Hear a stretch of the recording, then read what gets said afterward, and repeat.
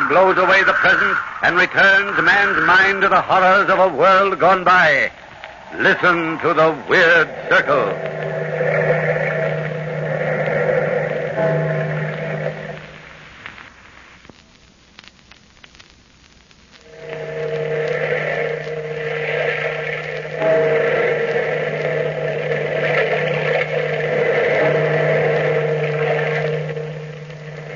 Out of the past, phantoms of a world gone by, speak again the immortal tale, the 4:15 Express.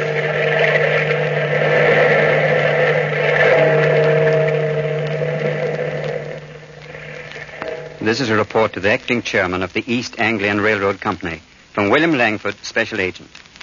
Return from Russia per your instructions to investigate one John Dwerrihouse and the matter of £75,000 missing from the East Anglian Railroad. I learned that Dwerrihouse was preparing to leave Friday, October the 14th, on the 4:15 Express to Clayborough. I made plans to be on the same train by arranging with my friends, the Jelfs, to spend the weekend with them in Clayborough. Arrived at London Station, and as I was standing just outside of the train... Hi, Diana Winters. Bill Langford, what are you doing here? The last I heard of you was, well, you were in Russia, weren't you? Very definitely in Russia. I could tell by the snow. I arrived back in London only last week. Bill Langford, I'd like you to meet my mother, Mrs. Winters. Oh, how do you do, Mrs. Winters? How do you do? Oh, my hay fever. Trains give me hay fever every time. Say, how's the Russian climate for hay fever sufferers? Just about the same as everywhere else. Well, not like London. There ought to be a law against London winters. Where are you headed for, Bill? Clayborough. I'm going to spend the holidays with Pete Jelf at his country place down there. His wife Lydia is in London just now. As a matter of fact, she's supposed to take the train down with me. Do you know her? I met her last winter during the social world. Oh, then why don't you join us in my compartment later? Oh, I'd love to. What compartment will you be in? 42A. Really? What's so surprising about 42A? Oh, they usually don't use it. It's supposed to be, you laugh at me, but it's haunted. Nonsense. Oh, ghosts make me sneeze. Tell me, how do you know compartment 42 is haunted? Well, they say a man was killed there 10 years ago. His name was Jones, and his rather angry spiritual self is supposedly lingering around for the purpose of scaring people out of their wits. Oh, that's fine. Just fine. Our compartment's in the same car just up the line. I'll drop in and see you later after I get Mother settled. Yes, do that. Oh, gosh, I hope Lydia makes the train. No, she probably won't. You're so right. Well, if you see the ghost, ask him to stick around. I'd like to meet him. Oh, don't.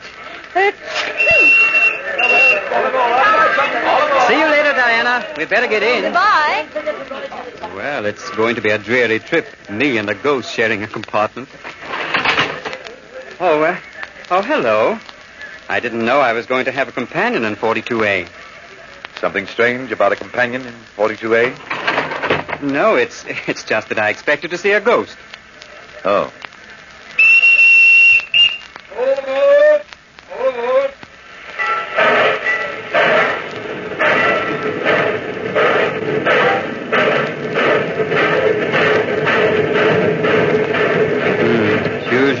Lydia missed the train. I was afraid she would. Did you say something? No, nothing. Oh, by the way, the name's Langford. Bill Langford, sir. And yours? Jones. John Jones. Jones? Jones. Oh?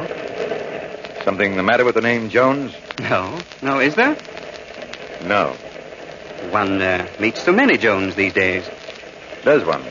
Yes, one does. Oh. It's just that you weren't very certain of it. I see that you've just come back from Russia. Oh, how did you know that? The labels on your suitcase. I've done some extensive traveling myself. Well, you're very discerning, Mr. Jones. I'm a collector of curios. A hobby, you know.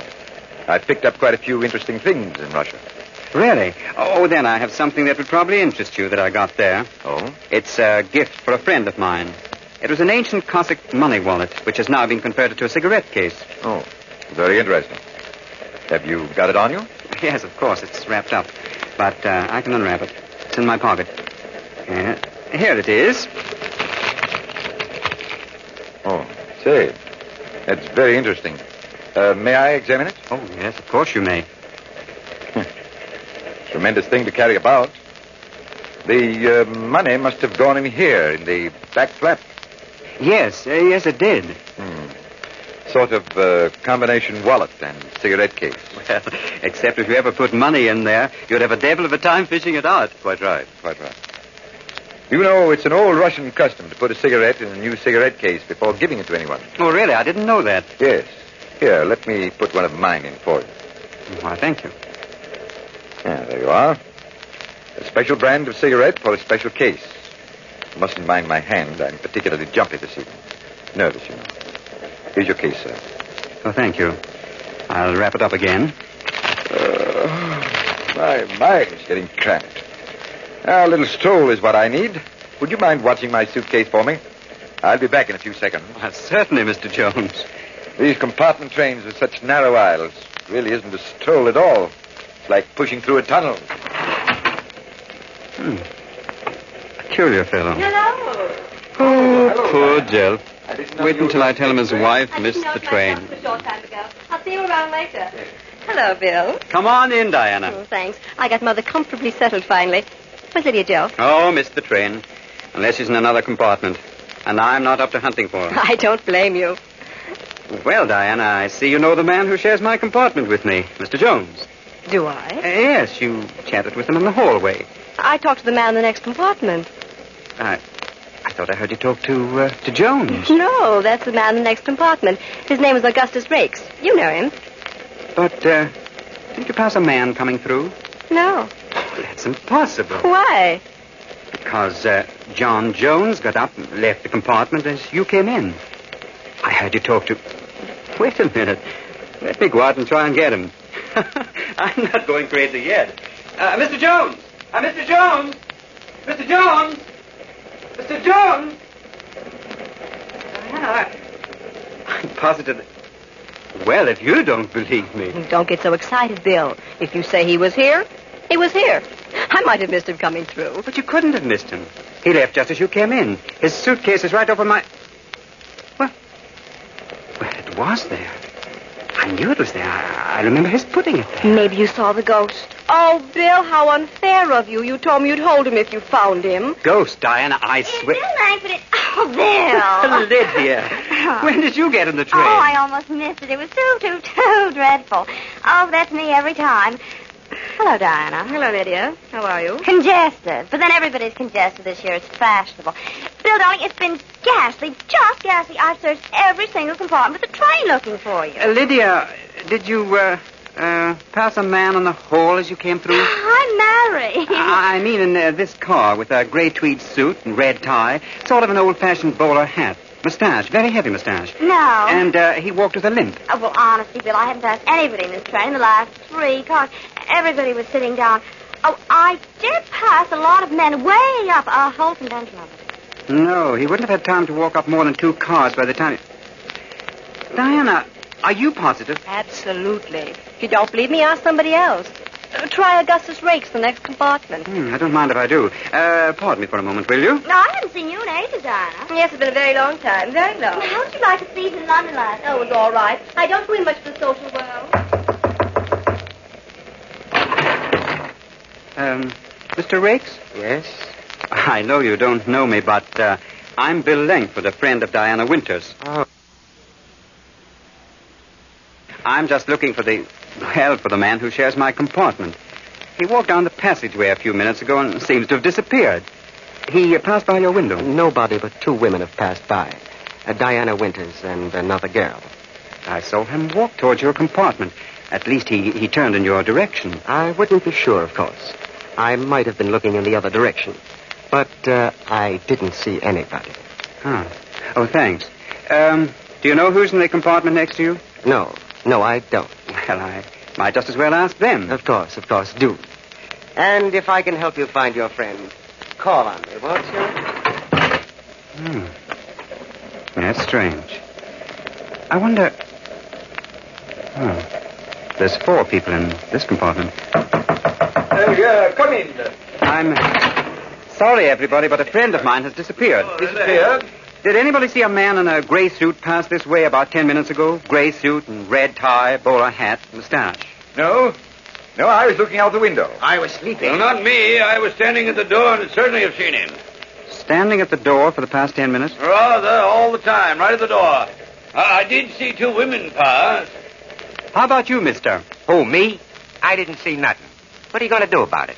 Well, I'm just curious. My name's Farrell. I'm a prize fighter, mister. And if you got any difference of opinion with me, I'd be glad to discuss it with you in my way. Oh, no difference at all. Well, I guess I'd better forget the whole thing. Return to my compartment and relax. Do you really think it all goes down? How exciting. How should I know, but I wonder.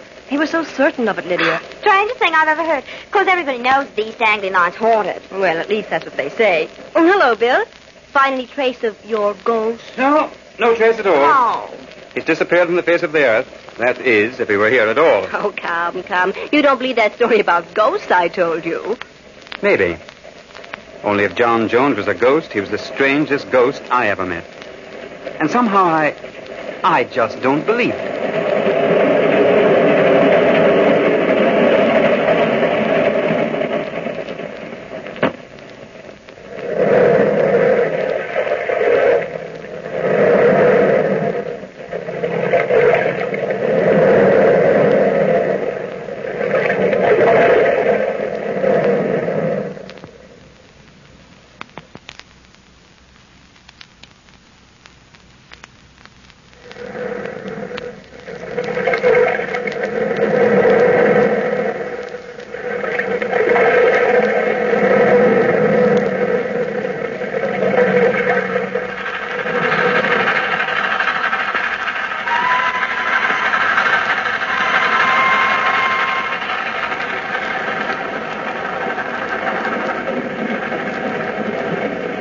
Well, Bill, if John Jones was on this train, he'll come back. Nothing to get so excited about. Nothing to get excited about. The bloke vanishes in front of my eyes, and I'm supposed to be calm? Oh, ghosts are such fun, Bill. Not that I've ever known one intimately, but we had a ghost party last year at the Crossley. Tickets, please. Tickets. Let me see. Mrs. Jelf in this compartment and a Mr. Langford. I'm Mrs. Jelf. Here you are. I'm Miss Winters. I'm in compartment 3 down the line. My mother has my ticket. Quite so, madam. And about you, Mr. Langford. Oh, here you are, conductor. Have you got a list of reservations in this car? The East Anglian line has a policy of always reserving all seats in advance. Good. Have you got that list with you? Naturally. How many people were supposed to be traveling in this compartment? 2, Mrs. Peter Jelf and a Mr. Langford. I believe that's what I just said. How about Mr. Jones? No, Mr. Jones. There's been only one Mr. Jones on this line. He died in this compartment 10 years ago, and he's been a ghost ever since. Well, I tell you, a very flesh and blood John Jones was sitting with me earlier this evening. Yes, I even got a cigarette he gave me. It's a special brand. I've got it here in my cigarette case. What? In what cigarette case? Right in here, conductor. No, this is really a present I bought for your husband, Lydia. Oh. Yes, a Russian curio. Tremendous thing. I showed it to Jones, and he put a cigarette in it. How cute. Let's see. Here you are. Oh, there is a cigarette in here. Want to see, Diana? I'd love to. What does this prove, Bill? Well, I don't smoke, and Mr. Jones gave it to me. You've either seen a cigarette-smoking ghost, mister, or perhaps you need a long rest. Tickets, please. Tickets. I'm not crazy. Maybe Russia was bad for you. I knew of a person who lived in Russia once and killed his mother-in-law 2 years later. May I have my cigarette case back, Lydia? Oh, sorry, Bill. Through looking at it, Diana? Oh, no, sure. I wonder how Mother's getting along. I better go back and see her. Oh, I'll go out in the corridor with you. I want to drop back to the smoking compartment. Perhaps, Mr. Jones is back there. Good place for a cigarette-smoking ghost. Oh, don't be fooling me behind. Hello, Augustus Rakes. Still standing in the corridor? I get restless sitting down, Diana. Well, I want you to meet a friend of mine, Augustus Rakes. This is Lydia Jelf. How do you do? Hello. I'll see you folks later. I'm going to take a quick look at the smoking compartment. What for, Mr. Langford? Well, believe it or not, for a ghost. And I'm not kidding. Maybe the ghost is real, and I'm kidding myself. Who knows? This is the smoking compartment, I guess? I beg pardon. May I get by? Oh, sure, conductor. Wait till I take a deep breath. Where are you going? To the smoking compartment. Any objections? No, none that I can think of at any rate. I wish I had a little cooperation. You don't need cooperation, sir. You need a long rest. Yes, I'll see you later, Mr. Langford. I can't wait. Well, if this isn't the strangest setup. I'm positive I saw Jones and not a ghost. Well, I don't know. The last possible place he could be would be the... It must be this door. Jones? Jones? Jones? My name's not Jones. You know that, Langford. They help me, Langford. I know who you are. Mr. John Dwellyhouse. The money. It's safe. I saw you stick it in my wallet when you put the cigarette in there. How did you expect to get it back? I was going to borrow my cigarette pack. The minute I saw they were on the train, I knew it was dangerous to carry it with me. Here, let me help you get out of here. The lights have gone out. Why, you take your hands off me. Now, for you, Mr. John Jones Dwellyhouse, you're going to be a real ghost if you don't start talking. Where is that money?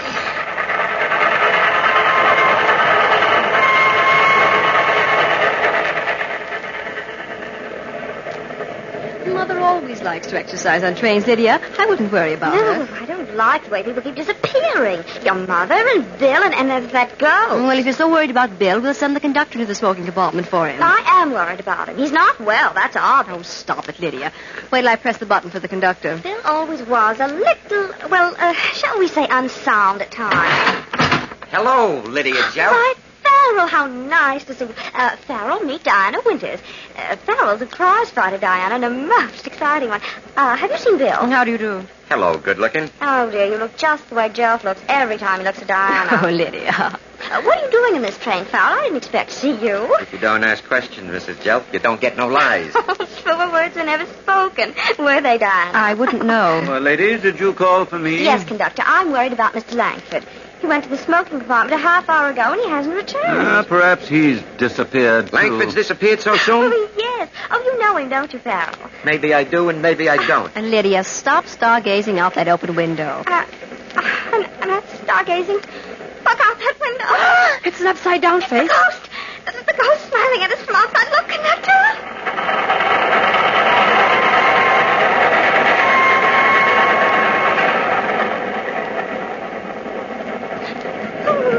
All right, Mrs. Jelf. Now, you just stay seated here in Mrs. Winter's compartment. I saw the ghost, conductor. Maybe you did and maybe you didn't. Hey, what's going on in here, Diana? Oh, come in, Augustus.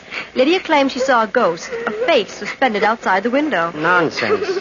There are no ghosts, Mrs. I Jelf. saw him. Oh, Mr. Ray. Now, come along, gentlemen. Langford has disappeared now. Follow me. They say he last said he was going into smoking compartment.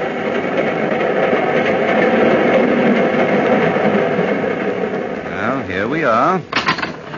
Now, come in, gentlemen. Oh, Langford. Look, conductor. Huh? My word. Well, Mrs. Winters. She's dead. Dead as a dormouse. And Langford isn't anywhere around. Langford probably killed her and then skipped off the train. Don't you agree, Mr. Rakes? What makes you say that, Farrell? The window's open. Yes, the window is open. Well, come on, conductor. Give me a hand with Mrs. Winters. We've got to break the bad news to Diana sooner or later. Yes, quite right, Mr. Rakes. Quite right. I'll help you carry her. Imagine anybody bumping off a nice old lady. Well, whoever did it used a nice long knife in her back. Maybe the ghost. Ghosts don't kill people. They just scare them. Come on, Mr. Rakes. You'll better carry her back.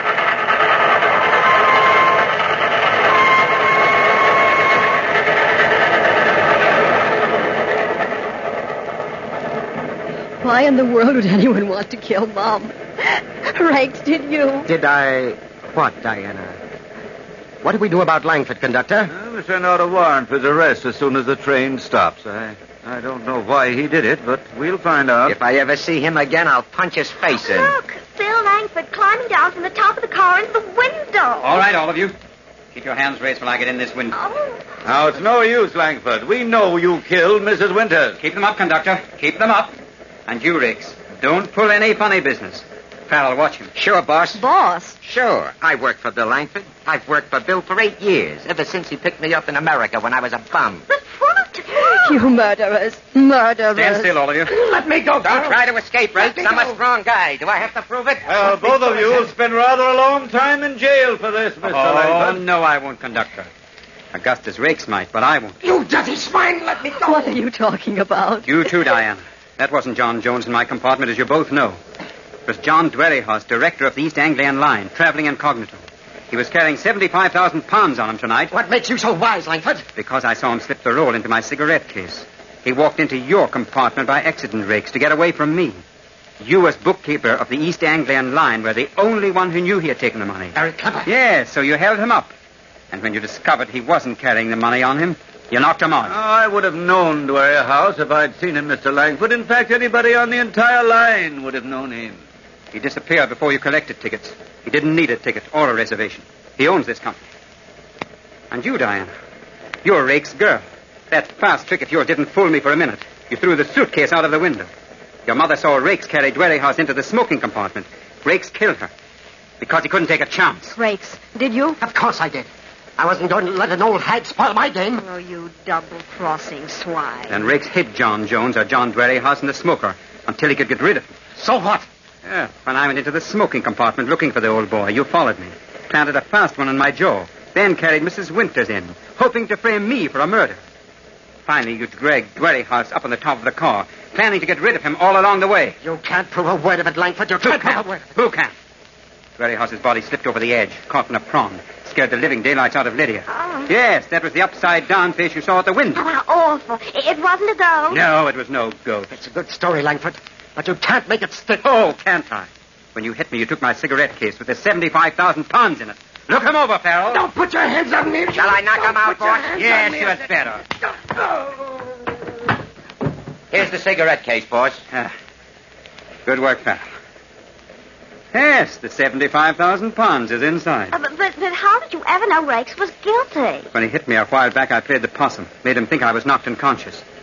Then I followed him through the window of the train and saw him. I waited till he returned to spill the story. All very simple. Mr. Langford, one question, please. How did you happen to be on the train? The board of directors sent for me. They suspected Dwerrihouse was juggling their books and wanted me to investigate the line. Dwerrihouse did juggle the books. He stole 75,000 pounds, pocketed it, and tried to disappear. As a matter of fact, he had steamship tickets, all set to go to America. And I thought he was a ghost. Well, he is now, Lydia. His body is lying in a ditch a few miles back. The train is stopping. Well, folks, here we are. Labor up! Labor up! Labor up!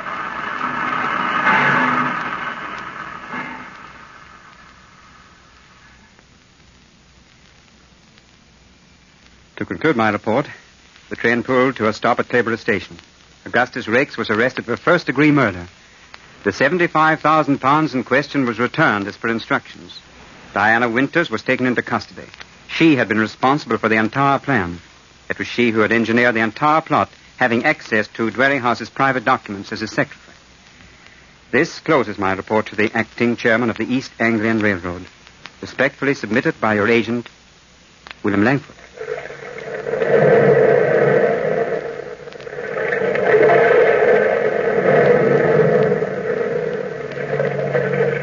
From the time-worn pages of the past, we have brought to you the story, The 4:15 Express. Bellkeeper, toll the bell.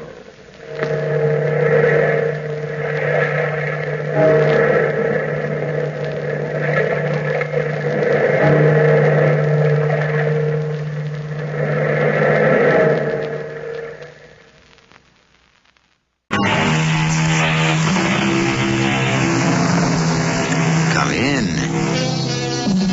Welcome. I'm E.G. Marshall. It is a generally accepted theory that no man is all good or all bad, that there is a mixture of both in all of us, that we are all, in some degree, Dr. Jekyll and Mr. Hyde. But is it possible that a man could be all evil, all selfish, all destructive, without a single saving grace? This is a study of such a man. Lord, will the old goat never die? The bishop is dead. He asked for you at the last. Did you hear me, Carl? Hear you?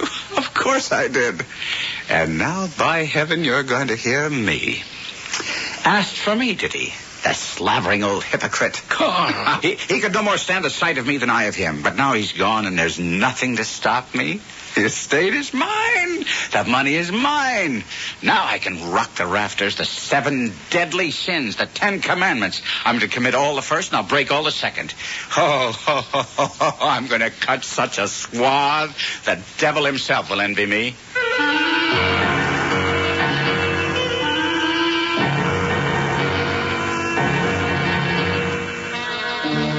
Our mystery drama, Markheim, Man or Monster, was suggested by the Robert Louis Stevenson classic and was written especially for the Mystery Theater by Ian Martin and stars Kevin McCarthy.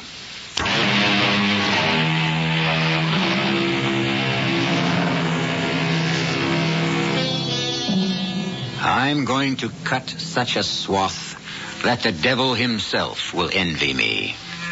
These explosive words from the tall young man who had waited so long for his great-uncle to die shook the man who had brought the news, Dr. John Devlin.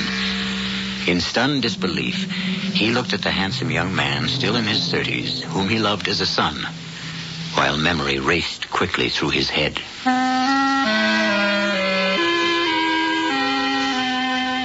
I had known Karl Markheim all his life. I should. I brought him into the world.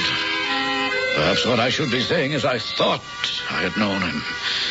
Oh, I realized that beneath the dark, Byronic beauty of his physical presence and his magnetic charm, he was lazy and shiftless and frequently arrogant. But since his parents' death, I had stood in loco parentis to him and accepted his faults as any parent eventually must do with a grown man.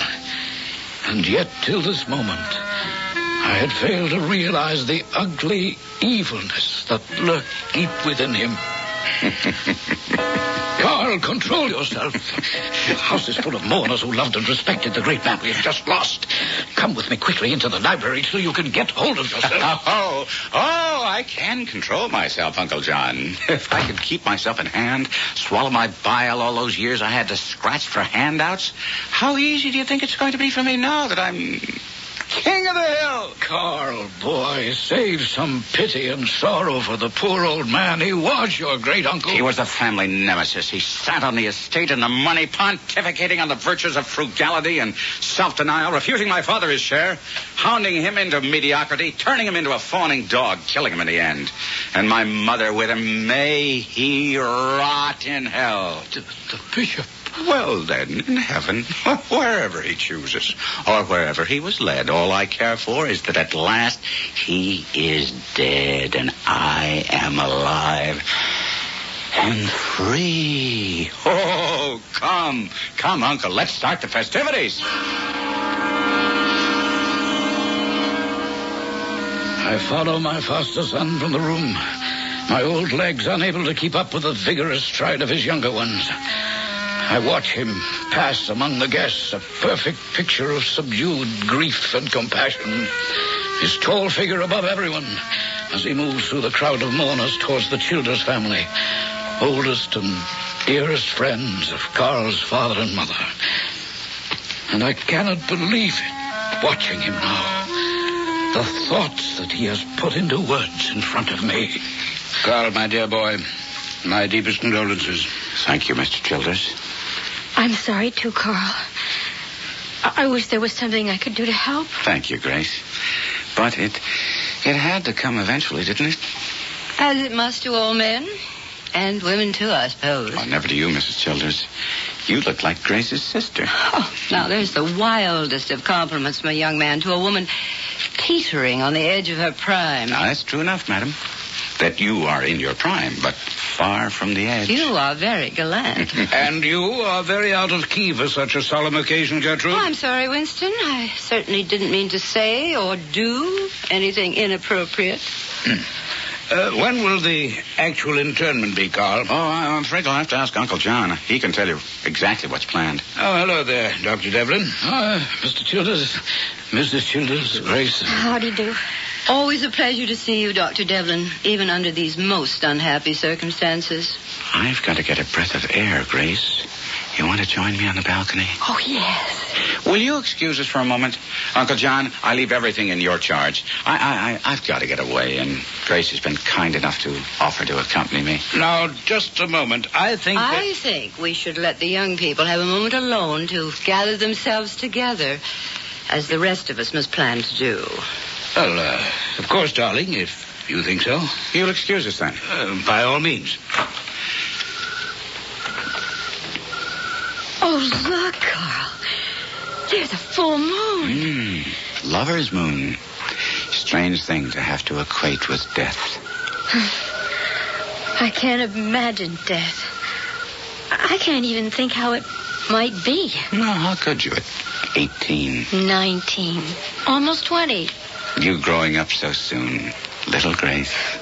I have been grown up for some time. And let's not go through any of that old routine about how you used to dangle me on your knee. Didn't I? Well, if you did, I was either much too old or you much too young. How old are you anyway? Older than the pyramids. What? Before my great-uncle died. Now, I've dropped a decade like a snake sloughs his skin. I'm back to my 20s, not my 30s. Oh, I wish you really believed that. Carl, I've been in love with you all my life. I wish you could see me as a woman. Grace, my dear. Carl, excuse me, but the undertakers are here. I think you ought to be with us to make the arrangements. Just call me Angel, Grace. The angel of death. As presumptive heir, I must spread my wings and fly to sit and hatch the golden eggs with all due pomp and ceremony. Oh, I'd love to call you Angel, but for very different reasons. And now you can afford a wife. You know, you are a very forward little minx. And, an attractive one. Carl, how are you coming? Oh, I wouldn't miss it for the world, Uncle John. I can't wait to be in at that death. I'm very displeased with you, Gertrude. Oh, you Winston, dear. What about this time? Grace, sending her off with that great Markheim. You disapprove of young Markheim as a husband for Grace? Well, he's not young. Well, he's in his 30s, young enough, and now gloriously rich. Well, I'm sorry to disappoint you, my dear, but as family lawyer, I happen to have drawn the bishop's will. The entire estate goes to the church, except for a small pittance to his grandnephew. Oh, no. Oh, look at Grace, the way she looks at him. You can see she adores him. And, well, she does have money of her own. On which, as long as I have any say about it, he'll never lay a finger. Shh. They're coming this way. I'm returning your daughter to you, safe and sound. If you'll excuse me, I understand the undertakers are here, and I shall be needed. Then we'll go. Grace, you and your mother go home. I shall stay for the reading of the will. So soon? If you prefer to wait? No, by all means. Let's have anything pleasant that we can on this unfortunately dreary occasion. I shall make all due haste to have the bishop transported to the mortician so that he can robe and prepare him for his lost retreat. Carl! Oh, forgive me, Mr. and Mrs. Childers, but Carl, you're keeping us waiting. If you'll excuse me. Quite all right. I'm sorry, Uncle John. I didn't realize that the old boy was in that much of a hurry. I don't believe it. Everything. The estate, this house, all the money to the church. You heard the will? I'll contest it. I'll drag it through every court. Now, easy, Carl, easy. He left you a yearly allowance. £1,000 a year? Well, that's not enough to keep me in cigars. I think the bishop had it in mind that it was high time for you to start earning your own living. Don't you look down your nose at me, you pompous fascist. Carl, control yourself. It's quite all right, Dr. Devlin. I can well understand Markheim's disappointment. But time will accustom him to his new status in life. The will entitles him to stay on for 6 months in the house. It will take that long to clear probate anyhow. It'll never clear probate. I'll contest. That's your election. But let me warn you, Markheim, I drew this will, and it's ironclad. You can't break it. Besides, it'll cost money to contest, and it seems that's what you have, in your own words, very little of. Good day, gentlemen. Good day, Mr. Childers. Oh, that fat, supercilious, vulgar little... Oh, will you stop it? I can't bear to see you like this. You mean as I really am? No, I won't believe that of you. Then watch me find a way to cut him down to size. You can't, Carl. You have no power to change what is. Oh, you think not? You think not? When one has no scruples and long ago buried his conscience, anything and everything is possible. Now stop looking so scandalized. Is the naked truth more than your Victorian morals can bear?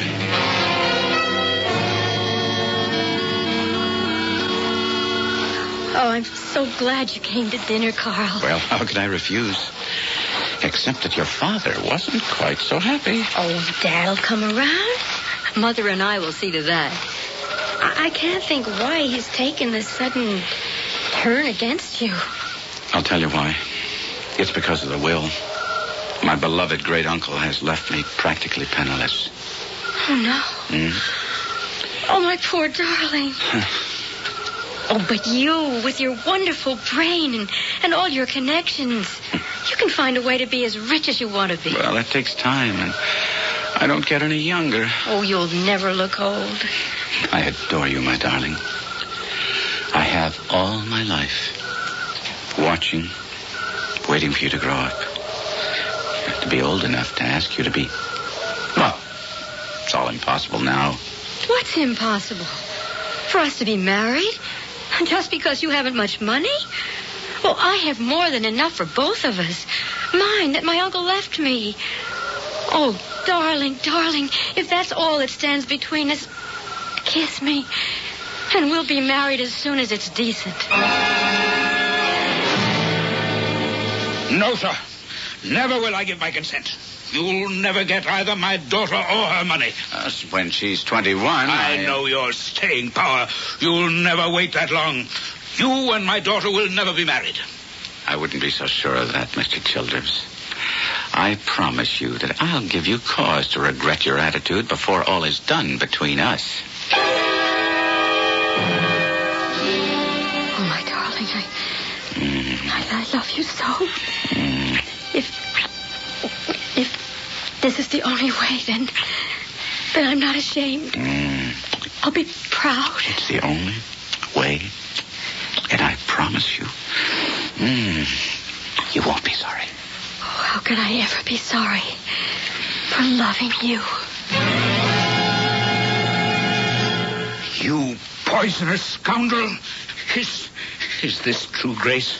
Yes, Father. You're going to have his baby? How long? I'm in my 4th month. Lord, no. It would seem, Mr. Childers, that after all, a marriage has been arranged.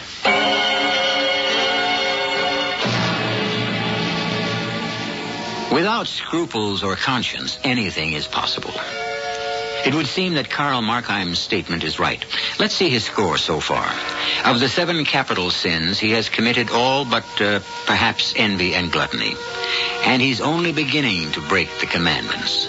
Can he reach his goal? I'll be back shortly with Act 2.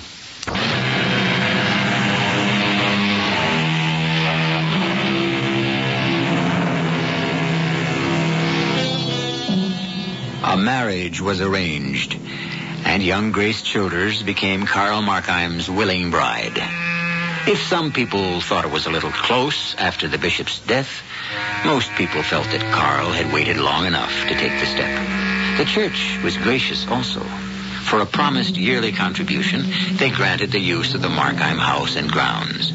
To people at large, only one thing was any different in this marriage, and that was that the newlyweds did not take their honeymoon immediately following the wedding. How is Grace, Uncle John?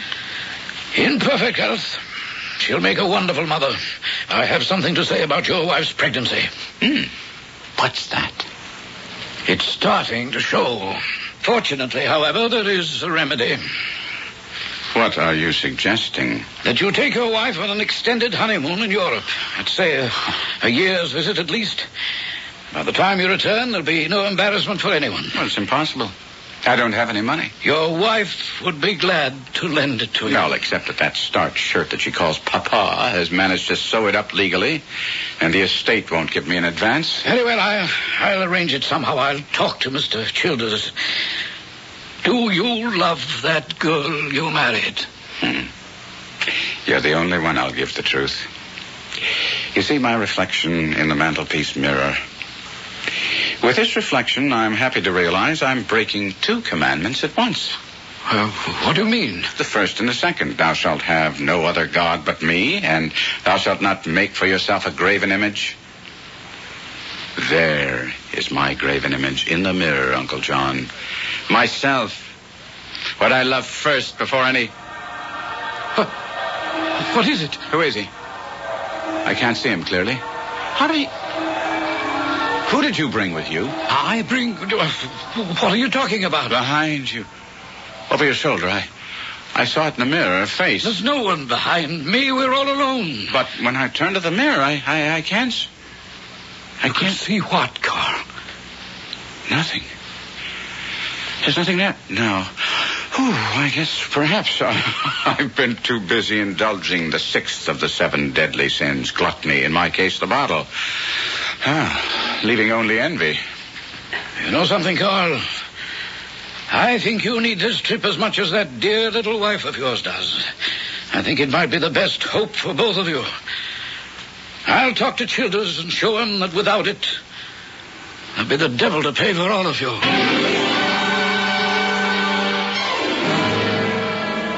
I respect your opinion, Dr. Devlin, and I applaud your belief that there is one decent streak somewhere in that young blackguard's makeup.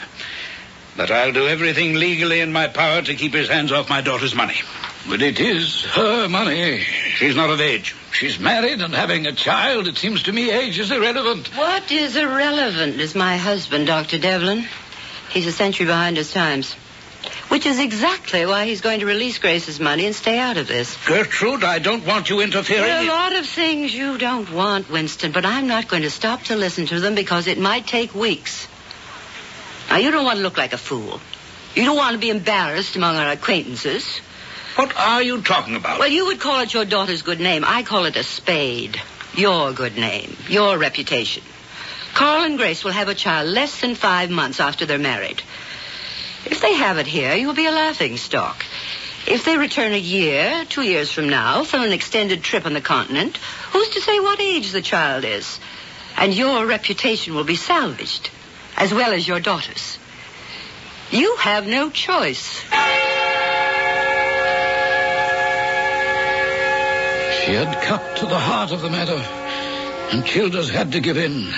Grace got her money, and Carl and she their honeymoon. If that's the proper name for it. I made a trip to France myself to deliver the baby, which I'm sad to say was fruitless, since the child was born dead. Now, you mustn't take it so hard, Grace. It was no one's fault. Perhaps. I can assure you medically it was sheer unfortunate accident. It was better, actually, this child didn't live. But that doesn't mean you can't have as many more as you want. As I want? Yes. The problem isn't me, Dr. Devlin. It's what Carl wants. Well, Grace, after I've talked to him... Can you talk to him is the question. Can anyone talk to him? What is it, my dear? You can confide in me. No, I won't say anything against my husband. I still love him, God help me. He can't seem to help Carl. Maybe you are the only one who can.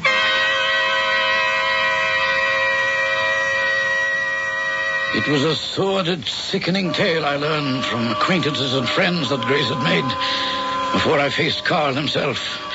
In the last months of her pregnancy, he seemed to have gone berserk, leaving her for days at a time, staggering home only to sober up, leaving again for his Women who were legion, his wine glass, which was always in his hand, his gambling, which was prodigious and disastrous. And yet, when I met him again, to outward looks, he'd seemed to thrive on his degeneracy.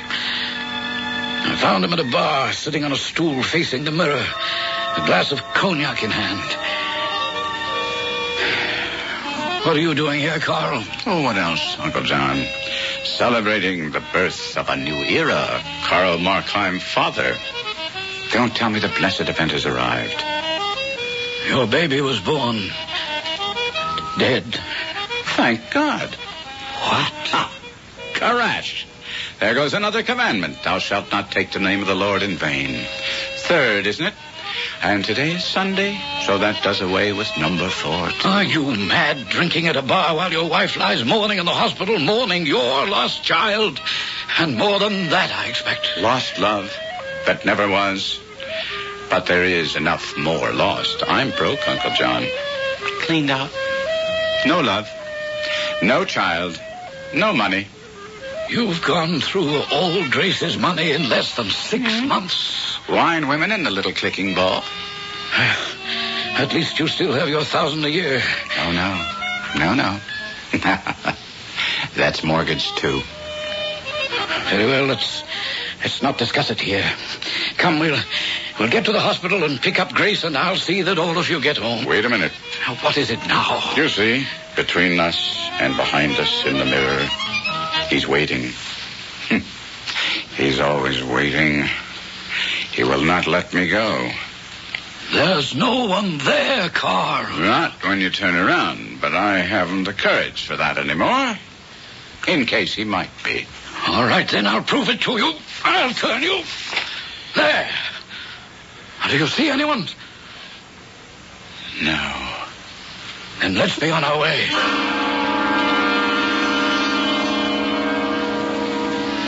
I was desperately worried about Carl, of course. But in the few days before we left France, he seemed to dry out satisfactorily. Grace and he had a tearful reunion, and with our return to London, he appeared to take hold of himself. Grace and he seemed to have found some working arrangement, and I hesitated to interfere further. If only I had. Not one penny. But, Winston, if our daughter is actually starving... She can come home where she belongs. I love him. And we are not all that helpless. Really? Without money, what do you intend to live on? Markheim's wits? They haven't been very successful so far. That period of his life is past. He is working now. At what? He's investing. Without money? That's quite a trick. Well, he'll raise the money. He's assured me of that. How? Well, we still have the house, the furniture. We can sell those and get smaller quarters. Sell the house and the Gertrude? Yes, Winston? Perhaps I am too hard on Markheim. Money I can't give him. But maybe I can put him in the way of being very rich. Where is he, Grace? Downstairs, in the carriage. Well, tell him I'll talk with him. Oh, yes, Papa. Winston, what are you up to? What I'm up to is none of your business, Gertrude.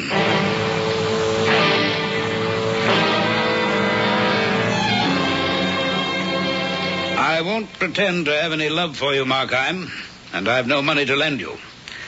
But for my daughter's sake, I will allow you this one last chance. The name of the stock? Southern Rhodesian Rand. You see how much of it I'm holding. I bought every share I could afford. And you're sure it's a bonanza? Markheim, I'm their lawyer. They've discovered the greatest mother lode of gold since the Comstock in America. Ooh. It'll make millionaires of us. Is there stock available? Yes, still. I can arrange that for you through my broker. Strictly cash.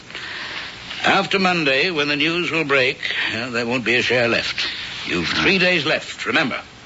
Good Friday, the exchange will be closed. I'll have the money before then. By hook or by crook.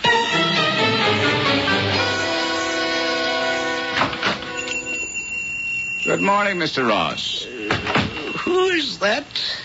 Oh, it's you, Markheim. Well, what is it this time? The usual, my frugal and parsimonious friend. I am in need of cash. Only for a matter of days, however. Days? And what is the security? The entire contents of my mansion. A treasure house. What is a few days? You shall have it back the Monday after Easter Sunday. Well, it can do no harm to look. I shall be at your house by 2 this afternoon. Then we have an agreement. Softly. First, let's let the cat out of the bag. I do not intend to buy a pig in a poke. Carl? Yes, Grace? Did you get them? Yes. 5,000 shares at £2 apiece. By Monday or Tuesday, it'll be past £100 and climbing. We're rich, Grace. Rich for the rest of our lives. Oh, darling, I'm so glad. Particularly since it's all thanks to Papa. No thanks from me. It was for you he did it. If this stock should fail me. Oh, but it won't, not if Papa Yes, said that. thank heaven I have that security. He's holding as much of it as I am. Then try to forgive and forget. Carl, come to the country with us for an old-fashioned Easter, and let's be a real family at last. No, damn it, I couldn't stomach the whole weekend. I'll make a bargain. You go up tomorrow with them, and I'll join you on Sunday. I'm quite sure one day will be all your father and I can stand of each other.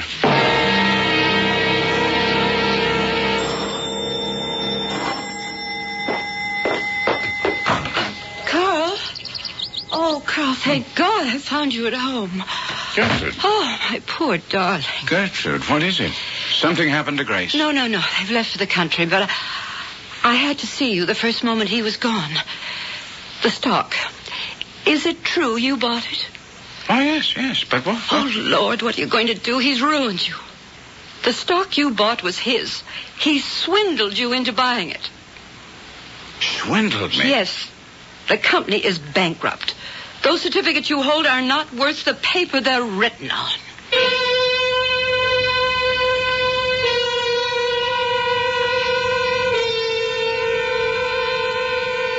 For a moment, Markheim stares at Gertrude in utter incredulity. Then, as he turns in a fury to slam his fist against the wall, there, in the hall mirror, he sees his reflection and Gertrude's. And behind them, smiling with an almost satanic glee, the face of the man who taunts and haunts him. I'll return shortly with Act 3.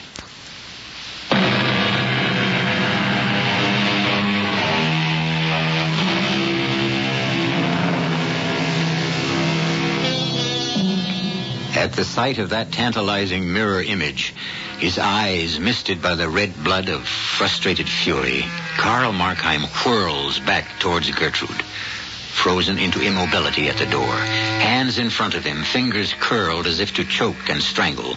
He moves toward her until suddenly she cries out, Carl! What? Oh, it's you. Oh, for a moment I thought... No, he's gone again. Who? My nemesis. Doesn't matter. Come, let's go inside. I need a drink. For a moment, I thought you were going to strangle me. Not you. Him. Winston? Who? Oh, him. No. Well, if he were here, and if what you say is true, I might have. It's true. You can pour me a drink, too. I almost wish he had been here. Here's your drink. Thank you. To oblivion. Strangling's too good for him, if you'll excuse the expression. I'll even drink to it. I'm the one who's had to live with him the last 25 years. Carl, is there nothing you can do? Nothing. Except try to devise a way to hit him where it hurts for the longest time possible. I know a way. How? No. No, I couldn't do that to Grace. She is my daughter. No, there's little you could do to Grace that I haven't done already. or that I'm not now committed to do. I don't own any of this furniture or the house I pledged. I'll land in jail. Now I am a thief. That's number 8. I've come pretty close to fulfilling my prophecy. What prophecy? What is number 8? Number 8 is thou shalt not steal. The other doesn't matter. You don't love Grace, do you? You never have. That's right. Even before this, I had nothing left to offer her. It would have been kinder if I could have found some way to kill her love for me, but apparently I can't. Give me another drink. All right. You used to consider me a very good-looking woman. Was that one of your lies, or did you mean it? Oh, that I meant. Which brings up the subject of number 9. What? Thou shalt not covet thy neighbor's wife. Or have you broken that one? No. Nor, as it happens, have I broken number 7. Adultery. It's the first thought that ever crossed my mind when I first met you. It was in mine, too. Grace and Winston are already in the country. I'm not driving up till tomorrow with Dr. Devlin. The one single thing that would most devastate Winston is to be cuckolded. Grace need never know. But depend on it, I would let him know. By heaven, Gertrude. It's almost worth it all for this moment.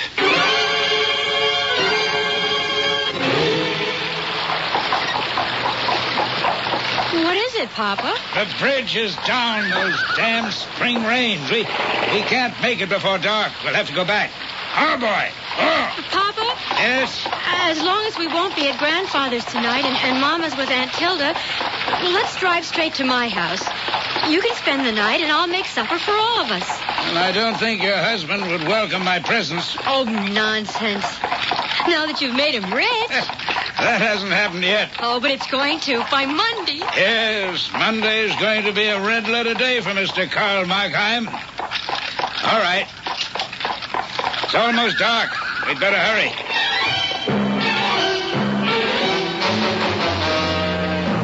I can't understand where Carl could be. Oh, thank you for carrying up my bag, Papa. I'll just put it on my bed. Good Lord. Carl. Mama. Oh, no. Well, Gertrude, it seems we won't have to tell your husband after all.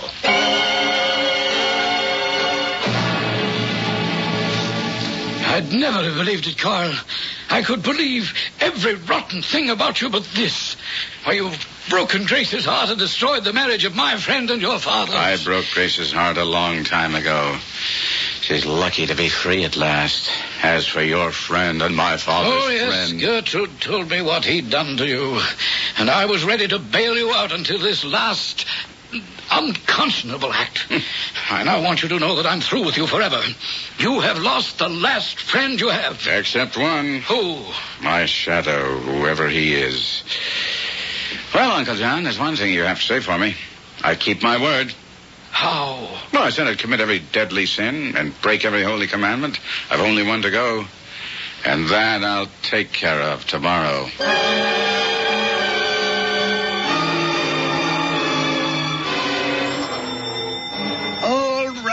All right, I'm coming.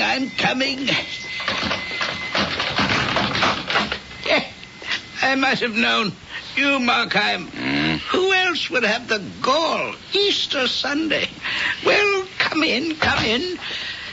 You know I'm alone and that I make a point of refusing business on a holy day. I come to buy, not to sell.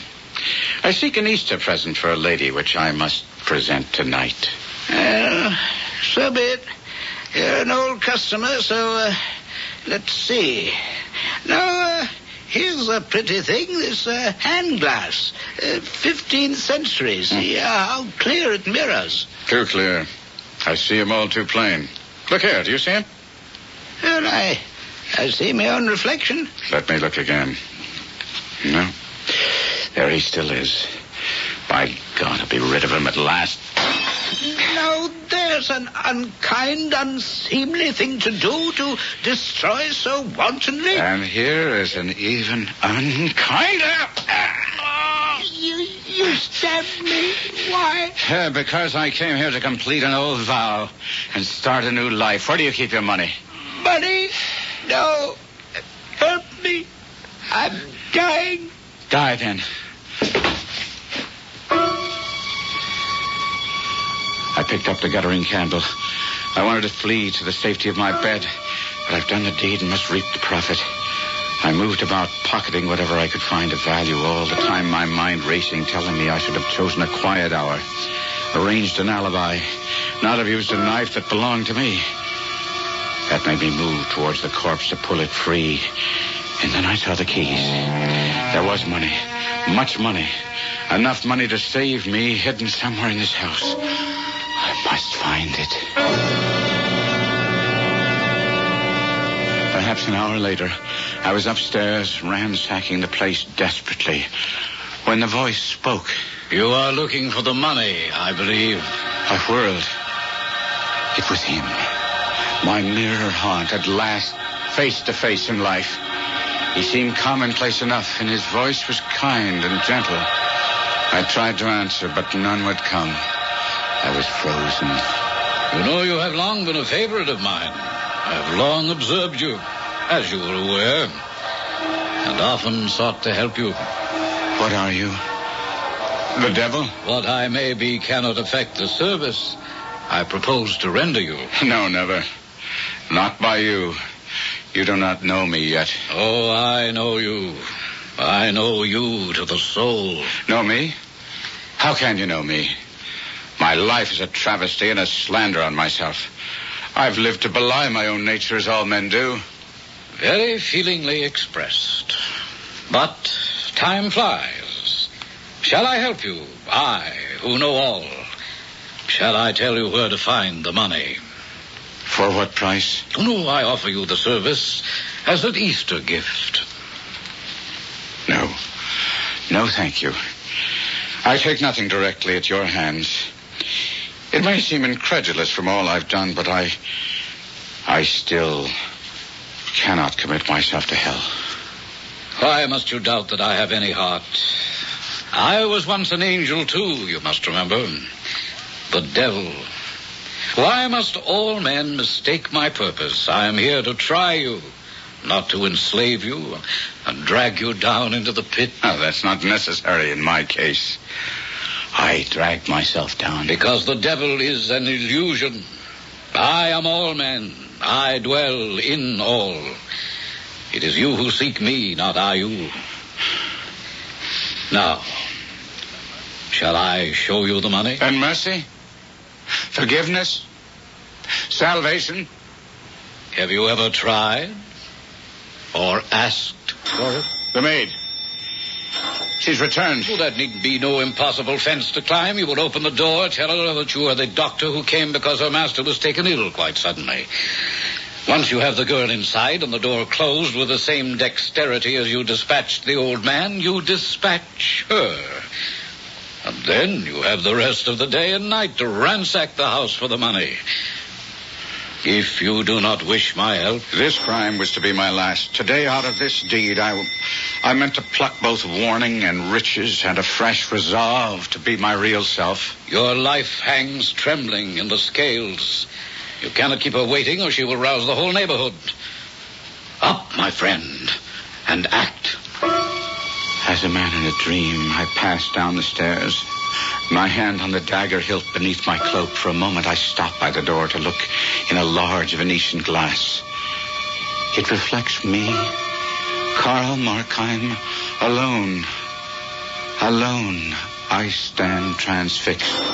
And then the bell once more breaks out into an impatient clamor.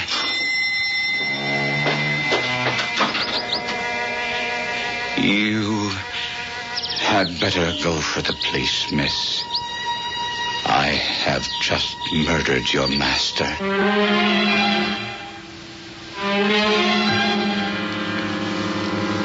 The devil is an illusion. He lives in all of us, and no one can conquer him but ourselves.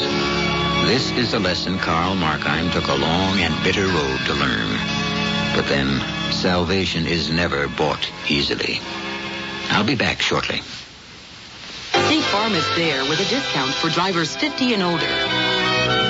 Millions of drivers 50 and older are saving important money with the State Farm discount. They're getting the personal agent service and great claims handling State Farm is famous for, and saving too.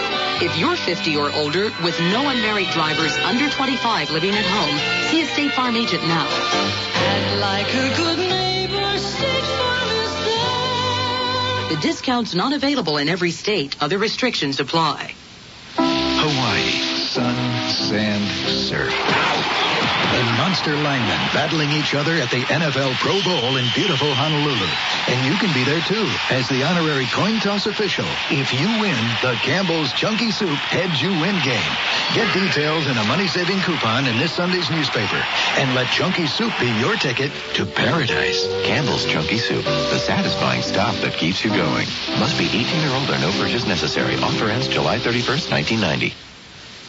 If you have not yet prepared your will, please listen carefully. Without a will, the laws of the state and not you will determine who receives your property and in what amounts. Who manages the affairs of your estate? Your choice as guardian of your minor children may never be known. Your loved ones could face unnecessary legal costs and needless court delays. Now, for only $12.95, you can make your own will quickly and safely with the American Will Kit. You'll receive simple fill-in-the-blank will forms with easy-to-follow directions.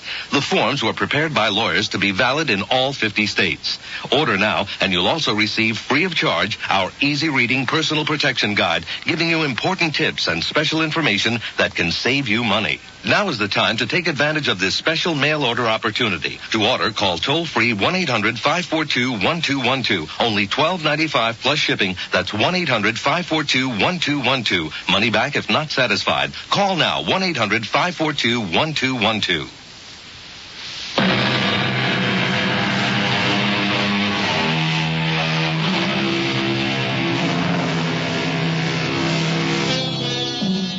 So in the end, we return to our original question.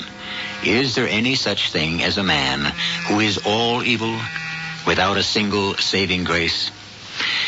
Markheim came close, but in the end he reached, as all of us, for salvation.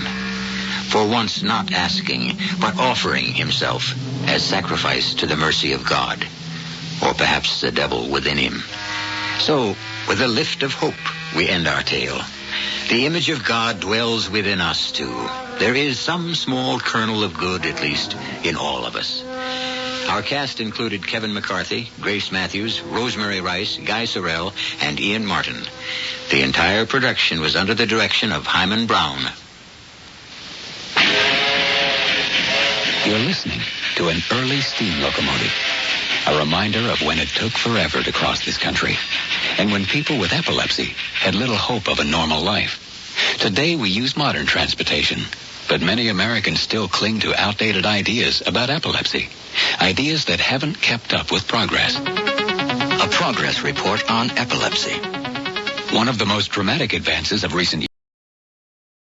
And now,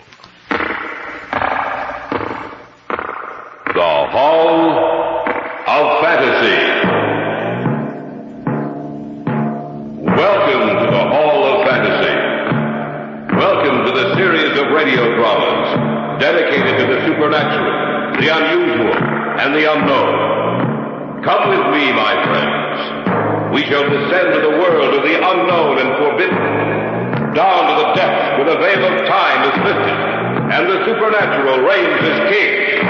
Come with me and listen to the tale of the Automaton.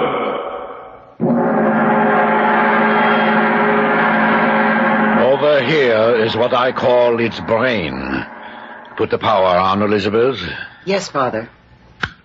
I've only begun on the binary system, but watch. Why, it's moving. It's sitting up. Yes.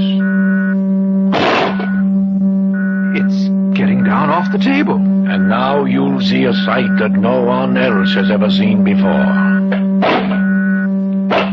It's walking. walking around the laboratory. Yes, you're witnessing the first movements of a new creation, superior to man in that it will never tire, a servant to man. For that will be its place in the future. A machine that looks like a man and will be able to think like one. The Hall of Fantasy will present the Automaton in just a moment. The Automaton. I first met Dr. Eric Ziegler at the conference on scientific research. I knew of him, of course. His name was famous throughout the world as one of the foremost experts on automatic control. It was the closing session of the conference when he made his now famous speech. And in conclusion, gentlemen, may I say that mankind can expect his technological advance to continue. He can look forward to the future in the secure knowledge that his life will become easier and longer through the advances we make. That he will be free to direct his energies towards the conquering of new frontiers, bringing him closer to the day when he will stand alone over all the universe.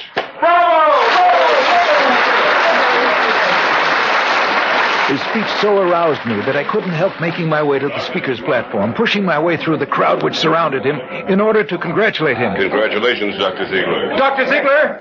Yes? My name is Drake Sheridan. I just wanted to tell you I thought your speech was the best thing I've ever heard. I take that as a compliment coming from you, Dr. Sheridan. I know about your work. Oh, nothing at all compared to yours, sir. Dr. Sheridan, I'd like to talk to you further. Why don't you come to my house this evening? What time? After dinner, about 8:30. Here's my card. Well, thank you, sir. You'll be there? Of course. I'll see you then.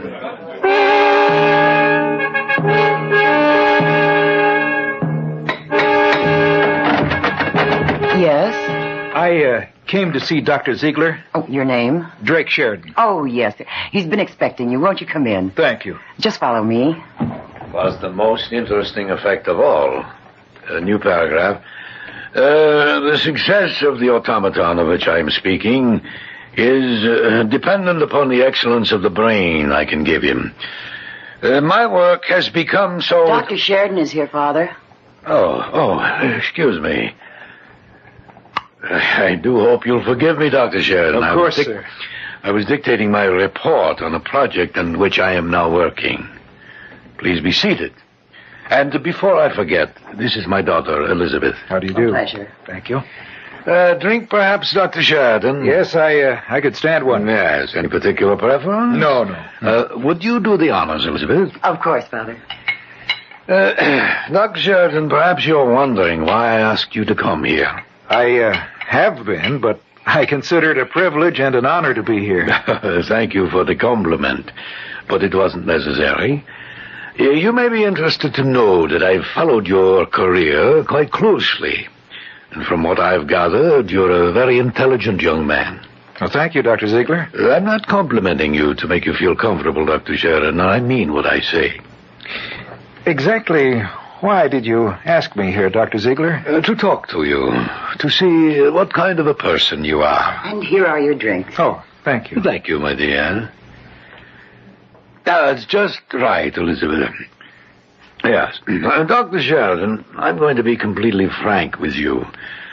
I am working on a private project financed with my own money, completely divorced from my work at the Research Institute. Mm-hmm. My daughter has been helping me with this work, but unfortunately she does not have the knowledge nor the training to be of anything more than elementary assistance. I see. I am interested in finding an assistant who will devote his full time with me to the work I am doing. You mean you intend to leave the Institute? Yes. My work is finished there, and besides, I want to devote more time to this particular project of which I'm speaking. What's the nature of your work? Automatic control, of course. Would you be interested in working with me? It's a great honor, sir. I will make it worth your while. Well, I'd like to know exactly what you're working on before I make any decision. I believe I can trust you. I have a building some miles outside of the city which serves as my own personal research laboratory. We might as well drive out there. That is, if you're interested. Why, certainly I am. Good. Elizabeth, get the car from the garage, please. We'll drive out tonight.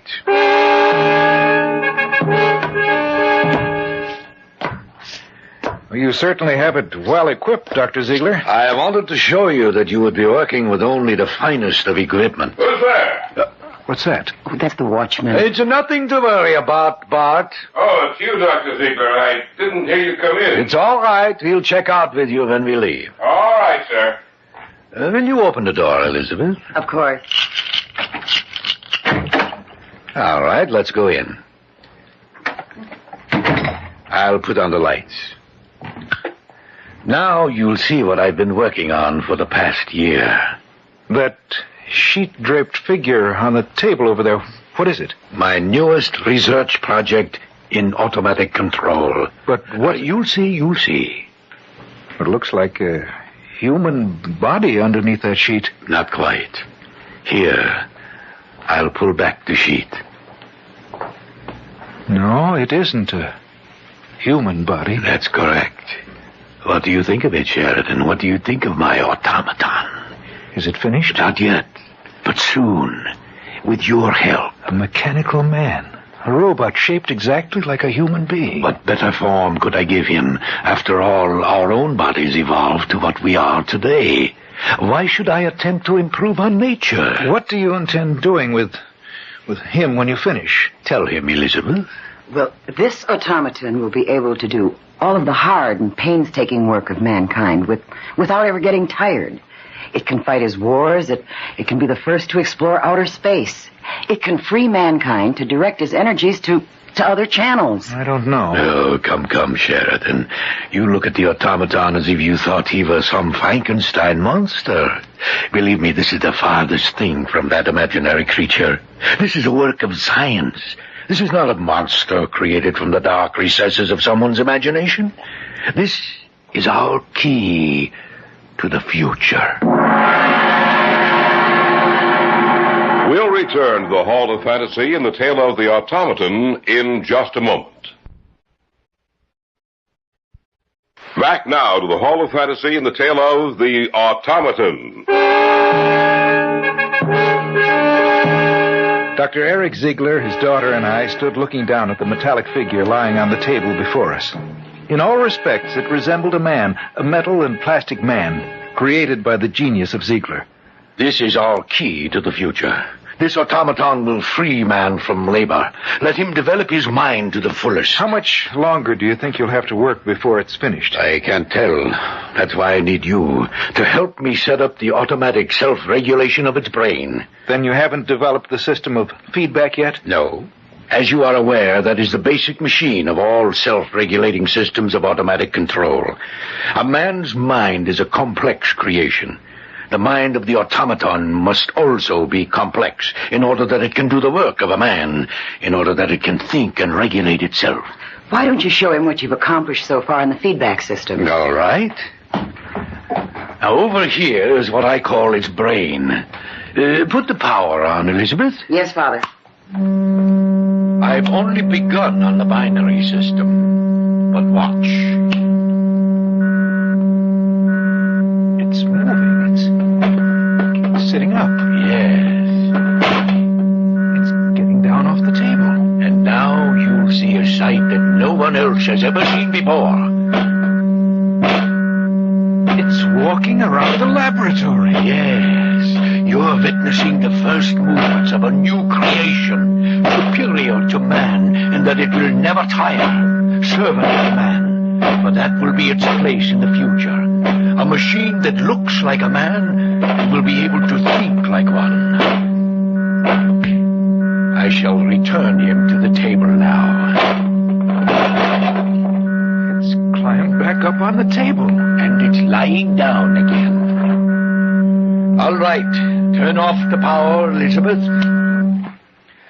Well, Sheridan, what do you think now? I'm afraid I don't know what to think. Will you work with me? Oh, yes. Who wouldn't jump at the chance? Of course I will. Good. You understand, of course, that the feedback system and the binary scale are still in their elementary stages. When the brain, the automatic control is finished, it will fit inside the automaton's body and head. That's correct. There will be controls on the robot's chest to set the automatic control to working, and another to stop the machine if it needs to be repaired. Of course, our largest task will be to develop a complete automatic self-regulatory system to fit inside the robot's body. As soon as you can be free... Which should be in about 2 weeks. Good. Then we shall begin work on the final stages that will lead to the completion of the automaton. Rather than completely sever my relations with the organization for which I worked, I took an extended leave of absence. There were living quarters in the laboratory in the country. Ziegler shut down his house in the city, and he and his daughter and I moved our belongings to the laboratory in order to devote every possible minute to our work. Not only was Ziegler intent on having the automaton think for itself, but he was also insistent that the robot be able to talk. To those ends, we went to work. If we were right in our calculations, the amplifier and receiver we have built into the mechanism will convert our words into electrical impulses, which in turn will activate a response from the automaton. Those responses themselves will be electrical impulses, which will be converted into words. Well, why don't we try it and see, Eric? We might as well, I suppose. After all, the automatic control is almost finished. We only have the more complex reactions to set in the binary scale. All right. Turn the control on his chest. Right. It's on. We'll see what happens.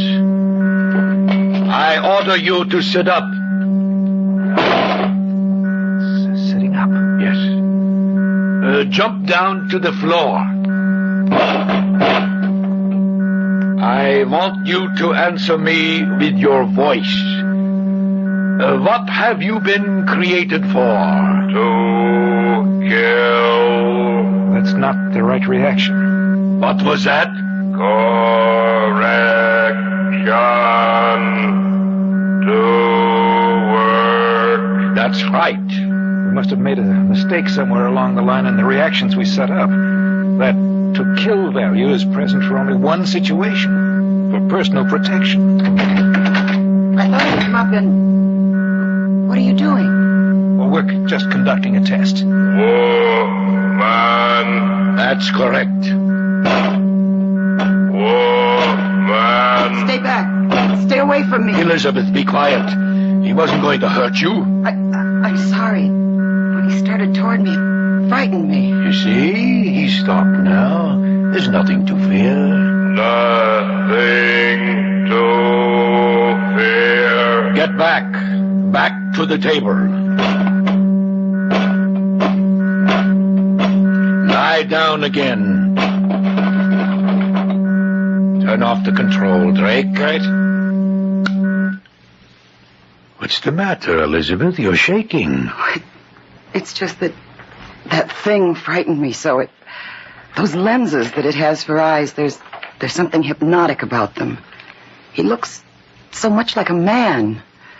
I know he's made of plastic and metal, but I fear him. Elizabeth, there's no sense getting emotional about this. There's nothing to be afraid of. I know you're right, Father, but... But what? But what would happen if you ever lost control of the automaton? That will never happen. But is it possible? Perhaps. We didn't do any more work on the automaton that day. We went into the city in the early evening to see a play, leaving the watchman at the laboratory to take care of things. We got back about 12 and were having a late snack. More coffee, Drake? Oh, yes. Please. I think it did us good to get away from here this evening. We've all been working too hard. Do you feel better now, Elizabeth? Oh, yes, Father, much better. Yeah. Tomorrow we can finish up with the automaton. Then we can show him, after suitable tests, of course, to the world. If we're successful, you ought to win a prize. What was that? Someone screamed. It came from upstairs. We'd better take a look. Who could it have been? The only other person up there is Bert, the watchman. There it is again. Hurry. Look. Huh? The door to the laboratory it's open. He must be in there. The lights are on. We'll see what's wrong in a second. All right.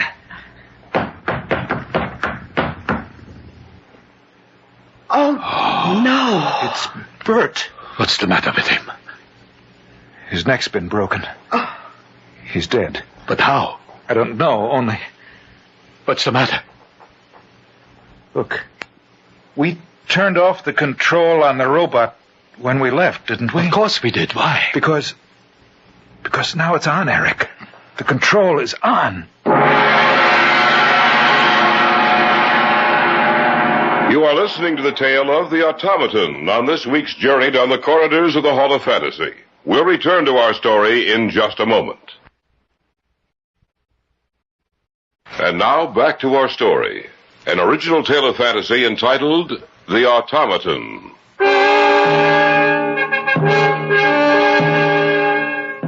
On the floor of the laboratory sprawled the broken body of Bert, the night watchman. A scant few feet away, I stood looking down at the inert form of the automaton.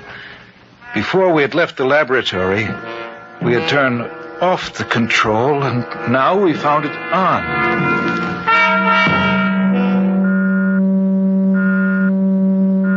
But that isn't possible. Take a look for yourself. The control is on. But we turned it off before we left. Are you sure? Of course, I turned it off myself. How did it get on? Perhaps Bert turned it on. Why should he do that? Perhaps he was curious. But the most important thing to find out is what killed him. The robot. Don't be a fool, Elizabeth. The robot won't kill unless attacked. That's right, Elizabeth. It's the only reason for it to kill. Actually, the reaction was set in the control system for self-preservation. For no other reason than that. That's the only time the automaton is dangerous. Maybe you made a mistake when you set the automatic controls. It's possible that we might have made an error in the feedback system, Eric, and that the automatic selector chose the wrong value. When Bert turned the switch on, the robot thought he was in danger and killed him. We didn't make an error in the feedback system, Drake. We checked each value through 5 times before we placed it in the servo mechanism. You know that as well as I do. Then how did Bert die? I don't know. Master of Man. It's still on. Turn it off. Did you hear what it said, Eric? Master of Men. We didn't set that reaction in the servo mechanism. Something's wrong. Do you mean the automaton can think for itself? What about it, Eric? We'll dismantle it tomorrow morning and check it over thoroughly, just to be sure. What about Bert? We'll merely explain to the authorities that he died in an accident here at the laboratory. We can do that in the morning, too. Now we all need a good night's sleep. Don't you think we ought to move him out of here? Well, they may want to look at his body, Elizabeth. Besides, nothing more can happen to him.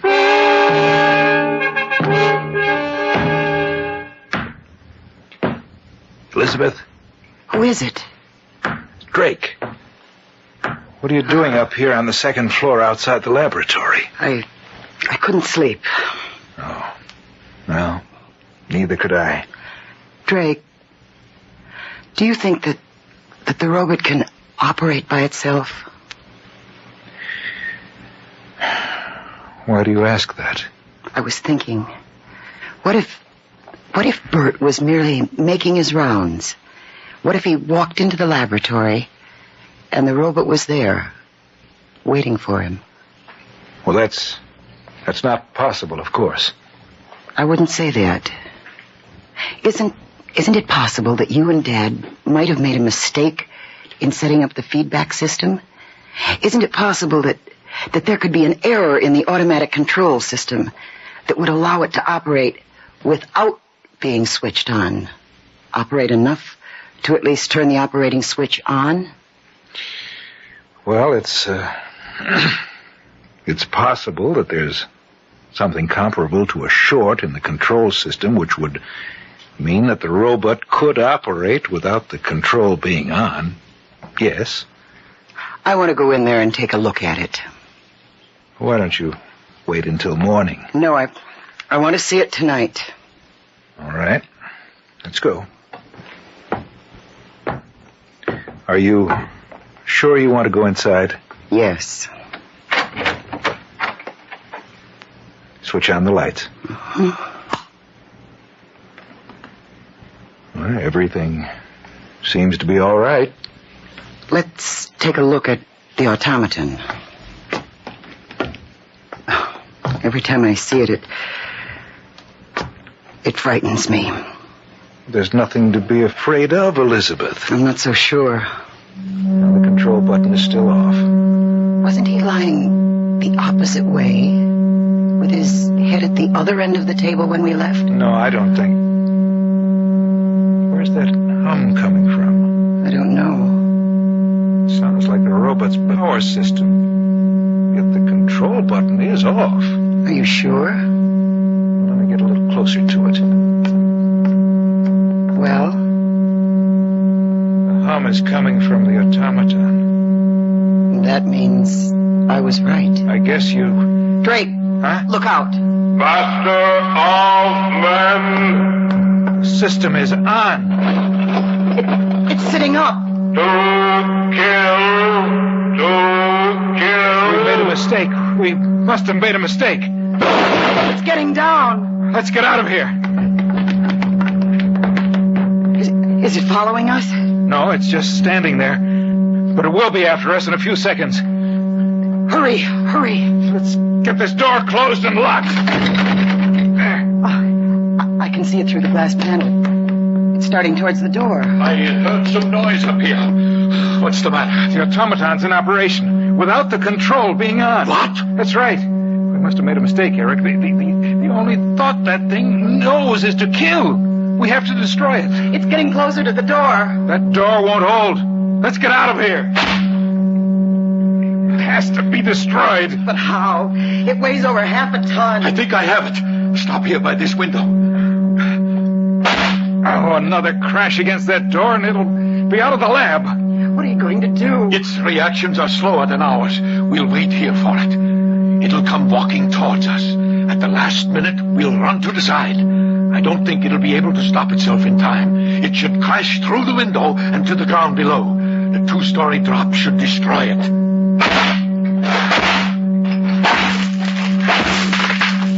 The door's down. I hope your plan works. And if it doesn't? Then we'll have to think of something else. Here he comes. It's looking up and down the hallway for us. Over here! It sees you. Here it comes. To kill. It's getting closer. When do we move away? Not yet. Master of men, kill all men. It's only a few feet from us. How soon? In a moment. To kill. Now!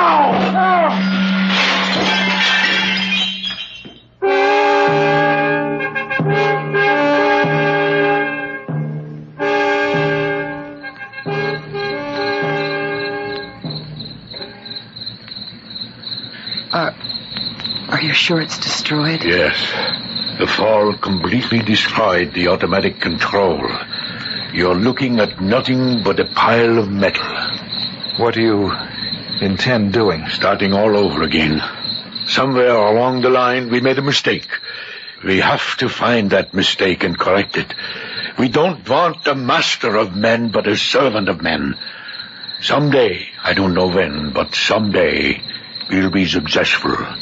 And then one of mankind's most useful servants will be the automaton.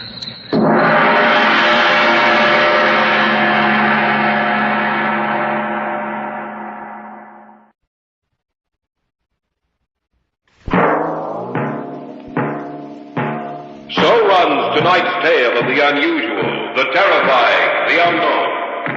Join us again when next we journey down the corridors of the Hall of Fantasy to hear another strange tale of the supernatural. All characters and events portrayed in these programs are fictional, and any similarity to actual events or persons, living or dead, is purely coincidental.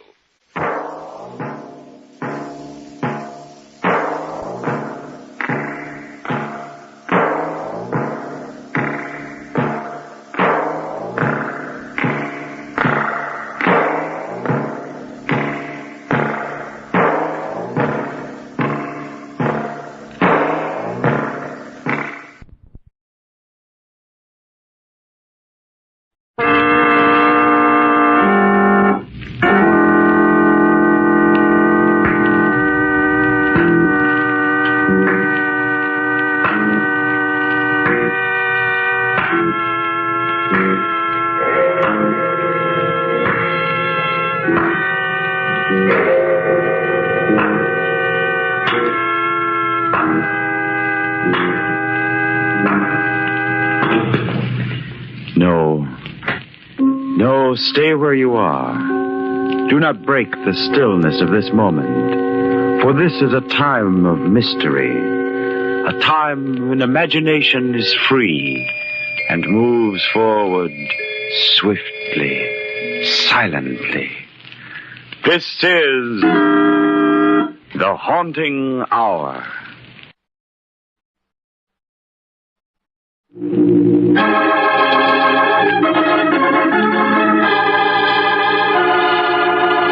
Unidentified body.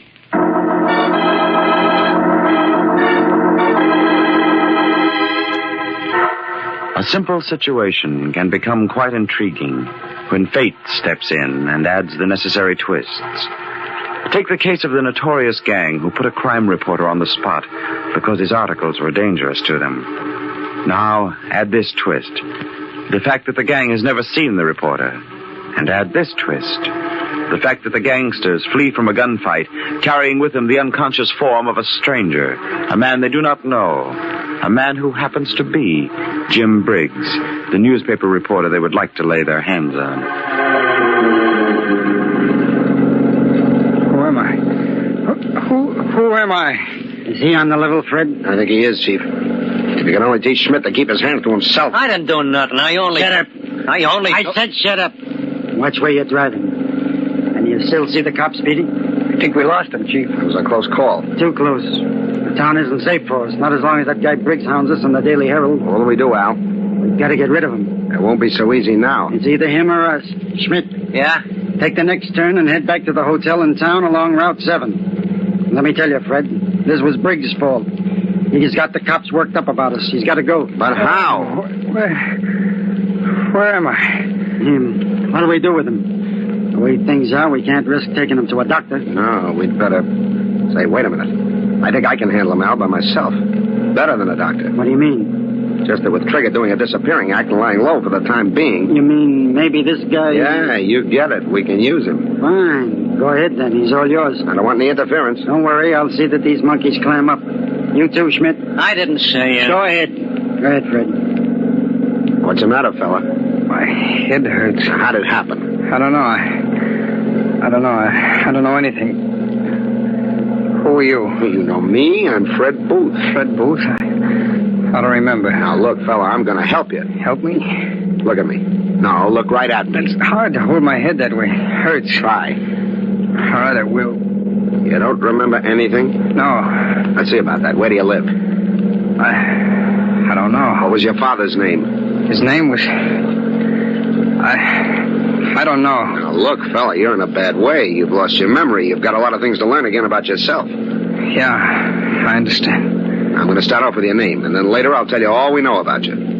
Thanks. Thanks a lot, Fred. Your name is Trigger Martin. Real name Henry, but we've always called you Trigger. That sound familiar? Trigger Martin. You remember now? You ever heard the name? Yes. Somehow it seems familiar.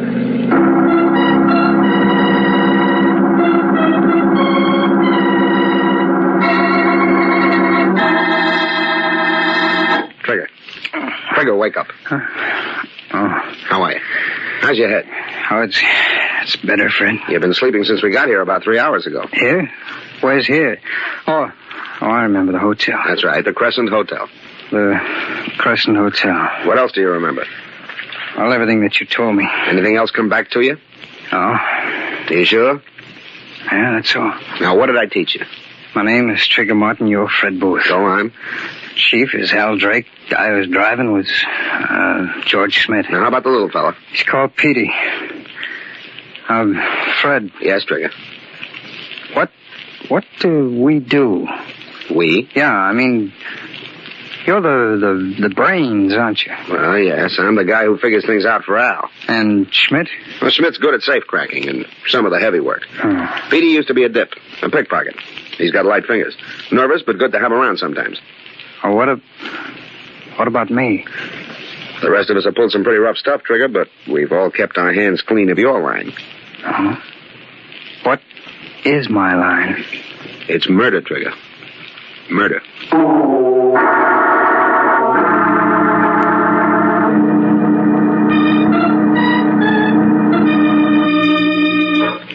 How's he getting along, Fred? Trigger. Okay. Your treatment? Well, what's wrong with it? Risky. Nah, he'll be all right. He'd better. We'll need him, but soon. I told him just now that he was a killer. Yeah? Any questions? No, he just wants to learn all about himself. Great.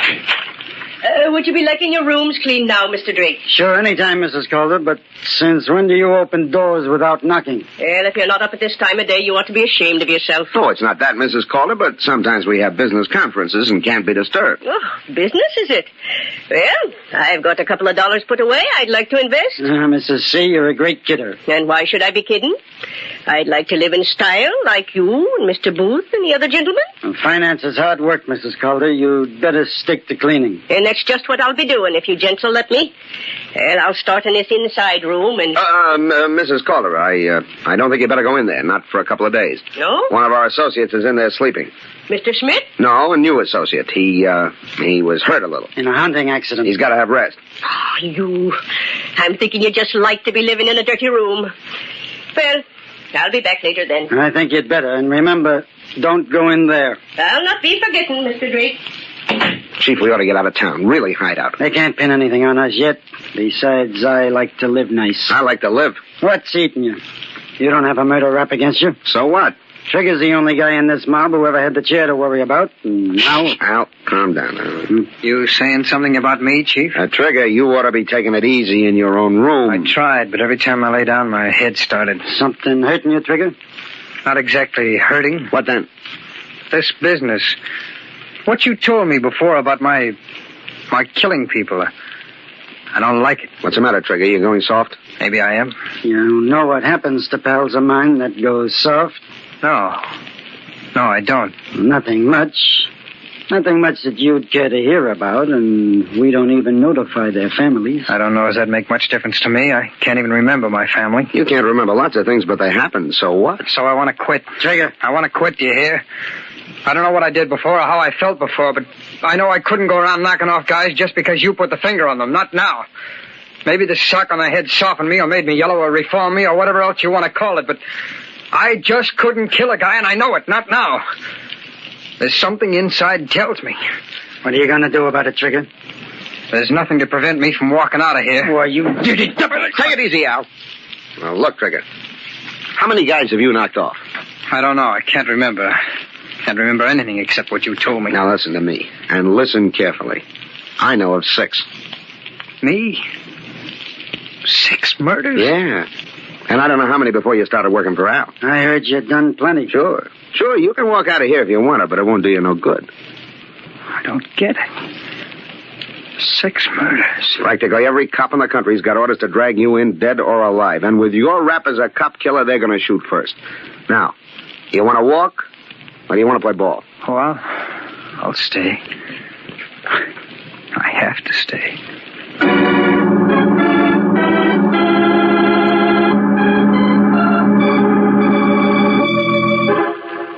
Petey, will you stop jumping from one chair to another? I can't help it, Trigger. It makes me nervous to stay in one place. Well, then get out of here. I can't. Not with you sick like that. You're not doing me any good. Why don't you get out? Hi, Chief. Well, Trigger, I see you've quieted down. Not so independent like you were a couple of hours ago. Well, I'm okay now, I suppose. Petey, you can take a few minutes off. I'll stay with Trigger. Thanks, Chief. Now, are you gonna work for me, or do you want to be plugged by a cop? I said I was staying. Make sure you mean it. I've got a little job for you. Oh? Who is it? There's a little squirt of a reporter on the Daily Herald in this town, and he's out to cause trouble. What's he done? Shut his mouth off about me. Every day for the last week in his paper. He knows too much. What's his name? Jim Briggs. Where can I contact him? I don't know where he lives or what he looks like. Hogan, my outside man, is trying to get some dope on him before you go to work. Right. Okay. See you later. Pete. Yeah, Chief. Fred, Schmidt, and me are going out on some business. You stay and keep Trigger company. Sure, Chief. So long. So long. Pete, how long have I been working for Al? 2 years about. Why? It's funny me not remembering. Who'd I work for before? I don't know. You never told me. Do I have any friends, outside the mine? I don't know. You didn't talk much. How about family?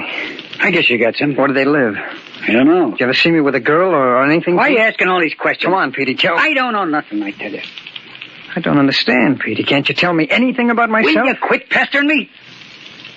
Petey, did I ever serve time? Yeah, I think you did. What prison? Stop it, will you? Don't ask me no more questions. I only asked you what... I can't stand it. I just shut up. Questions. I gotta get out of here. Petey! What's the matter with that guy? Yeah, come in. Excuse me, sir. You mind if I do a bit of dusting? No, not at all. Come on in. Mr. Drake told me not to disturb you, but the dirty room kind of gets you down when you have to stay in it, don't it? Yeah, it does. That's a nasty knock you've got on your head. It's nothing. I just bumped into a door. Oh? Well, if you'd like, I'll send Dr. Reisner up. He's the hotel doctor. Very good he is. No, it'll get better by itself. Just as you say, sir. Well, I'll be on my way now. Just a lick and a promise, but I'll do a thorough job tomorrow. Thanks. Oh, just pick up that piece of paper near the door, will you? This one? Yeah. You want it? Yes, please. Petey dropped it. I'll give it to him. Thanks. Yes, sir. Here. Goodbye. So long. Petey, tell Al everything's set for Trigger's burial. You supply body. Kogan. So they're going to get rid of me. Well, we'll see about that. Trigger. Yeah? Did you happen to see me drop a little piece of paper? Piece of paper? Yeah. When I went outside. No, Petey. No, I didn't.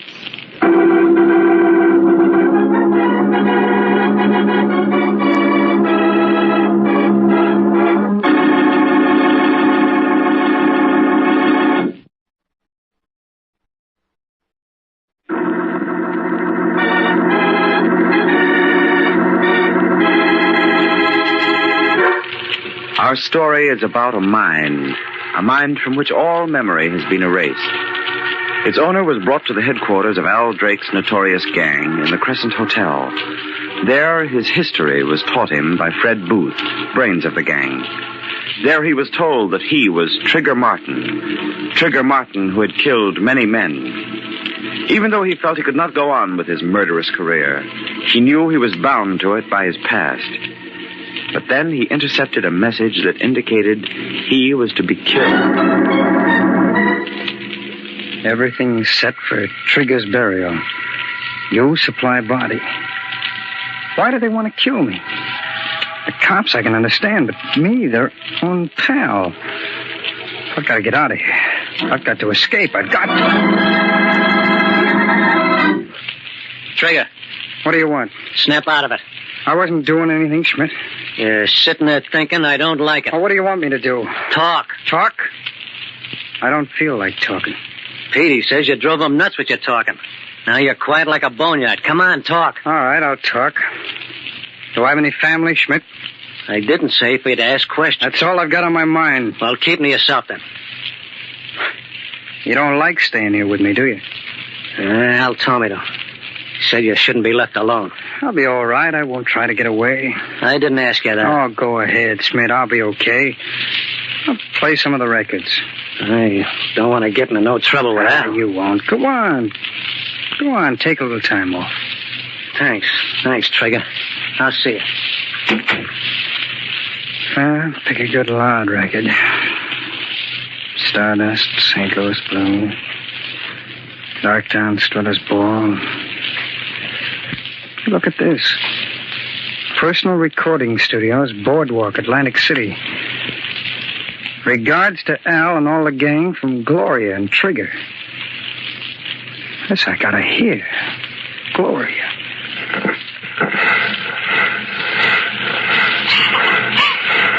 We're having a great time here, and we just thought we'd send you like regards from the boardwalk. Come on, Trigger, say something. It won't hurt you, Say hello. Say anything. Well, I just want to send our regards, Al. I mean, me and Gloria. How long do I have to talk, Gloria? Well, I just want to send our regards, Al. I mean, me and Gloria. How long do I have to talk, Gloria? Say hello. Say anything. Well, I just want to send our regards, Al. I mean, me and Gloria. How long do I have to talk,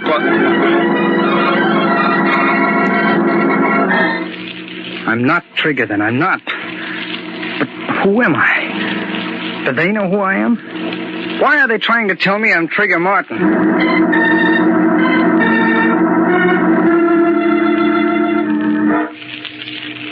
He's asleep now, Chief. Petey's standing outside the door. Fred.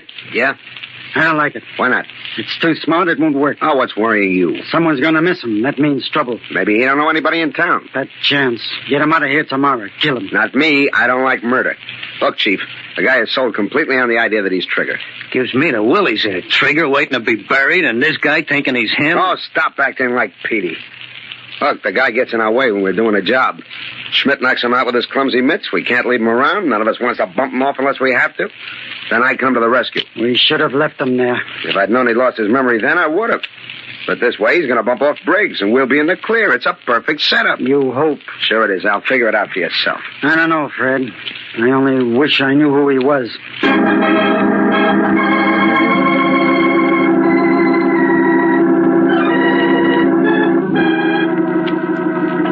Trigger. Mm-hmm. How you feeling? Oh, much better today, Fred. Your head all right? Oh, sure. Al told me he had a job for me. Yeah. I think I could do it today. You better do it today. That's what I came to talk to you about. Al said the guy's name is Jim Briggs. That's right. And if you know what's good for you, Trigger, you're going to get him. But fast. Look what he says in today's paper. The most flagrant flouter of the law in this gang of hoodlums is a vicious gunman who goes by the name of Trigger Martin. Of all the members of this organized crime syndicate, he should be the easiest to convict, for it is rumored that he is responsible for at least 6 cold-blooded murders. How about some action, Mr. Police Commissioner? What do you think about that, Trigger? Let me see that. What do you want to say it for? I read you the part about you. I want to see it. Okay, here, punish yourself.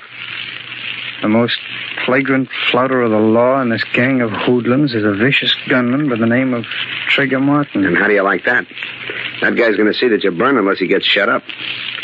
Hey, what's eating you? Fred, did I ever see this article before? No, you couldn't have. Just come out today. For a second, I thought... You got no time to think, Trigger. The only thing that'll do you any good now is to get a hold of that Briggs. Yeah. You're right, Fred. Briggs. He's my man.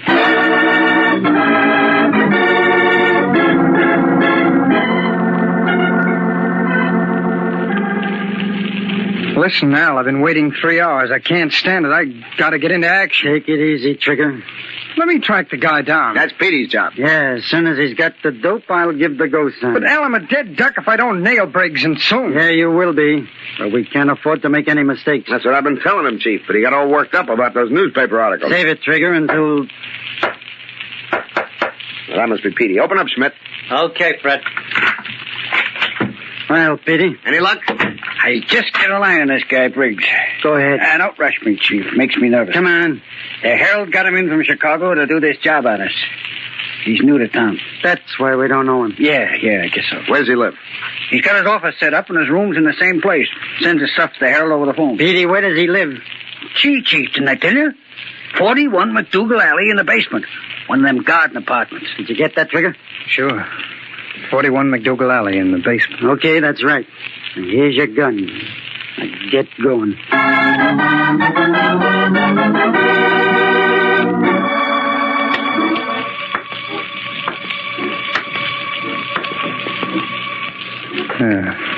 McDougal Alley. 47. 45. 43. 41. Basement.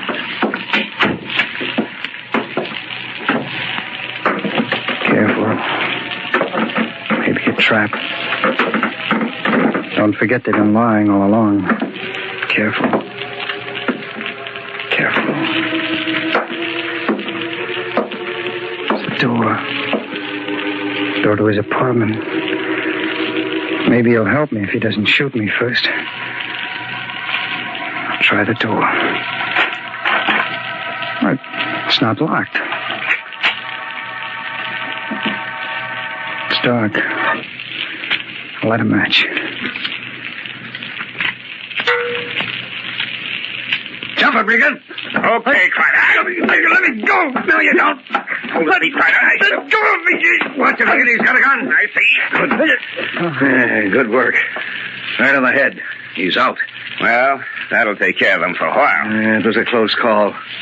Closest I've had since I joined the force. Yeah, that gun ain't no toy. He's coming around. Better snap the cuffs on him. Right. Wonder what his angle is on the case. Question him. Hey, come on. Come on, snap out of it. Wake up, you. My head. Come on out of it. What? Hey, who are you? What are you doing here? That's just what we were going to ask you. Well, this is my apartment. My name is Briggs, Jim Briggs. Jim Briggs disappeared 3 days ago. We're working on the case. If you're Jim Briggs, maybe you can tell us where you've been. Half the police force has been looking for Briggs. I don't know. I can't remember. All I know is that I'm Jim Briggs, and this is my apartment. Yeah? Do you usually come into your apartment with a gun in your hand? I don't know. All I remember is... I remember watching a gun battle. You sure you weren't in it? And then... Yeah, I remember now. A little. I was in a hotel somewhere in town with some men named Drake and Booth and Schmidt and Petey. Hey, Crider, that's Al Drake's mob. Yeah, and this guy is one of them. He must be that Trigger Martin character. You know, we never got pictures of any of them. No, I'm Jim Briggs, I tell you. Look, give me a chance. I think I can lead you to their hideout. Please. I think I remember where it is.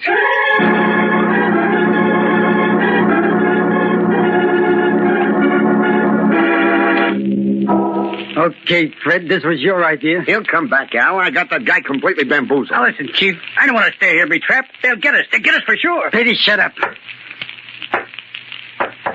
What'd I tell you? He's back. Okay, open up, Schmidt. Well, Trigger, did you do it?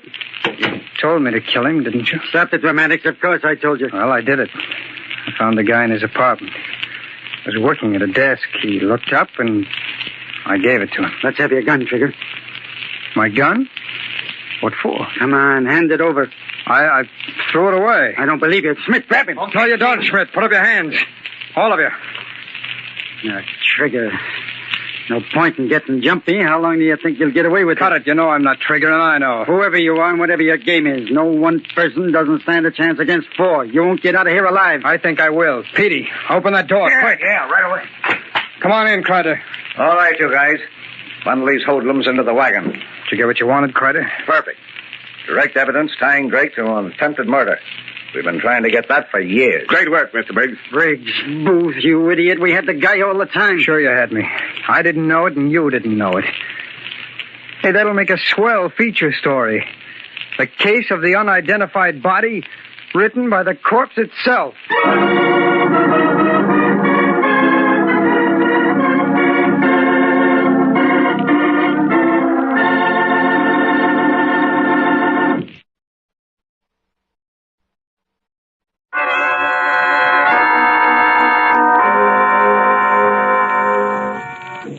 From shadows and stillness, mystery weaves a spell of strangest fascination, charging the mind with doubts and fears. For mystery is a strange companion, a living memory in the haunting hour.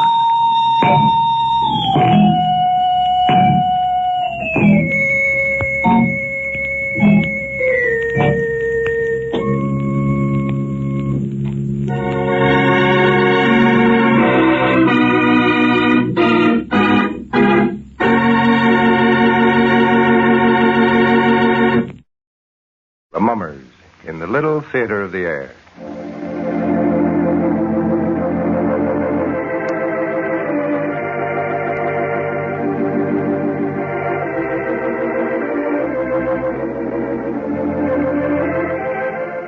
And now the Hermit.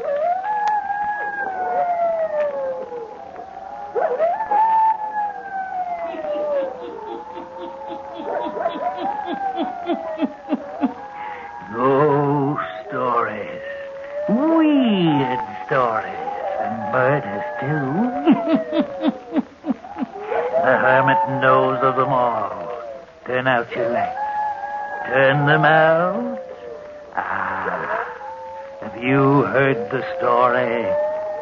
The House of Murder, eh? Then listen while the hermit tells you the story.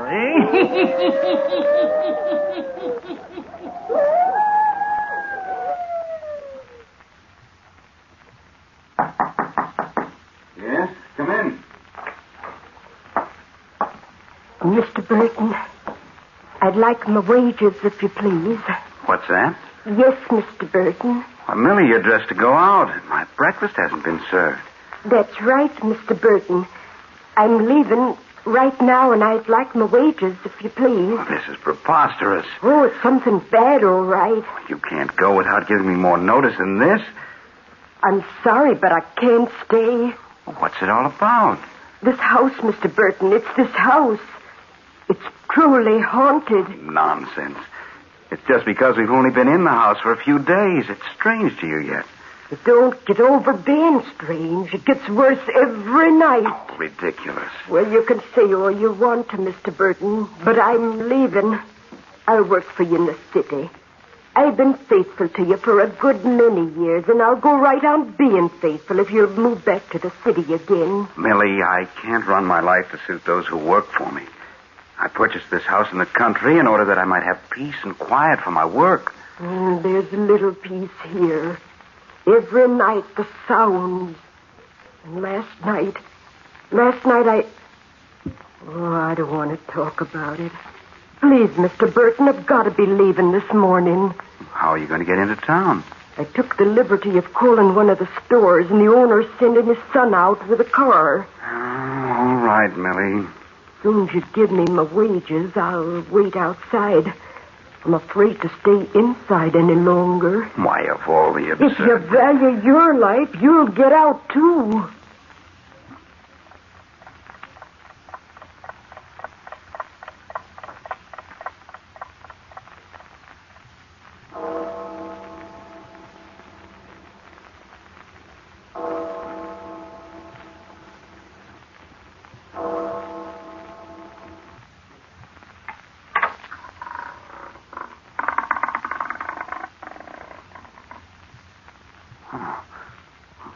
No wind to open that door.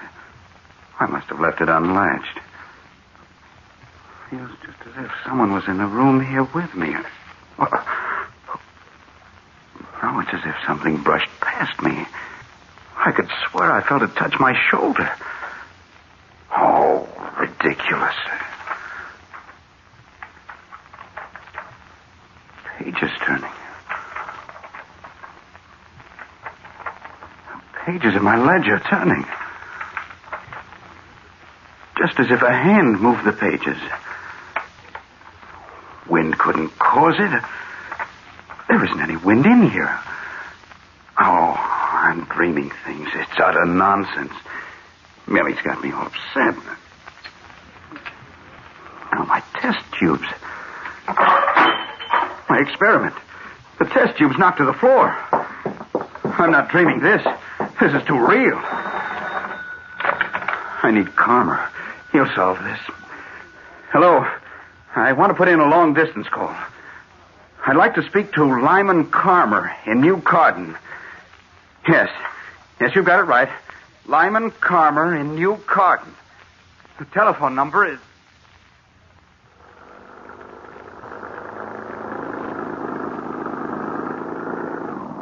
How much farther do we have to drive into the wilds, young man? We're almost there now.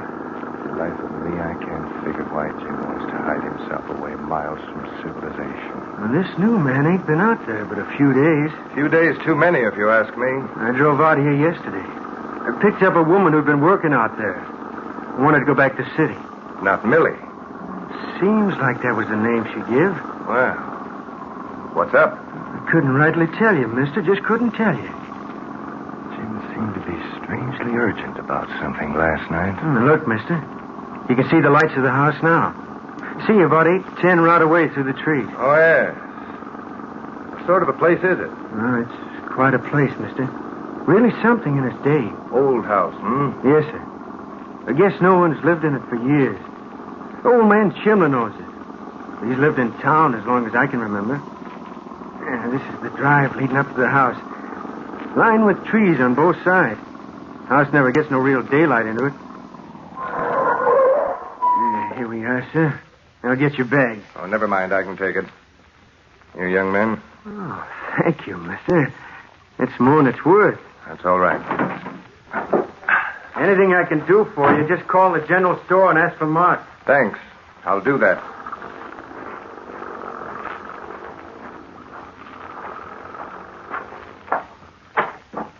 Lyman. Jim. Hello, Jim. I began to think you didn't make the train. I was 40 minutes late. Come on in. Nice of you to come. You old recluse.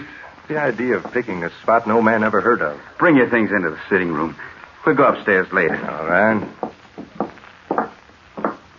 Well, this is nice. Uh-huh. Sit down. Thanks. Yes, Millie got it fixed up pretty well before she went back to the city. My laboratory is right off this room. Everything handy. You had dinner, Lyman? Yes, Jim. On the train. Good. I'm not much at fixing meals. The young man, Mart, from the general store, said that Millie had left you. What's the idea? I'll tell you all about it. That's why I called you. Well, it's nice here, Jim, but I can't see why you chose a place so far away from everywhere. Oh, I like it here. Well, that's reason enough, I guess. Millie coming back to take care of you? No. No, I'm afraid not. Lyman, Millie left because she was certain that this house is haunted. Oh, Jim. I called you last night because I remember a story you once told. Story of a haunted house. You told it as if you gave credence to the tale. Is that so? I remember well. That's why I wanted you here. Well, Jim, you don't think by any chance that this house is haunted, do you? I'm not so sure, but what I do. Oh, absurd. You think it impossible? Well, naturally. You didn't talk that way when you were telling us that evening of a place off the coast you knew that was haunted. That was a fireside tale. Quite different from reality. Lyman, it's only a short time until midnight. Will you come into the laboratory with me? Will you sit in there with me for a little while and see if the same things that happened last night occur again? Of course. If the same things do occur again, I shall be convinced that Millie was right. I shall be quite sure that something does happen. Does haunt the house.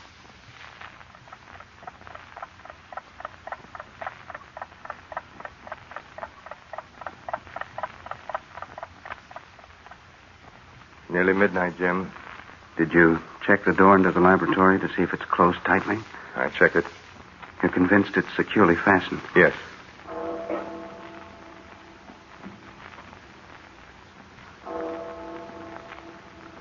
Just striking midnight. Yes. This was the hour last night. What are we to watch for? The door first. The door into this laboratory.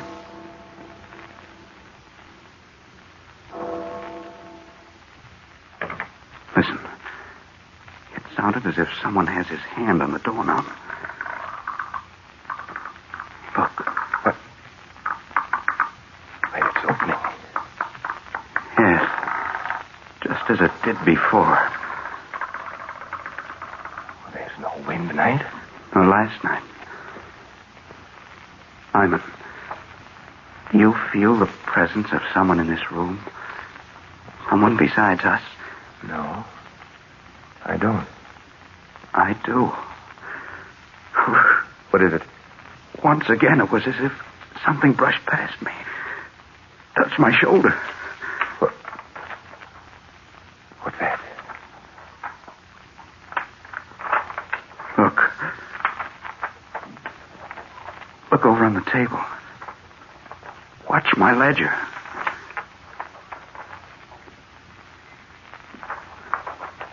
You see? The pages of my ledger are turning. As if a hand is on them. Jim, I can't believe my eyes. It's incredible. Now look. On the workbench. See? Something is moving those test tubes. I'm going to stop this before all my experimental work is ruined. What are you going to do? I'm going to walk over there, put my hands on the rack. Lyman, something touched my hand. Something that felt like sharp nails digging into the flesh. Oh, it's your nerves, Burton. Lyman, there's something in this room. Something that moves about in here. Some unseen thing that enters the door and moves in this room. Don't let your imagination run away with you, Jim. There is a thing in the house beyond scientific explanation. You know it. It's something vital and alive. A thing of power and locomotion. And it's up to us to find out what it is.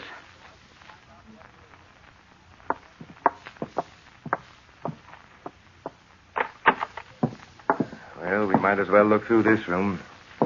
No use overlooking anything. Seems silly, doesn't it?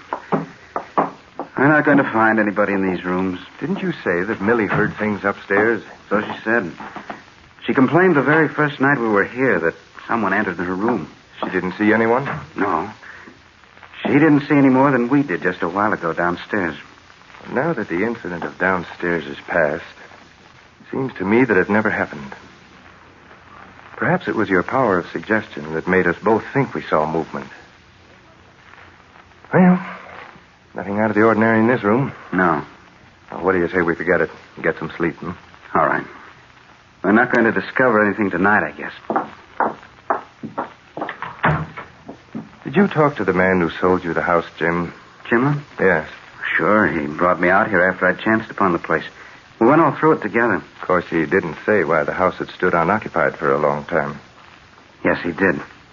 Said that after his wife died, he wanted to live in town. But he was getting too old to keep up a place like this. Uh-huh. Said that up to this time, he couldn't find anyone who could afford to buy it. Oh, well, we'll go downstairs and get your things and bring them up to your room. Lyman, what was that? Something downstairs. It came from the laboratory. I know it did. It's the only place where there's so much glass. Don't get upset, Jim. Great heavens, look. Well, of all things. Everything in the room's smashed. Equipment that's taken me months to build. Everything ruined. Jim, some human has been in here. Someone who's trying to stop your experiment by destroying your equipment. Wipe out your work. All ruined. It'll take months to arrive at this point in my experiment again. Someone has been hiding downstairs here, Jim. Now, we've got to find out where and who it is.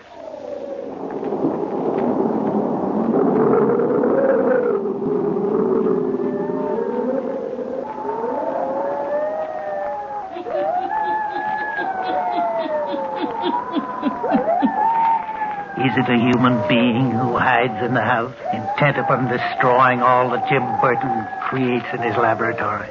Or is it an unseen force, as Jim said earlier in the evening? An unseen force with power and locomotion that lives in the old house?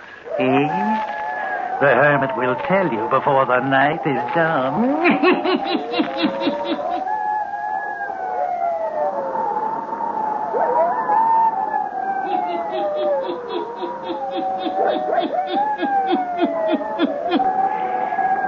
The following night, Jim Burton and his friend Lyman Carmer sit in the laboratory.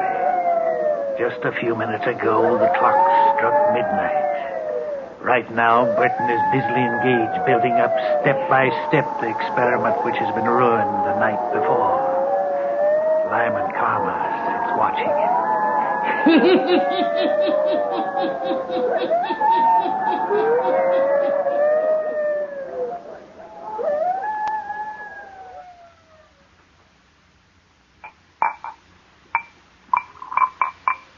Jim, don't you think you ought to knock off for the night? You worked steadily all day. There's so much time lost that I have to make up, Lyman. Well, it's certain we aren't going to have any visitor tonight. There's nothing left for them to destroy now. Tomorrow I'll go into town and inquire around. Think I should go to see old man Chimlin. Ask him to tell me something about the place. Well, maybe he can put us on the right track. Mm-hmm. I would have gone today, but I wanted to make sure. I wanted to see if we'd have the same experience of last night. You, going to work much longer? At least an hour. It's way past midnight. Guess I'll go upstairs. Okay. If you want anything, call me. All right, Lyman. Thanks a lot for staying over. It's a great help. Yes, if we can find out what it is or who it is that's causing this trouble. We'll find out. Good night. Good night.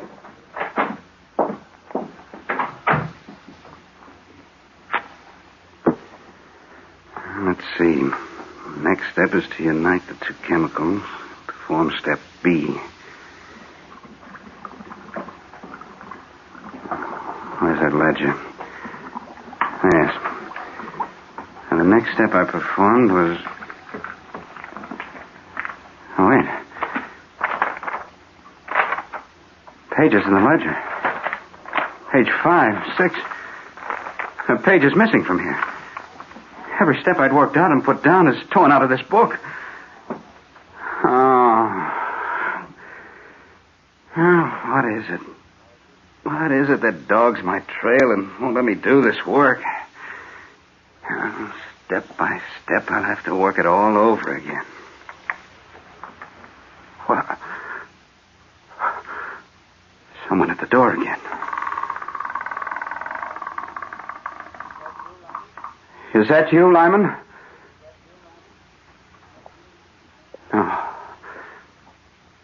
No, it isn't. Just as before, I feel the presence of some person in this room. As if they were standing over me. What do you want? What is it you... Something around my neck. Something choking me. Choking me. Jim, help. Help me. Jim, help.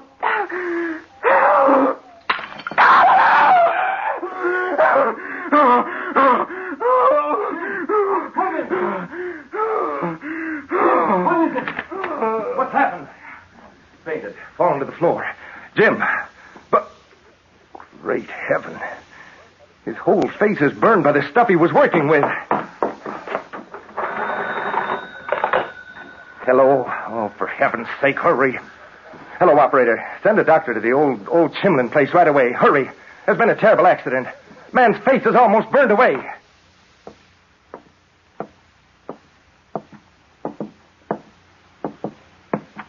Well, Doctor? I'm afraid it's quite hopeless. If he lives, his sight will be gone. His face horribly scarred. Poor Jim. We'd only gotten out of this place last night. Did you call Asa Chimlin as I asked you to do? Yes, he should be here any minute. I'll wait then. Sit down, Doctor. After the story you told me about the experience you've had, I think it's up to Chimlin to tell his story. You sound as if it was something very mysterious. Something that Jim should have been told before he bought this place from Chimlin. And if it had been told, it would have saved him the agonies he's going through right now. Mr. Karma, what I know has given me in professional confidence. What others in the town might have told you would have been gossip. And no one tells gossip about Asa Chimlin. How so, Doctor? Well, he's the owner of many mortgages, many notes. A man of wealth and power in our community. I see. Oh, there's a car turning in the drive, Mr. Karma. It must be Chimlin. I'll go up to Mr. Burton again. Call me if Chimlin refuses to speak. Well, thank you.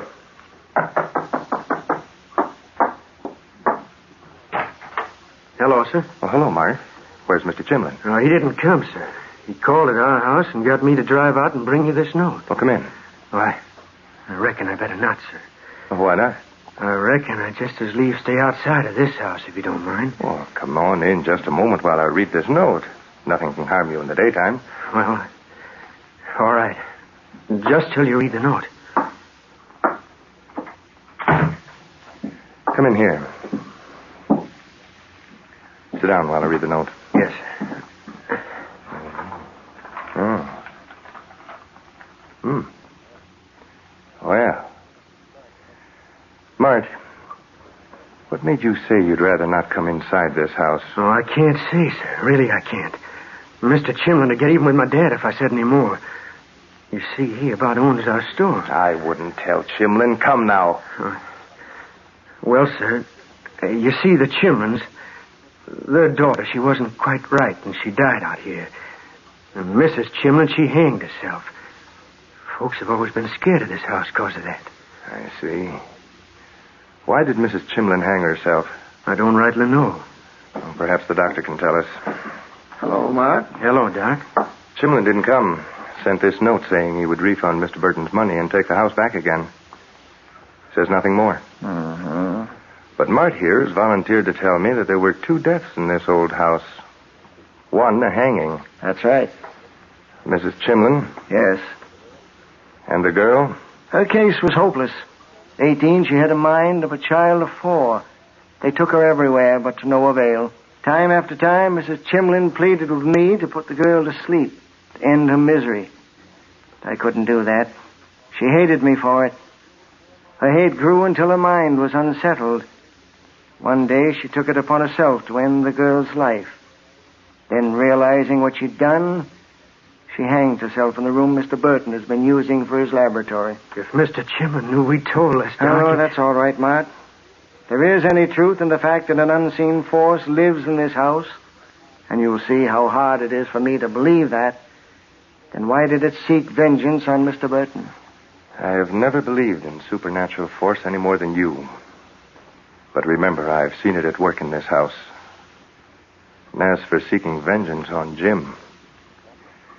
Doctor, he was working on an experiment to prolong life. A discovery which might have added untold years to the life of a human being. And this is something that the spirit of the woman who hanged herself did not want.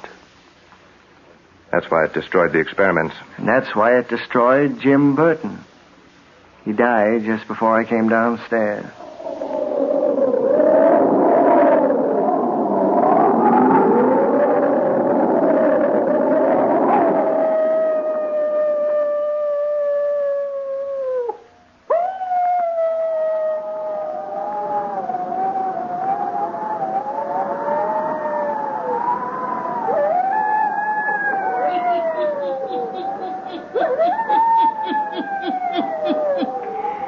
The hermit knows that in the old house, the unseen force was the spirit of a woman who took her own life.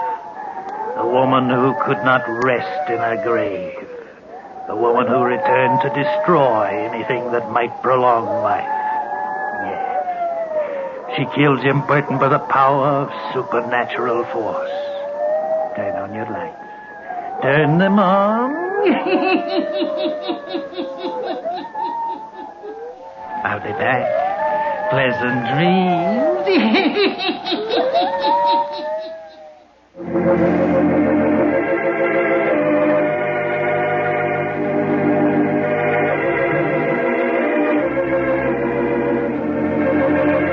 All characters, places, and occurrences mentioned in the Hermit's Cave are fictitious, and similarity to persons, places, or occurrences is purely accidental.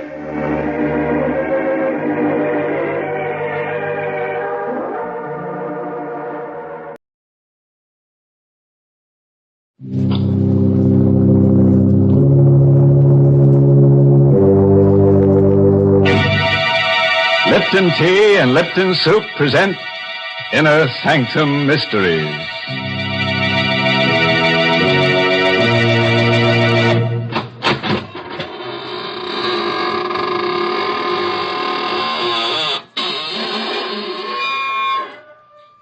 Good evening, friends of the inner sanctum. This is your host at the squeaking door again. Just slither in and let me dispel your weariness with a bit of eeriness, hmm? Oh, no, please. Don't sit in that chair.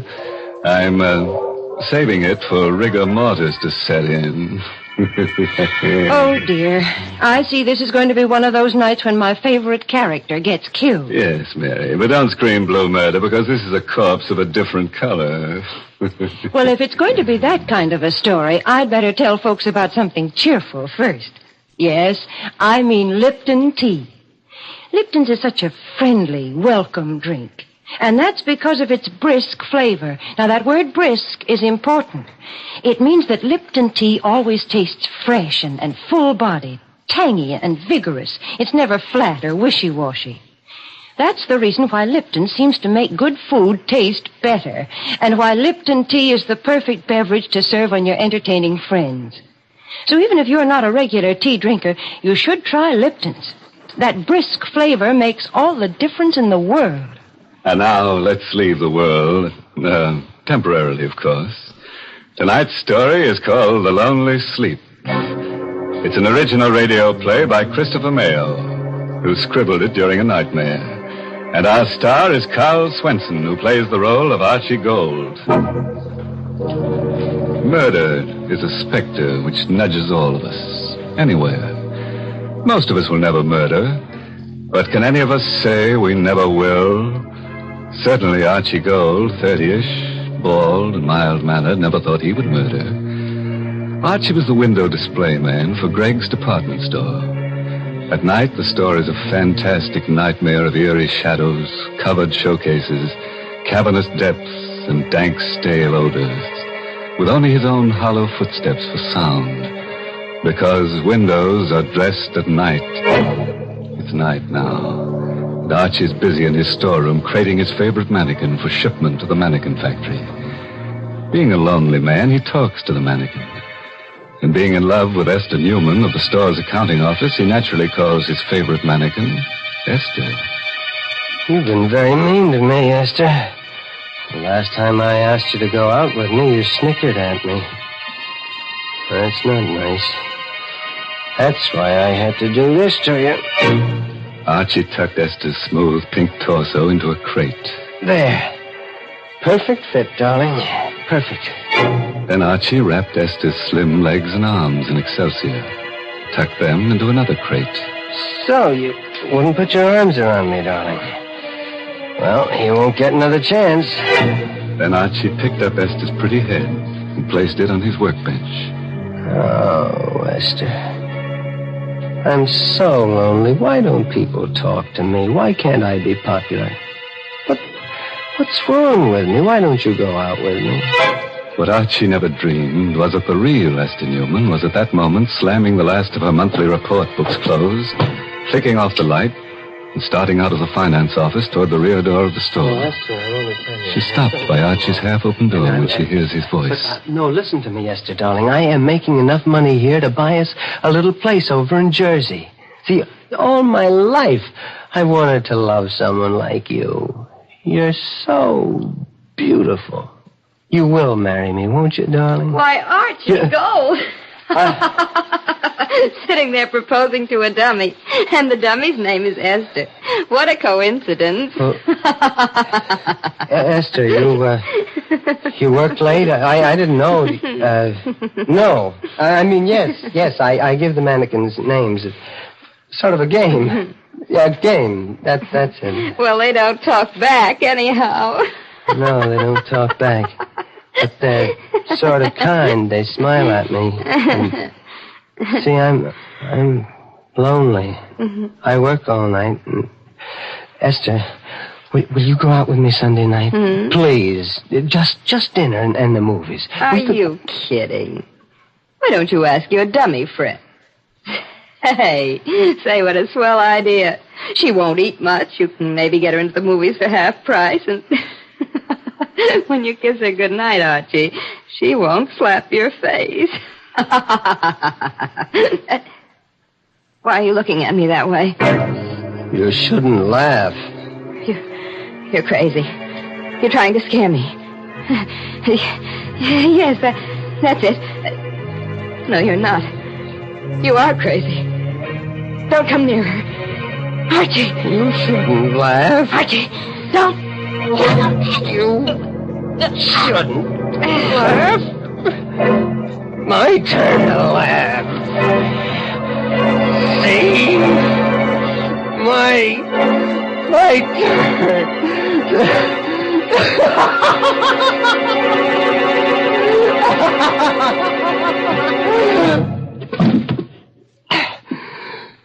You shouldn't laugh. People shouldn't laugh when you're lonely. You see, the specter of murder had nudged Archie, and he's obeyed. This was no mannequin at his feet. This was a woman, warm, beautiful, and dead. Then, being scared and lonelier than ever, Archie talked to his mannequins again. This time to Frank, painted and rouged and handsome in Greg's bargain $29.50 tweed suit. You heard her laughing at me, Frank. I just couldn't stand her laughing at me again. You look at her, Frank. You'd think she was asleep. Her neck's broken. See, what am I going to do with her? I gotta think. Gotta hide her. Gotta dress the front window, too. Window. Sale of cozy kitten mattresses starts tomorrow. It's a big sale. Sleep on a cozy kitten. I've got it, Frank. The window. I've put her in the window on a cozy kitten mattress, and nobody will know. And then tomorrow night...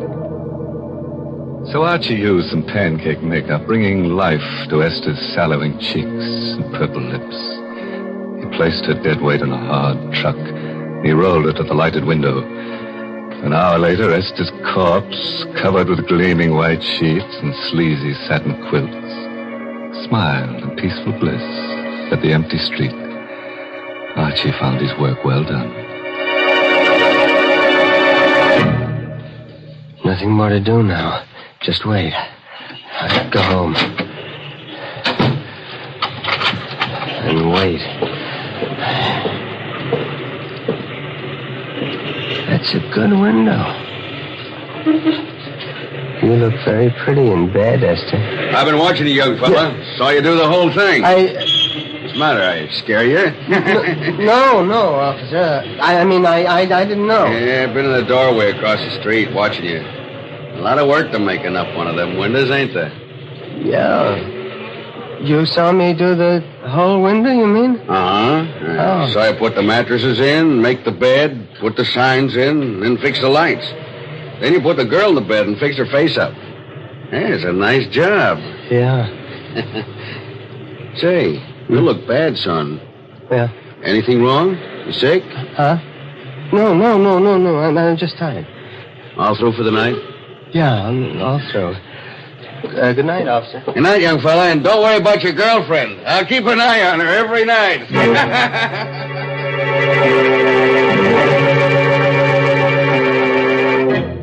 So Archie went home, as you or I might have done.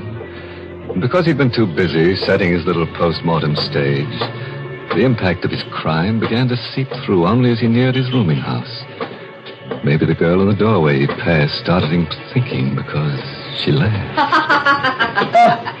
Are you kidding? Just a girl and her date. But you can't blame Archie for hurrying. You would have thought it was Esther, too. Archie hurried. He hurried to the rooming house. He raced up the steps. He had to get to his room, get in and close the door of the world. Close the door. That's it. They can't laugh at me here. They won't find me here. This is my room. Nerves. Stupid running like that. I've got to act normal. Sure, just like nothing happened. I couldn't help it. She made me do it. So forget about it. Why, Archie, gold. No. You can't laugh now. You're... I'm dead, Archie. Yes, in a way. I'm in Greg's department store window. I don't believe in ghosts. It's just my mind, my imagination. That's right, Archie. You're too clever to believe in ghosts.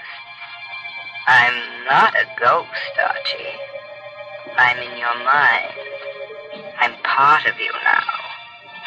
Part of you. Get out! Get out! I'll drive you out. Oh, no, Archie. You can't. Unless, Archie. Unless you replace me with someone else. Yes. That might do it. Someone else. Another girl. See? That's how a murderer thinks. Oh, yes. You do the same thing. Archie never thought he would murder. Now he's ready to do it again. Get rid of his conscience to get rid of a voice. Archie lit a cigarette. He poured himself some milk, ignoring the laughter in his brain until he pushed the light in. Look at your hands, Archie. Look at them. All crooked and hard and clutchy. Oh. Like they were on my throat. No, shut up!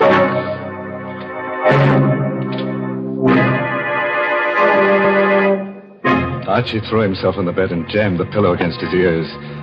Fell into a dream worse than reality. Hello?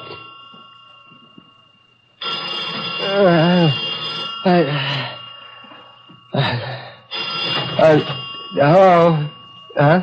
Archie Gold? Yeah, this is Archie Gold. This is Mr. Gregg, Archie. I know this is your time to sleep, but it's important that you get down here right away. Is anything wrong, Mr. Gregg? I can't tell you over the phone. Come down here. Goodbye. All right, Mr. Gregg. After he'd shaved and dressed, Archie felt a little better. After all, if they'd discovered anything, Mr. Gregg wouldn't have called. He'd have sent the police. Feeling of confidence stayed with him until he stood across the street from Gregg's. He lost it then. It dropped with a sickening pain about his heart and a dry pinching about his lips. People were standing 3 deep in front of his window display, and he caught sight of a policeman's cap following Mr. Gregg's bald head into the store.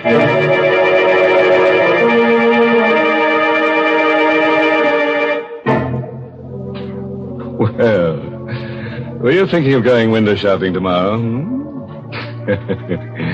Want to be popular? Have lots of people crowding about you on the sidewalk side of a plate glass window. Want to be a mannequin? Look up Archie Gold. He's the mannequin doer. Well, all I can say is I'm glad that murderer is about to be caught. Why, Mary, don't talk that way. It was really kind of Archie to put her on the mattress. She was so sleepy. In fact, she was dead to the world. Yes, the one to feel sorry for is Archie. Why, the poor fellow's shivering. Why don't you make him a cup of Lipton tea? Lipton's is too good for him. And besides, he's probably too scared to taste the difference between Lipton's and ordinary teas. Yes, folks, Lipton tea is different. In the language of tea experts, Lipton's has a brisk flavor. And when they use that word brisk, B-R-I-S-K, they mean that Lipton tea tastes tangy and spirited, really full-bodied. It's never flat or weak. So get acquainted with that brisk flavor. Why, you just don't know how good tea can be till you know how good Lipton's is. Well, let's see how good Archie's alibi is. Remember Archie, the lonely little man who dresses Gregg's department store windows at night? He just couldn't stand being spurned by Esther Newman any longer. She laughed at him when he asked for a date, and now Esther is a lifeless mannequin advertising the restful qualities of cozy kitten mattresses in the window display. And Archie enters the store to see what's in store for him. Mr. Gregg, I'm, Archie Gold, come in. Close the doors. Sit down. Now, boy, you know Miss Newman in our bookkeeping department? Yes, sir. I knew her, but I'd like a chance. You're going to get a chance, my boy. Before leaving on a week's vacation, Miss Newman completed our annual report. Miss Newman is on vacation? Yes. Which isn't important. The report shows we sold 16 cozy kitten mattresses in 1 year. Well, that's not many, is it, sir? It's terrible. We were stuck with 1,500 of them. Just a minute now. Jenkins. Yes, Mr. Gregg? How many mattresses have you sold now? 802, sir. You hear that, Gold? Yes, sir. 802 mattresses in a couple of hours. And your window display did that. My boy, you're a genius. Mr. Gregg, No. I know just what you're going to say. Any man who has the imagination to put a woman dummy asleep in a window, and such a dummy, so peaceful. How much are we paying you, Archie? $36.47 a week, sir. Starting today, it's $72.94. And a private office, and you're the head window display manager of my 3 stores. Ha! Stunned you, huh? Everything I've always wanted. What's more, I've had pictures taken of that window with the crowds, and the paper promised to run it in tonight's edition. With your name.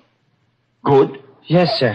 I want you to know, sir, I appreciate it. Nonsense. Gregg knows a bargain. Now go home to bed again, or take tonight off. Oh, no. I have work to do. Got more good ideas? Good. Mr. Gregg. Yes, my boy. If the mattresses are selling so well, we won't need the display. I can take it out to... Oh, nonsense. Don't touch it. We'll run this sale for 2 weeks. I just ordered 1,500 more mattresses. Success and popularity was sweet to Archie's taste. But Archie knew a corpse, no matter how beautiful, cannot survive the sun beating through glass for long. And Archie knew that. It was a wretched rainy night. Gregg's department store had long since closed its doors. The night belonged again to Archie. Now he had a nasty job to do. He drew the curtains across the big window, in case the officer was watching again. Esther was just a mannequin now, a mannequin of flesh and bones, but a mannequin. And Archie spoke to his mannequins. You've had a hard day, Esther, darling, haven't you? Well, it's all over now. You never did anything for me alive. Dead, you brought me success. Now I've got to send you away. You're stiff and cold, Esther. And you can't laugh now, can you? Esther couldn't laugh. And Archie opened the crates which contained the mannequin he had originally planned to ship. With a few simple tools and lots of work, he made Esther, the real Esther, conform to his original shipment. A torso, a pair of hands.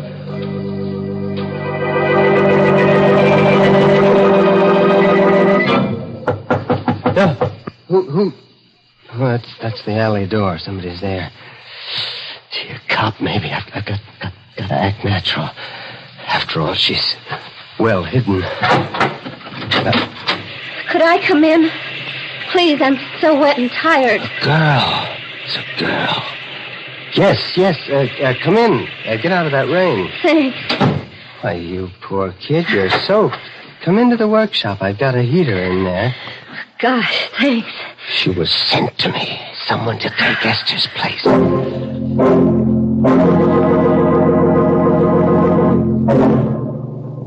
Feel better now? Yeah, lots better. You're very kind. How did you happen to pick this store to knock at? Well, the alley seemed a good place to get out of the wind. It started to rain, and I saw your light. Oh, I see. And you're broke. Yeah. The usual story. I came to town from Philly to get a job. Job was there, all right, but the boss wasn't on the level. Well, don't you have a home? Parents or a husband, I mean? Oh, that's no. a shame. Look, stay right there now. I'll be right back. You're not leaving me, are you? No, I'm going to get a blanket to put across your shoulders. I'll be right back. Of course he'd be right back. Wasn't this just what he needed? Another mannequin to satisfy Esther's voice? It made sense.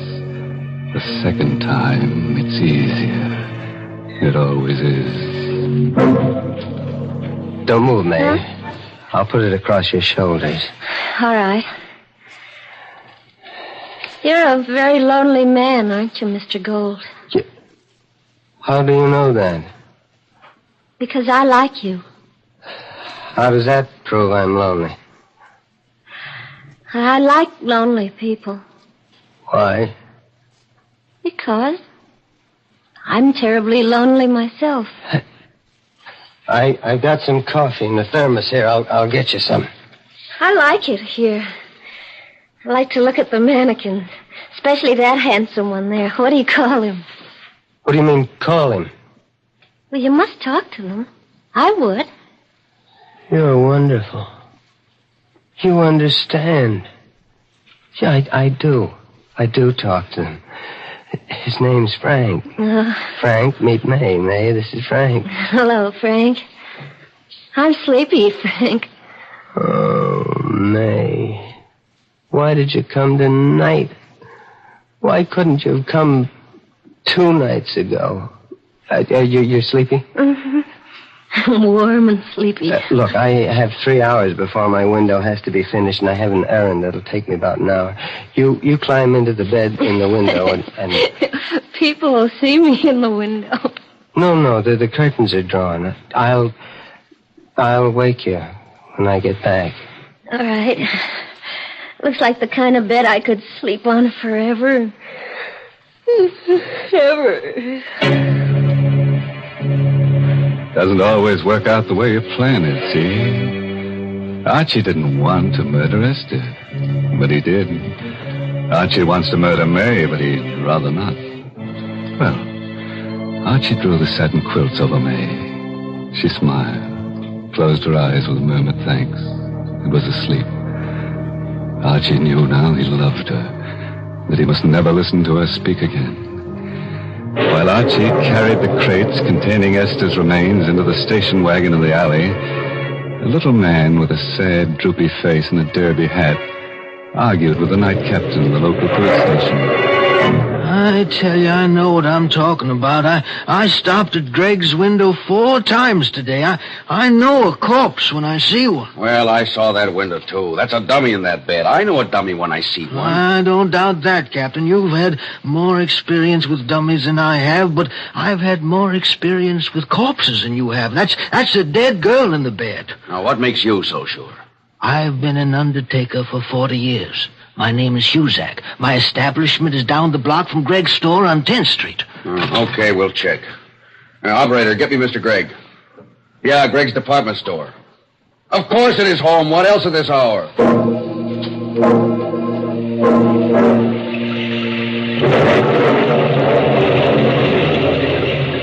Archie had a plan. Excitement gripped him. But that habit of years was strong, and he talked to Esther as he piled her 3 coffins into the station wagon in the alley. Don't you worry, Esther. In a half hour, you'll be at the bottom of the river. You shouldn't have laughed, Esther. And then I'll come back to May. Sure. Archie had a plan, all right. But it didn't include the little old undertaker who knew a corpse when he saw one, or an angry, sleepy Mr. Gregg, or a confused who were right then coming to a stop in front of the store. This is an outrage, a preposterous, fantastic farce. Getting me down here in the middle of the night to prove I have a corpse in my window. I know, Mr. Gregg. I feel silly about it myself, but Mr. Huzak here seems so sure. The curtains are drawn in front of the window. We'll have to go inside. No. In a minute, you're all going to look very silly. There. Does that look like a corpse? No. You're right. It's not a corpse. It isn't a dummy either. She's alive. Breathing. Something queer here. I'm going to look around outside. Archie! Archie, go!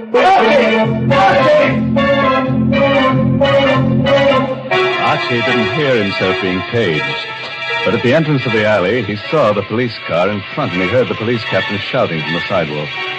That was when Archie decided it was better to be lonely. The lonelier, the better. They found out. That's the police. They said they found out. Hey, you! Away now. Got to. They won't catch me. They won't. Got the lights red. I gotta go through. Faster. Faster! Why can't it go faster? The truck! Turn right!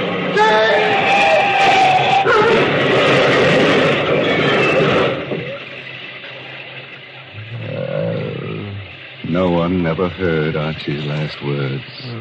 They bubbled through his torn throat as he lay in the glass-smashed window through which he'd crashed. No one.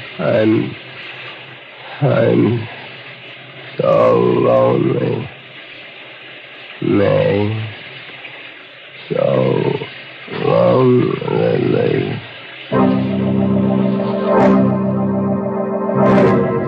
Well, Greg, here's your Archie Gold.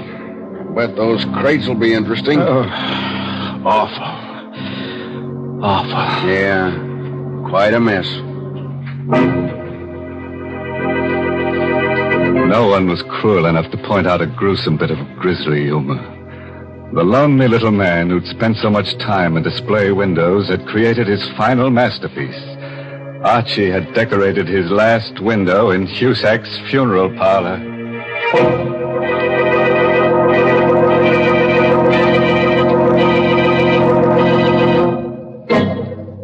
The lesson we learned from tonight's story is that murder doesn't pay. It's a losing business. Murderers are always in the red. And it's strenuous work, too. You're bound to find yourself a little stiff. Mr. Host, I did not like that story. Well, neither did I, Mary. Imagine the Cozy Kitten Mattress Company pulling a smart advertising stunt like that on Lipton's time and for free. Now, that's not what I mean at all. And if you're worried about Lipton's, let me assure you that Lipton's is the largest selling brand of tea in the whole world. That's the kind of popularity that really counts. And, folks, if you'll just once try Lipton tea, I think you'll be convinced, too.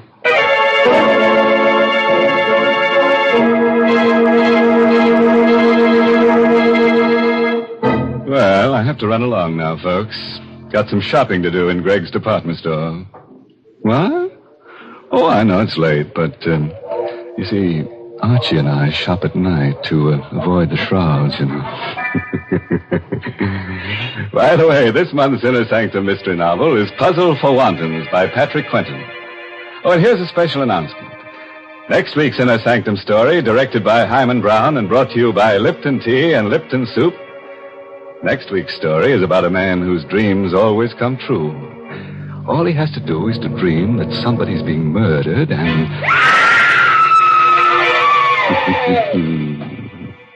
Enough to keep you awake, isn't it?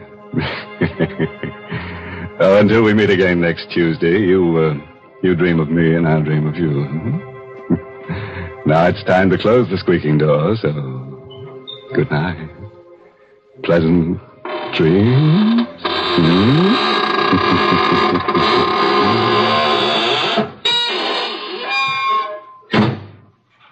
Folks, here's a grand way to begin a meal. Serve Lipton's noodle soup. Lipton's takes no time to prepare, and yet it has a real fresh cooked chickeny flavor. Yes, it tastes just like the chicken noodle soup you'd make right in your own kitchen. And Lipton's is economical, too. It costs less and makes lots more than canned soups. So, folks, don't forget to serve Lipton's noodle soup. And don't forget to tune in next Tuesday night for another Inner Sanctum mystery. This is CBS, the Columbia Broadcasting System.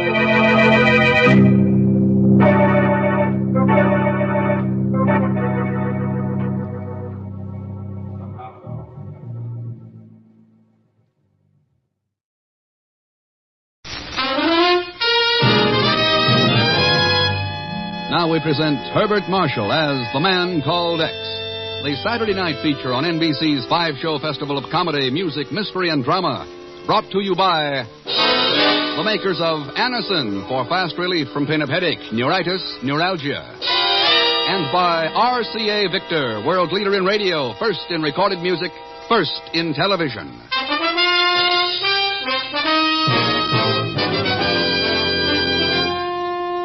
Herbert Marshall as The Man Called X.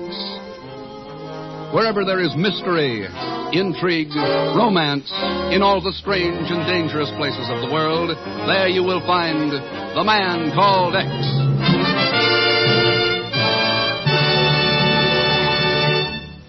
When we ask you to try Anacin for the relief of pain due to a headache, neuritis, or neuralgia, we are not asking you to try a new or unproved method. For there are many people listening in now who have been introduced to Anacin tablets by their own dentist or physician.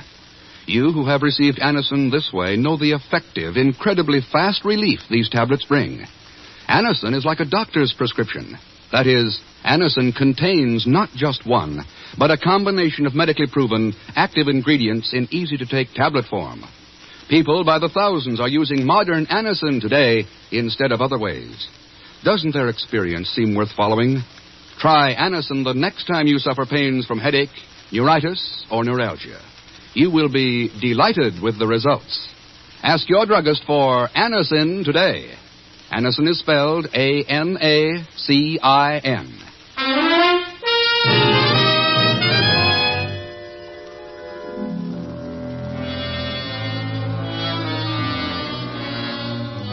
Inside a tiny engineer's shack at a uranium mine near the village of Kutu in the Belgian Congo, two white men sit in pitch darkness watching the natives outside dressed in the skins and claws of leopards and panthers as they writhe and turn in the firelight to the age-old rhythm of the Congo drums, the rhythm of death.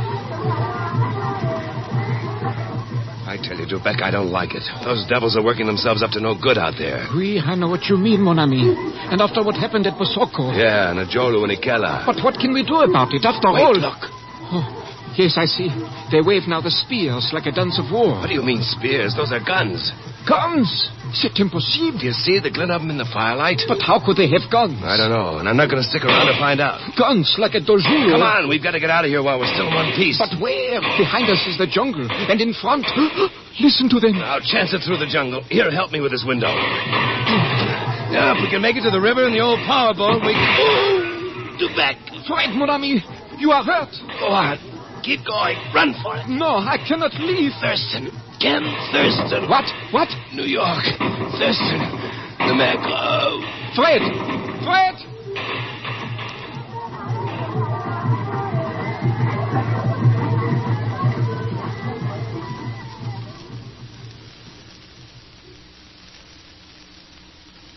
Who is this Dubeck, Ken? Well, all I know about him is what he says in his letter, Chief, that he was associated with Fred Stevenson in the mining operation in the Congo. Stevenson, yeah. And apparently Fred told him to contact me just before he died. You remember Fred. Helped us out in that Brazilian copper setup. Oh, of course. Top-notch mining engineer, wasn't he? That's right. Oh, that's too bad. But what is he doing in Africa? He's working as mine supervisor for an outfit called Congo Uranium Limited, a Belgian-American-British combine licensed under a Belgian government permit. They've been shipping out a lot of high-grade ore. Most of it directly to Oak Ridge. Oh, well... According to Dubeck, 4 of the company's 5 major installations have been forced to shut down because of local opposition, strikes, and native raids. Oh, yeah. I guess that's what's apt to happen when civilization starts to cramp the style of the petty native chiefs and witch doctors. I wish I could be sure that's all that's causing this trouble. I don't get you, Ken. Suppose some foreign power were interested in cutting down our supply of atomic weapons. Why wouldn't they stop it at the source by slowing up our supply of uranium ore? Yeah. A clever agent who really knows those natives could make a real play on their superstitions, their taboos, and their magic. Ken, I'll have Miss Brooks contact Sabina Airlines right away and get you on the first plane for Leopoldville. Already done. Well, then I'll cable this Dubeck fellow that you're on your way. Oh, I did that the minute I read his letter. So long, Chief. Send you a postcard.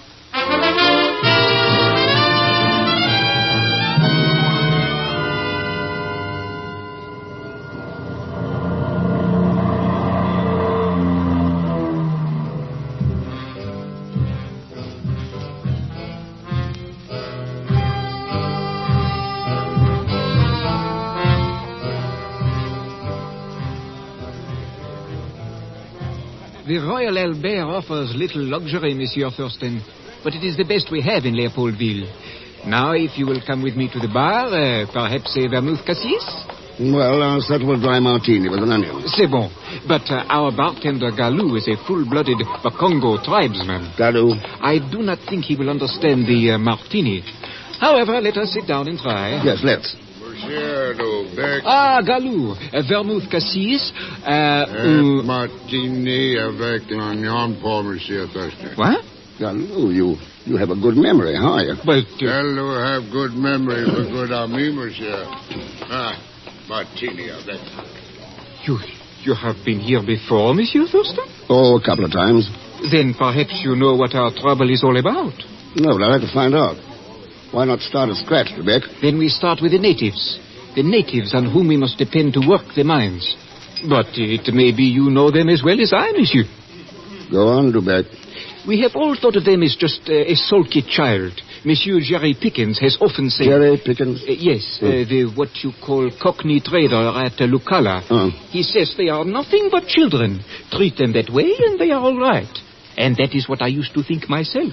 Until 6 weeks ago, when the trouble started. Your letter said something about playing on their superstitions. Yes, we employed some 3,000 native workers. And one day, none of them reported for work. You mean no matter how much you offered them in trinkets and money, they wouldn't come back? It was as though some spell had been cast. 4 of the mines were destroyed. The buildings burned to the ground. I tell you, monsieur, when you sit in a tiny board shack and watch those devils twist and turn to the beat of those drums, the hysterical cries of the witch doctor, it is hard to think you are not bewitched. Yeah, I can believe that. What about the witch doctor? Is it always the same one? I think so, for he always wears the same skin, that of the giant black leopard. Well, is he from one of the loyal tribes? Who knows? He might be from here, or the Ivory Coast, or Mozambique. He might even be a white man. Yeah? Or a woman. Who knows? Lubeck, you haven't told me how you managed to escape the night Fred Stevenson was shot. Both cassis, Martini. Oh, fine. Here, I'll do. Ah, merci. Hi, Martini in the middle of the jungle. Your friend must be a very important man to deserve such a luxury, Gaspar. I should enjoy meeting him. Tanya Stevenson, Monsieur Thurston. How do you do? Tanya was Fred's wife. Oh, well, I can't tell you how sorry I... Thank you. Oh, please sit down. Well, won't you join us? Well, just for a moment. There. Thurston, I'm sure I heard Fred speak of you. Oh, but of course you're Ken Thurston from New York, isn't it? More or less. Whatever are you doing in Africa? Oh, I spend a lot of time just traveling around. Monsieur Dubec has been kind enough to invite me to visit the mine at Lucala. Oh, what a coincidence. If you are leaving tomorrow night, we shall be on the same riverboat. Tanya, surely you are not going to Lucala? Oh, but of course, Gaspar. The company has been kind enough to offer me work as a bookkeeper. To carry on the work that Fred was doing. The work that cost him his life. And now, if you will excuse me, I must begin packing. Until later, Mr. Thurston. Goodbye, Gaspar.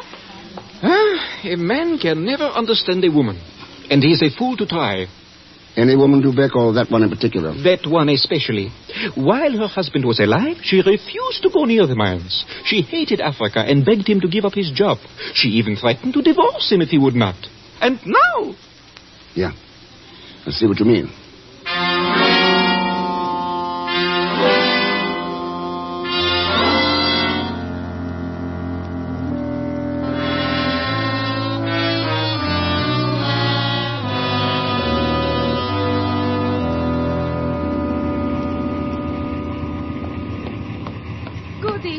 Ken. Oh, hello, Mrs. Stevenson. Won't you call me Tanya? Tanya?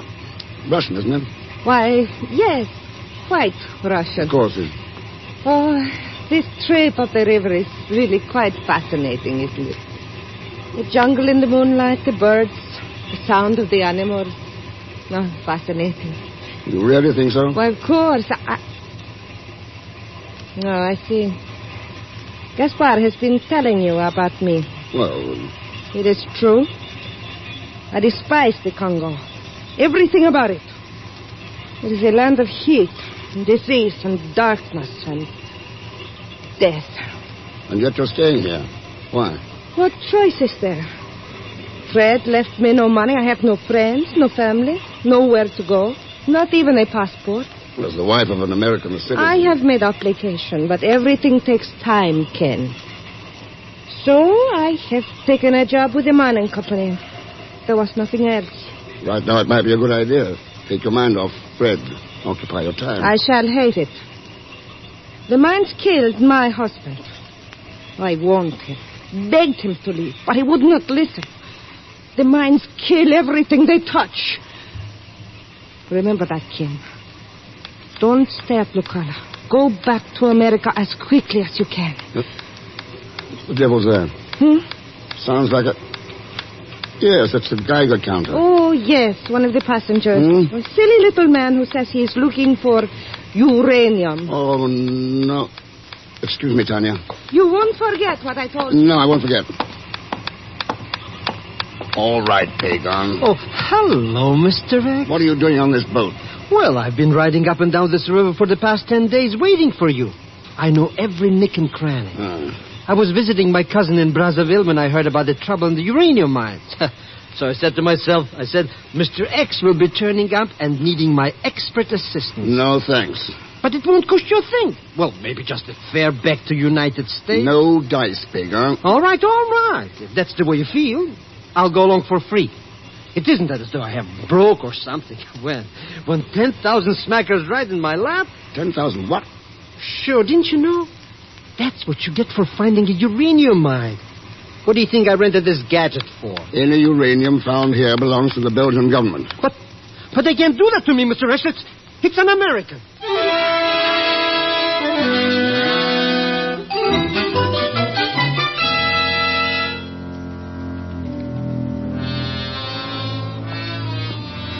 Good morning, Monsieur Thurston. Oh, hello, Dubeck. We ought to be getting to Lucada pretty soon, hadn't we? Yes. The village is just around the next bend. But from there to the mine is nearly a 6-hour trip.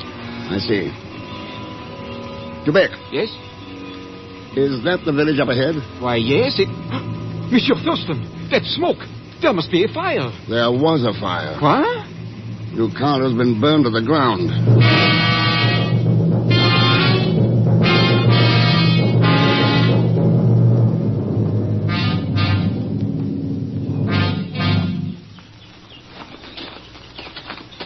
This must have been the trading post right about here.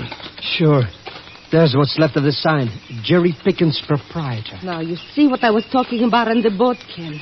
The mines bring nothing but destruction and death to everyone. Now, here comes Dubeck. Maybe he's found out what happened. Who's that character with him? And what's he wearing all that paint on his face for? Those markings show his tribal rank. Huh? It is as I expected. The witch doctor, he roused the tribe to another frenzy. They attacked the village and burned it. The natives who lived here have fled to the hills. What about the trader, Pickens? Oh, how stupid of me. I had almost forgotten. Embo, where was Mr. Pickens last night? Him go up river last morning. Not be here. He owns another trading post at the next village. He must have been staying there. I picked a good night to be somewhere else. Embo, did you see the raid? Hear drum, see fire. Come down from mine. Good for you. And the witch doctor, did you see him too? Not see face. See black leopard skin. Ah, yeah. Well, let's go look at the mine. If we are to arrive before dark, we must leave at once. Embo, bring Mrs. Stevenson's luggage. Dear Juana, Embo follow. Dubeck, how long has Embo worked for you? Perhaps 6 months. Why? Oh, it's strange that he stays loyal while all the other natives are running off. Especially when he's of such high rank. High rank? What do you mean? Oh, that red line across his forehead and the way his hair's cut. Yes? They indicate that our friend Embo is a tribal chieftain. With the powers of a king among his people. What? Are you sure? Yeah. I'd say we have a very important man carrying luggage for us.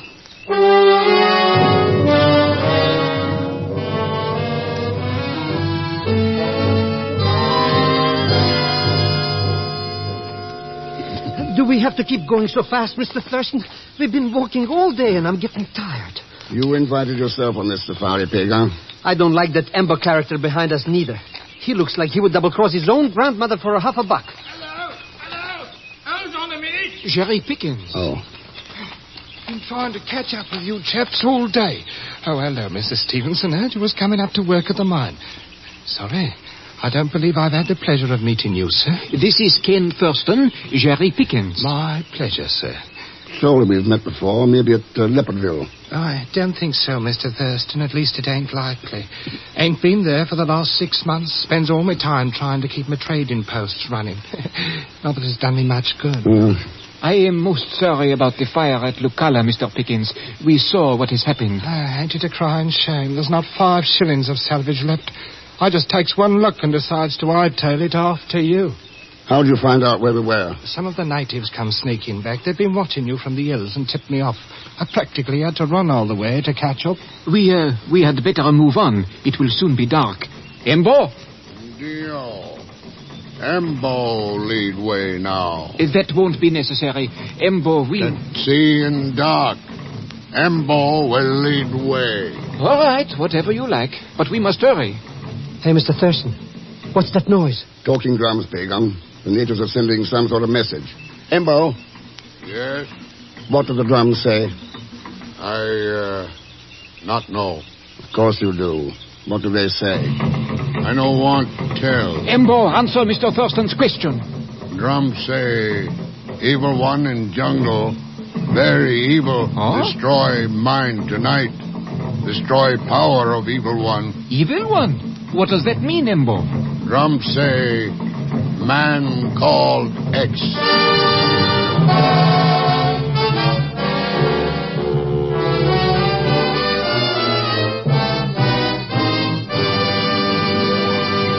We will continue with The Man Called X in just a moment. Here's a word from RCA Victor. What do most people wish for during the new year? Health and a happy home. Making your home happier is the specialty of your RCA Victor million-proof television dealer. He knows, as well as over 1 million families know, that RCA Victor million-proof television brings excitement, adventure, and beauty right into your living room. And the moment you see the new RCA Victor million-proof television, you will easily see why it's America's favorite television. Your RCA Victor dealer will show you RCA Victor million-proof television in a wide variety of models, every one a thrilling buy. But the most exceptional buy of all is an RCA Victor television radio phonograph combination, which gives you 5 great instruments in one luxurious cabinet for much, much less than comparable instruments would cost separately. See your RCA Victor dealer soon and make your home happier in 51 with RCA Victor Million Proof Television. Now Act 2 of The Man Called X, starring Herbert Marshall with Leanne Belasco as Pagan Zellschmidt.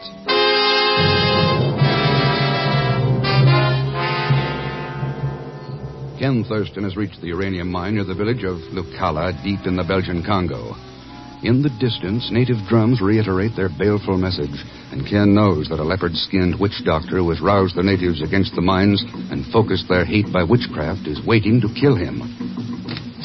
This is the main administration building. It is of better construction than the others, but it is still only wood and straw. Oh, you hear? The drums have stopped. They will now prepare to attack us. How long would you say we have, Dubé? Oh, an hour, perhaps 2 hours, until the moon goes down. Are we just going to sit here and wait for them to kill us? She's got a point there. How about weapons, Dubeck? At least we could give these blighters a taste of their own medicine. Yes. The guns are hidden in the mine shaft beyond the compound. I took that precaution when I left for Leopoldville to meet Mr. Thurston. Good idea. Embo, bring us the rifles. Never mind, Embo. I'll get them. I saw the shaft as we came in. They're on the first level. But you do not Come need... on, Pagan. Well, I... Come on.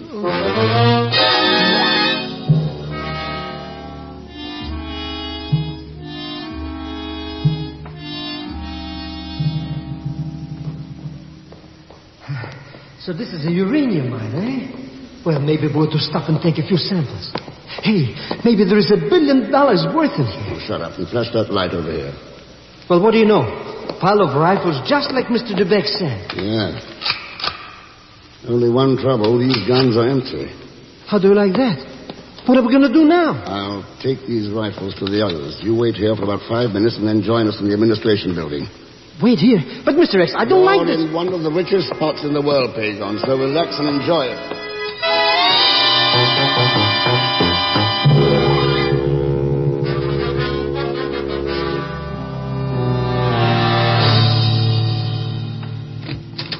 You found the rifles. C'est bon. Here you are, Dubeck. Here, Pickens. Righto. Wait a minute here, Thurston. Afraid this gun won't do much good. There ain't no bullets in it. Huh? No, in this one. We had a little trouble finding the cartridges, but Pagan will be along with them in a minute or two. No, it's not true. Shells are not... Go on, Embo. The shells aren't what? Oh, you mustn't pay no attention to him, Thurston. These natives don't know what they're talking about. Embo knows what he's talking about. He got rid of the ammunition on somebody's orders. I do not understand. Whose orders? The witch doctor who wears a leopard skin. Thurston, I think you've got something there. If we only could get our hands on him, if we knew who he was... We do know who he is, Pickens. What do you mean, monsieur? Remember when we left Ducado and started for the mine? Embo followed us.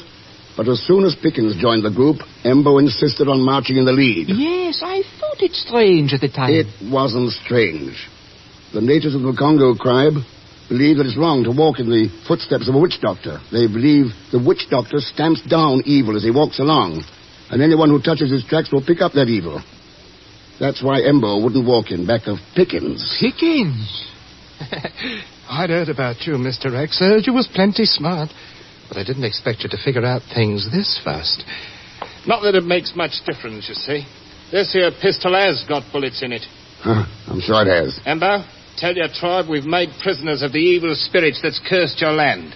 And we're going to bring him to quick justice.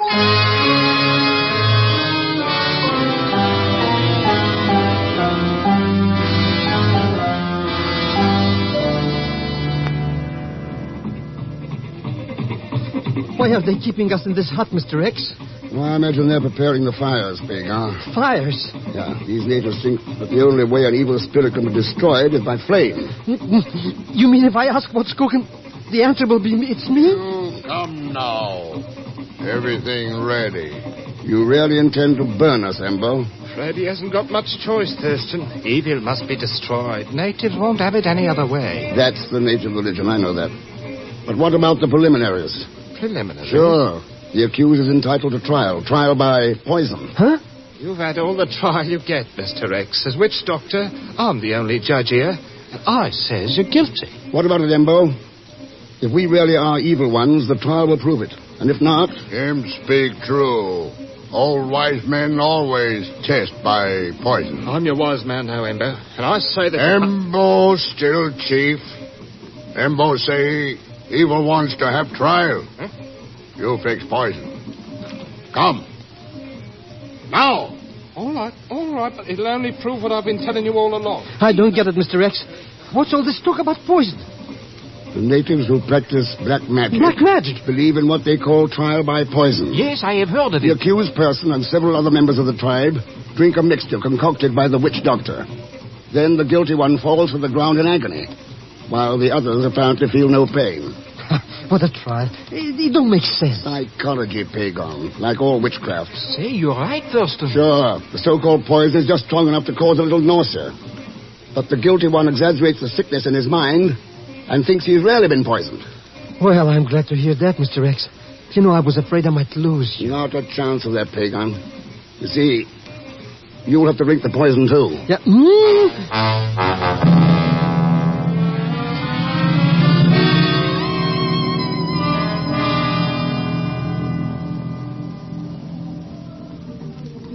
The Jerry Pickens character sure looks like a fugitive from a nightmare, Mr. X.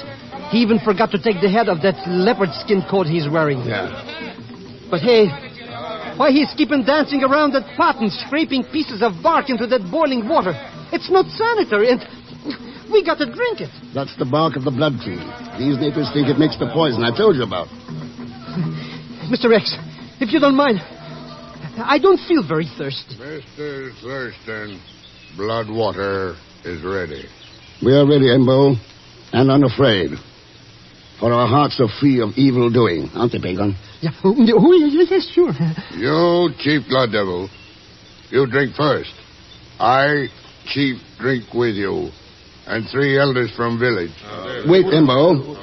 As the person on trial, it's my privilege to pick who must share the test with me. It's true. It's tribal law. Then I choose your witch doctor, Mr. Jerry Pickens. Hey, what? You're crazy. I makes the stuff. You drink it. This time you're going to drink it, too. Oh, no, I'm not. You heard, Embo. It's a tribal law. Or are you afraid that my magic will turn out to be good? That you'll double up in pain from the evil inside you? Don't be ridiculous. Make him drink up, Embo. Let's get this over. How about it, Embo? You're chief, and the law is the law. Embo ask elders of tribe.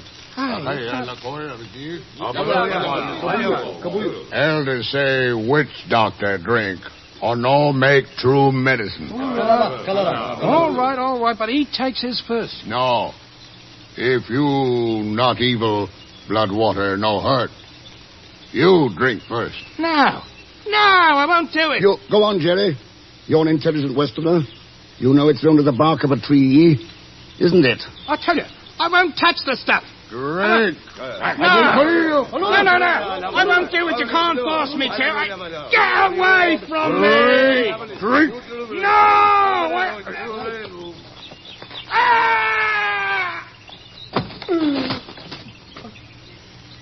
He's dead. Yes, Elmo. Your people can take off their leopard skins now and go back to the mines.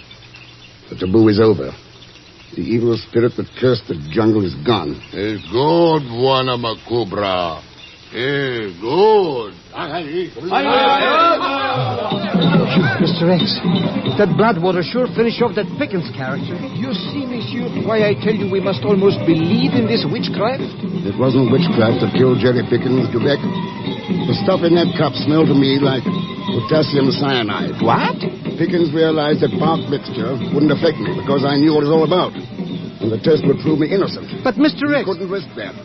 So he put some real poison in it. I knew all the time there wasn't any such a thing as black magic. Oh, but there is, Pig, huh? And not just in the jungles. It swept whole countries of the world. Wherever lies are repeated and repeated until ignorant men believe them, wherever peoples are deceived into hate and greed, there you have witchcraft. The most evil witchcraft of all. And only truth and faith and courage can destroy this false belief.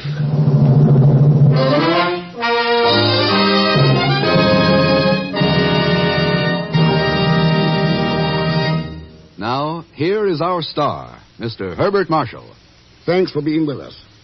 Next week, our story is called Operation 50, and it concerns the most important $50 bills in the world. Though, come to think of it, any kind of money would be important to Leon Belasco. I mean, Pagon Zelsbeth. And I think you'll agree it's an important story, too. Especially in these days. So, join us, won't you? And next I return without a cold, I hope, as the man called X. Good night. The Man Called X, starring Herbert Marshall, is a Saturday night feature on NBC's 5-show festival of comedy, music, mystery, and drama. Brought to you by the makers of Anacin for fast relief from pain of headache, neuritis, neuralgia. And by RCA Victor, world leader in radio, first in recorded music, first in television. The Man Called X is a J. Richard Kennedy production with music composed and conducted by Felix Mills. Tonight's story was written by Robert Libet and Frank Burt. All characters and incidents on this program are fictitious, and any resemblance to actual characters or incidents is purely coincidental.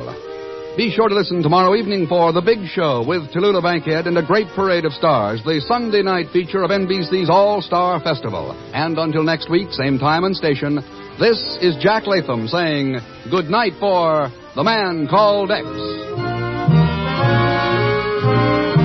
Now the hit tunes on your hit parade. Tomorrow it's The Big Show on NBC.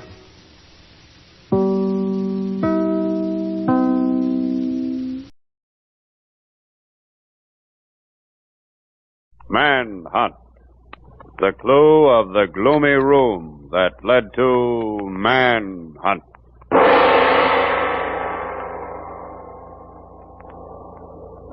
No crime has been committed yet.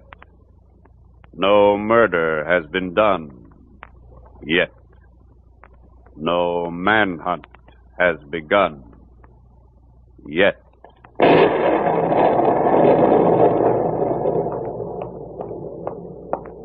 About time you got here. I've been waiting 10 minutes. I've been walking around the house looking for this room. Doesn't old man Wilson have any servants? I don't know. I found the room easy enough. Now, remember, all we have to do is keep Wilson from signing that contract with our competitors, and we're solvent now. Well, here goes. Mr. Wilson! Mr. Wilson, it's me, Tom Baker. Frank Purdy and I'd like to talk to you. If he lets us in, we can stall him from signing. We only need a half hour. Yeah, if he lets us in. Mr. Wilson! Maybe he's not in, Tom. I'll look through the keyhole. He's in all right. Sitting there in his big chair. Door's locked, eh? Yeah. Probably bolted from the inside. I can't understand why Wilson doesn't answer. Mr. Wilson! Something's wrong, Tom. Break down the door. Here, this heavy chair will do it. Suppose Wilson's all right? What's the matter? Are you scared? Step aside and I'll do it. That's got it. Put your hand through the panel and slide the bolt. Okay, that's what I'm doing. Mr. Wilson? Mr. Wilson, what's wrong? Frankie doesn't answer us. He'll never answer anyone again. He's dead, Tom. Dead as a doornail. Yes, Andrew Wilson is dead. Murdered. Murdered under conditions so impossible as to challenge explanation. Who will find out how he died? Who will discover his murderer? Who will start the manhunt?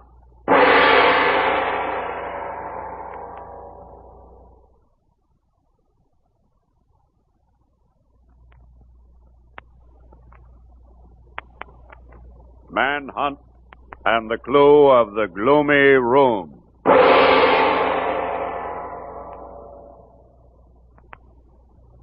What does Bill want, Drew? Do you know? Well, all I know, Pat, is he has someone in his office he wants me to see. Sounded pretty excited on the phone. Well, I'll walk you to the door and then hop back to the laboratory, okay? Yeah, sure, Pat. I'll be with Bill in the homicide department if you want me. Uh-huh. Hey, Drew, wait a minute. Oh, there's Bill now. I'll see you later, Pat. Okay. Hey, Drew, before you go in, I want to tell you something. Yeah? Andrew Wilson, an eccentric millionaire, had an appointment with two fellows this morning. Mm-hmm. When they showed up to keep it, they knocked on his library door and they couldn't get any answer. Why? Was he out? Was he out, he said. He was out, all right. Out cold. They broke down the door and found Wilson dead. Oh. Not a mark on him. And we checked with his doctor and found the guy never had any serious trouble. The door was bolted from the inside, and the one window in the room was locked and barred. Well, he might have locked himself in and then died a natural death. That could be, you know, Bill. It could be, but it wasn't.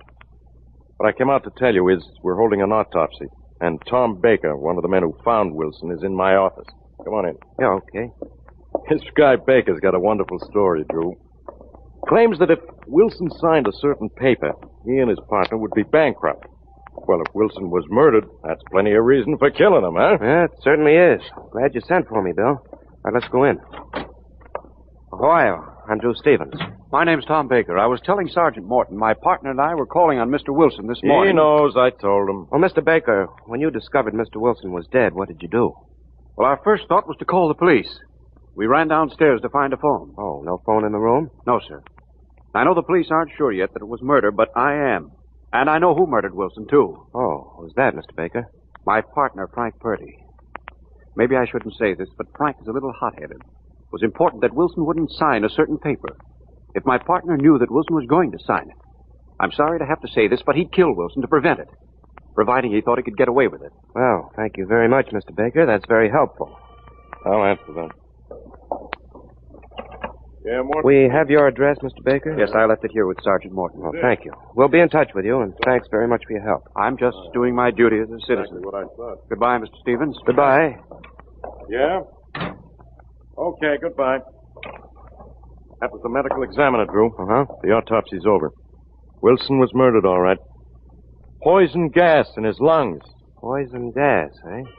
What is it with this phone, a game? Yeah, Morton speaking. Yeah, I know. What? Yeah. Yeah, okay, thanks.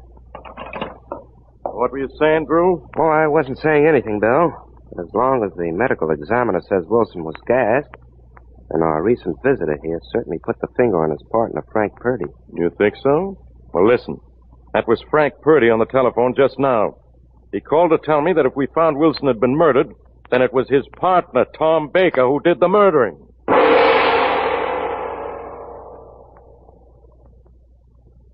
Well, Drew, you insisted on seeing the room where Wilson was murdered. Here it is. Look around. Nothing in it's been touched. Good evening, gentlemen. You're from the police, aren't you? Oh, yes, that's right. I'm Ruth Morgan. I was Mr. Wilson's secretary. Oh, yes. We were wondering where we could find you, Miss Morgan. I never get in until 11 o'clock. My, it's good to be indoors where it's warm. I walked from home. It's only 4 blocks, but I almost froze. What is this, an investigation or a weather report? Go ahead, Drew. Look at the room. I've seen too much of it already. I'm going downstairs. Okay. Care to come in, Miss Morgan? I certainly do. I've never been in there. Oh, you haven't? No. This was Mr. Wilson's den. No women allowed, not even his secretary. Mm-hmm. Well, he really was eccentric. Oh, a dismal room, isn't it? Not much furniture in here, just a desk and a chair. I wonder where that door leads to. Look. Doesn't lead anywhere.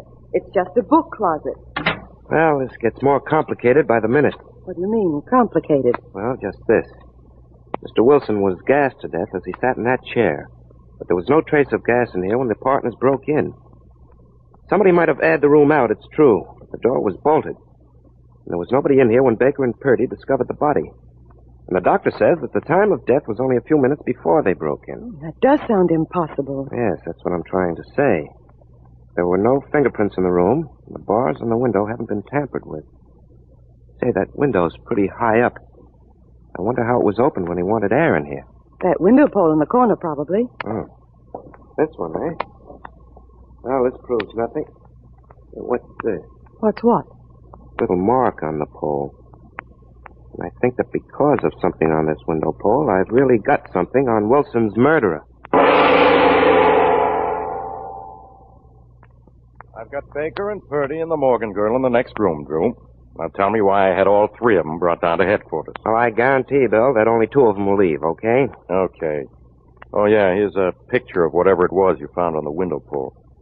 It looks like a crescent or a quarter moon or something. Oh, thanks. I need that. Come on inside, Bill. Inside, he says. It's about time I got on the inside of something around here. Well, please don't get up, anybody. I hope all of you have a pair of gloves. Have you, Miss Morgan? Yes, right here in my bag. I'll get them out. Oh, dear, I'm sorry. It slipped out of my hand. Oh, I'll help you retrieve your belongings, Miss Morgan. There. Thank you. 1 lipstick, returned to owner. 1 compact. 1 box. Say, what's this? Nothing. Just a box of special headache powders. And this other box is the capsules I put them in. Oh, I see. Well, there you are. Well, I guess that's everything. Now, please put on your gloves, Miss Morgan. Is that all? Mm-hmm. Okay. What's this for, Drew? I'm going to take the fingerprints of everybody in this room, starting with Miss Morgan. With gloves on? You're crazy, Drew. You can't get prints off gloves.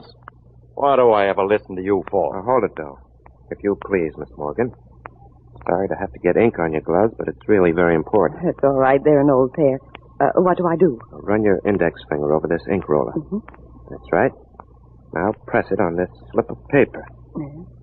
Now, thank you. I want to check this smudge with the picture of the crescent Bill gave me. The mark that was on the window pole. I don't think they'll match, but... But if they do? Let's see now. Say, Miss Morgan, those capsules you have in your bag, I want one. All right. Here. Thank you. Is that radiator hot, Bill? Yeah, plenty.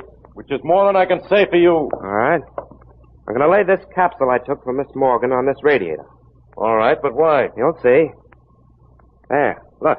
It's beginning to melt already. So what? Well, in a minute, if that capsule melts completely, I'll know exactly how Andrew Wilson was murdered by Ruth Morgan.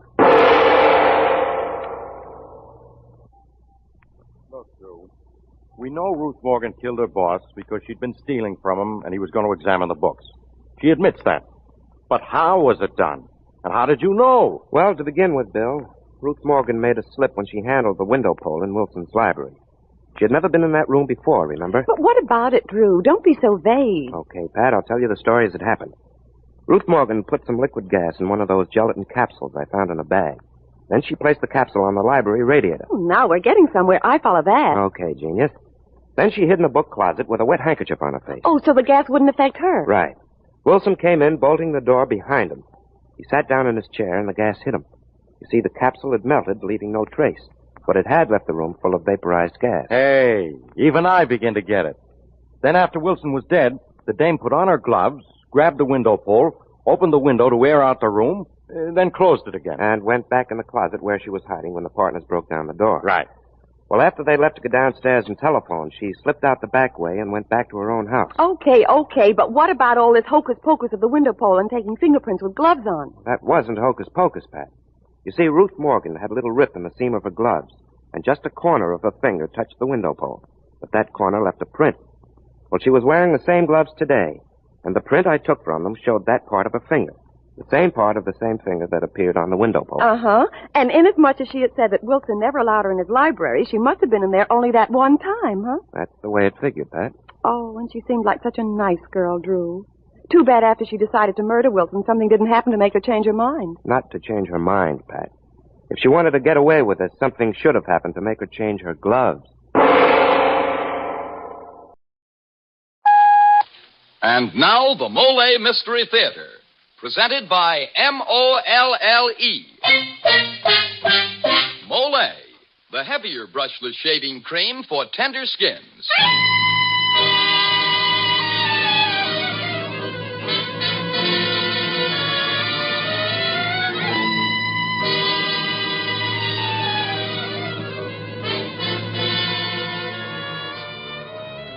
Good evening. This is Jeffrey Barnes, welcoming you to the program that presents the best in mystery and detective fiction. Tonight we bring you a story that is, in my opinion, the greatest modern mystery classic of them all. Emlyn Williams's famous play, Night Must Fall.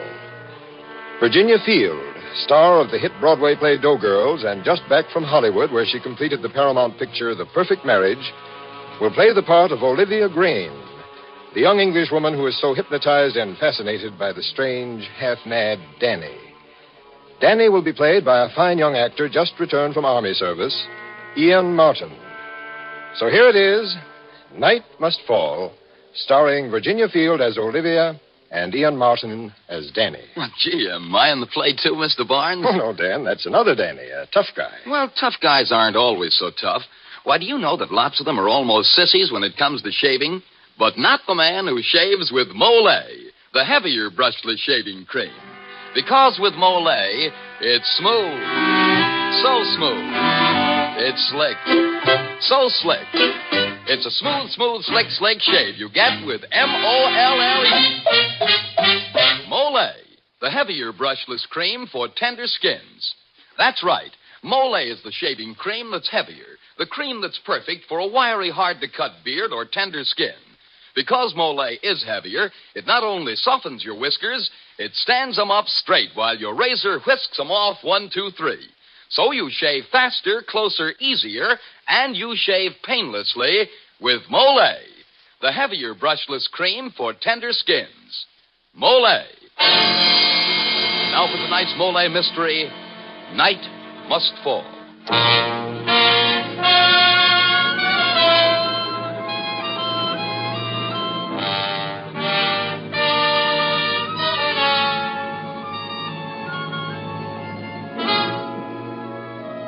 In the sitting room of a cottage located in a forest of Essex, England, sit three people. Mrs. Branson, owner and mistress of the cottage, is in a wheelchair. Reading to her from a newspaper is Danny, Mrs. Branson's houseboy and general handyman. Apart from these two, and apparently lost in her own thoughts, sits a young woman, Olivia Grange, Mrs. Branson's niece and paid companion. The murderer committed the crime in the forest. He buried the woman's body shallow in the refuse heap behind the cottage of one Mrs. Branson, who... And to think if my maid hadn't found her, that woman might still be lying there. Think of that, Olivia. Olivia! Oh, I'm sorry, Auntie. I'm afraid I wasn't listening. Oh, must you just sit there and stare out of the window? What are you dreaming about? I was just thinking. I often wonder, on a very fine morning like this, what it'll be like for night to fall. I never can, yet it's got to. You'd do better thinking about catching a husband. Where's that man of yours, that Hubert Lowry? Oh, he's off for a walk, I suppose. Shall I read some more, Mum? Oh, yes, dear. Attempts had been made to eradicate fingerprints with a knife. The head had been severed by a skilled person, possibly a butcher. Oh, dear, my heart's beating like anything. No more, Danny, no more. No. All right, mother of mine. It's time for your afternoon stroll anyway. Off to your room and make yourself pretty for your Danny boy. Yes, dear, I won't be a minute. Oh, you needn't wheel me, Olivia. Heaven knows you nor anyone else gave me any attention until Danny came to the scene. Hurry back, mother of mine. I'll have your pills and chocolates ready. What's so funny? I don't know. Rummy old lady. Why'd you whistle that song so much? Why not? I am a pretty little fella. The papers say that on the day of the murder, an unidentified man was heard walking through the forests singing that song. You know, you wouldn't be bad looking without them glasses. Are you playing up to my aunt? Playing up? After her money, I mean.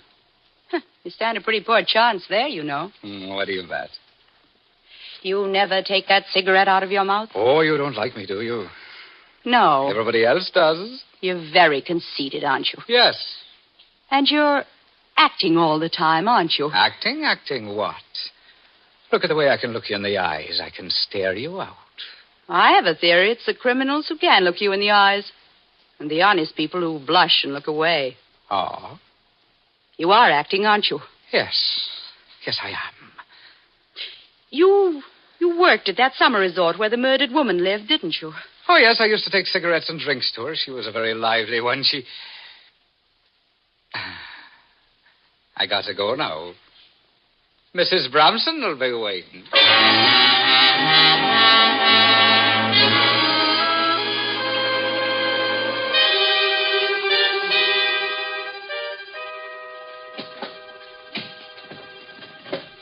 But if Danny should come in and catch us searching his luggage, Miss Grimes. Oh, I'll take the responsibility, Dora. Hello there. Past the old dragon and a white-haired boy along the path, thought I... Oh, I say, what's going on? We're searching Danny's luggage, Hubert. Good heavens, Olivia, that's a bit much. Why, say, you don't think it was Danny who murdered that woman? Well, I don't know. But it was such a clever business. They still haven't found her head, you know. And he's such an ordinary chap. Yes, that's just it. And then suddenly he's so extraordinary. Nothing much here, Mum. Just a wallet with a letter inside it. Oh, let's see. Dear Babyface, my own. Next time you strike Newcastle, okay by me, baby. Signed, Lil. This is the last bit of luggage, Mum. Shall I open it? Luggage? Looks more like an old-fashioned hat box. Made of leather. Heavy, too. It's locked, but I think I can open it. Wait a minute, Hubert. What's up? Well, suppose there is something in it. By Jove, I never thought of that. Well? Open it. Go ahead. Those are my things. Oh, Danny. Could I have it back, please, sir? My wallet, I mean. It's the only one I got. Oh, this? Oh, yes, of course. Well, what did you think of the letter? Letter? Well, you have it in your hand. Means well, there's little but we had a row she would spy on me. And if there's anything I hate, it's spying. Don't you agree, sir? Yes. I'd sooner have anything than a spy. Bar a murderer, of course. What did you say? Bar a murderer, of course. Olivia, you better deal with all this. It's beyond me. And I'll be getting back to the kitchen, Mom. You were acting again, weren't you? Is there something in that hat box? Yes. A hat, maybe. Did you do it? Did you do it? Look outside. It's growing dark. Soon we'll have dinner, and Dora will be off to church for evening meeting, and dear Mr. Lorry will be gone. And the dark will come down, blacker and blacker.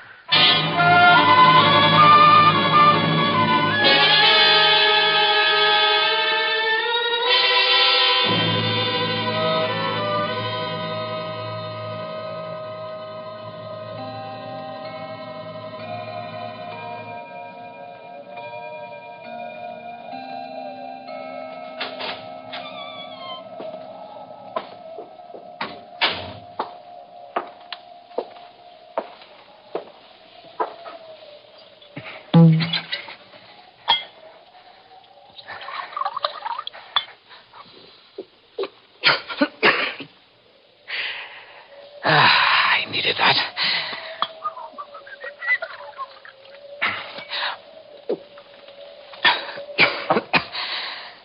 I thought you'd gone out.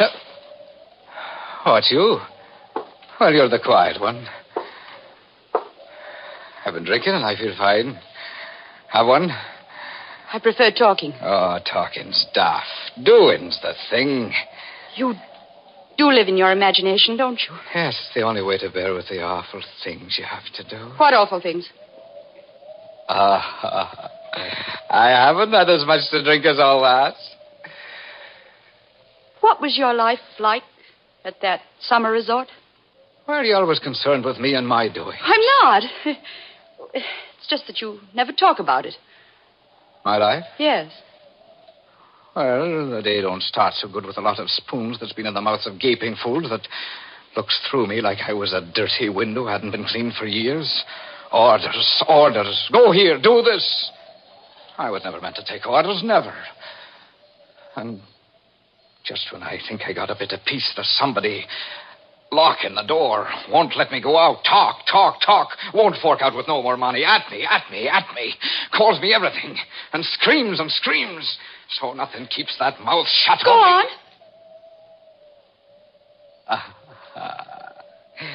I'm too fly for you. You'd like to know, wouldn't you? Why do you lie awake all night? I don't. I sleep. Oh, no, you don't. And I'll tell you why. Because there's one thing that keeps you awake. Be quiet. One thing you've pushed into the back of your mind, and you can't do any more about it, and you never will. No. And you know what it is? It's a little thing. A hat box. No. It's only a hat box, but it's rather heavy. Stop it!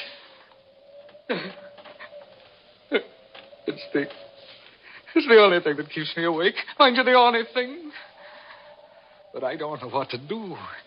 You see, nothing worries me, nothing in the world, only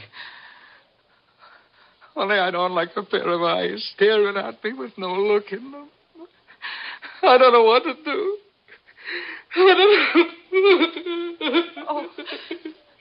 Oh, please.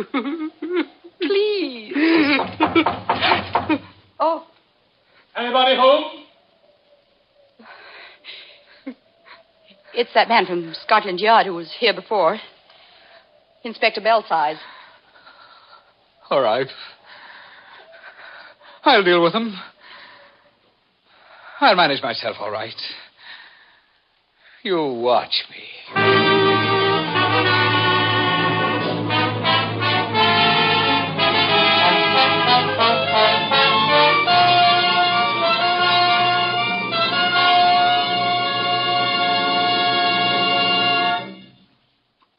As the curtain falls on Act One of tonight's play, we've had one murder, and maybe Scotland Yard will solve it. But one murder often leads to several more. And who knows, maybe this is the night. Why, Mr. Barnes, sounds like you've been looking over my shoulder. How so, Mr. Seymour? Well, look, right here on this piece of paper in my hand, it says, "Men, when morning brings murder because you have to shave, chances are you have wiry whiskers or a tender skin. So try MOLLE, the heavier brushless shaving cream for tender skins. Why, MOLLE gives you a shave as smooth as flying, as trim as a top. Yes, MOLLE is a heavier cream. The cream that not only softens your whiskers, but holds them up straight as 10 pins while your razor cuts them close and clean. With MOLLE, you shave faster, closer, easier, and you shave painlessly. Try it. See if you don't say, it's smooth, so smooth. It's slick, so slick. It's a smooth, slick shave you get with MOLLE. MOLLE, the heavier brushless shaving cream for tender skins. MOLLE. And now back to Jeffrey Barnes and Act 2 of Night Must Fall.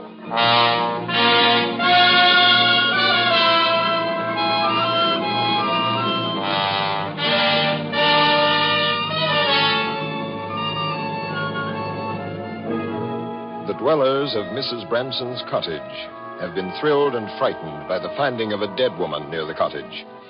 In spite of the fact that the woman's head was missing, the police have identified her as a Mrs. Chalfont who lived in a nearby summer resort. Our play resumes as Inspector Belsize enters the cottage. Olivia excuses herself, leaving the shaken Danny to confront the inspector alone. Danny, why didn't you tell me you knew the deceased woman? Knew her? Well? Oh, sir, sir, it's been in my conscience ever since. So you did know her? Oh, no, sir, it wasn't like that. I avoided her ever after that day she stopped me, sir. Oh, the brazen way she went at me, sir. But now, do you know what, sir? It's a weight off my mind you wouldn't believe. It was the disgust like of nearly getting mixed up with her that's kept me awake nights. You're a bit of a milksop, aren't you? Am I, sir? Well, I'll be going. Oh, there's just one thing. Matter of form, you know. If you don't mind, I'll have a quick look through your luggage. No, you stay here. I'll get it myself. Yes, sir. Through that door there, sir. I'll find it. Oh, pretty little fella. Everybody. You can't miss my room, sir. Found it all right. Oh, no. What to call me, buddy? Say, what have we here? This leather hat box seems to be locked. Have you got the key? What's the matter with you? It isn't mine. Not yours? No. Oh? Whose is it, then? I don't know. It isn't mine. Now, look here. I'm sorry to have left you so abruptly, Inspector. Could I get you some tea? Oh, not now, Miss Graham. Now, damn if this isn't yours. Why, Inspector, what are you doing with my hat box? Yours? But it was in Dan's... Oh, well, Dan's room used to be the storeroom. I'll take it now. Oh, yes, of course. Thank you. I'll put it in my wardrobe. It's got all my letters in it. By Jove, I'm afraid I've offended her. Snooping. Well, good night, young fellow. I'll be off. Good night, sir. But in the future, don't keep things from the police. Oh, no, sir. They always find out, you know. Oh, I'm sure they do, sir. Good night. Good night. Inspector Bellis.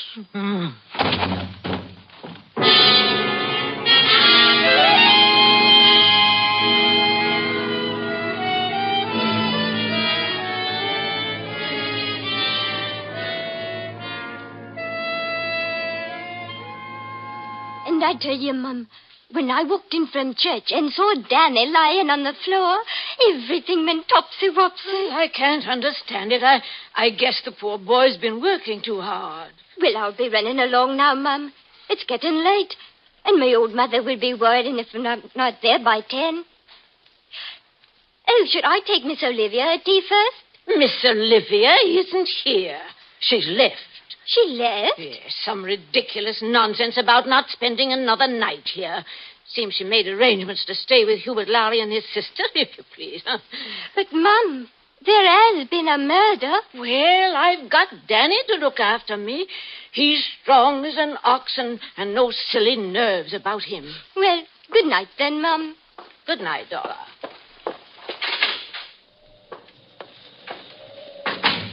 Danny? Danny! Come here. I want my chocolates. Danny! Oh, I have to get them myself. Oh, Lord, what's that? Danny! Danny! Oh, Danny. He's gone. They've all gone. They've left me. Oh, Lord. Oh, Lord, help a poor woman. I'm going to be murdered. I'm going to be murdered. Who's there? Who's there? It's all right, Mother of mine. It's only me, Danny. Danny. I'll never forgive you, Danny. Never. Oh, my heart. No, it's all right. Oh, all alone I was. Just an old woman calling for help and no answer. Oh, the relief when I saw your face. I'll bet you wasn't half glad, eh? Oh, you're the only one that understands me, Danny. That's what you are. I want a chocolate now. Right you are. Now, shut your eyes. Open your mouth. Oh, Danny. You're the only one. You're a pet. My little chubby face. My baby face. My Danny. There. I want to be read to now. Wouldn't you like a cushion back of your head first? Oh, no. No, dear. I think you'll be more comfortable with a cushion. I'm a pretty little fellow. Everybody knows. What a funny look on your face, dear. You look so kind, smiling like that. Oh. Well, Danny, what are you going to do with that cushion? You're lifting it up so... Danny! No!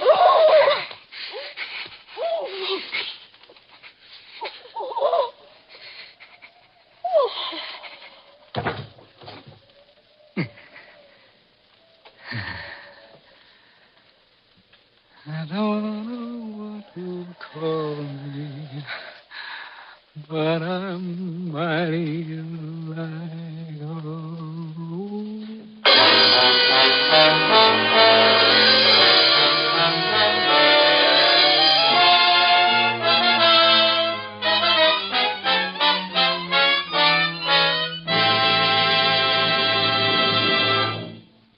This is Jeffrey Barnes again. In just a moment, we'll return you to Act 3 of Night Must Fall. You can't fight dandruff effectively with plain water, for all plain water does is remove loose dandruff, and it's exactly the same with most ordinary preparations for the hair. But one product that really does more is double danderine. It truly works where so many others fail. This is because double danderine does what such products can't do. It actually kills on contact the germs that many outstanding authorities contend are a cause of a common type of dandruff. You see, double danderine contains an active antiseptic called Alzan, and it's this special ingredient used by many hospitals because of its remarkable efficiency that makes double danderine so amazingly effective. Remember, no other hair preparation contains Alzan. You get it only in double danderine. So try double danderine and see if you don't agree that most ordinary hair preparations can't compare with its dandruff-combating effectiveness. If you're not satisfied, return the empty bottle and get your money back. Buy double danderine at your druggist's.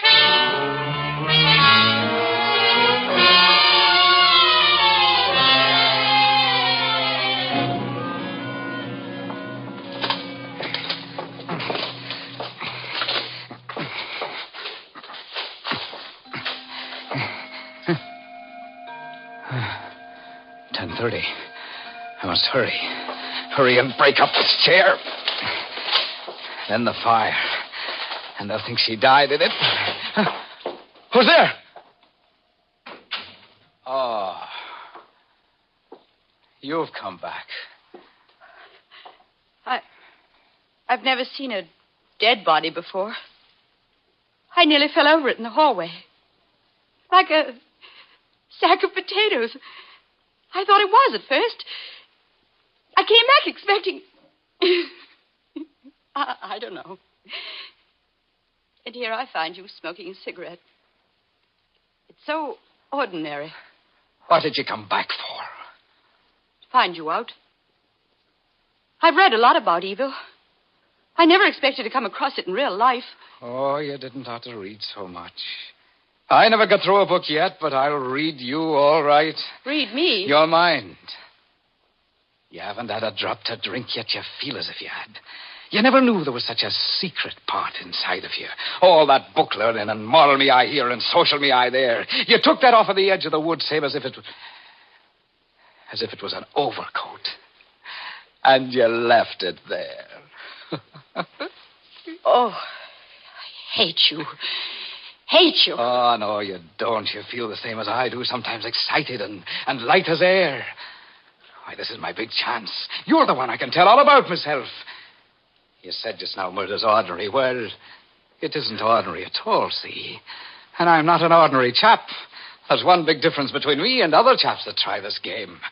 I'll never be found out. The world's going to hear from me. You wait.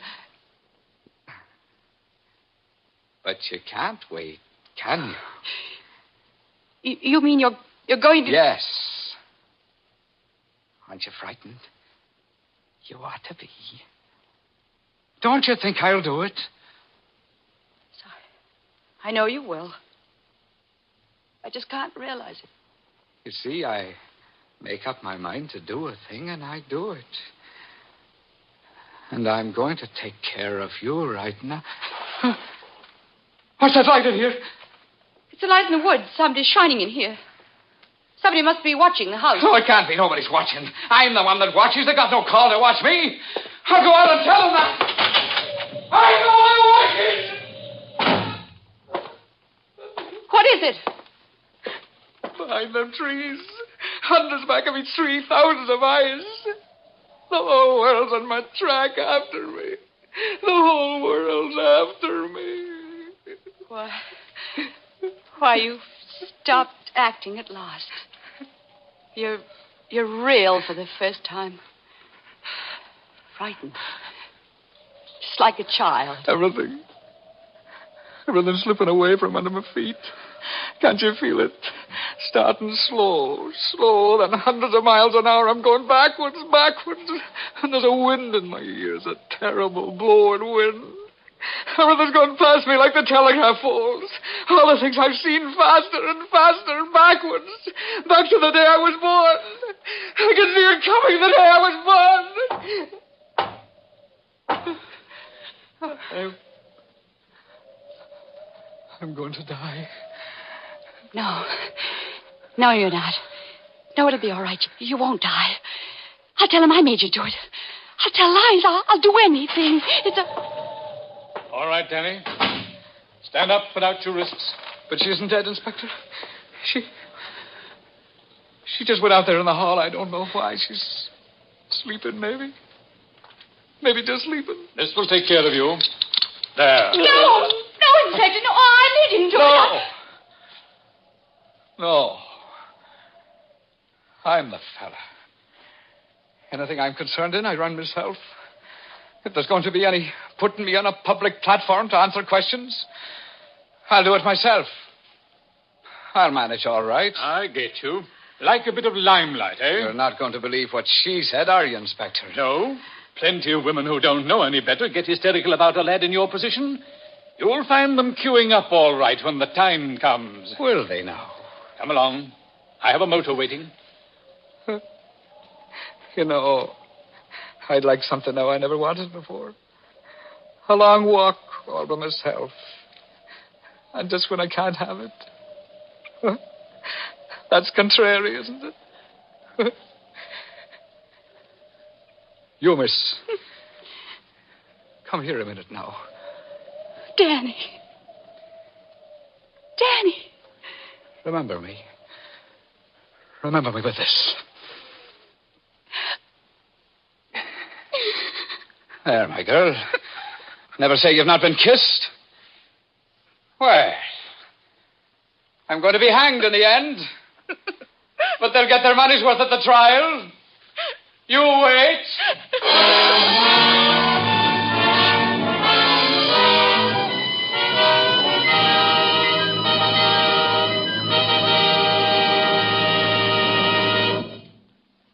The original music for the MOLLE Mystery Theater is composed and conducted by Alexander Semmler. Night Must Fall was written by Emlyn Williams and adapted for radio by Don Agger. Virginia Field and Ian Martin were starred in tonight's program. And now this is Dan Seymour saying good night until next Friday at this same time when the Mystery Theater presents a rollicking mystery comedy, Follow That Cab.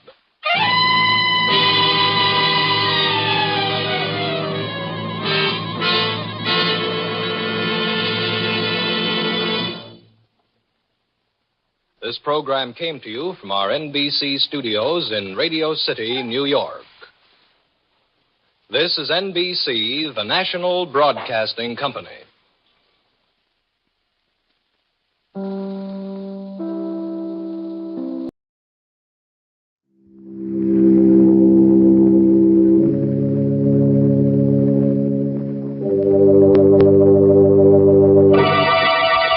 Lipton Tea and Lipton Soup present Inner Sanctum Mystery.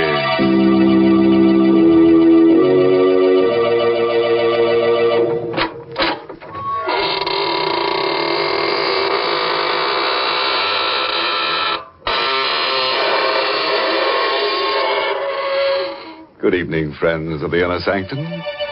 Here's your host at the creaking door.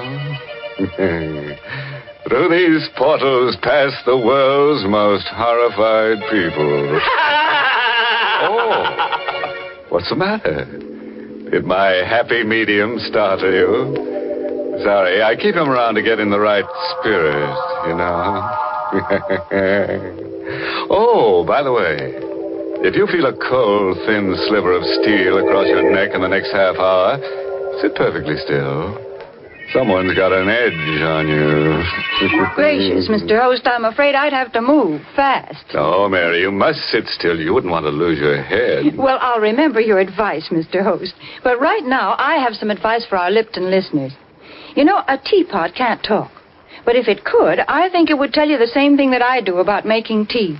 I think it would probably say, the most delicious tea is the tea with the most flavor. And I'll bet it would cast its vote, as so many folks do, for Lipton tea. Because Lipton's has that grand, brisk flavor, the flavor that's so different from other teas, the flavor that fills your cup with pleasure. You'll taste a world of tangy, full-bodied goodness in Lipton's. It's tea at its tastiest. So make that next pot of tea you brew at your house Lipton tea. And now here's a little tale of horror that speaks for itself. The Edge of Death. Written by Frederick Matho and starring Larry Haynes in the role of Ralph. We're going to tell you of a night Satan played a game of murder along a deserted strip of Manhattan's waterfront. For his sport, he chose two friends. For his victim, a woman. And the weapon he suggested he had long ago placed in the hands of another murderer. The weapon was a long, slender, graceful rapier, which first drew blood at the hand of Rasputin, the mad monk of Russia. Denton, O'Brien, open up. Denton. Ralph Litkin. Well, come on in, man. What's the matter with you? You're soaked. No hat, no coat. Denton, you're my best friend, my only friend. You've got to help me. Well, I just got back from Chicago. I was going to drop over to your shop a little later. You got back too late. You could have helped me. No, it's too late. Well, what's the matter, Ralph? What have you done? Well, what's that in the package? Why, it's the antique sword I gave you when you were married.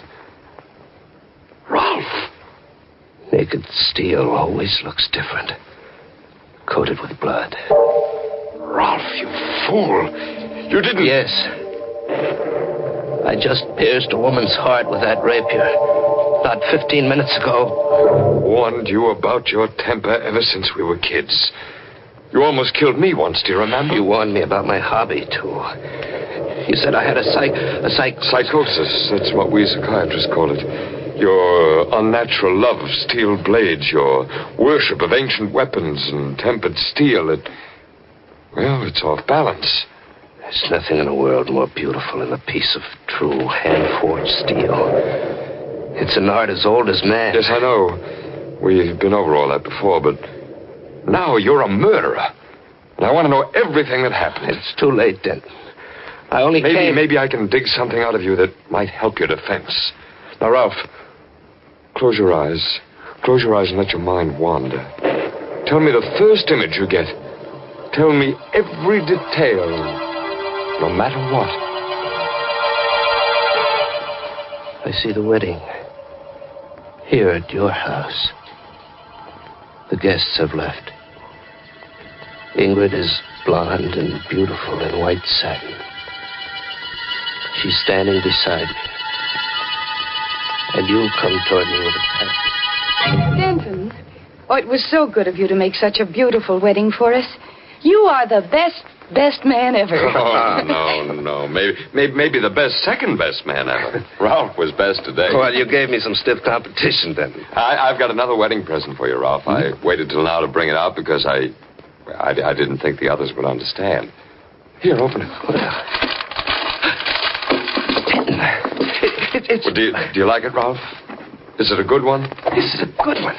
Why, it's the most beautiful rapier I've ever seen. What, the balance and the lines. Magnificent steel. Look, Ingrid. Isn't it wonderful? It will be the very nicest sword in your collection, darling. As well as your last. His last? Oh, yes, Denton. I promised Ingrid no more auctions. And he'll keep his promise this time. I'm going to change, darling. Won't take me long. All right, darling, hurry. You really like that blade, don't you, Ralph? Like it. It's beautiful. Where did you find it?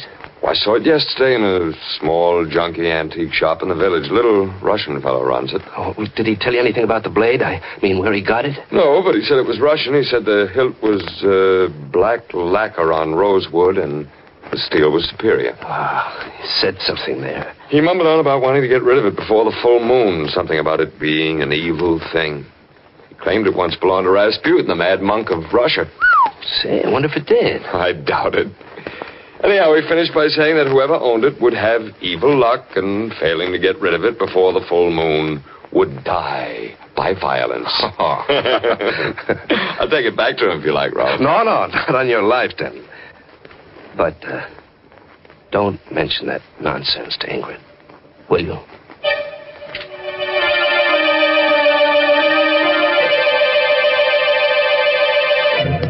I remember all that myself, Ralph.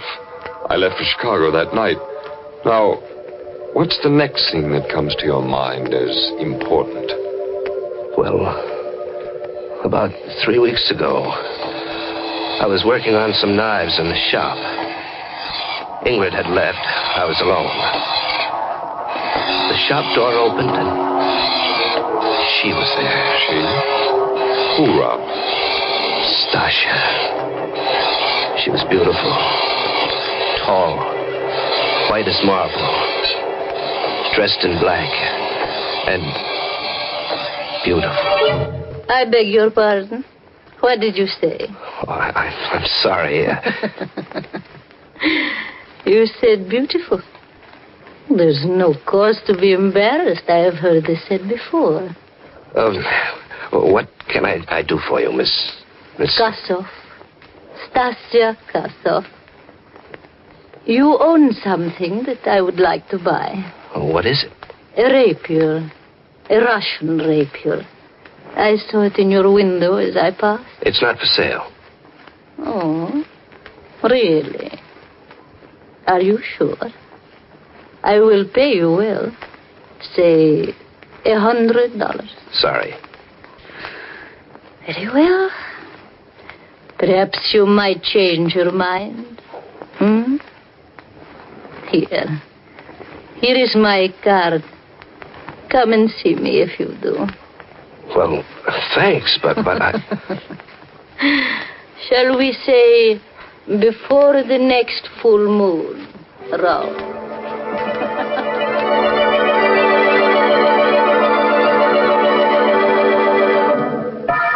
Ralph, if it weren't for that blood-stained rapier on the table, I'd say you were lying. How could this woman know your name or anything about the legend of the rapier? I know how. What happened then, Ralph? I've handled steel all my life. I've forged it, pounded it, tempered it, ground it to razor edge, and I've never cut myself. After Stasha left, I put the rapier to the stone. And as I worked, I kept seeing her eyes in the forge fire, glinting with evil beauty. Kept hearing her voice. Ralph, shall we say before the full moon? I turned suddenly to see if she was there, and I tripped. The rapier fell, and I fell against the upturned point. Ah! Oh! Rolf! Rolf, what's happened? Rolf! I'm all right. Pull it out.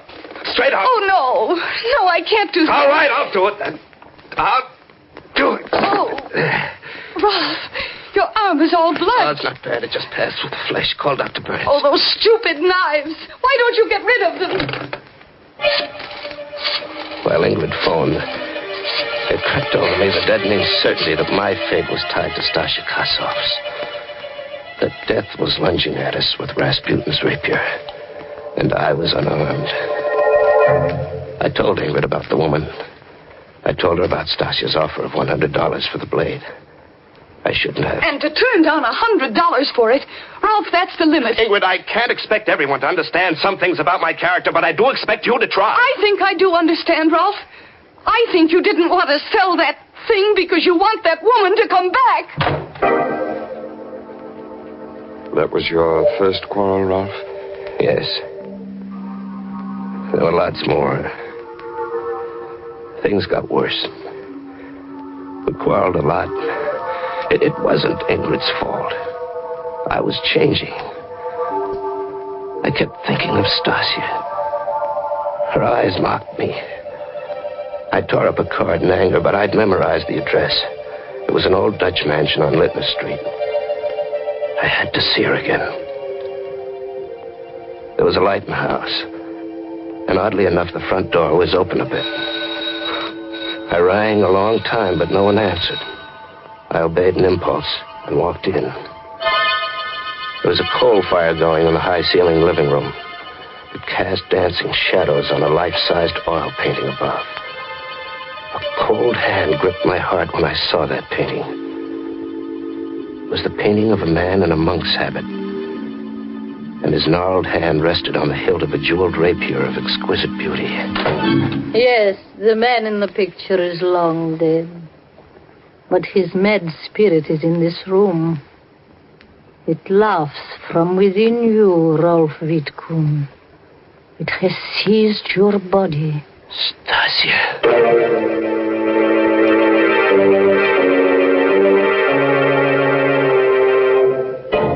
You know, if I were Ralph, I wouldn't be seen dead with somebody else's spirit. You can't tell what will happen to a man when the spirit moves him. Goodness, Mr. Host.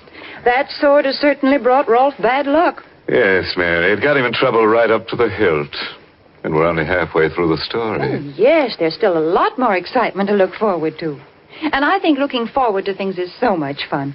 For instance, imagine you're brewing up a pot of Lipton tea. Well, you know there's enjoyment ahead just as soon as that water starts bubbling in the tea kettle. The very sound of it is warm and cheerful and friendly, like Lipton's itself. And then, when you lift that cup to your lips, oh, there's such a deep-down satisfaction in Lipton's brisk flavor, because it's so mellow and satisfying, brimming with lively, full-bodied goodness. Yes, all those little promises of enjoyment are completely fulfilled in your first delicious sip of brisk-flavored Lipton tea. Well, you certainly have a point there, Mary. But now, back to Ralph Wittgen as he tells his friend the events leading to the murder he has committed tonight. He's telling of his first visit to the strange house of Stasia Kassow. So the Kassow woman convinced you that the spirit or the ghost of Rasputin had taken possession of your body. And you fell for it. Oh, I fought against believing it, Denton. But it did explain so many of the strange promptings that had been stirring me all up inside. She say anything more about it? No. I turned to face her. She was a smiling column of white beauty, sheathed in black satin. Miss Kassow, how is it? Stasia. Call me Stasia. How is it you know my name? What do you know about the rapier? Does it matter? You have changed your mind, perhaps? About selling me your rapier? No, I came to ask you about it. Or you came because you are confused? We will discuss it. But first, let us have some tea. Yes?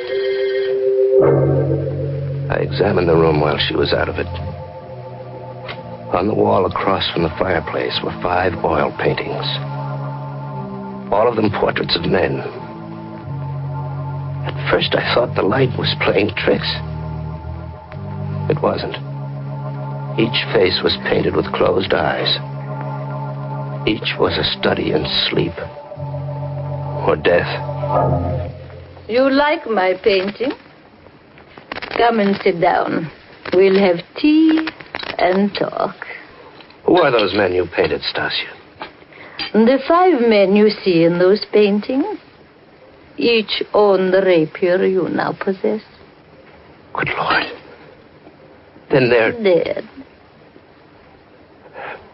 And the dates on the paintings? Those are the dates on which they died, Rolf. Each on a day of the full moon. Each kept the rapier beyond the time he should have. Morty? Stasia's eyes were eager and wide. My ears began to ring. I recall setting the cup down. I remember Stasia's voice a long way off. Russian tea strong, my friend, and so are Russian legends.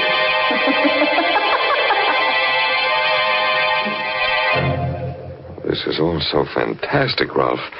Are you sure it wasn't something you dreamed? Something I dreamed? No, she drugged me. It was no dream. Those portraits were no dream. The painting of Rasputin was no dream. They were there when I woke. Stasia was gone. The fire was out. My head ached. There was an easel near the lamp. It hadn't been there before. I shuffled toward it. There was a fresh painting on the easel. I stared at the face before me. Its eyes were closed in sleep.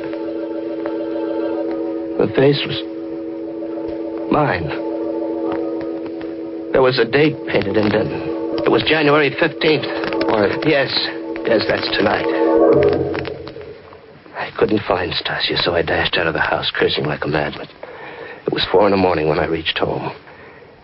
Ingrid was waiting for me. She was crying. Rolf! Rolf, darling, where have you been? Why? What difference does it make? You've been to see that Kossoff woman. Yes, I've been to see that Kossoff woman. I had to. I'm losing my mind, Ingrid. Something's trying to kill me. That woman knows about it. She knows how and when it'll happen. And the funny thing is, I don't care anymore. I don't care. Rolf, where are you going? Back to the shop. Back to that cursed rapier. In the shop, I tried to reason the thing out. I was toying with the rapier. There was a tiny green speck on the black hilt. Idly, I picked at it with my thumbnail, and a chip of lacquer snapped off. The hilt was supposed to be wood. But here was what looked like a large emerald. My heart pounding, I chipped and picked at the lacquer until bit by bit I uncovered the most dazzling and richly wrought collection of jewels I'd ever seen. Set in solid gold were pearls, rubies, emeralds, and a magnificent star sapphire. This was the bejeweled blade that Rasputin held in his hand in Stasia's painting. This was Rasputin's rapier. I returned to Stasia's house. Like the first night, the door was ajar. Like the first night, I walked in. I walked into the living room. I looked about. Nothing had changed. Nothing, that is, except that mine was the 6th painting, now hung beside the others. And the easel already had a fresh canvas. Stasia was already painting a new portrait. The face was indistinct, but the date was clear. 1 lunar month from tonight. I gave up and walked home with the rapier under my arm. It was drizzling and foggy along the waterfront, and I was sick inside. I kept hearing Stasia's voice locked in my brain. Tonight is the last night you may own the rapier, Rolf. But there is a way out. A way out? How? There's no way out as long as either of us lives. There is a way out, Rolf. Kill her and come to me. Tonight is the night of the full moon, Rolf. If I own the rapier, you will be safe. Kill her, Rolf. Kill her and come to me. Somebody's following me. A woman. I I could hear her high heels on the cobblestones. I'd just passed that little blind alley. You know, the one about a block away from my shop. I decided to trick her. I stopped short. I spun around and caught sight of a woman in black as she darted into the alley. It was Stasia. And there was no exit from that alley. I tiptoed to the entrance and leaped into its shadows. All I could see was a large, empty carton against the far wall. She had to be behind that. I gripped the jeweled handle of the rapier until it burned my hand. Only one searing thought in my tired mind. Stasia must die. I took a deep breath and drew the needle-pointed steel back, aimed at where I judged her heart to be, and thrust. Rolf! I drew the blade out, and her body slumped forward. I lit a match to see her face. But it wasn't Stasia Karsov I had killed. It was Ingrid. My wife. Ingrid.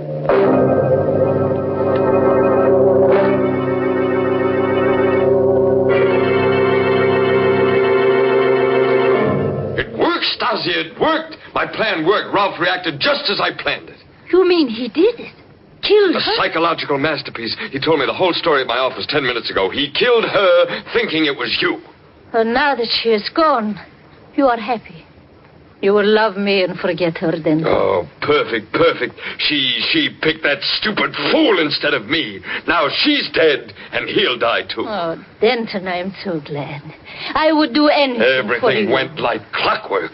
This rapier I found in your attic, the legend I made up, the phony paintings of former owners, your flirtation, perfect, perfect.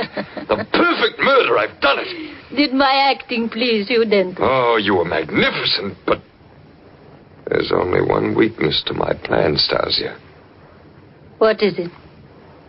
When Ralph is picked up, there must be no way for anyone to find out that you and I know each other, Stasia. I know, and no one will know, darling. Ralph's fingerprints are still on this rapier. He'll be electrocuted for one murder. Might as well be for two. Denton! No! I love you! I'm sorry, Stasia!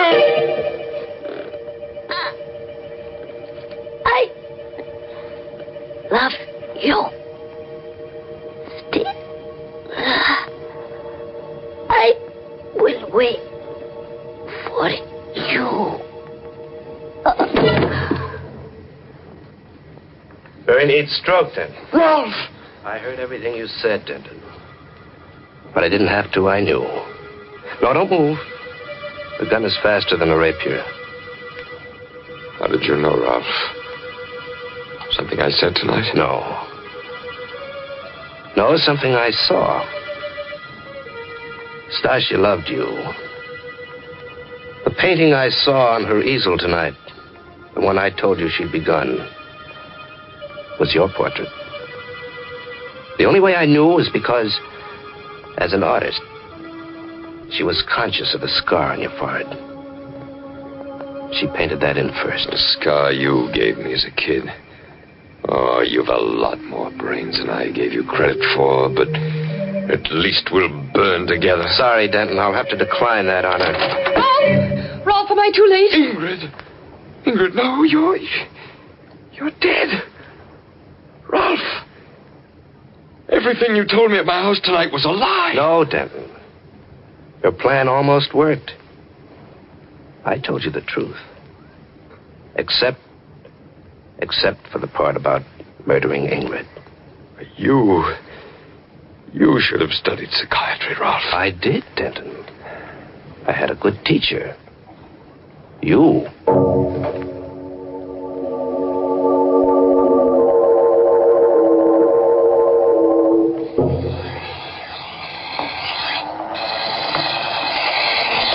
Are we going home soon, darling? You seem so far away, Rolf. Is anything wrong? No. I've been thinking about Denton. Odd the way things turned out. He made up that story about the rapier and its belonging to Rasputin and its owners dying on the night of the full moon. You don't believe it, do you? No.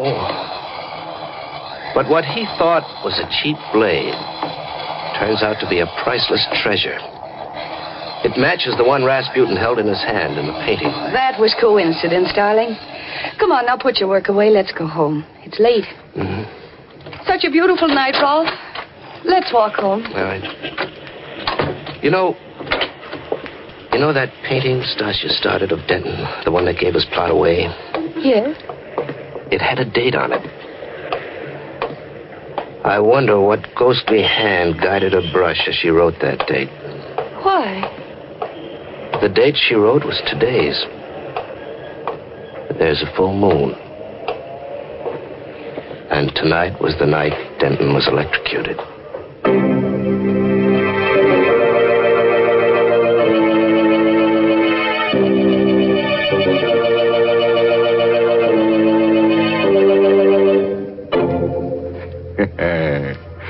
Well, wouldn't you say that's a story which gets down to fine points? Happy ending, too. Yes, you get a ghost-to-ghost hookup between Stasia and Denton. Ralph and Ingrid get an Exhibit A worth a few bucks and go back to the old grind. Well, I'm glad Denton's plot didn't work. Yes, Mary, but if it had, Ralph would have had a plot of his own, in the cemetery. After all, that's one of the best-selling plots I know of. Oh, nonsense, Mr. Host. If you think that's the kind of thought we want to leave our Lipton listeners with, you're quite wrong. Here's a much better thought for folks to carry away with them. Tomorrow, when you visit the grocer's, get a package of Lipton tea. Buy it, try it, and see if you don't agree that Lipton's brisk flavor gives you extra enjoyment. Oh, yes, there's a great treat in store for you when you first taste Lipton's full-bodied, zestful goodness. Ask your grocer for a package of Lipton tea tomorrow.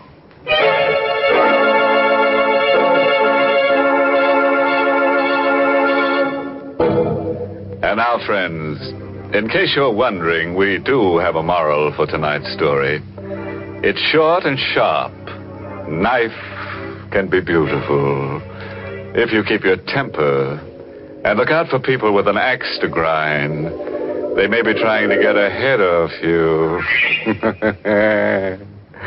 Oh, by the way, this month's Inner Sanctum mystery novel is The Pavilion by Hilda Lawrence. And next week, the makers of Lipton tea and Lipton soup bring you another grisly Inner Sanctum tale, directed by Hyman Brown, and titled The Confession. And now, if you'll excuse me, I have an appointment with Stasia and Denton. Yes, they've got the concession for hand-forged hinges where it's hotter than the hinges of... Until next Tuesday, then. Good night. Pleasant dreams.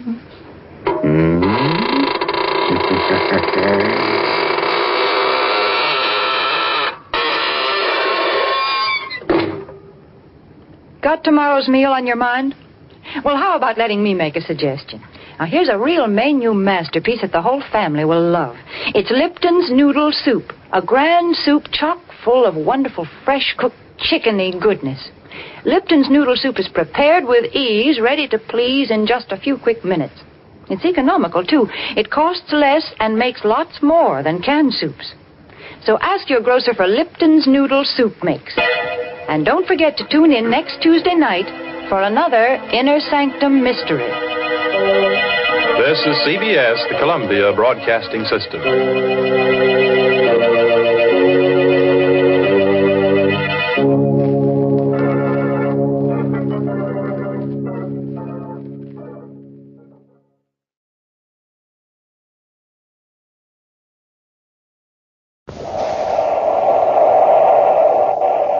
Wheat Checks, Rice Checks, and Good Hot Ralston present Space Patrol! High adventure in the wild, vast reaches of space. Missions of daring in the name of interplanetary justice. Travel into the future with Buzz Corey, Commander-in-Chief of the Space Patrol! In today's transcribed adventure, Buzz and Happy are in their spacesuits, investigating a gigantic six-wheeled atomic digging machine on the planet Mercury. As they walk across the deeply cracked ground in 300-degree heat, the huge machine starts moving toward them with increasing speed. They're trying to run us down with the machine, Commander. Get to the ship, Happy. It's hard to run in these bulky suits. Maybe we can dodge the driller. Don't try it. The driller's big, but it can turn like a cat. It's gaining on us. Don't look back. Run. Hey! Quick, Hap, on your feet. My foot's caught the crevice. Give me your hand. No, you sir. I can't get loose. I'm caught. Commander, get away, please, while you can. The driller's almost on top of us. We'll be back in just a moment with today's Space Patrol story, The City of the Sun. Hey, gang, listen to this poor old rocket ship here at the Lunar Fleet Base.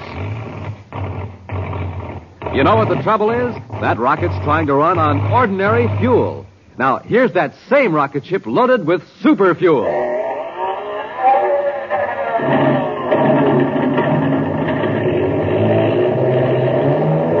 Now, that's what I call a real blast-off. And boys and girls, to get a bright and snappy start, you need super fuel, too, especially in the morning. So start your day with a breakfast that supercharges you. A nourishing breakfast with a checkerboard super cereal, like Rice Chex. Triple crisp Rice Chex. Triple crisp because it's toasted 3 times. And oh boy, is Rice Chex delicious. Makes breakfast sparkle, that's how good it is. Rice Chex. Golden shredded rice biscuits in that modern bite-sized design for easy eating. So remember, gang, to start off bright and snappy in the morning, eat a nourishing breakfast with a checkerboard super cereal and get supercharged.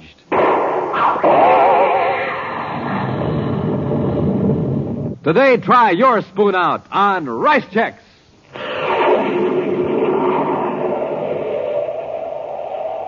Commander Corey and Cadet Happy are on the planet Mercury, organizing Space Patrol units into a search for Professor Mallison, whose spaceship vanished on the dark side of the planet.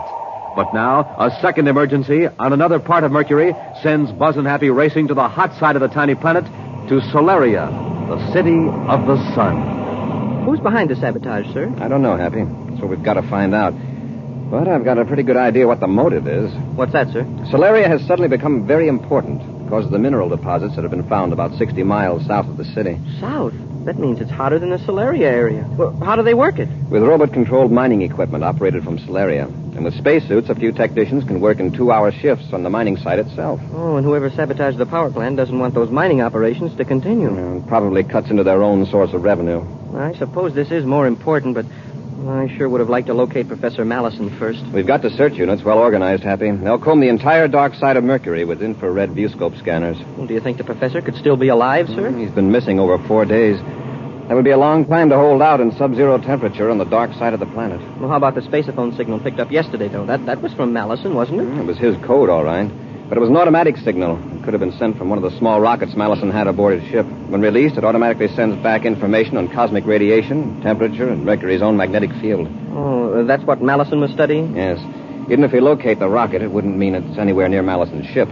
A commercial spaceship picked the signal up briefly, just for a few seconds. All they got was Mallison's identification code and the temperature. 122 degrees below zero. Yeah, which could mean that Mallison released the rocket several days ago and it landed on the dark side of the planet. Right. Commander, what's that? It looks like steam shooting out of the ground down there. Looks like a geyser. Geyser on the hot side of Mercury? Happy, check our exact position. I don't like the looks of this. Yes, sir. I'll call Solaria Space Control. Corey and Terra 5 to Space Control Solaria. Corey and Terra 5 to Space Control Solaria. Space Control Solaria to Commander Corey, Lieutenant Orris here. Lieutenant, I'm flying low northeast of Solaria. My cadet and I have sighted something that looks like steam shooting out of the ground. Steam, Commander? Yes, I'll give you our position. Check it against the location of water conduits leading to the city. Yes, sir. Happy, got the data? Yes, sir. We're 10 degrees, 27 minutes, 48 seconds south by 112 degrees, 51 minutes, 08 seconds east. Got that, Lieutenant? Yes, sir. I'll check it against the chart. Commander, do you suppose it is a broken conduit? I don't know what else it could be, Happy. Possibly a quake broke the pipe. Commander, it looks like a broken conduit, all right. Solaria's main water supply line runs right through that point from melting and pumping station number 3 on the cold side of Mercury. Better check with Solaria Water Control. See if they've noticed a drop in pressure. Yes, sir. Thanks for telling us. If that's a bad break, we'll be in a tough spot here. Is there a seismograph in Solaria? I believe there is, sir. I suggest you check the city engineering office. Have them contact other cities on the planet and see if there's been a quake in this area. Yes, Commander. We'll circle this vicinity to see if any further trouble develops. Report back when you get the information. Corey out. Well, from the looks of that ground down there, sir, they must have a lot of quakes in this region. You mean those deep cracks? Well, those were formed millions of years ago, Happy, when Mercury first began to dry out under the terrific heat. Yeah, but with one side of the planet covered with ice and the other side with blistering heat, well, wouldn't there be a lot of quakes? Well, as far as I know, there hasn't been a serious one reported in recent years. We'll keep circling till we hear from Solaria. Can't we take it easy, Burdock? This is pretty rough ground. Well, these atomic drillers weren't made for comfort, Grove. And I want to get plenty of distance between us and that broken water conduit. We're going 70 with this thing. If we hit one of those cracks at the speed, we'll tip over. Just quit worrying. We're riding on 6 wheels. And each of them are 20 feet in diameter. And every wheel has its own power drive. I think we're in more danger of being spotted by a space patrol ship than we are of upsetting this monster. What do we do with the driller when we get to our spaceship? We just leave it. It's pretty well camouflaged to blend in with this cracked yellow ground here. We can find it again if we need it. You aren't planning to drill any more holes in the Solaria water supply, are you? No, not right away. But this job will cause plenty of trouble. You think they'll be able to repair it? Probably. But with things like this happening, trouble with power and water, the rival companies are going to think twice about using Solaria as a base of operations. Hey, Burdock, watch it! Nearly tipped us over. Oh, just relax, Grove. We're almost to the ship.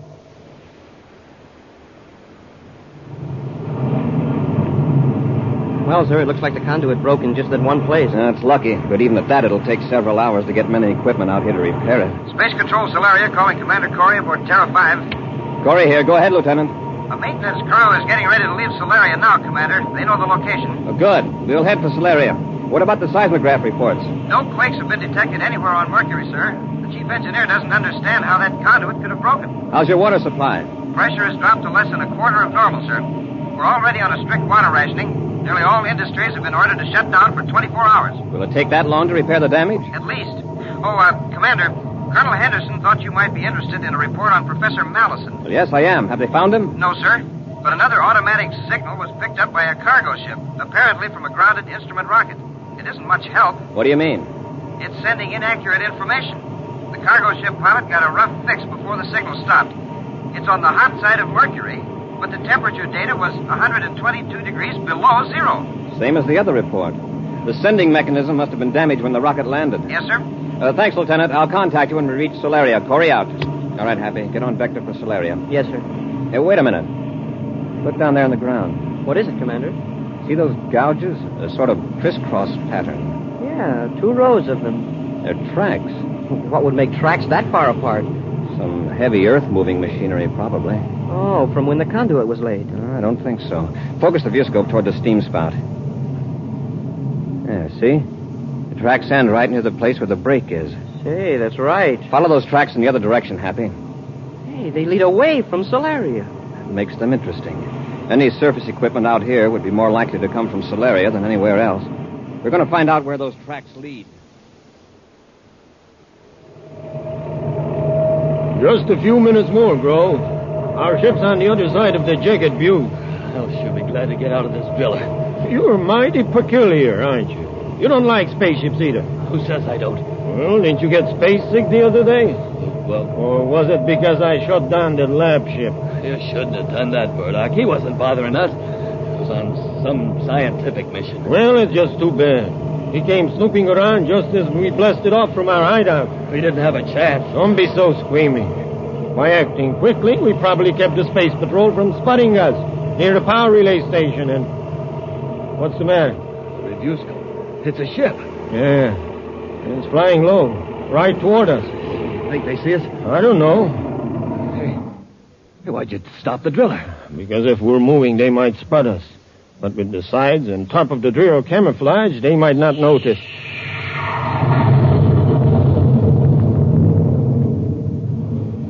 They went right over. It's a Space Patrol ship. They must have spotted the break in the water line. Yeah, but why were they going so slow? How do I know? We'll just sit tight and see what they're up to. Happy, look down there. The tracks stop. It's hard to tell. The ground must be packed almost as hard as concrete in some places. I'll circle back. Use the viewscope scanner. Yes, sir. Uh-oh. Hey, there is something down there. A hump of something, a small hill, maybe. Now look closer. Did you ever see a hill on wheels? Yeah, I can see it now. It's a big piece of machinery, and it's camouflaged. Happy, get our spacesuits out of the locker. I'm setting the ship down. Yes, sir. Check the refrigeration units in the suits carefully. We're going to be walking around in oven temperature down there. They must have seen us. Why would they land their ship clear out here? Just take it easy, Rolf. We're safe in the driller. Nobody could get in unless we open the door. Somebody's getting out of the ship. 2 men. Hey, that's Stera 5. Come into Corey's ship. If we don't open up, Corey will go back to his ship and report us. They'll send a crew out here with cutting torches. If Corey gets back to the ship. How can we stop him? We'll stop him all right. You just wait and see. Wow, now that we're on the ground, that machine looks enormous. It's an atomic driller, Happy. The camouflage covers the drill part, but it's built to cover the toughest kind of terrain and drill through solid rock. Yeah, then that's what happened to the water conduit. Drilling into the main would be simple for that machine. It looks that way. Have your gun ready, Happy. Whoever's in there probably won't be too eager to answer questions. Hey, Commander, it's moving. They're making a getaway. Get back to the ship, Happy. Yes, sir. Commander, it's coming toward us. Run, Happy. They're trying to run us down. It's hard to run in these bulky spacesuits.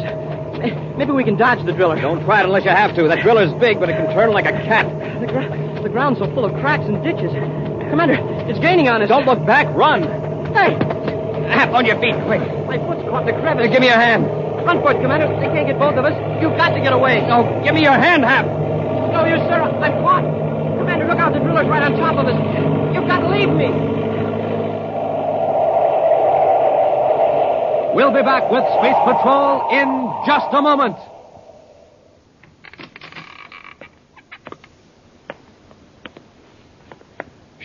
Space Patroller Dick Tufeld, gang. I've got a secret for you. Wait till I close the door. Okay? Now, here's a secret Buzz Corey wants you to know about. The secret of how Space Patrollers get a rip-roaring start in the morning. Now, here's what they do. They eat a breakfast that supercharges them. A good breakfast with one of the 3 checkerboard super cereals. Rice Chex, Wheat Chex, and Instant Ralston. Chex, they're the super cereals with that modern bite-sized design. The cereals with a swell new taste you'll like right off the reel. And to warm up your motor, there's Instant Ralston, the hot super cereal. Has a heart-of-the-wheat flavor that you'll really warm up to. So now you know how Space Patrollers get that rip-roaring morning start. Get a flying start yourself every morning, gang. Sit down to a nourishing breakfast with a checkerboard super cereal and get supercharged.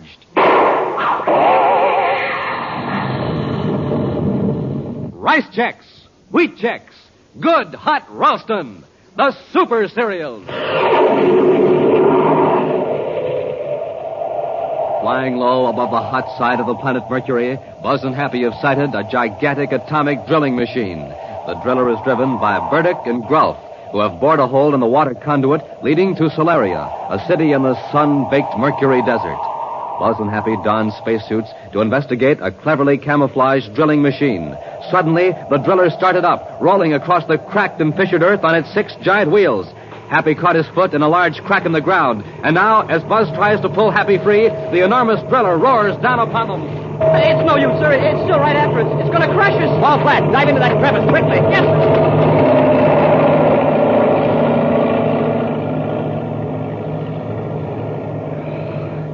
Happy, are you all right? I guess so, sir. I'm half buried in the dirt. Don't move yet. Stay down in the crevice until the driller's out of sight. We don't want them coming back to finish the job. I sure thought we were goners when that big thing thundered over us. We're lucky to find a crevice deep enough. They're still going, I guess. Yeah. Fortunately, they didn't stop to wreck our ship. That means they're sure they crushed us under the wheels. The driller's completely out of sight now, sir. All right, into the ship, Happy. We won't take time to get out of these suits till after we blast off and start our search for that drilling machine.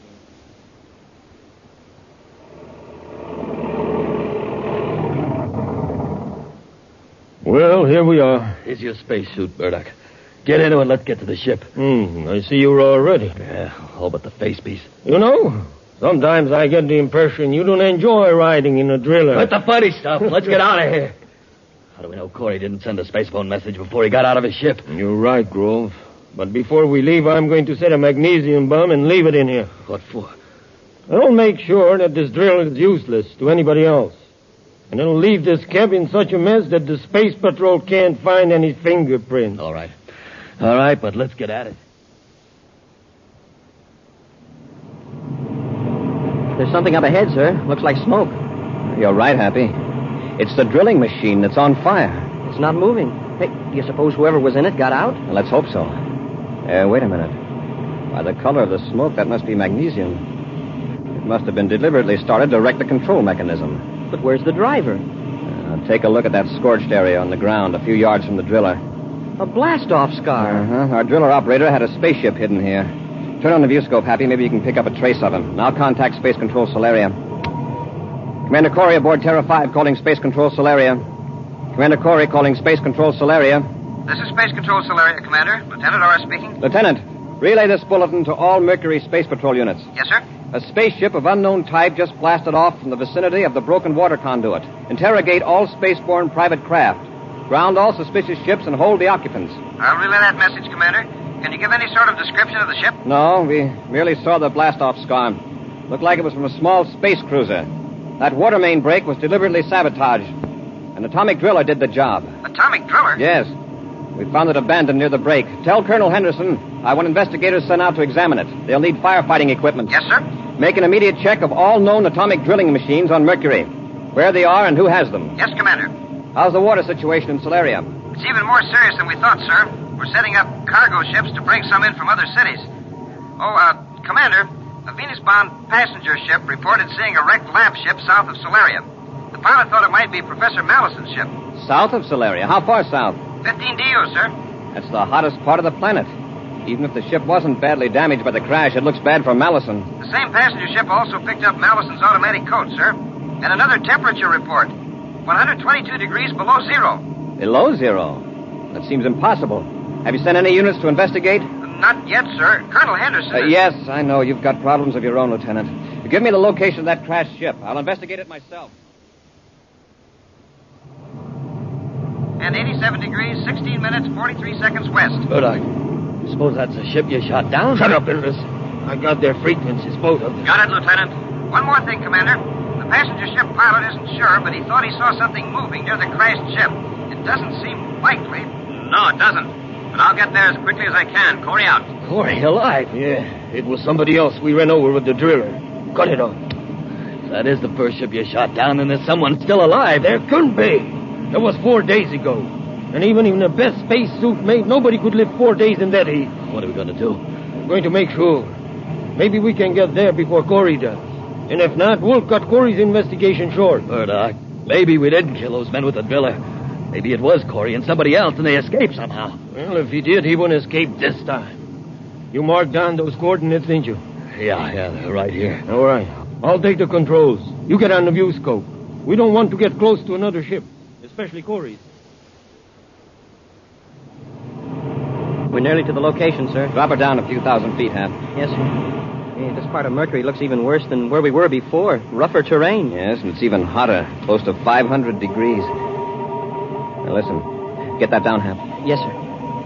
MLS 28. Mercury Lab Ship 28. That's Mallison's identification code. Temperature minus 122 degrees. Hey, it cut out. Minus 122 degrees. I got a fix in that signal, Happy. It's almost directly below us. Look. It's a cracked-up ship, all right. A lab job, too. Get your spacesuit on, Happy. Yes, sir. Whatever we do, we've got to do it fast. Hey, Commander, down there by that cliff. It's a man in a spacesuit. That's incredible. He's waving to us. Stand by for repeller ray. That's the lab ship, all right. Even in the viewscope, you can see it's pretty badly smashed up. Yeah, but we're too late. Corey's ship is landing right near it. What do we do? He'll probably go in to find what's left of Mellison. When he does, we'll swoop down and blast the wreckage, and then shoot up Terra 5. Better not get so low, Burdock. They may see us. There's not much they can do about it. Anyway, I'm keeping between them and the sun. Nobody's going to look up at the sun, especially here on Mercury. Wait a minute. They're running right past the ship. Where are they going? Oh, maybe. Seeing something close to the cliff. Burdock, it's a man. And he's alive. After 4 days in that blast furnace down there, it's impossible. See for yourself. Must be Mellison. We've got to make sure that none of them get out of here. Get your spacesuits on, Grove. We aren't going to land. Not unless we have to. But I'm going to make sure that all three of them are finished before we leave here. Check your suit spaceophone, Happy. That's working okay, sir. And so's the temperature control. And we'll need it. All right, open the outer hatch.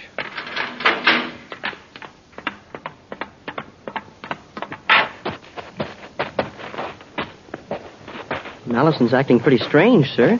He just stands over there and motions to us instead of coming toward us. It's hardly a normal way to greet rescuers. Let's see if his spacesuit transmitter's working. Professor Mallison, this is Commander Corey. Can you read me?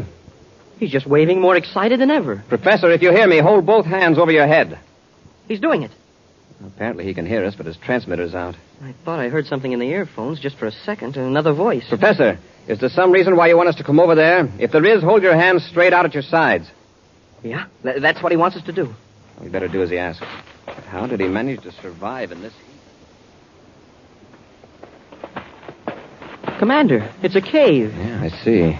Commander, can you hear me now? Oh, yes, Professor. My spaceophone wasn't working, so I couldn't answer you. Commander, you've got to look at this. It's a happy surprise to find you alive, Professor. That spacesuit must be remarkably resistant to heat. It isn't the suit that's responsible. Just look in here, where the beam from my AUTOMATON is shining. It just looks like an ordinary cave. Further back, look at the walls. You mean that shiny blue-black mineral? Commander, that's ice. Ice? In this part of Mercury? Right. Thousands of tons of it, perhaps millions. That's how you manage to stay alive. It's cool in the cave. Yes, with 570 degrees outside. Inside, it's a constant 122 below zero. And your automatic rocket transmitter was right. Commander, do you realize what this underground ice means to Mercury? To the people of Solaria in particular? You mentioned millions of tons. A conservative estimate. Think how easily it could be melted and piped to Solaria. Only a matter of a few miles in comparison with the present haul of more than 1,000. It certainly is a timely discovery. Dozens of conduits can be built from here to Solaria at a fraction of the cost of the one line that was broken. A spaceship. Yeah, it must be a space patrol craft. Let's get to our ship, Professor. Believe me, this news will be welcome in Solaria. Well, what I don't understand is how all this ice could be underground in the hot part of Mercury. The rock above insulates it. This is not a new phenomenon by any means. Why, on the planet Earth, more than 1,000 years ago, Indians in the Arizona desert used to get ice from a natural cavern such as this. Hey, wait a minute. It's not a space patrol ship. It's a private cruiser. You're right, sir. It's taxiing around on repeller ray. I've seen that ship before. Why, it's the one that shot my lab ship down. Are you sure? I'm positive. Hey, what's a crazy fool doing? He's backing the ship right toward the cave. Better get out of here or he'll run over us. He's got something worse than that in mind. He's seen us and doesn't want us to get out. Well, maybe he's just backing up to get room to blast off between here and the opposite wall of the canyon. Up in your life. Quickly, get out of the cave. He's going to put his stern in here and turn on his rocket blast.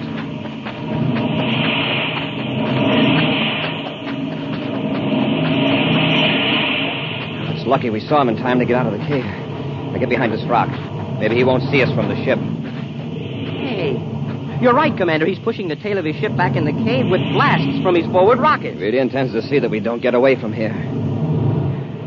Now keep close to the rock. I think we'll be safe here. Hey, he's keeping his forward rockets on to hold the ship in the cave. Something tells me he's going to regret this.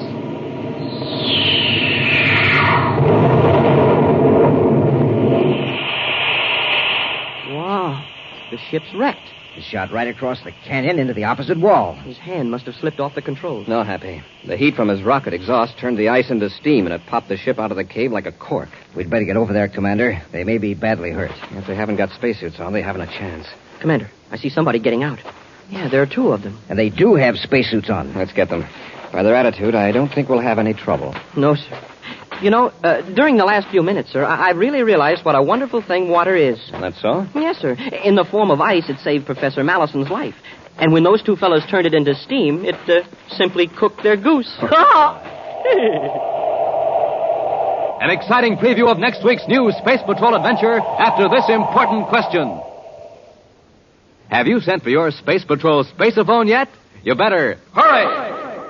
Yes, sir, this sensational offer is soon going to end. And you don't want to be left without one of these thrilling new spaceophone sets, do you? No, sirree. So, hurry! More fun. You can talk back and forth on the spaceophone to someone a straight 50 feet away. Just like talking on the telephone. Complete with two spaceophones, 50 feet of communication cord, and secret briefing sheet.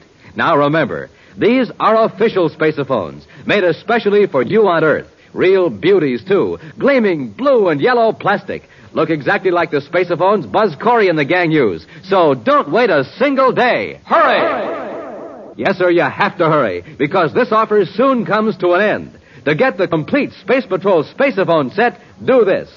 Buy a box of Instant Ralston.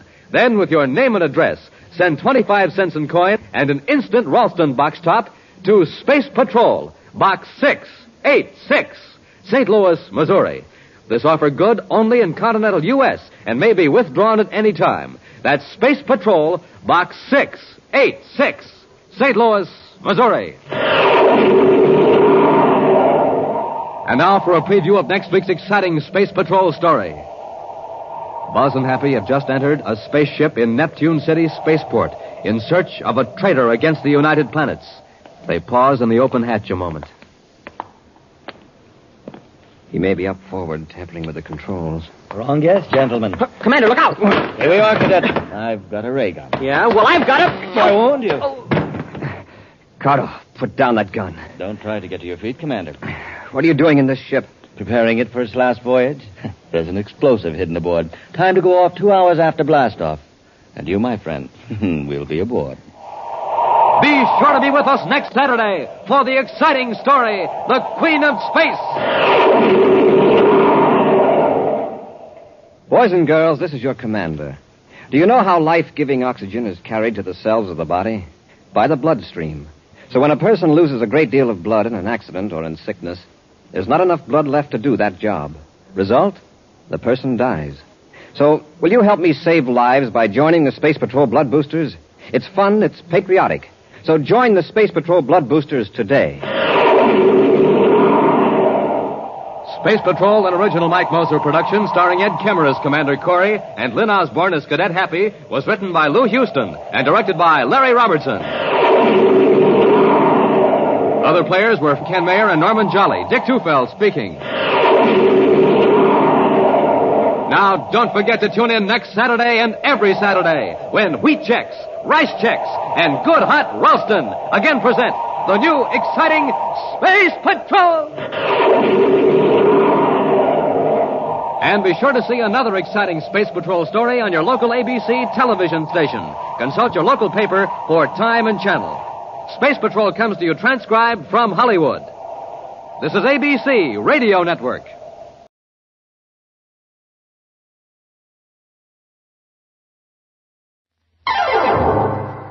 Strange Wills. Starring the distinguished Hollywood actor Warren Williams and featuring Marvin Miller with Howard Culver and an all-star Hollywood cast. Original music by Del Castillo.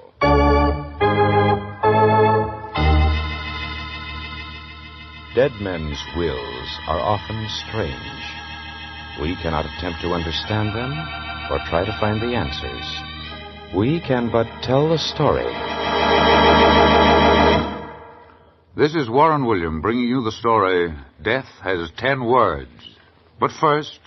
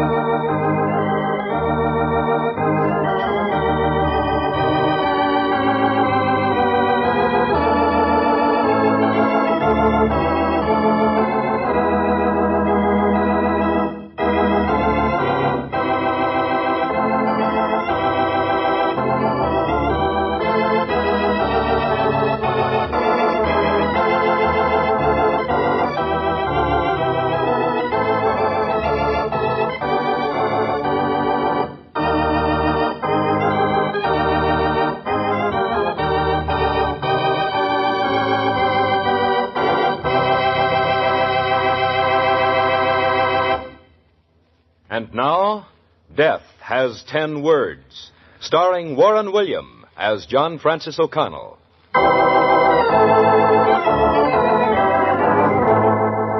The annual police benefit at the Civic Auditorium was a great success. I started out for the auditorium that night, In fact, 3 of us did. In our party was Police Commissioner Jack Wilson, Michael Flanagan, crime reporter, better known to the boys as just plain Mike, and myself. Around 8 o'clock, we left the commissioner's home in Pinewood and began the long drive along the river into the city. I remember the commissioner and I were kidding Mike about his work as crime reporter on the Daily Tribune. As we crossed Canada Boulevard, something happened to alter our plans. Something entirely unexpected. Well, Commissioner, you're making pretty good time. Commissioner Wilson. Commissioner Wilson. Oh, press that button for me, Mike. There on the dash. This car has two-way communication. Oh, modern, huh? Anybody think you had a real police department, Commissioner? Sergeant, can you hear me? This is Wilson. I can hear you, sir. There's something hot. We just got a tip that Lefty Light is sitting in his car out in Beverly Glen Canyon. Oh, can't a guy do a little necking without the police picking him up? Is Lefty wanted by the department, Sergeant? He won't be anymore. Why? Guy that phoned in the tip said he's dead as a mackerel. Lefty Light dead? Hey, let me out of this crate. I gotta call the paper. Boy, what a scoop. Can't you see that headline? Lefty Light, boy bandit of the Badlands, bumped. Quiet, Mike. Sergeant, where can we find Lefty? You'll find him in his car about 200 yards north of Beverly Glen Roadhouse. You know where that is? Beverly Glen Roadhouse? Yes, Sergeant. I'm not far from there now. Send out the boys and notify the coroner's office. They're already on the way. Good. I'll meet them there. If anything more comes up, contact me. I will, sir. Well, boys, you heard. Did we hear? Say, Commissioner, do you realize the murderer Lefty Light might elect this anti-vice candidate for mayor? What's his name? You mean Edward I. Owen? That's a man. Why, this is a break he's been looking for. Well, there's no use guessing until we see the body. So hang on to your hats. We're going for a ride.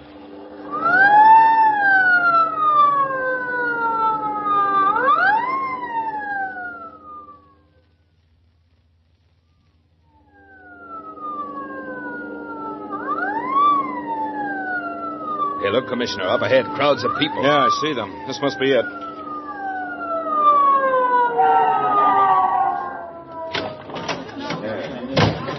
All right, everyone off the road. Get back. Come on, all the way back. Now then, let's have a look. There's a body, all right. Uh-huh. Laying right on the steering wheel. Can't see his face, so it's too dark. Now, wait, I'll turn on my flash. Yeah. Yep, it's Lefty. He's cold as a clam. Yeah. Well, what's he got in his hand, Mike? It looks like a paper of some sort. Wait a minute. I'll go around to the other side of the car and take a look. I'll go along. Well, can you imagine? Lefty Light with a copy of the Mirror in his hand. The Mirror. I didn't even know he could read. After all, Mike, your Tribune isn't the only paper in town. John, Mike, keep everyone away from the car until the coroner comes. I hear a siren now, Commissioner. Good. It's about time. Well, boys, there's no question about how Lefty Light was killed. And as usual, the Tribune will tell you by whom he was killed.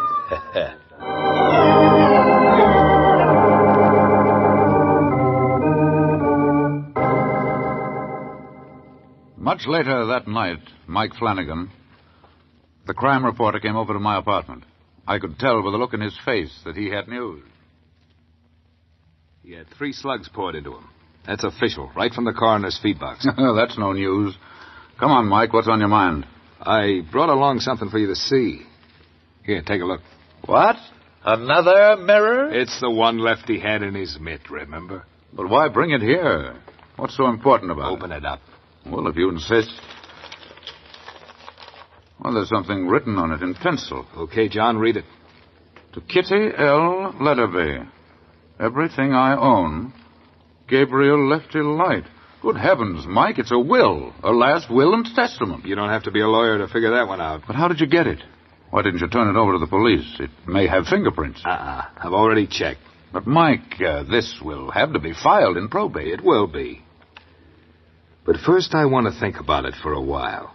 What's there to think about? Well, first, why did Lefty make a will when he was dying instead of writing the killer's name on a newspaper? Oh, I can't answer that, Mike. Second, why did Lefty leave his dough to a girl named Kitty Letterby when he's already got a wife? Why don't you ask Kitty Letterby? I intend to. How did you manage to steal it, Mike? Oh, I wouldn't say I stole it. When the photogs opened the door to take fingerprint pictures, this newspaper fell out of the dead man's hand right down into the street. Right out of his hand into yours, you mean?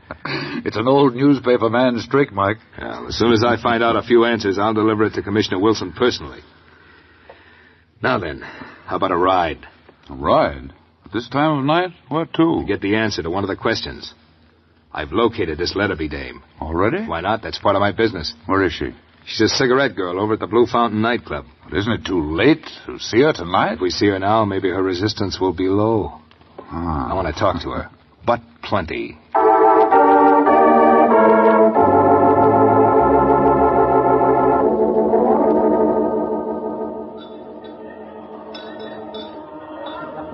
Say, this is quite a place. Yeah. The Rogues Gallery on parade, if you ask me. And look over at that end table. See that? I see a young, beautiful blonde, heavy with diamonds, with a man. It's the man you want to stay clear of, John.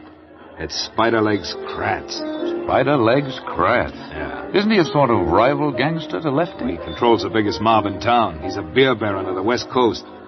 Cold-blooded as a toad and deadly as a rattler. Could he have killed Lefty? Could he? More than anybody else I know. Now he'll run both mobs. He'll be a real power. Well, just by way of diversion, who's the blonde? I don't know. Looks like an imported article, doesn't she? Ah. Oh, I'd give a month's pay to have Spiderleg's wife walk in here now. She'd clunk him right over the head with a beer bottle. She's nuts about that hyena. Cigars, cigarettes, Say, that must be Kitty. Well, let's find out. Hey, over here, please. Coming. Well, what'll it be? I'll take a pack of these. Here, keep the change, Kitty. You know me? Only by reputation. Say, who are you, cop? No cops, Kitty. I'm Mike Flanagan of the Tribune. This is John Francis O'Connell, attorney at law. Hello, Kitty. Oh, just imagine. Celebrity. Oh, not half the celebrity you're going to be, young lady. What's the big man trying to do? Kid the little cigarette girl?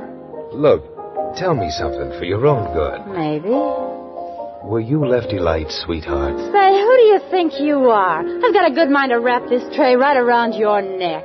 What do you mean, was I his sweetheart? Take it easy, Kitty. I'm just trying to help. You better start, mister. You got some explaining to do. So have you, kid. Oh, yeah? Kitty, Lefty Light was killed tonight. Murdered. Lefty dead? You're kidding. I'm not kidding. And you're mixed up in it. Right up to your pretty neck. Me mixed up in it. Say, what are you trying Before to... Lefty Light died tonight, he made a will. He left everything he owned to... Who do you think? Go ahead, I'm listening. To you, Kitty. Now what do you got to say? Lefty gave me everything, but why me? Well, I don't want it. It's too late, Kitty. That will must be filed for probate. And when it is? Yeah, I get it. They'll all want to find out why he made me his fall guy. Poor little Kitty. One jam after another. Well, maybe you can stay clear of this jam, Kitty, if you tell me what you know about Lefty. That's just it. I don't know anything about him.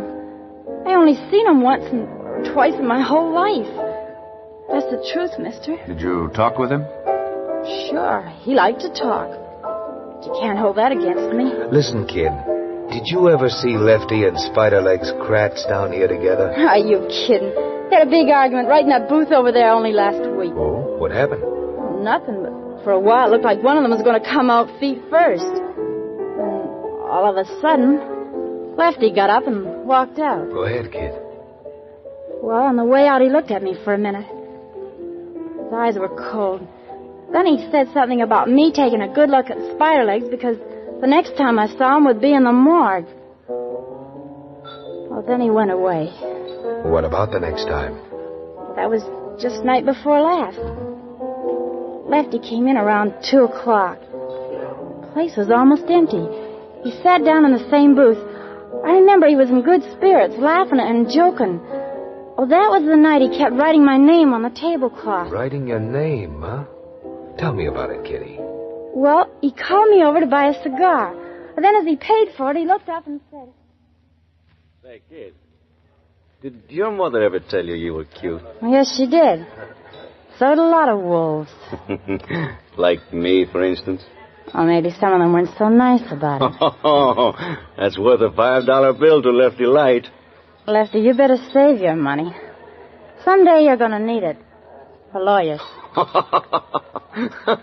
A cigarette girl with a sense of humor.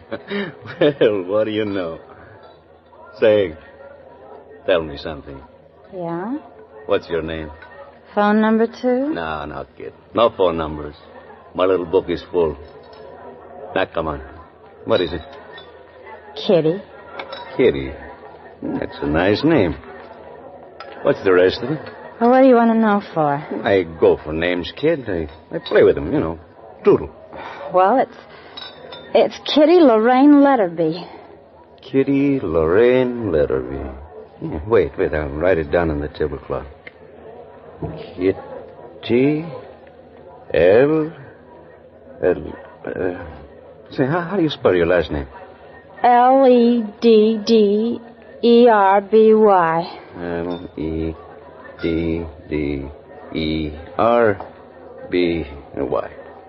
There it is. Kitty Lorraine Letterby. Well, Lefty, you go ahead and doodle, and I'll make the round. All right, Kitty. Oh, say. Yeah?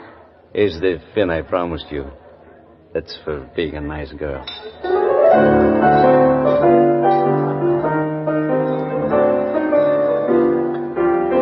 So that's all there was to it. Just a wrong guy trying to be nice. He always Kitty, used to... I hate to interrupt, but there's a man trying to get your attention. Where? At that table near the entrance. Oh, him. You know him, too? Yeah. Hey, isn't that... It's Edward Owen. Right, the anti-vice league candidate for mayor. Is he a regular customer down here, too, Kitty? Yeah, he comes down almost every night. Okay, Kitty. I'll come back and see you again. But, Kitty... Yeah? I don't know all of the answers yet. But until I do, promise to keep everything I've told you a secret. I will, Mr. Flanagan. Because if you don't, Kitty, I won't be responsible for what happens. Now remember, not a word. Okay. Not a word.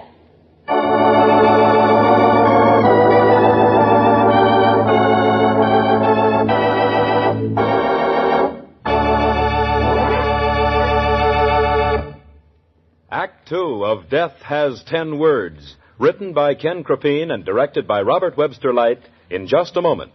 First, here is a word from your announcer.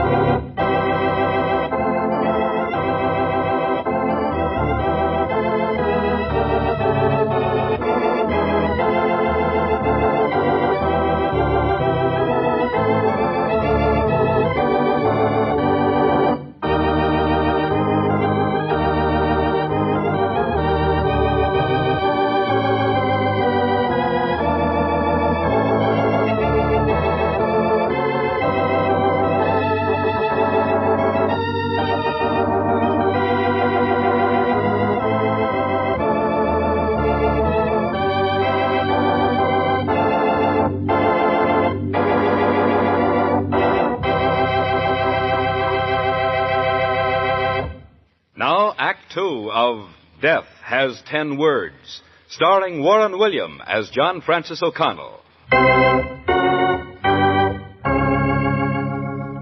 Lefty Light's murder brought reverberations everywhere, from the mayor's office down to the lowliest citizen. And Edward Owen, candidate for mayor, heaped coals upon the fire. He demanded a change in the administration. He demanded the arrest and conviction of the murderer of Gabriel Lefty Light. He asked the citizens to elect him mayor. 3 days before the election, the odds on his being elected were quoted as even money. On Monday afternoon, the day before the election, Mike Flanagan and I were together in Commissioner Wilson's office talking over the case. The commissioner was at his wits' end. Spiderlegs Kratz has an airtight alibi for every minute of the night Lefty was murdered. They always do, Commissioner. But there must be a loophole somewhere. I wish I knew where to find it, Mike. What about the will, Commissioner? Now that Mike's been a good boy and handed it over to your office, you can't keep it buried much longer. That's the thing that's got me puzzled. I've studied it for hours. It's just a will scribbled by a dying man. I can't agree with you there. Lefty liked to doodle with names. Isn't there any chance of finding out why he used Kitty's name in it? Oh, maybe he just liked her, John. What better reason is there? But Kitty told me... Maybe she's telling you a good yarn, too, Mike. Girls will be girls, you know. How do we know she wasn't Lefty's girl? We have no proof to the contrary. Only the way she looked at me when she said it, she wasn't, Commissioner. Well, we've got less than 10 hours to clear up this mess. Tomorrow, an angry citizenry will march to the polls. Yes? Mr. Owen in the outer office, Commissioner. Oh, tell him to...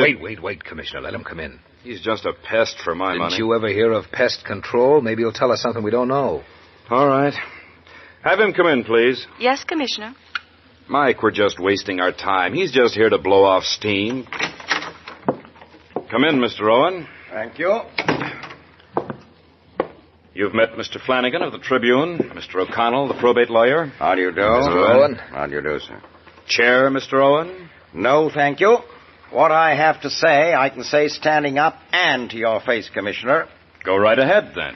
I charge you, Commissioner Wilson, and the entire administration with malfeasance in office. Now, just a minute, please. Let him spout, Commissioner. I charge you, sir, with collaborating with the crooks, criminals, and murderers running rampant throughout this city. I demand that you arrest this notorious character, Spiderlegs Kratz, for the murder of Gabriel Light. And I demand that you indict him for murder. Murder in the first degree. Is that all, Mr. Owen? No, sir. And I warn you now, Commissioner, that unless you arrest Kratz today, when I am elected mayor, I shall have you removed from office. Do I make myself clear? Quite, Mr. Owen. Well, that is all, gentlemen. Good day.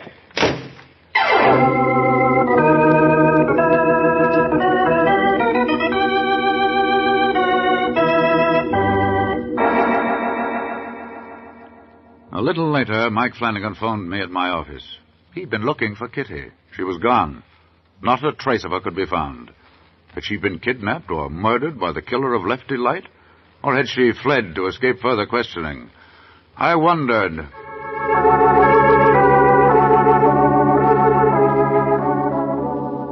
Back in the offices of the Daily Tribune, Mike Flanagan was on a spot. The final edition was ready for the presses, and the solution of the Light murder case was still as far away as ever. Oh, come in. Hi, Mike. So you're taking up doodling, too. Well, little Patsy Brown, the Tribune's own sob sister. Come on in, kid.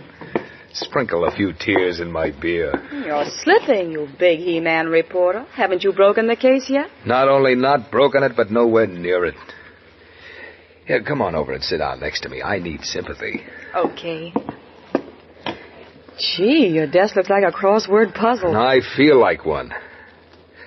Patsy, my queen, here is a copy of the last will of Lefty Light. Mm-hmm. In it are 10 words, including a middle initial. You still think there's more in it than just a... I think Lefty Light left something more behind him than just a will.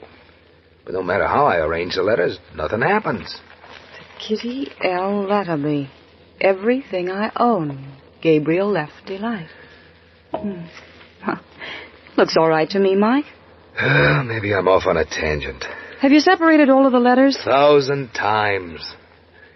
Come on, kid, let's do it together for the 1,001st time. What do you say? Well, give me a pencil and some paper, Mike. Time's a-wasting.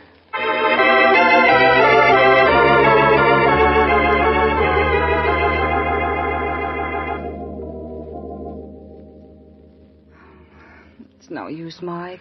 No use. I guess you're right. Nothing comes of it. Well, what do you say let's quit? You know, sometimes when you try to be the most serious, crazy things pop into your head. Like what? You know what I get out of this jumble, Mike? Oh, spill. A song. A song? That's more than I got. I can't get it out of my head. Want to hear it? Why not? I like your voice, kid. Well, did you ever hear the song that goes, Well, I think it's called Harrigan or something like that. Harrigan? Oh, sure. H-A-R-R-I. Goes like that, doesn't it? Yeah. Yeah, only I sing it K-I-T-T-Y, double L-E-D, Flanagan. See how peculiar I am. Oh, you're just nuts, I'd say. Well, come on, kid. Go wash up and we have a bite to eat. Well, they're holding up the final, waiting for the great Mike to break the case. You'll have to put it to bed without me. I can't tell him a thing. Well, so long, Mike. See you in the drugstore.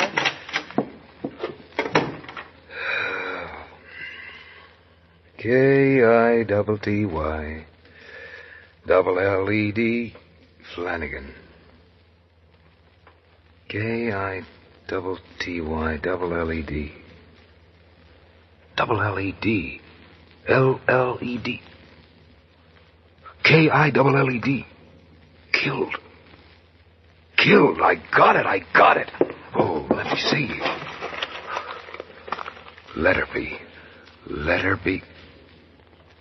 B-Y. By. Killed by. Oh. Chief. Yes, Mike, what's the matter? Hold up the presses. Get ready for a page 1 replate. Why? Call Commissioner Wilson. Tell him I'll pick him up in 10 minutes. But, Mike, who... Hold everything till I get back. I know the killer, Lefty Light.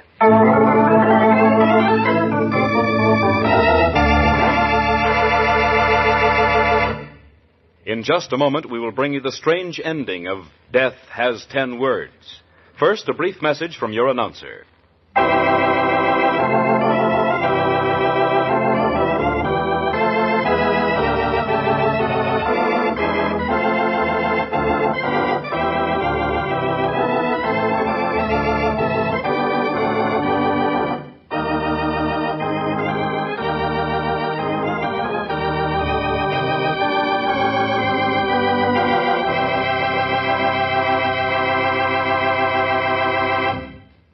And now back to Death Has 10 Words, starring Warren William as John Francis O'Connell.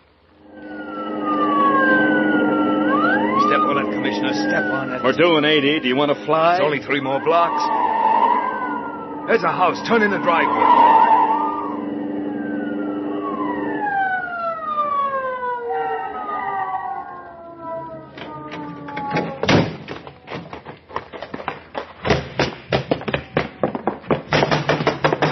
He'll never have an alibi for this, Commissioner. Yes, gentlemen? Show him your identification, Commissioner. There. Oh, police will come in, please. Where is he? I'll tell him you're here, gentlemen. Won't you sit down, please? We'll wait right here if it's all right with you. I'll call him. Lefty Light was a smart crook. Much smarter than this. Shh. Here comes our man.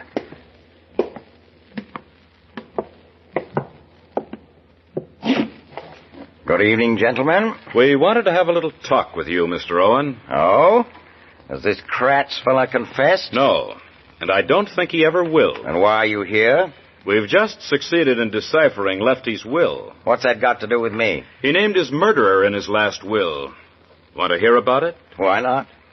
We found a will in Lefty's car. It was written the night he died. Go on. He named Kitty L. Letterby as his sole heir. Well, that was his own affair. But you see, Owen, Lefty wasn't really interested in giving his estate to Kitty. He had a wife. Why did he do it, then? He was a doodler, Owen. A guy who liked to play around with words. He liked to take one word and make other words out of it. The name Kitty L. Letterby contains the words, killed by. Now do you understand? Well, these words themselves mean nothing? Right. But when you take the first letter of each of the next 3 words, it means plenty. What were they? Everything I own. E-I-O. Does that shape up, Mr. E.I. Owen? Maybe you'd better start talking.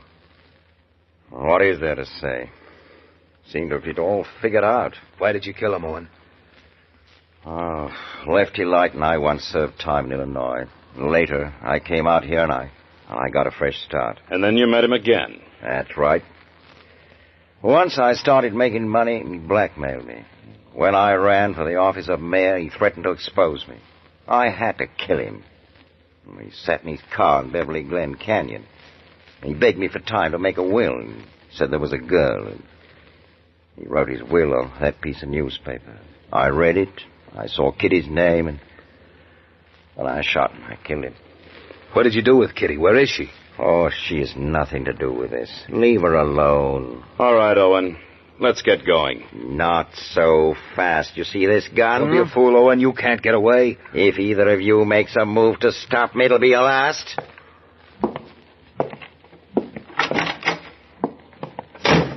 Come on, Mike. There he goes. Look out, Mike.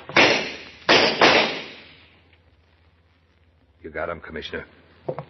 Watch out, Mike. He may not be dead. You're right. He's breathing.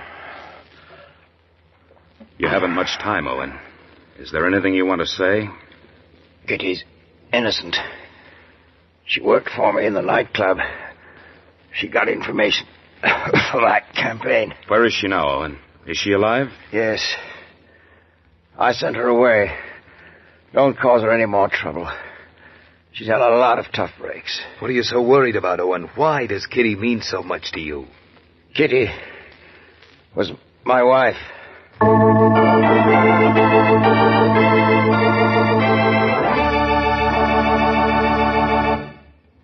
Kitty came back after a few months and voluntarily reported to the police. No charges were ever filed against her. After Owen's estate had been probated, she left the city for good, never to be heard of again. The will scribbled on a newspaper by gangster Lefty Light was never admitted into probate because his real will was presented by his widow, and eventually the entire estate went to her. And so ends this unusual story, one of the strangest will in my collection. Next week I have a story to tell you about two brothers, identical twins. The course of their lives flowed evenly, smoothly, until a girl came between them. Only then were their true natures revealed. For the love of this exotic and charming woman, the brothers cast off their thin veneer of education and social standing and battled it out with no holds barred. We call this strange and unusual story The Killers and the Saints. This is Warren William, inviting you to join us again next week. Strange Wills is a Teleways feature produced in Hollywood. Names, places, and time have all been changed so that no reflection can fall on any person or persons living or dead.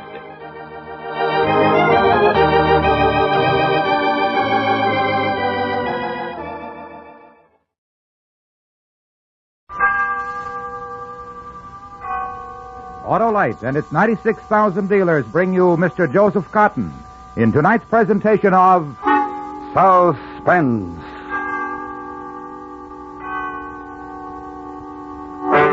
Tonight, Autolite presents the story of a man who craved power, position, and money, and destroyed himself accomplishing it. A tale we call Watery Grave, starring Mr. Joseph Cotton.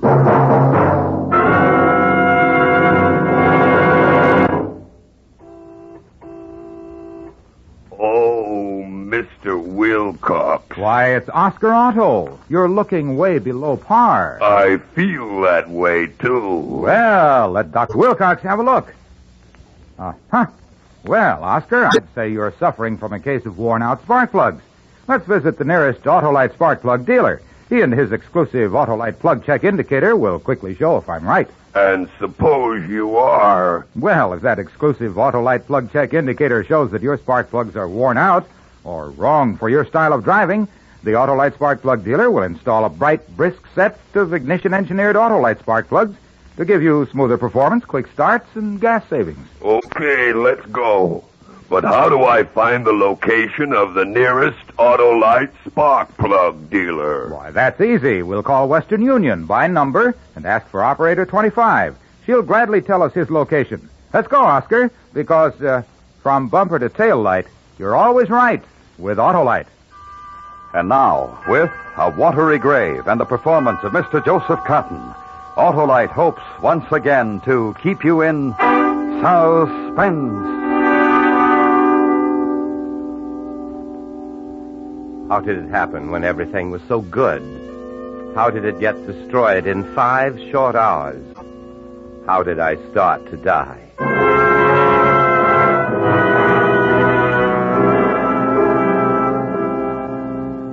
In our city, a district attorney is an important man. Our city is an important city in the nation. Therefore, I am important as its district attorney. The logic of law, the deductive reasoning that leads to everything. It was only reasonable that such powerful interest should come to me. I had a case against McNeely which could have destroyed him.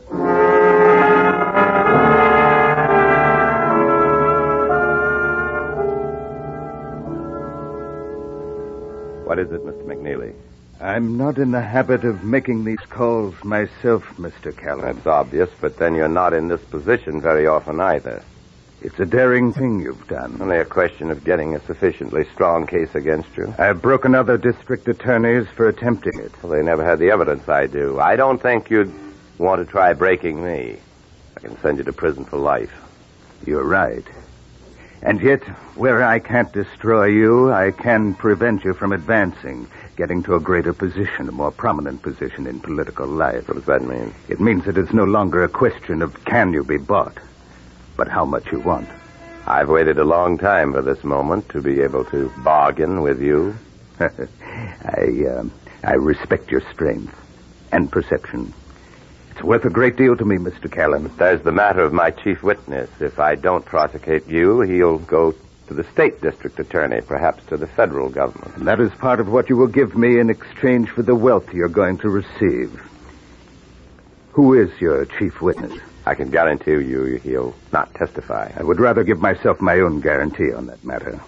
It would mean his death, wouldn't it? Mr. Callan, all of us, any of us, even the most noble of persons must look the other way sometimes. It's easy for you to say that.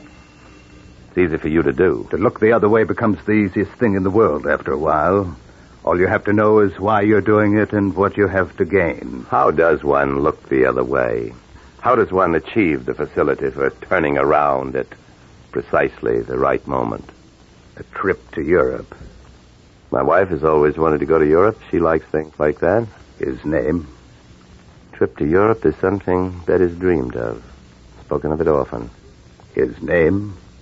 Bartell. Ah, yes. Oh, yes. My good, trusted friend, Bartell. Mm-hmm. Thank you, Mr. Callan.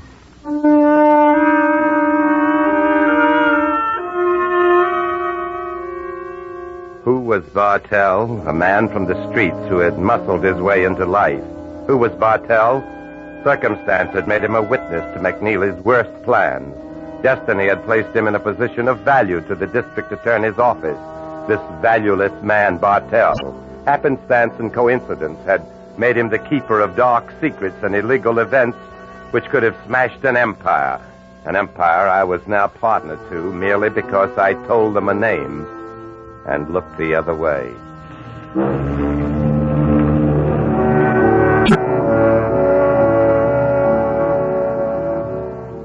The first night out, I waited on deck after dinner, waited for Betty to come out, and we would go to the main saloon. Oh, it felt good to know your way in the world, to know when to look the other way. Sometimes you only have to do it once if you plan right. And Betty could have everything, a bigger house, another servant in the house, up, moving up, so secure. I didn't even hear his footsteps approaching. So positive all was going well, I didn't even think of caution. So certain of success, everything for Betty. I was so pleased. You're the only man I ever trusted. Bartell. The only man, and a DA besides. And you can still trust me. Even after you said my name? I'm getting rid of McNeely for you. Are you? You turned state's evidence. If you didn't believe I could get rid of McNeely, you wouldn't have dared turn state's evidence. I believed you. I trusted you. Let's stop the game. Why did I ever think I could trust you? Now tell me, you're a smart man. You went to college. Because it was to your advantage. Because If the law could get rid of McNeely for you, that was better. And safer. So don't have any illusions about trusting me. You never did. You needed me. That's different. And you needed me. We needed each other. We still do. Nothing's different. You're on the bond, Bartell. You're leaving the country without permission. McNeely gave me permission. He had me shot at, and I was wounded. See my shoulder? Fat on this side, fat from bandages. You don't have a passport. I don't need that either. I have money. How'd you get aboard? Oh, it's simple.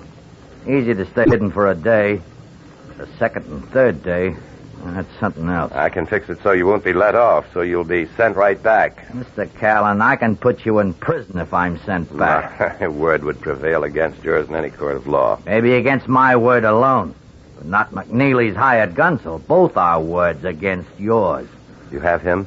Some of my men do, yeah. He's safe at home. Oh, I could discredit your testimony. Ah, then why argue? I have nothing to do with you. You got no choice, Mr. Callan. I'm warning you, Bartell. Well, what do? Kill me?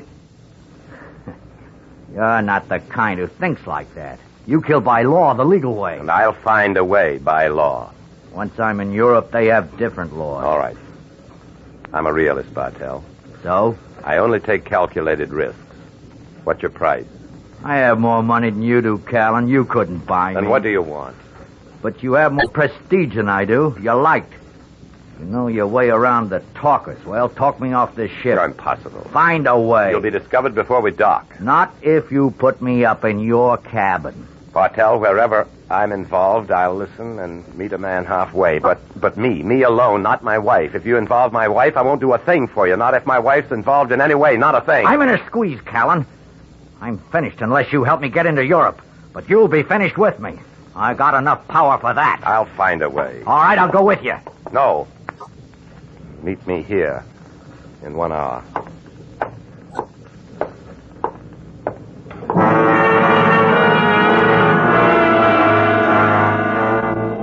I walked away calm. I made a point of walking away confident, but my stomach felt sick. Maybe I'd thought of trying to kill him then and didn't know it. I'd been raised to respect human life. I'd been educated to be decent, to forgive. But Bartell wasn't human. He was a beast. And is there anything in the ethic which says we cannot protect our lives when attacked? Bartell was destroying me, pulling me carefully built world down about me. A world Betty must know nothing about. A world I had built to protect Betty. From law school to ward politics to assistant district attorney. It's a long way up. The hardest minds to fight. The most realistic men to please. Only the toughest stay with it. Only the toughest and shrewdest get to my position, because my position leads to the highest offices if you're smart, if you look the other way. Maybe I knew I wanted to kill him then. The sea was calm. The ship wasn't pitching. Yet my stomach was sick.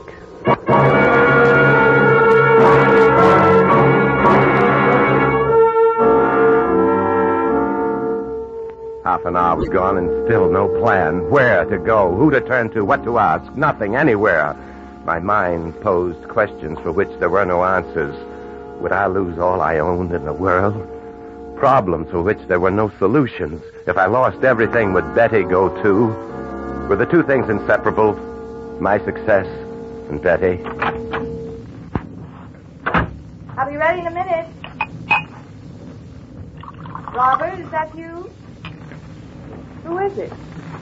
Oh, Robert, you didn't answer. There. Drink helps. Helps what? You go to the dining saloon yourself. I'll be along soon. You mind if I ask what's wrong? I can handle it. Yes, of course. I'll be in the dining saloon. Wait a minute. Come back. All right. What is it? You were going to leave, weren't you? I don't understand. You'd have left me. You saw I was troubled, very troubled, and I wanted to talk to you, but you made me ask you. Oh, please, don't get angry, Robert. Please don't You argue. always make me ask you for your attention, always, ever since we've been married. Not always, Robert. Not ever since we were married. Most of the time. You changed, you got quiet, you never wanted to talk about things I was doing. You never accepted my suggestions. You didn't understand the legal profession, the workings of law. That's why I stopped giving suggestions. It wasn't suggestions I wanted, it was encouragement, to have you believe in me. But you never did. The more I gave you, the more I tried to give you, the less you seemed to care. Oh, please, You think stop. all these things come out of the sky? Do you think they were given to me? I had to fight for them. To fight to get things for you. I never asked for them. Oh, but you took them. You never refused them. You never said, no, I don't want a lot of clothes. No, I don't want a fur coat. You never said no. Stop shouting. Stop. Shout. Everything. For you. But you give nothing in return. No love or affection or like, not even liking. Stop. Why didn't you ask for a divorce? I'll give you a divorce. Easy. Simple. Is that what you want? Oh, I can't stand any more. Here. Oh, You're not going to leave now. my arm. You know why you want to divorce me? You know why you won't? Because of these comforts. That's all you want. You'd lose them. You'd lose them overnight. Why do you do this? I've paid for everything in my life, for everything. Everything you have. Only now it's time for you to pay, too.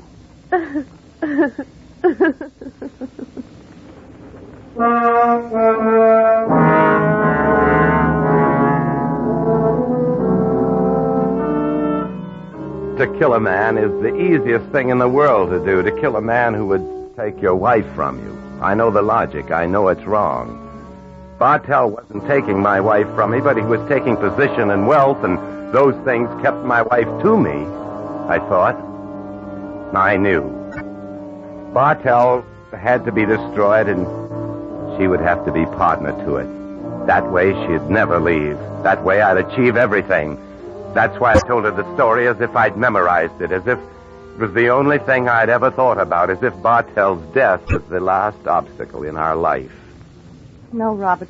Please, don't, Robert. You'll distract him up there on the deck, at the dark place on the deck. Don't ask me. Don't make me part of this. Together, we plan it. Together, we meet him. Together. Come on, Betty, the hour's up. Bartell's hour is up.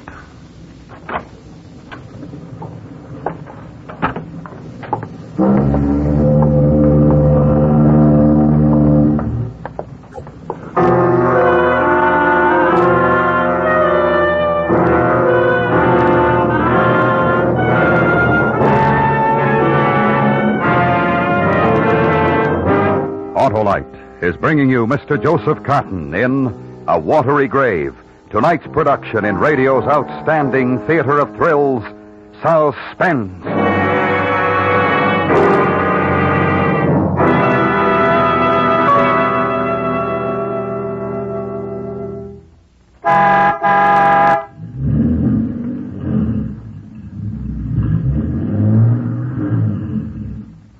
Wow, I feel great now. Ah, thanks to your Autolite spark plug dealer and his exclusive plug check indicator, Oscar. And those new ignition-engineered Autolite spark plugs.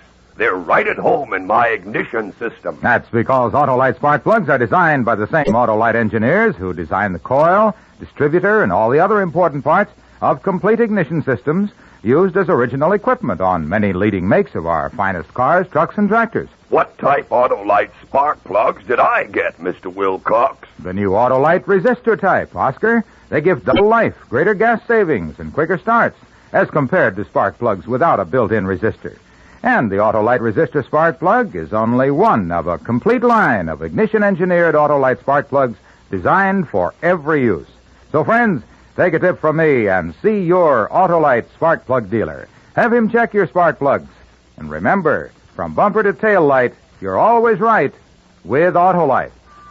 And now, Autolite brings back to our Hollywood soundstage Mr. Joseph Cotton in Elliot Lewis's production of A Watery Grave, a tale well calculated to keep you in suspense.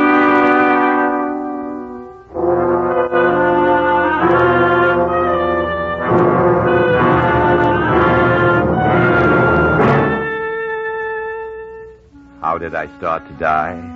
Then, at that moment, as we walked along the deck, did I start to die then because I knew I would kill Bartell? Does one die a little if one plans to kill a human being and die more when one does it? And to compound it, Your Honor... Funny to think, Your Honor. Funny to think that way now. To compound it by knowing your wife hates you more than anything in the world because she's terrified, infuriated by her hate, but pleased with her terror. How can she hate me so? In so short a time, I gave her everything. I tried to be something important for her, and rich for her, and kill for her. As we walked along the deck, I had no real idea how I would kill Bartell. No exact idea, but it had to be done. I held Betty's arm tightly as we approached the dark part of the deck near the railing. The place where Bartell was. Not actually a railing, an entrance for a ramp with only a chain across it. Bartell. Bartell, this is my wife. What did you decide? I've been talking to her. I've been explaining to her. What did you decide? Don't talk to me like that, Bartell. Don't ever talk to me like that. Do you put me in your stateroom? Yes, of course. And guarantee to get me off the ship? I couldn't guarantee. Guarantees and things like this are impossible. There are officials to get at, ship's officers, finding the right people. Oh, you're good at putting in a fix, Mr. Callan. You've been putting in fixes all the way from the slums up to the penthouses. Ship shouldn't stop you. Don't say things like that. Why not? Everybody knows how McNeely pays off, and you're one of McNeely's boys now. Anytime he wants to put his fingers in a dirty deal, he'll use your hands to do it. Don't talk like that in front of my wife. Yeah, she'll get used to it. McNeely doesn't care who knows about his dirty-handed men. Shut up. Shut up! I lunged at him. I didn't even reach for his gun he was carrying. He didn't think I was capable of doing it. His back was against the chain, his good arm flailing wildly. Over the chain, over and into the water. I didn't see in the darkness. I didn't know until I heard the scream. Let go! Let go! Only it was too late for Bartell to let go. Get a grip on my wife's arm. Before I could move, before I could do anything, it was insane. She was pulled over the side, too. Over into the water. I had to save her. There was little I could do to save her would be to save Bartell, but I didn't hesitate. I know that, sure of it. I grabbed the nearest life preserver and hurled it over the side. I could barely see them struggling in the water with the ship's propellers coming nearer. And then I knew I would have to jump. I would go over. I could still finish Bartell and save Betty. Still, I could have everything, and it would be called an accident. I went over the side.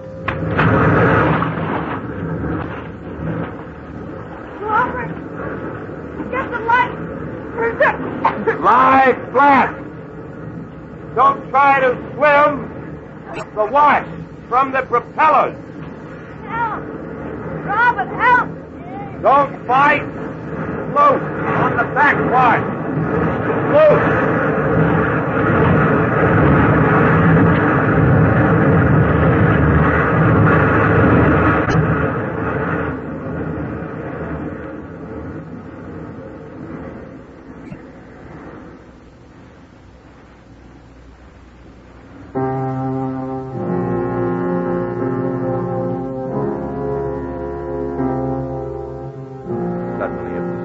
Suddenly the terror was gone, and I could see Betty staying afloat near the life preserver, and beyond that, Bartell struggling with one good arm, struggling to get to the life preserver first.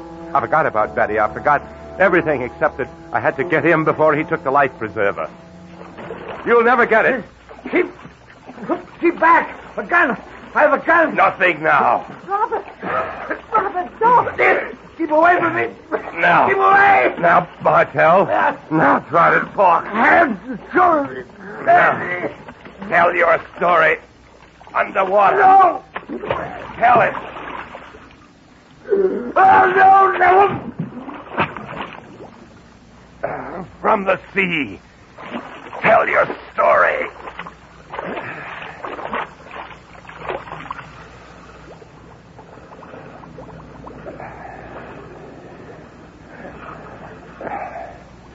Tell it from the sea.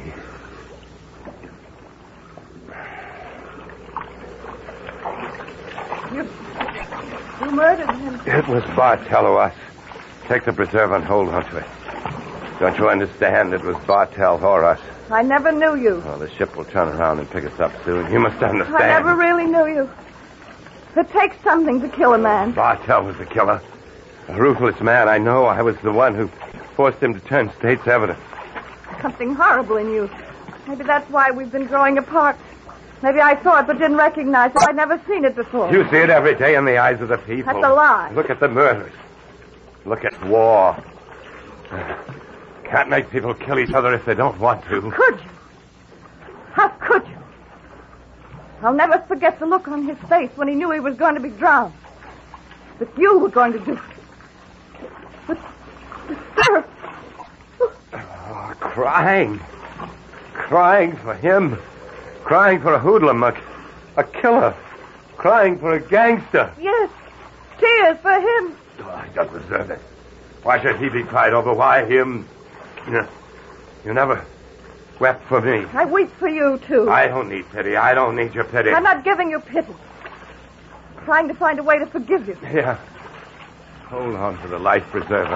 You'll drown if you let go. Get away from me. You clawed me. Don't come near me. You only want the life preserver. All right, you want to believe it. It's true. And I'll get it. I'll claw you. I'll claw your eyes. You'll never have a chance. The water carried me faster. You'll never catch up to me. I'll catch up. Oh, Betty. Don't be a fool. Come back. Oh, Betty. Come back. The ship will turn around. The ship will save us. Die, Robert. Die like you'd let anyone die for you. Die for yourself. I don't need a life preserver. I can hold out until the ship turns around. They're still going for the horizon. Ship. They'll turn around. I'm the biggest sweet on the ship. They'll miss us and turn around in a few minutes. What makes you think you're so important? What makes you think you'd be missed? I am important. What makes you want to be so big? So much? Oh. It was for you. What I've struggled so hard to get. Oh. For you. For yourself. Getting rich to please yourself, but you never enjoyed it either. You would have left me if I'd stopped. Stopped making so much. I only wanted love. Only wanted a family. Your love, your children. Only yours. Oh. You mean that. Oh, you do mean that. Too late. Too late. Oh, we can't. Oh, in time, we can forget. How? How can I forget? How can you? Oh, you're right. It was for me, and it wasn't for the money, for the wealth. It was for power. Not even that. Oh, darling, my darling Betty. Oh, my wonderful Betty. Rob, the ship is turning. Hold on, Rob. My And I'll come to you. The life preserver can support both of us. When did I start to die, Betty? I'm dying now. When did I start to die? Don't talk. Hold up, Robert. Hold up. When I knew I would kill Bartell. Oh. It was sooner. When I said I will look the other way. Yes, Mr. McNeely. You can kill Bartell. I will look the other way. Hold up, darling. Yes, Mr. McNeely. Only I started to die long before, years before. Maybe I've been killing myself all my life. A slow way. A subtle way. Darling, please hold on a minute longer. Only a minute. I can't. My darling. I love you. Robert.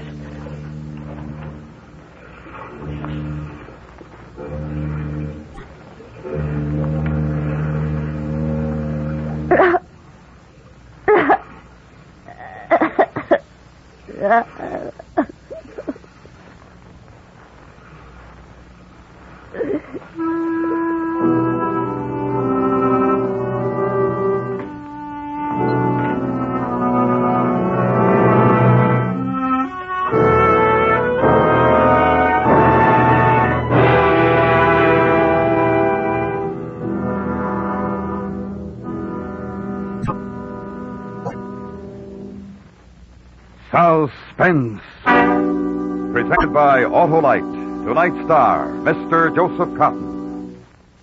This is Harlow Wilcox speaking for Autolite, world's largest independent manufacturer of automotive electrical equipment. Autolite is proud to serve the greatest names in the industry. And during these early months of 52, the Autolite family joins in saluting the leading manufacturers who install Autolite products as original equipment. Our Autolite family is made up of the nearly 30,000 men and women in 28 great Autolite plants from coast to coast and in still other Autolite plants in many foreign countries.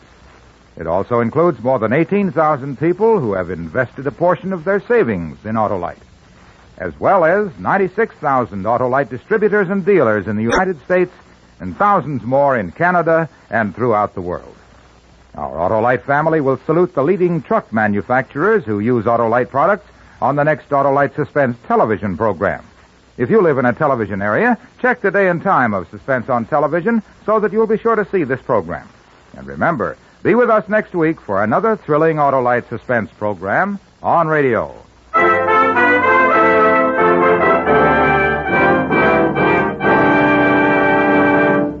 Next week, our star will be Mr. Frank Lovejoy in the recreation of an historical puzzle, a radio dramatization of The Wreck of the Old 97, a story based on fact and presented on Suspense. Suspense is produced and directed by Elliott Lewis, with music composed by Lucian Morowick and conducted by Lud Gluskin. A Watery Grave was written for Suspense by Arthur Ross. In tonight's story, Mary Jane Croft was heard as Betty, Stan Waxman as McNeely, and Joseph Kearns as Bartell.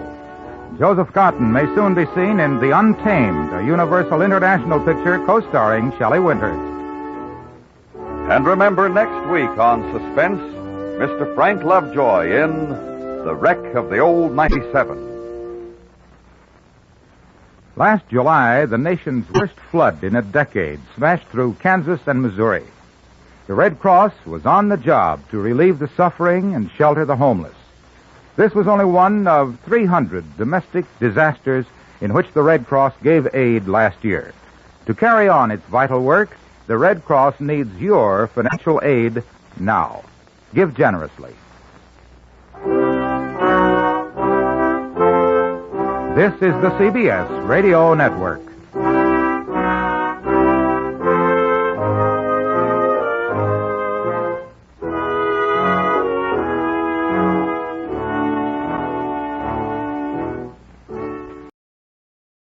Now we introduce Episode 1 of a new series about espionage.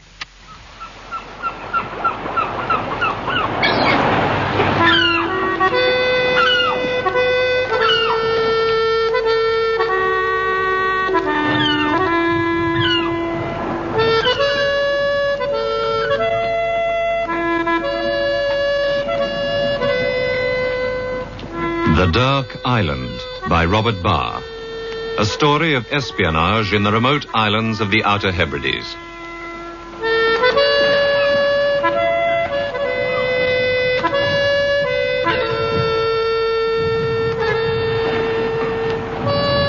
Lonely and withdrawn, the Outer Hebrides are a long chain of islands, islets, and reefs standing like a breakwater off the northwest coast of Britain, lying some 50 miles out in the Atlantic and running in an almost unbroken arc for 150 miles. Strangely remote, their population sparse, many of the smaller islands uninhabited. Off the Atlantic coast of the islands, foreign trawlers maintain constant patrol, keeping an eye on the rocket range on South Uist and on other things. It's on one of the smaller, lonelier islands that our story begins, as a crofter waits on the shore, watching for the arrival of a naval launch.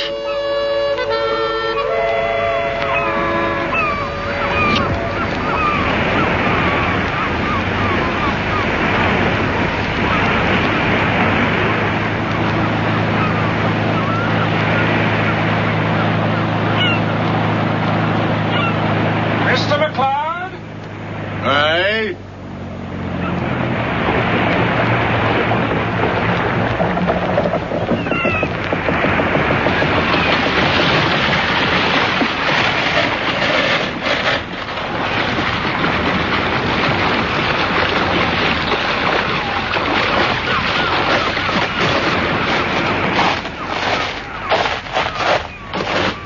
There was a message from you, Mr. McLeod, to the rocket range. Aye, this morning. A torpedo, you said. Aye. Where is it? On the sand, on the other side of the island. I'm Lieutenant Ritchie. This is Petty Officer Whitaker. Morning to you. Morning. Shall I unship the gear, sir? Yes. A torpedo, then? I said it might be a torpedo. I don't know. It isn't any kind I've seen before. Oh. This is Mr. Nicholson, Mr. McLeod. Ah, good morning, Mr. McLeod. It is, sir. A fine morning. Well, now, where is this torpedo? It's about a mile, sir. Across the island, on the other shore. I'll help Whitaker with the gear, sir. Is that your house, Mr. McLeod? Aye. Would have to be. It's the only one on the island. I see. And nicely placed overlooking the bay. Would you like something before we start out? A cup of tea, maybe? Ah, thank you, no, but I think we'd better start out. Oh, it's above the tide line now. It won't get up and walk away. All ready, sir. Mr. McLeod? I'll lead the way. You said it isn't any kind you've seen before. Aye. Tell me, are you familiar with torpedoes, Miss McLeod? Were you in the Navy? R&R. I see. You are still on reserve? Aye. Oh, it comes in handy. What does? The bit of cash. Oh, yes, of course. The craft isn't too good. It's poor ground, as you can see. Tell me, when did you find this thing? Early this morning. Did you report it right away? I wasn't for touching it. I sailed over to the big island and phoned the rocket people from the hotel. But it's safe enough. There's no one around here to tamper with it. Do you live here alone? Aye. Most of the time.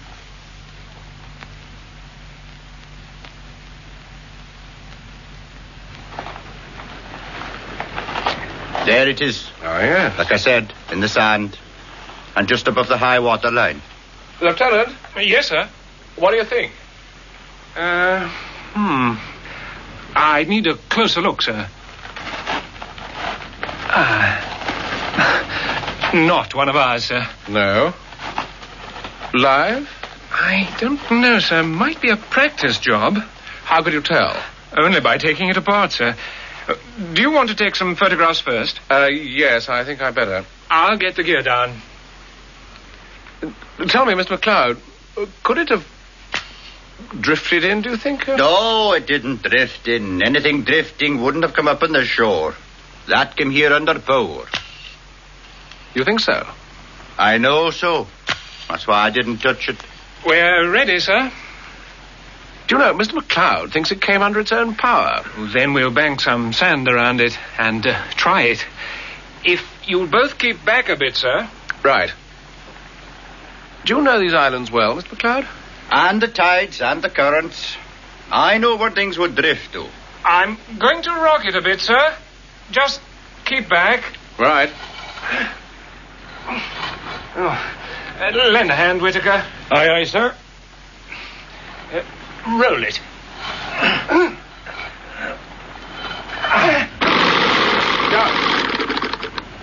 It's all right, sir. The propeller was caught in the sand. It had a few revolutions still to run. That's what I told you. Nothing drifts in here. We'd better make it safe, sir. If you'll come over here, behind the sand dunes. Yes, good.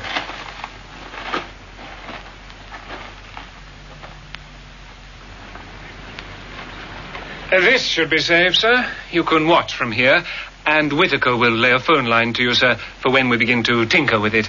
All right. We may have to blow it. I don't think so, Lieutenant. I hope not, sir. They're going to defuse it. Well, if necessary.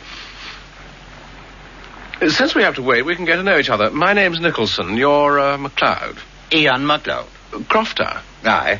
I was in the Merchant Navy for a time. Then the Naval Reserve. Then I came back to the craft. Why?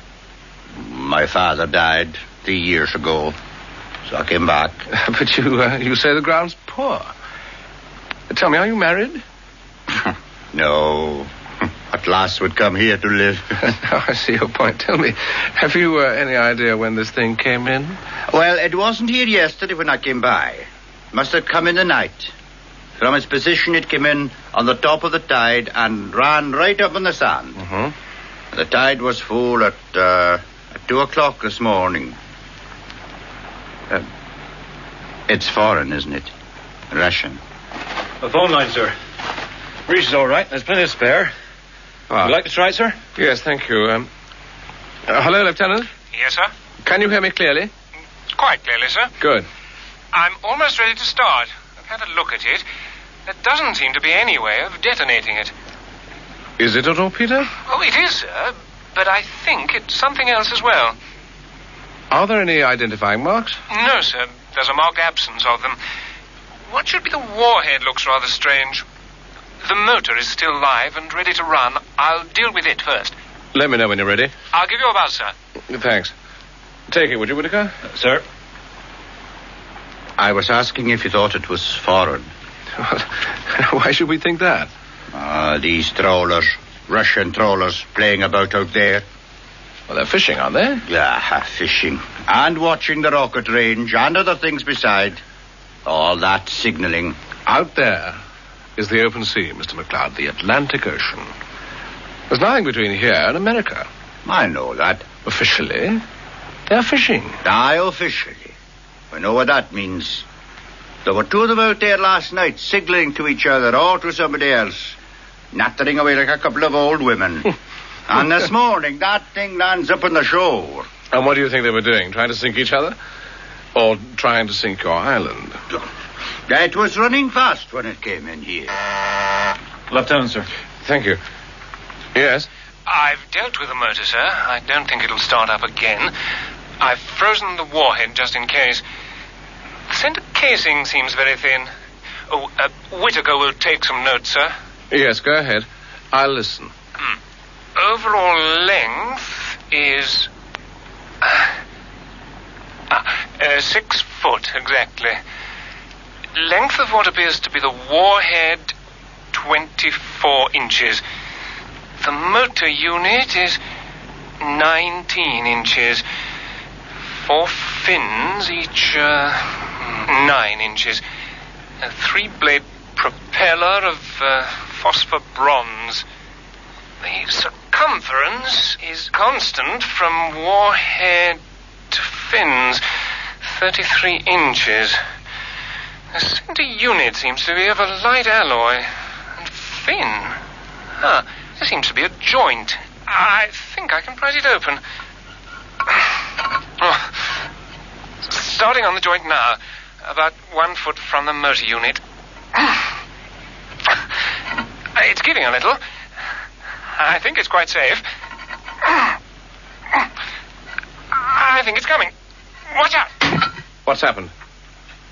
Lieutenant? What's happening? It's opened. It isn't a torpedo, sir. I think you'd better come down. Right, we're on our way. Come on, McLeod. Well, Lieutenant, what do you make of it?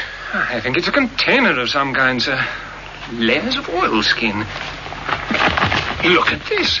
A revolver. And this? English money. That ammunition. It's packed tight with stuff. This feels like binoculars. A camera. Another packet of money. Swedish money. Will we examine the rest, sir? No. No, wrap it all up again. Put it back and close the thing. We'll bring the boat round here. Oh, you won't get the boat round here, not at this state of the tide. You'll be quicker taking it back across the island. How heavy is it? Oh, we can manage it, sir. Oh, no one will see you carrying it. You can take it back to my house. Right. Whittaker, lend me a hand. Aye, aye, sir. Together, sir. Ready, sir. I'll lead the way.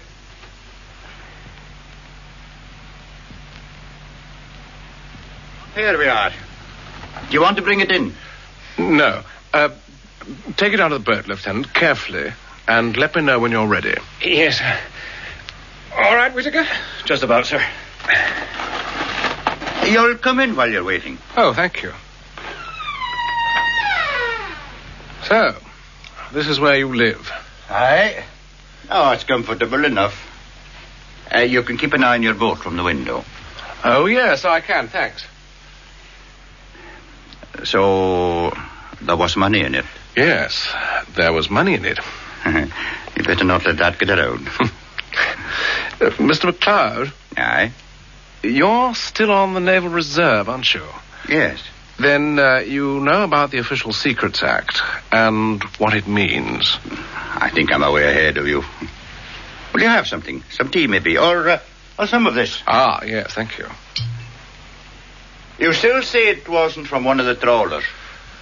Well, as far as I'm concerned, and as far as you're concerned, Mr. McLeod, it never came here at all. And if anyone should come looking for it, you just let them look. And report it to me. At the rocketry? Yes.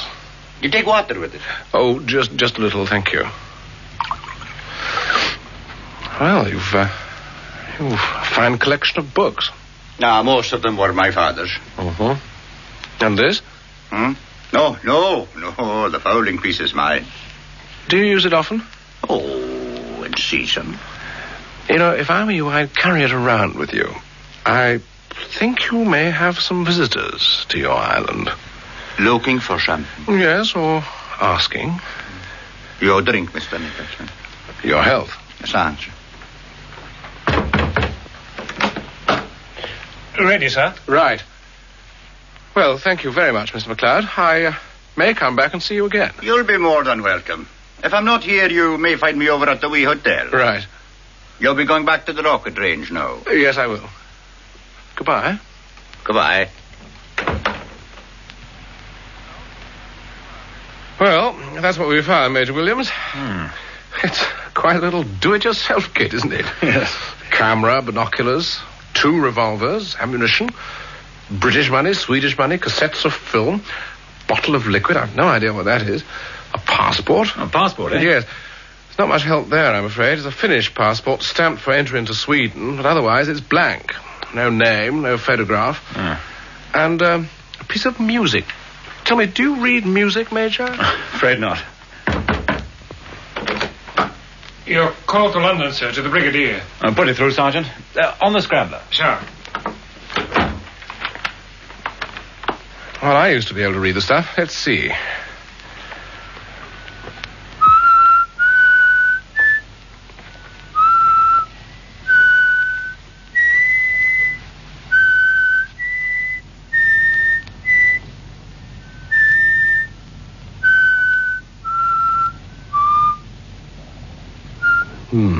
Not much good, am I?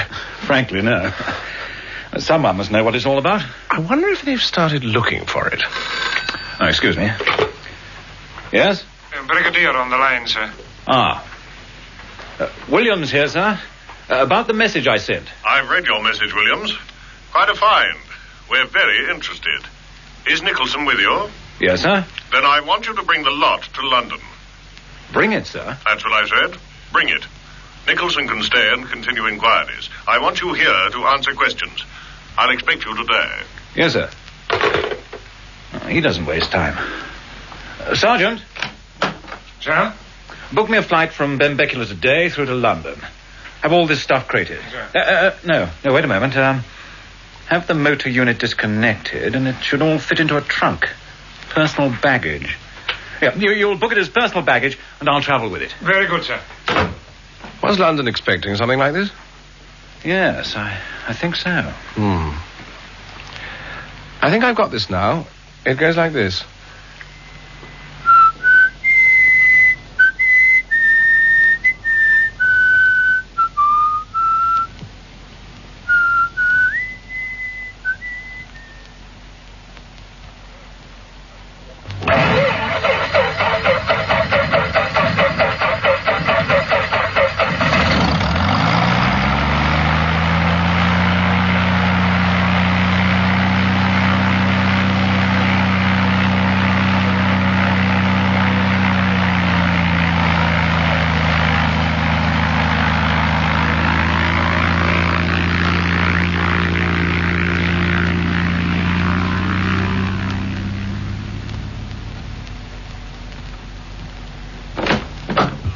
You sent for me, sir? Ah, there you are, Grant. I want you to meet Major Williams, just down from the rocket range. Captain Grant, my personal aide. Evening, Captain Grant. Brigadier's just been telling me about you. Good evening, sir. Grant, is the report ready yet? Yes, indeed, sir. I'll get it. And how'd you like being back in London, Williams? I'm not quite sure, sir. Something's so noisy down here. Does that mean you like the islands? Oh, no, sir. No. It's like being on the edge of the world. I'm very lonely. Ours is a lonely kind of job, wherever you are. Yes, sir. Tell me about this little island. Can you show it me on the map? Yes, sir. It's only a tiny thing called Crayon. Here's our island, this large one, sir. I see. And here's the rocket range down the south, you see? Now, about 20 miles north of the range and a mile offshore, more or less opposite the hotel. Ah, here it is, sir. Crayon. Yes. There's only the one croft on it, owned by this man McLeod. I see. By the way, don't concern yourself about the rocket range. This thing is quite different. Yes, sir. Apart from McLeod, how much do you think people up there know about this? Apart from McLeod, I shouldn't think anything. Tell me about the people in the area. Oh, there are very few, sir. A few islanders and some visitors for the salmon and trout fishing who stay at the hotel. Regulars, mostly. When they come for the fishing, how long do they stay? Difficult to say, sir. Some stay 2 weeks, a month. Some stay for the season. They come and go? Yes, sir. And never more than about half a dozen at a time. Know any of them? Not really, sir. Been too busy with security at the rocket site. I want you to look at some photographs. Do you recognize any of these people as having been on the islands? No. No, I'm afraid not, sir. I have the report, sir. They've made quite a good job of it. Right, let's hear it. Well, first, the contents of the container, sir. Binoculars, high-power night glasses, magnification 15 by 20, country of origin Eastern Germany. Camera and 2 cassettes of film, country of origin Eastern Germany. Use microphotography. Bottle of clear liquid. It has been analyzed. Use microphotography. 3 valves, transmitter type. 2 Colt 45 revolvers, country of origin United States, use offensive purposes. 200 rounds of ammunition for use with revolvers. 1 Finnish passport, stamped for entry into Sweden, valid until next month, and awaiting photograph and description of traveller. Valid only until next month? Yes, sir. Oh. Shall I go on, sir? Yes. £300 in Swedish currency. Genuine, used notes, use in connection with illegal entry into Sweden. £750 in Bank of England £1 notes. Genuine, used, numbers not in serial order. Use possibly for financing some project. I've no doubt.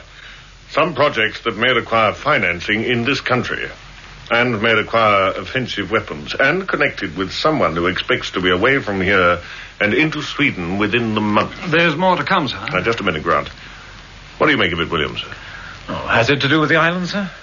Yes, insofar as the container was being delivered to someone there.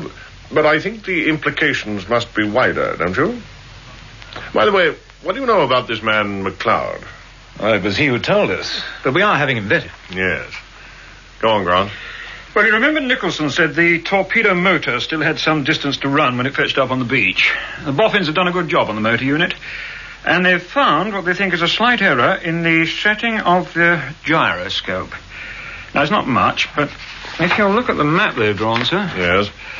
The torpedo, the container, fetched up on this island. Is that correct, Major Williams? Yes, Crayon. Well, the boffins say if it was fired at full tide, allowing for the currents in that area, this would be its track, this line here, sir. Yes.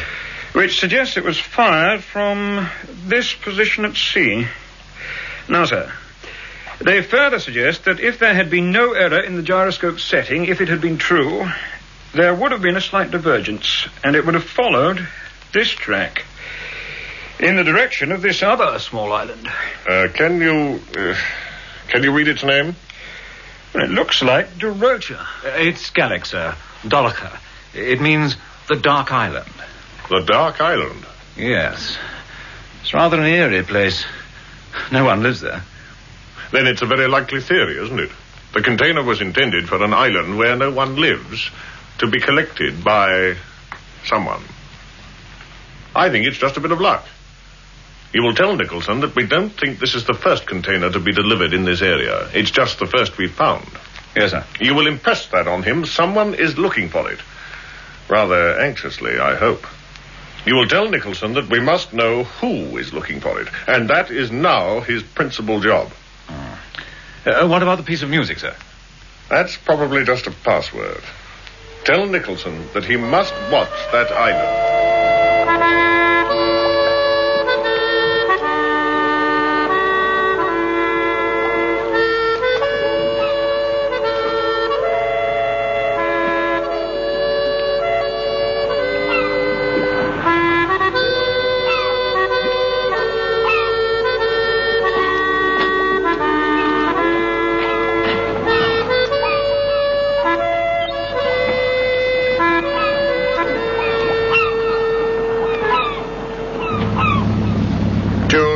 You said, Mr. Nicholson. Yes, and I want you to get me there unseen.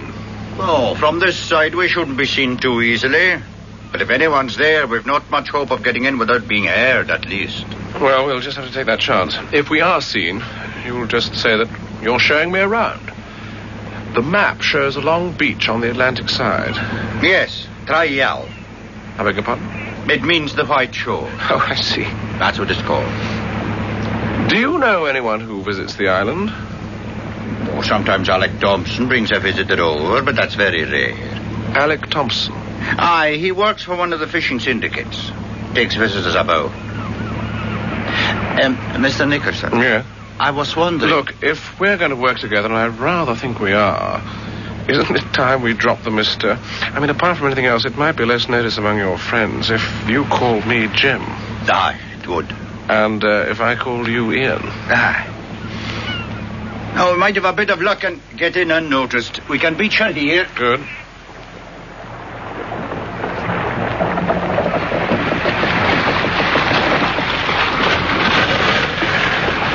We'll pull her up. Right.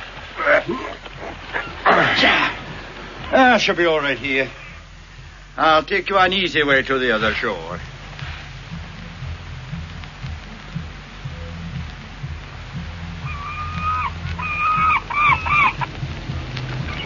You can look down on it from here. There it is. Goodness me. The White Shore. All 3 miles of it and not a soul on it. Yes. It's quite a picture. No, on a calm day it is, but not always. You think that thing was meant to come ashore there? Well, I think there is somebody down there. Hmm? At the far end. Aye, there is. Binoculars, please. Thanks. Yes, there is. It's a girl. Hmm? Here, have a look. Do you know her? I'm not sure. Just a moment till she turns. Aye, she is looking for something. Do you know her? Oh, aye. She's the pretty one. She came recently, living with her uncle at the hotel. It's Miss Summers. Let me have them in. Aye. Yes. She's searching, all right. And she looks worried. Right. This is where we go down. I'll offer to help. Aye. You ready? Yes.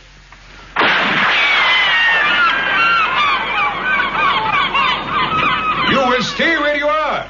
Both of you.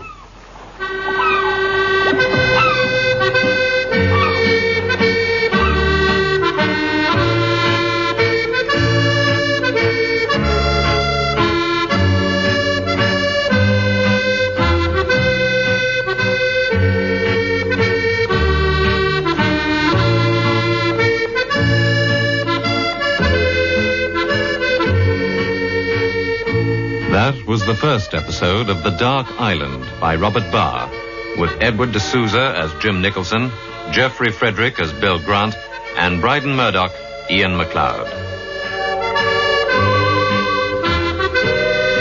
Listen to the next episode of The Dark Island, produced for the BBC by Peter Titheridge.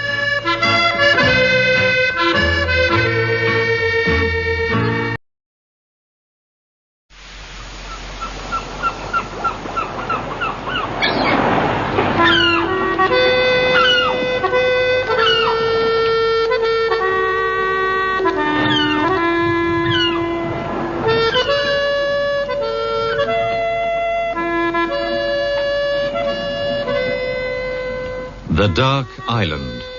The second episode in Robert Barr's story of espionage in the remote islands of the Outer Hebrides.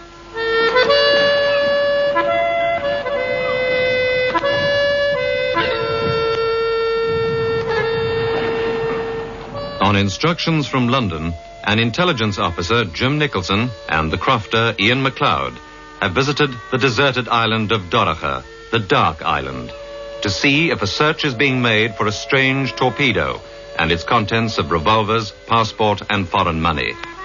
They've seen a girl searching the beach, and they've been shot at.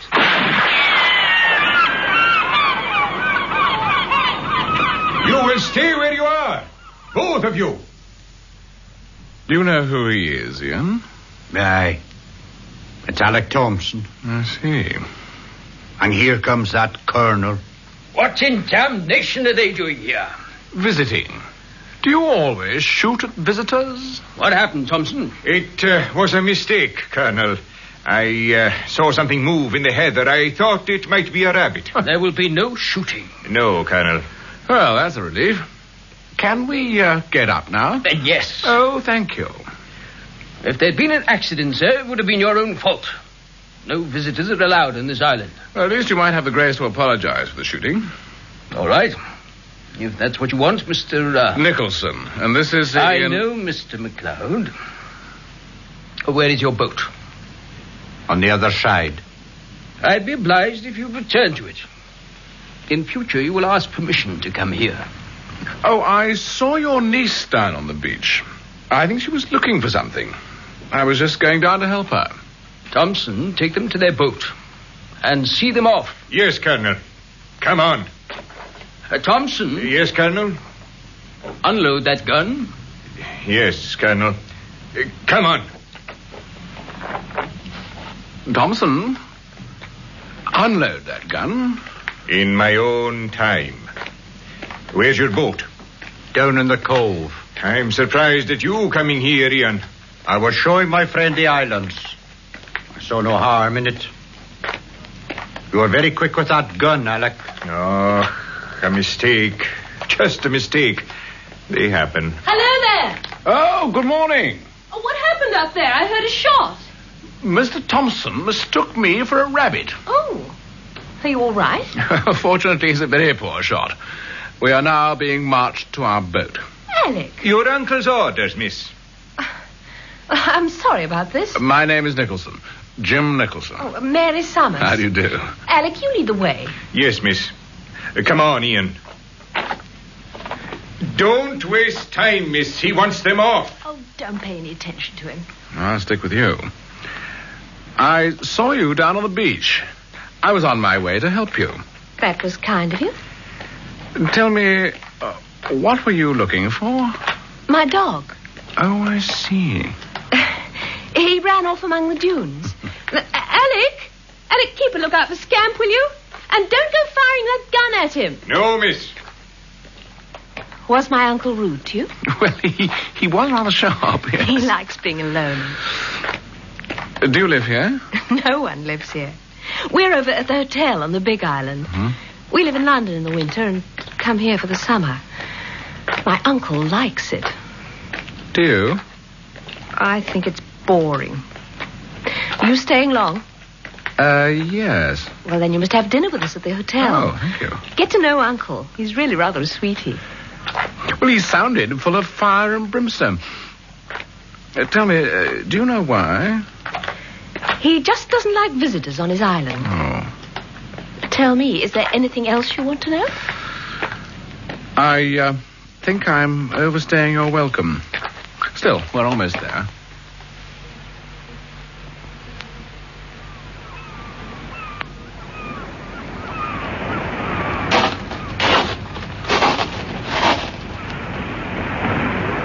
Now you take him out of here. Aye.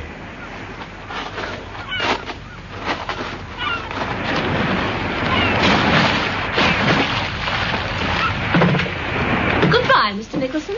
Bye, Miss Summers. Oh, I may see you at the hotel tonight. So you may.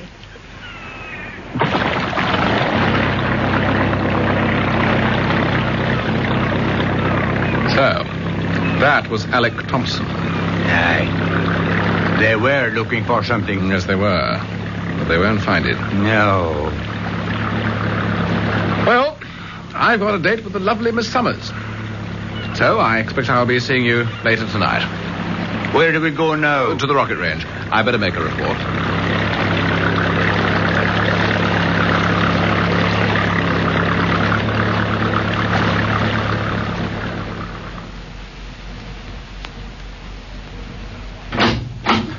Oh, morning, Jim. Good morning, sir. I didn't know you were back. I flew in half an hour ago. Oh. This is Captain Grant, the Brigadier's PA, Jim Nicholson. Hello there, Nicholson. Hello. He's come up from London to look around and make a personal report. Have you been to the island yet? Well, I've been to it. I've been shot at and thrown off it. Shot at, eh? Well, in the kind of way, yes. You've come just in time for some fun, Grant. Yes, so it seems. Well, I was explaining to Grant about these foreign trawlers. Now, we have fairly full reports on their movements, but they operate over a very wide area. All around here, right? Now, they come inshore from time to time. Light signals have been seen to seaward. But they aren't at regular intervals. Well, not regular by any measurement we know of, but it seems to be always for 3 successive nights, except on this last occasion, when we picked up signals on only 2 nights. Yes. If we're right, it'd seem to take 3 nights to complete an operation. 1 night signaling to arrange it, next night to deliver, the 3rd night to get the okay and sail away. On this last one, there'd be no okay, because we found the container. They're spy ships. No. The Brigadier thinks they're working with a spy ship. He thinks there's a reception group operating on the islands. He thinks so, sir. If you come over to the large-scale chart, I'll show you what happened this morning. This is the island, Dorocha. And this is the cove where our boat was moored, and this is the beach. And we crossed by this route. There's an old house here. Hasn't been lived in for years. It's in a pretty poor state. Where did you meet with the trouble? Just here, looking down on the beach. This is the beach where the container should have landed. Yeah. It's a much better beach, about 3 miles long. There was a girl searching it, and there was a man protecting her. As soon as I spotted her, he spotted me and took a pot shot. And then this colonel appeared. Angry as hell he was. You let them scare you off? Well, if they were looking for the container, they wouldn't find it. I stayed long enough to see what I wanted to see. This colonel, British? Oh, yes, quite definitely. The Colonel Jamison. I don't know what regiment, but it shouldn't be too difficult to trace him. Late 50s, early 60s. Retired. The man who shot at you? Alec Thompson. MacLeod says he's an ex-trawlerman, and he's been in the Merchant Navy. Swanson, he's the chap who runs one of the fishing syndicates, brought him here as a general handyman to take syndicate members fishing. You know, take them to the islands. An ex-trawlerman, eh? And these foreign spy boats are trawlers? Yeah. The girl? Says she's the Colonel's niece. About 23 or 24. Mary Summers. I think she's a Londoner. Know anything else about her? Not yet. Oh, with this last container, there can be no okay.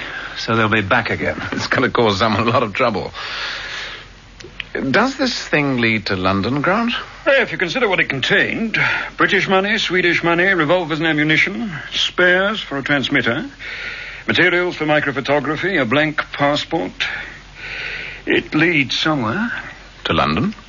The Brigadier thinks that part of it is London-based, but he wants the origins traced here. What else does he think? He doesn't tell me. He just sits in London and calls the tune. Have you seen these photographs? Can you recognize anyone? They're street snaps. People walking past. That's right. Street snaps. Well, who am I supposed to recognize? You just look at them. See if any of their faces are familiar. Hello, this one was taken in Whitehall, wasn't it? Yes, that's right. This man at the back, almost behind the woman. He looks a bit like Swanson. The man who runs the fishing syndicate? Yes, that's the chap. He owns rights in some of the locks and brings people up from the south for a fishing holiday. And brought Alec Thompson here. That's him. Still, you couldn't tell from this. It's only half a face behind a woman. It's a lousy photograph. Yeah, well, street snaps usually are. Yeah. Anyway, you'll see him tonight. I'm going to the hotel for a drink. I'll take you. What story have you given them? That I'm a visitor.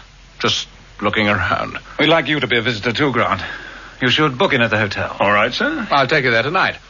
I'll take the boat round as soon as it gets dark.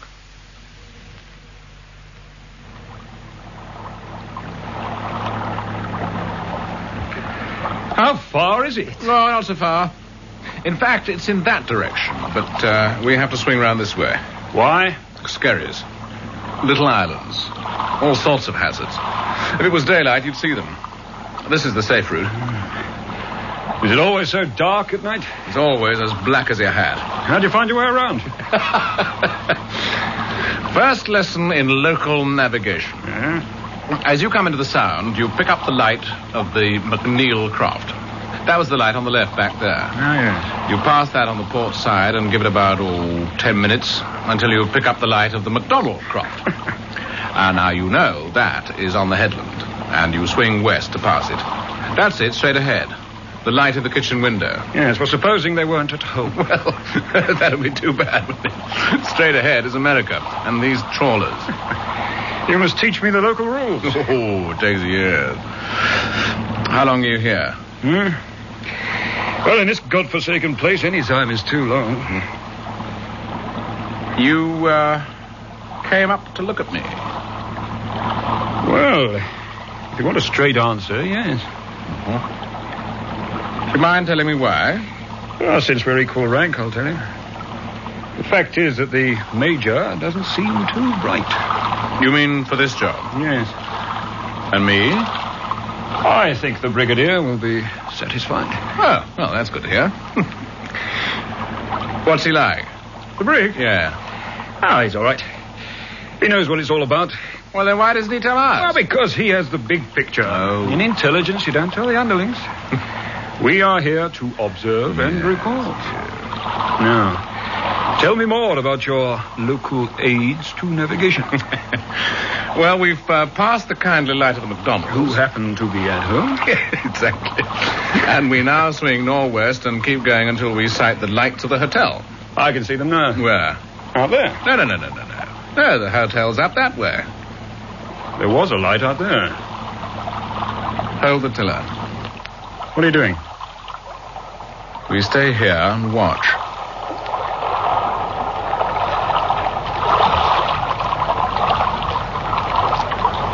There is a light.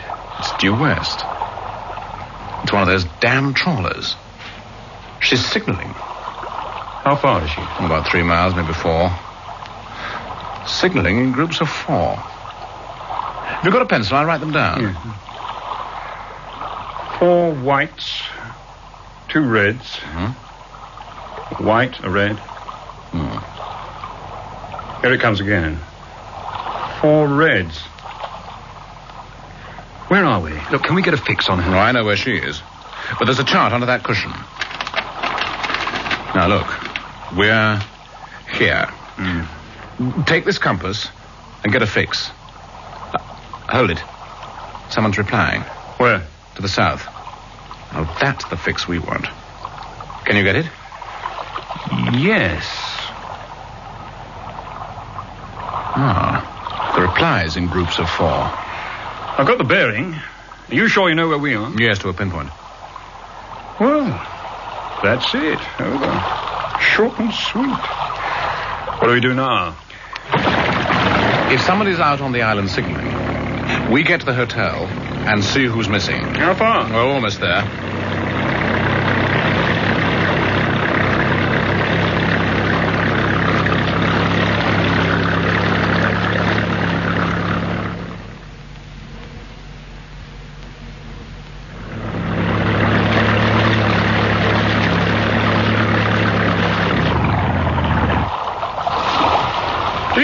Drive like that in the dark? Not always, no. The hotel is just round that headland. What headland? Well, you see it from the road. Look, you go first and book in. We'll meet in the bar as strangers and work it out from there. As strangers? Will that work? Oh, yes. They're very friendly. Book in, and the manager will introduce you to someone in the bar. You go on. I'll put the boat up. Okay, well, I'll see you later.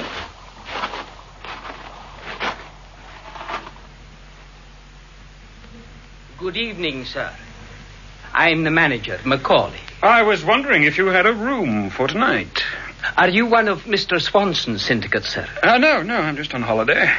My name is Grant. For the fishing, sir? No, just for a holiday. Aye. Well, you might be in luck, sir. If you'll just wait here, sir. Good evening, Mr. Nicholson. Good evening, Mr. Macaulay. Has Ian MacLeod come in yet? Aye, he's in the bar. Oh, good. I'll just pop through. There you are, Ian. Oh, Alec Thompson has been asking about you. He's coming over now. Good evening, Mr. Nicholson. Evening. I'd like to buy you a drink for what happened this morning. It was an accident, wasn't it? Not in the way you think. Oh, I'm not as bad a shot as that, am I, Ian? No, he could hit a rabbit at 40 yards. With a bullet. Straight between the eyes. Yes. Now, will you have a drink with me? I'd be honored. Ian? I'll have a malt. Where's Macaulay? Oh, he's attending to a visitor. He won't be long. We have a room, Mr. Grant. There was a booking for it tonight, hasn't arrived. You're not with Mr. Swanson? No. Seems no point in it lying empty at this time of night. Here it is. Dr. Lawrence from London. You wouldn't know him, sir? No. You're from London? Yes, that's right. Well, if you need a room... how long will you be staying, sir? For as long as you can take me. That's fair.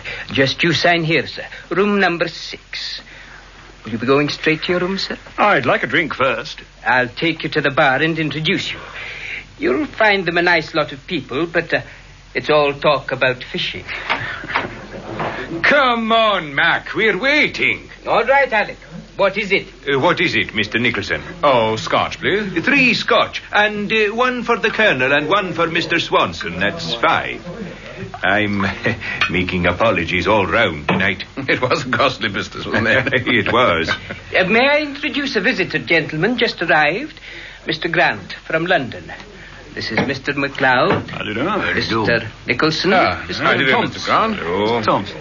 Now you'll have someone to talk to, Mr. Grant. Oh, thank you. Add 1 for Mr. Grant. Oh, that's very kind of you. Not at all. I'll just take these over to the Colonel and Mr. Swanson. Help yourselves. You too, Mr. Grant. I'll be back. It wasn't as difficult as you thought, was it, Grant? No. So, you are Ian MacLeod? Yes. We know each other already, but we've arranged to be introduced. I gathered that. You've met Alec Thompson, and the 2 he's gone over to are the Colonel and Swanson. Of the fishing syndicate? Aye. Anyone missing? So far as I can see, only the girl. There was some signalling tonight, Ian. Where? Well, I'll show it to you on the chart later. Hello. The Colonel seems to be having a go at Thompson. Alec won't take kindly to that. Maybe so, but he's taking it now. But he's coming back. Sorry about that. Will you be here for a while, Mr. Nicholson? Yes, I think so. I've got to go out. Something I left unfinished, but I'd like to see you when I get back. All right. You'll wait? Yes. I'll keep you a drink for you, Alec. Right, thanks. You 2 stay here and have a chat. I want to see who he's meeting. I won't be long. Hey, your health, Mr. Grant. And yours. So, you're a friend of Mr. Nicholson's? We were introduced here tonight. But you're interested in what happened this morning? And in what you found yesterday. If you're a friend, you should go after him. Stick close to him. Wait for us here. Oh, there you are, Mr. Grant. You'll want to see your room now. Not yet, Miss Macaulay. I thought I'd have a breath of air first. Aye. It's a fine night.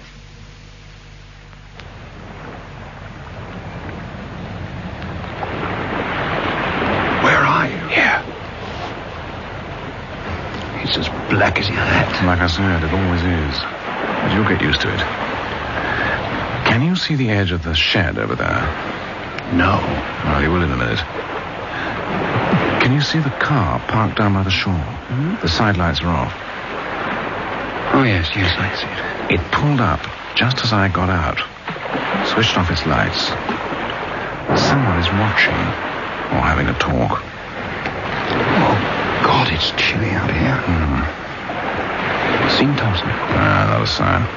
Did you hear that?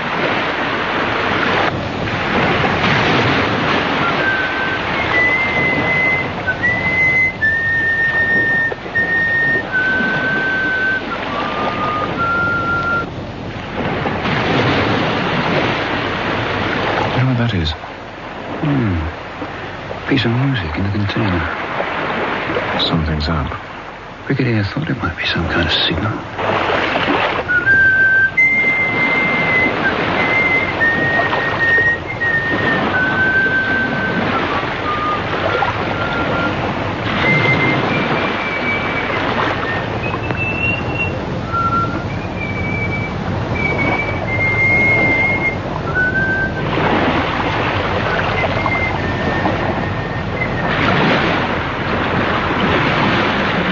See him?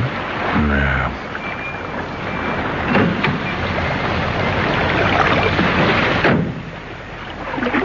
Someone's coming from the car.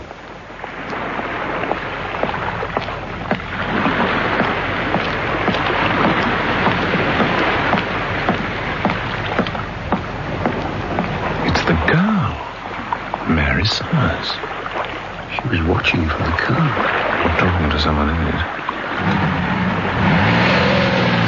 Watch out for the headlights.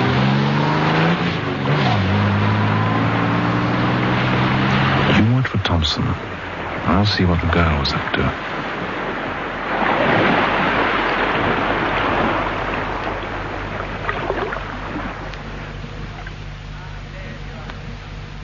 There you are, Miss Summers. Your uncle was asking for you. Will I tell him you're here? Is he in the bar? Aye. Oh, no, please don't trouble. Oh, good evening, Mr. Nicholson. Hello, I've been looking for you. Have you been out walking? No, I was out visiting a friend. Katie Kennedy, the school teacher. Oh, Do you yeah? know her? No, I don't. I thought you'd been walking. Your shoes are wet. Oh, I came back by the shore. Oh, I It was see. a mistake. It was wetter than I thought. You're back. Yes, Uncle. Good evening, sir. Oh, it's Nicholson, isn't it? Yes. I understand my niece has made amends for my rudeness and that you'll have dinner with us sometime. Oh, thank you very much. Now, if you'll excuse me. Of course. Well, Mary, I was just on my way to the bar. Will you join me? No, thank you. But don't let me stop you. I'm coming, Uncle. Still here, Ian? Huh? Oh, hi. Oh, did you see Alec Thompson? No. The Colonel has just had a row with Mr. Swanson and stormed out. I saw him in the lobby. More important, Ian, the girl has been out on the shore tonight and came back with something urgent to tell the Colonel. You said Alec Thompson was a trawlerman. Aye, and I think he wants to tell you something. Oh? Listen, we saw signals from one of the foreign trawlers tonight and a reply from one of the islands. You know the islands. I need your help. I'll be more than pleased. I got a fix and marked it on a chart. It's down in the boat. If you'll wait, I'll get it.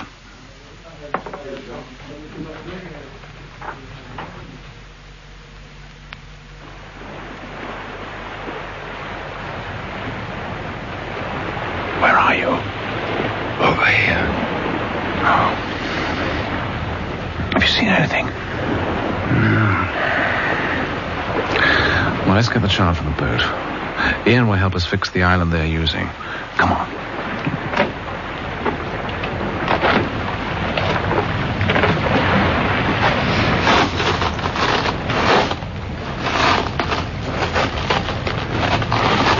Here we are. Where did you put the chart? Where I found it, under the cushion.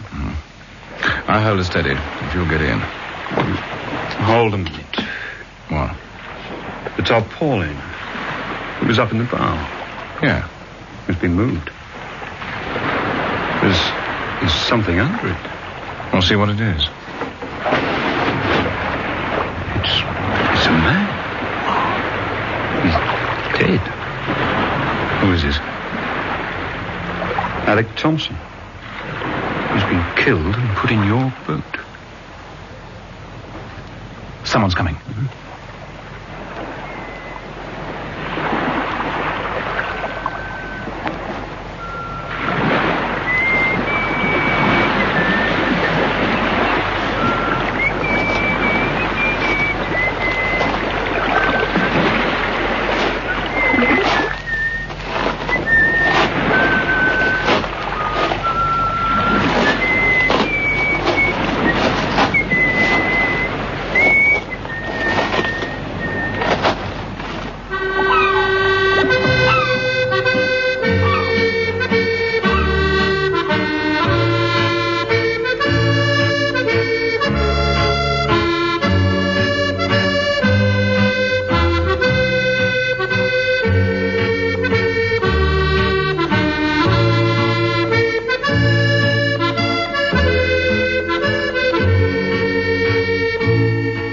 That was the second episode of The Dark Island by Robert Barr, with Edward D'Souza as Jim Nicholson, Geoffrey Frederick as Bill Grant, and Bryden Murdoch, Ian MacLeod.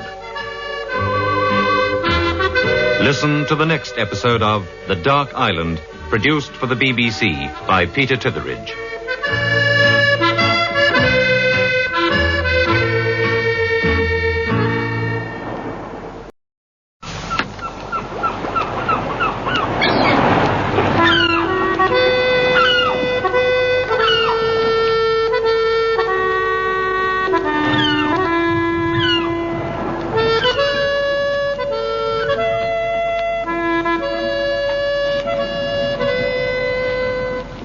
The Dark Island, the third episode in Robert Barr's story of espionage in the remote islands of the Outer Hebrides.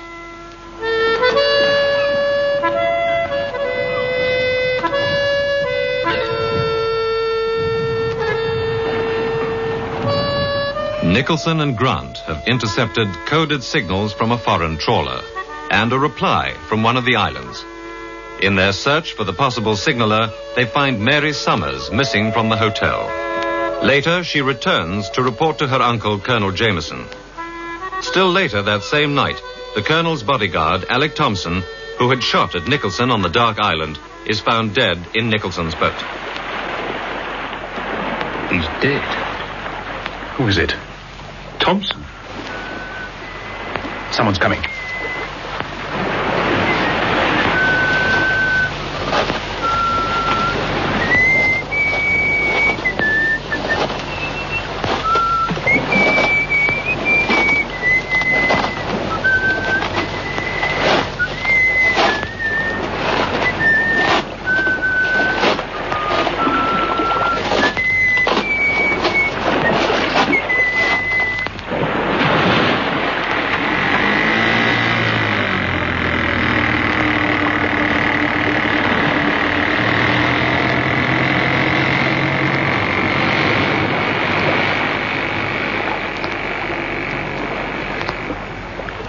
Did you see him? Not clearly, no. Any use chasing after him? Not in pitch darkness. What do we do about Thompson? I'm going to take him back to the rocket range. Let the major decide what to do. You'd better go back to the hotel and tell Ian MacLeod I'll see him in the morning. Right. Oh, and Grant. Yes? Check on Swanson's movements.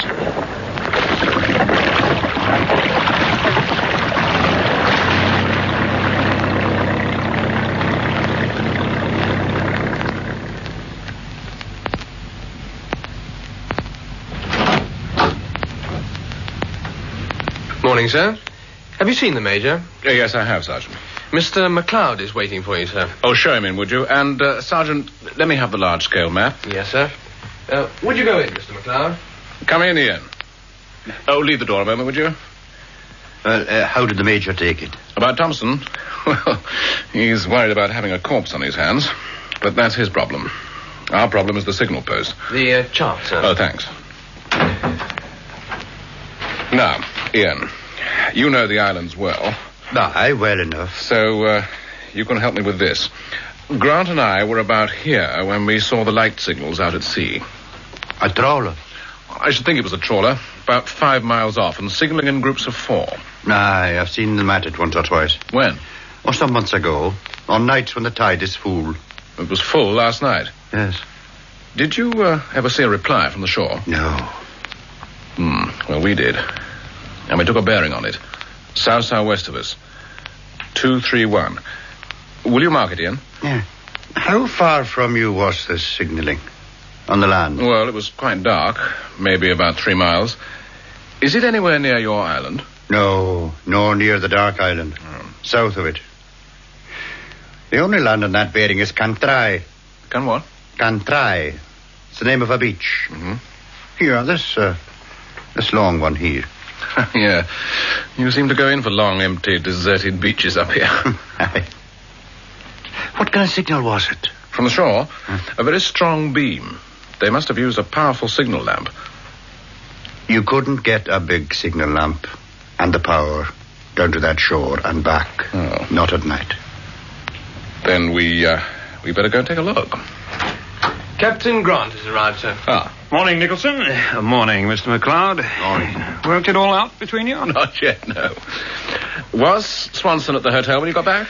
Yes, he was just going up to bed. Oh? The Colonel was in, so was the girl. I had a walk with your girlfriend after breakfast. Very pretty, very charming. Yes. What have you done with the unfortunate Thompson? The Major's dealing. It's a security matter now. His clothing's been examined. Lots of sand and fine gravel. Seems he was killed somewhere else and carried to my boat. A present for you. Yeah.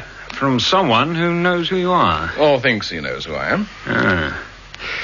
The Colonel was in a right old flap at breakfast, popping in and out, looking everywhere for Thompson. Said he was booked to take him to his island this morning.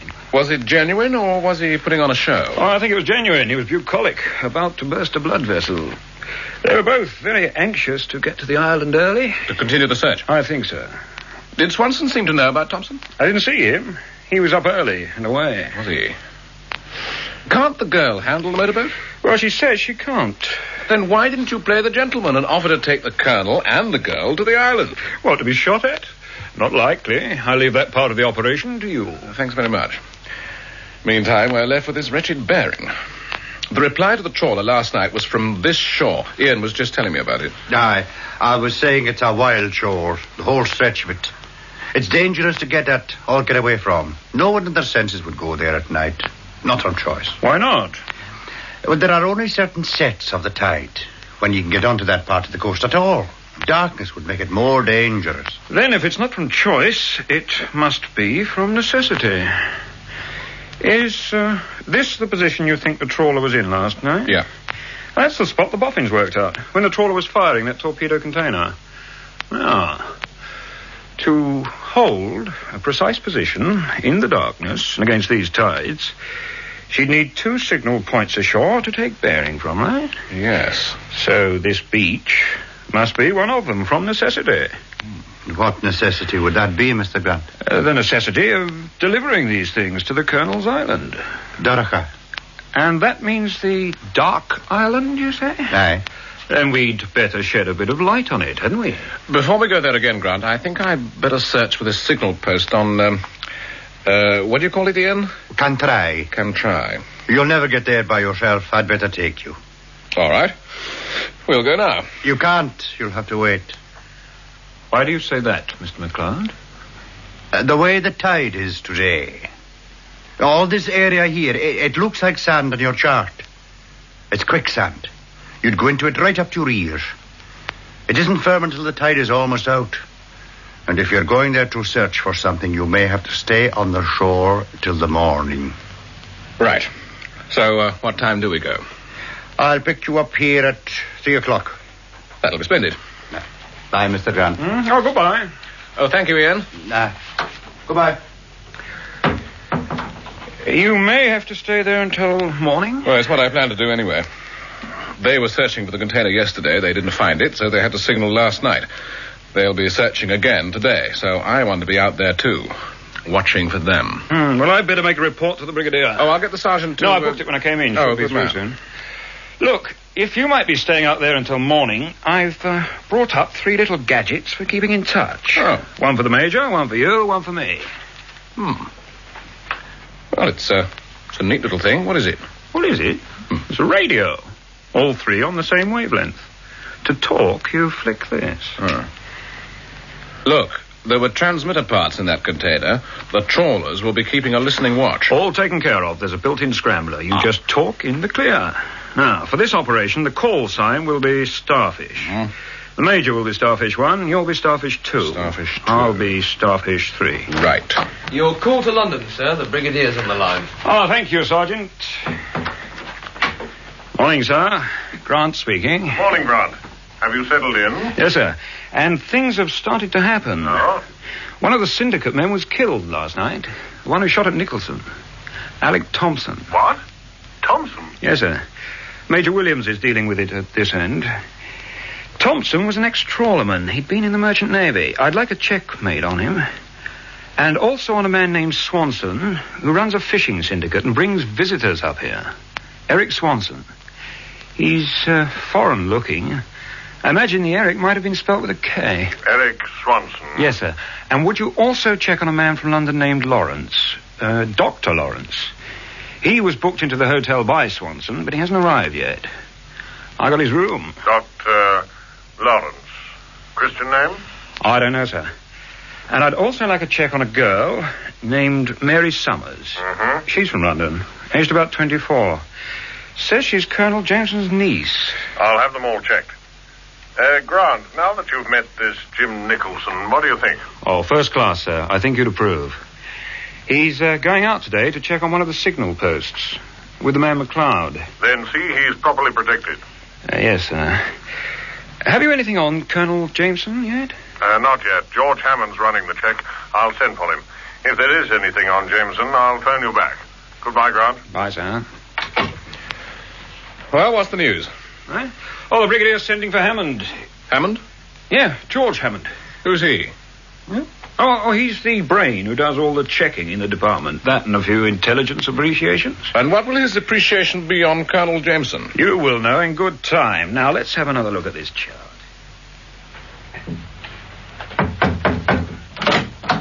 Good morning, Brigadier. Oh, come in, Hammond. The file on Colonel Jameson. Ah, thanks. Well, what do you make of it? Very much what we thought, sir. Bowler-hatted 6 years ago. Mm-hmm. A bit of a duffer. A bit of a temper. A bit bullshit. Is he now? Opinionated, sir. And irritable. But not an unusual army record at that rank. No.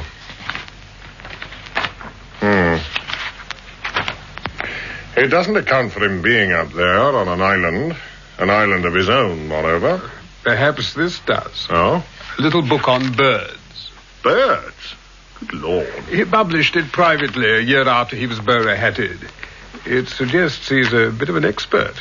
It's his hobby. It could be a hobby. Or it could be a cover. He could practice this hobby anywhere. It still doesn't explain the island. It's strange what colonels get up to, especially the old ones. Do you want me to go up there? No, I want you here. There's some further checking. A girl named Mary Summers, who says she's the colonel's niece. Mary Summers. A man named Eric Swanson, who takes visitors up there and is friendly with the colonel. A Dr. Lawrence, no Christian name, who may be on his way to the islands. And this man, Alec Thompson, employed by Swanson and murdered last night. You think it's a reception group? Just check on them, George. Of course, sir. Will Grant be able to cope? He's settling in, and Nicholson's going to search for a signal post today. I'd like those reports as soon as possible, Hammond.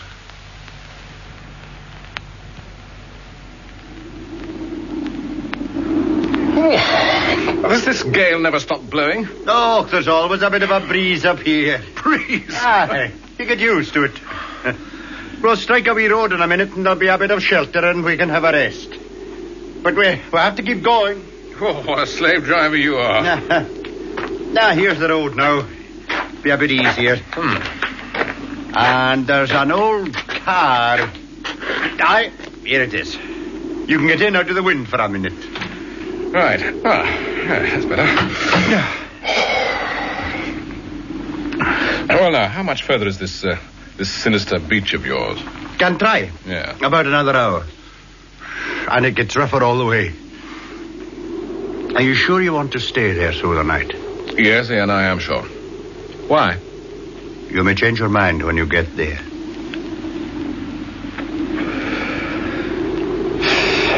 Ian, you're very useful to me, and you're taking some risks. You may have to take more risks. How would you like to come on the payroll? I'd like that, fine. Then you're on. Thanks. Now that I'm on the payroll, can you tell me what it's about? What risks I'm taking? Well, you can work that out for yourself. You found that container, Ian, and you reported it to us. That container should have landed on Dorica. We went there next day and found the beach being searched. They found nothing. Well, they couldn't. No. So last night there were signals made to the trawlers. They must find it. So they're still searching. Who? Well, that's one of the risks you take. We don't know. We are interested in everyone who has come recently to these islands. Swanson, and the three who are making the search, the Colonel, the girl, and Alec Thompson. Oh, Alec has been here for years, and he's dead. But he was away for a time, wasn't he? In the Merchant Navy. I was away in the Merchant Navy. Yes, Ian, we've checked on you. I thought you would. Last night, when the signals were being made, there was one person missing from the hotel. The girl. Miss Summers? Yes. But she came back. So? Anyone who was on that shore last night didn't get off it till this morning. You want to bet? Any sum you like. Wait till you see it. She'd been out on shore somewhere. Her shoes were wet. But she said she'd been visiting the local schoolmistress. Miss Kennedy? Yes. Well, you're in luck. Here comes the school teacher now.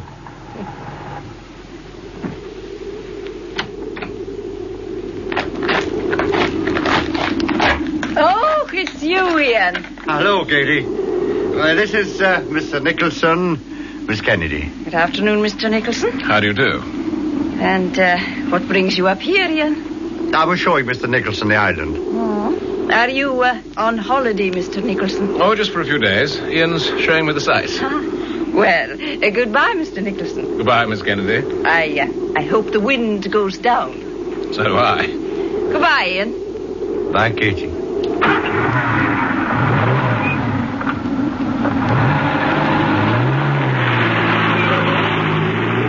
Yep. We'd better get moving. Right. So, that's the school teacher. Aye. She's very pretty. And she seems to like you, Ian. Have you ever asked her? Oh, she's settled at the schoolhouse now. She wouldn't take to our croft, not now. Well, that's all of the road. We cut across the moor now. Tell me about her. Katie? Yeah. She's a local girl, born here. Went to the little school down there. Did you? Aye. Katie went to Edinburgh, to university. Became a teacher. Got a good job at a girls' school, a private school. Where? In London, or near it. Mm-hmm. And then she came back. Why? Because she was needed. There's not so many teachers of the Gaelic. The little ones speak nothing else. They had to be taught the English. When did she come back? I thought you'd ask that. You're wrong. She came back a year ago. She's a friend of Mary Summers. They were together last night, and that shore is not so far from the schoolhouse. It's far enough. Just wait till you get there.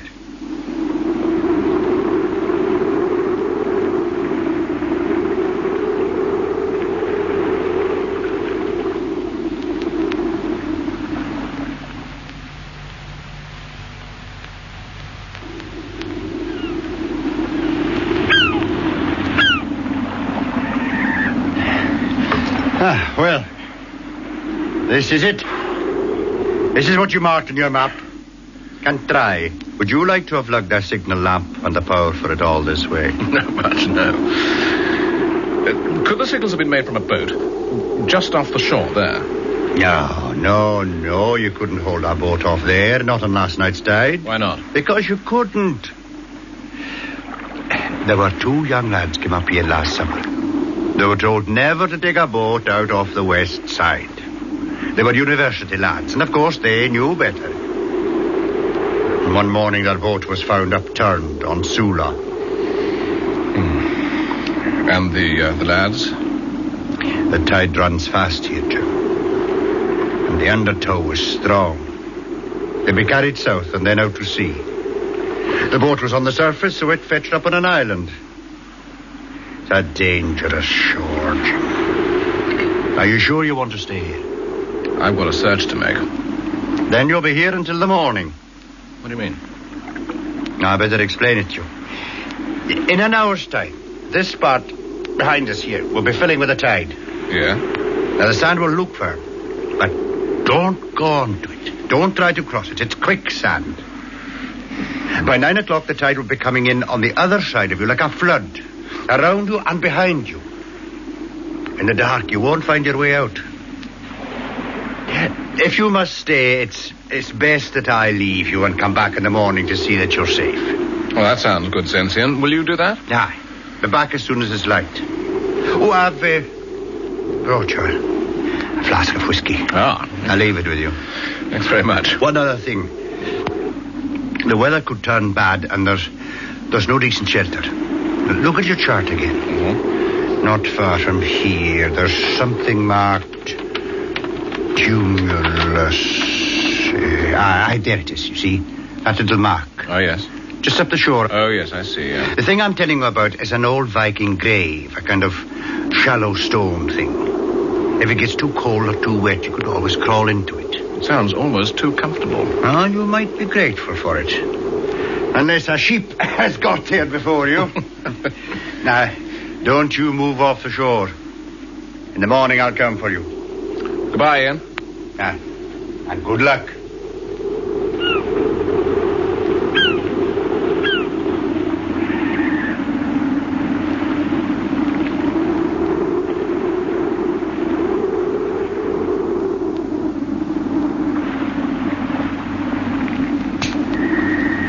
Calling Starfish. Starfish 2 to Starfish, over. Calling Starfish. Grant and his blasted contraptions. Are you hearing me, Starfish? Starfish 3, I'm hearing you. Oh, it does work. Is that you, Grant? Yes, I'm listening. Where are you? On the beach. Look, it's too cold to be formal. Can we drop this Nicholson and Grant stuff? I'm Jim. All right, Jim. This is Bill Grant. I'm on that beach, Bill. It's just as bad as Ian said. He's gone now. He's coming back for me in the morning. It's just getting dark, and I'm going to start the search. But first, will you get the chart and look for a mark on the landward edge of the beach? Tumulus. Yeah, half a sec. All right. Cumulus. Yes, I've found it. Now, I'm going to have a look for it now and make that the center of the search. Keep the channel open. Report as often as you can. I'll keep listening watch. Right. I'm setting off now. Good luck, Jim.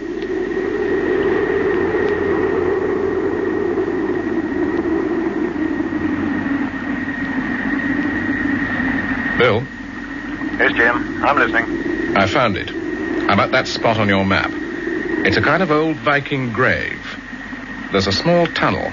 Now, I'm going to try and crawl in. See if there's some shelter in there. Shelter? Well, if I've got to stay here the night, I may need it. I'm going in now. It's a bit of a tight squeeze. Well, I'm in. Just a minute while I get my torch. It's cramped in here. Ew, there's some bones. Oh, it's all right. They're sheep's bones. Hello. There's another tunnel. It's bigger. I'm going through. Jim. What is it? Are you armed? Of course I'm armed. I'm going through.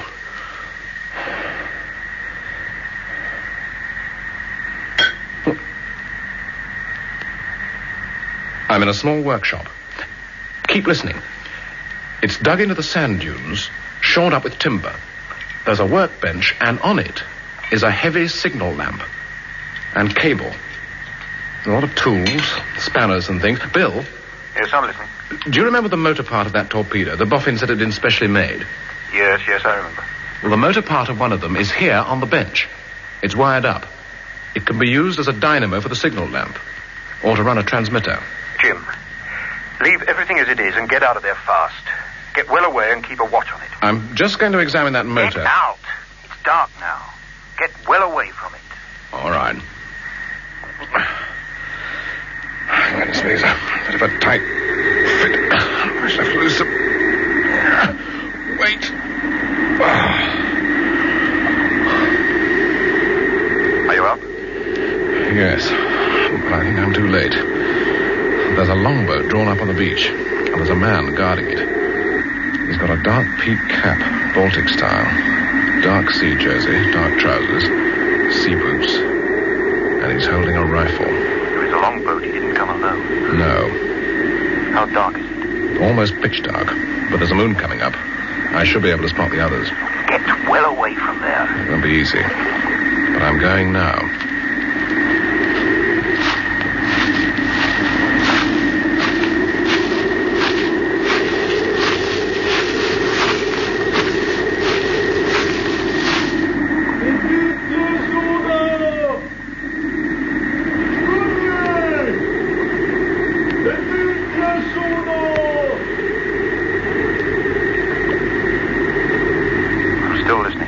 Seen them.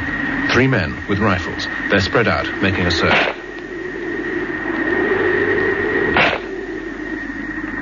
They seem to be shooting at anything that moves. I'll get help to you. You can't.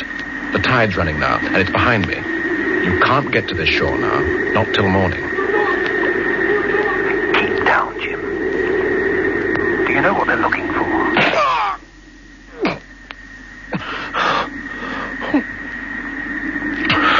They're looking for me. I've just been hit. I'm making a run for it.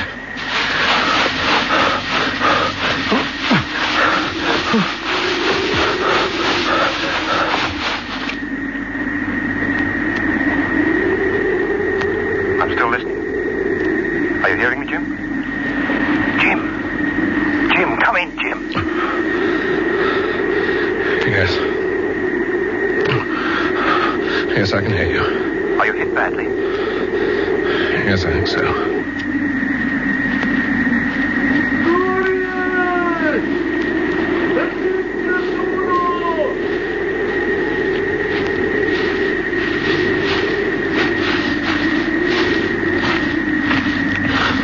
They're coming nearer.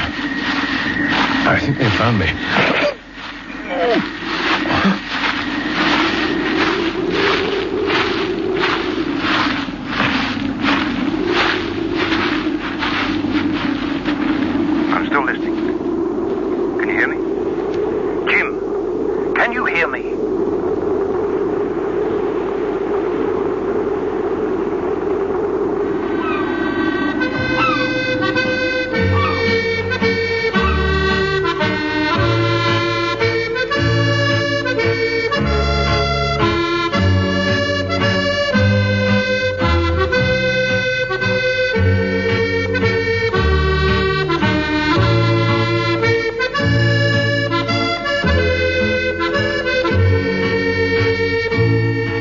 That was the 3rd episode of The Dark Island by Robert Barr, with Edward D'Souza as Jim Nicholson, Geoffrey Frederick as Bill Grant, and Bryden Murdoch, Ian MacLeod.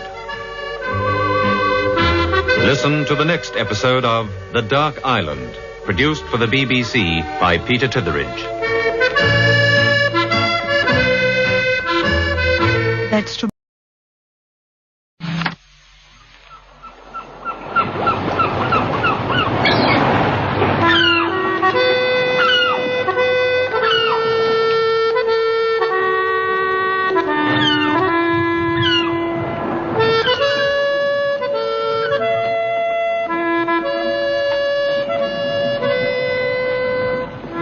The Dark Island, The fourth episode in Robert Barr's story of espionage in the remote islands of the Outer Hebrides.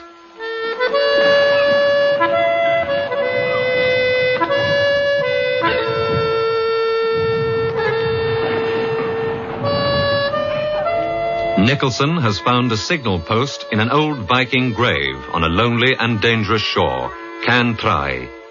He's radioed its position to Grant, but emerging from the dugout, he's been ambushed by armed men who've landed on the beach from a Russian trawler. He's been hunted by them across the sand dunes and shot. Grant calls repeatedly to Nicholson on the personal radio, but there's no reply. And he sets out next morning with Major Williams and Ian MacLeod to search for him.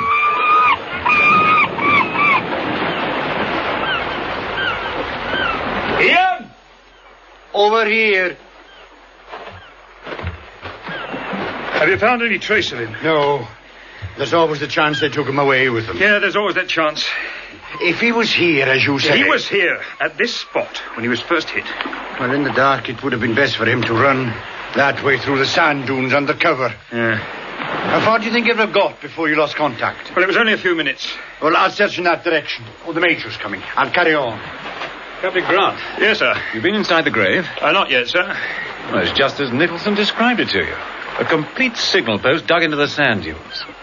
On a deserted beach like this, that must have taken months to make. Generators, power, signal lamps. Mr. Grant! Come here, will you? Quick! Excuse me, sir. Over here, Mr. Grant. Is it Jim? Aye. There's still a bit of a pulse, but not much. You had to do something quickly. Get the Major, will you? Aye. Major Williams! He's coming. What's this, Ian? My whiskey flask. I left it with him. Oh? Aye. It's empty now. Oh, he'd need it all for the pain. Have you found him, Grant? Yes, he's unconscious, sir. Very weak. 2 bullet wounds. Oh, look after him, poor devil. I'll arrange to have him taken out of here. Sergeant, over here. That may take too long, Mr. Grant. The only road is more than 6 miles away. Well, Ian, let's hope he can stand it. He's the only one who can tell us anything.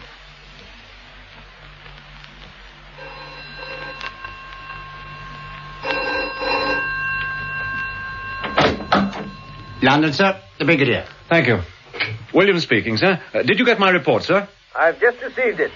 What did you say, sir? Bad line, this. I said I've just received it. Have you found Nicholson yet?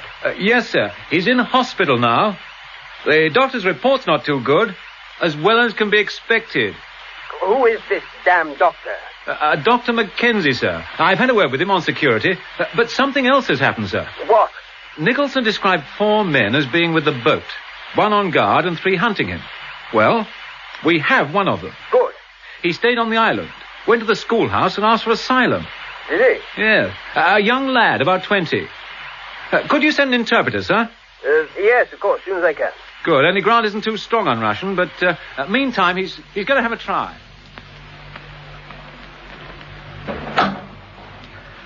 So, this is the prisoner? Yes, sir.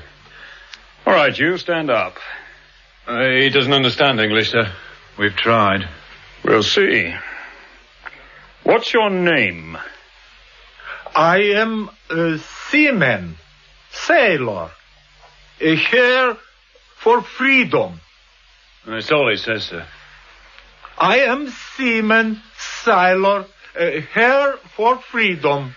Yeah, they didn't give Nicholson much chance of freedom. Ty nie знаешь, кто стрелял? Нет. Says he doesn't know anything about the shooting. Well, I think he's a liar, sir. Он говорит, что ты врешь. Нет, я говорю правду. А чего ты пришел сюда? Я пришел в свободный мир. Я хочу быть свободным. And what's he say, sir? I can't altogether follow him. He says he came here to be free. Don't let him out of your sight till the interpreter arrives. No, sir. And tell Major Williams that I've gone to see Mr. Nicholson. Yes, sir.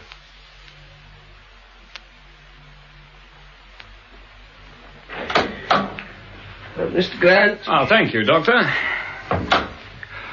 Well, you're under heavy protection, old chap. Yeah, you weren't much help last night, were you? With the radio, how could I be? You get yourself shot at on Dorica and hit twice on Cantry. I can't be everywhere. Yeah, they told me it was a dangerous game. I brought you some thrillers. I take it you can read. Yes.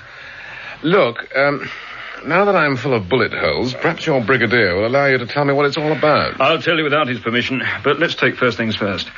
You gave me a description of the 4 men who came ashore. Black peaked caps. Baltic style. That's right. Black sea jerseys, dark trousers, and sea boots. 1 guarding the boat, 3 hunting you. Yeah.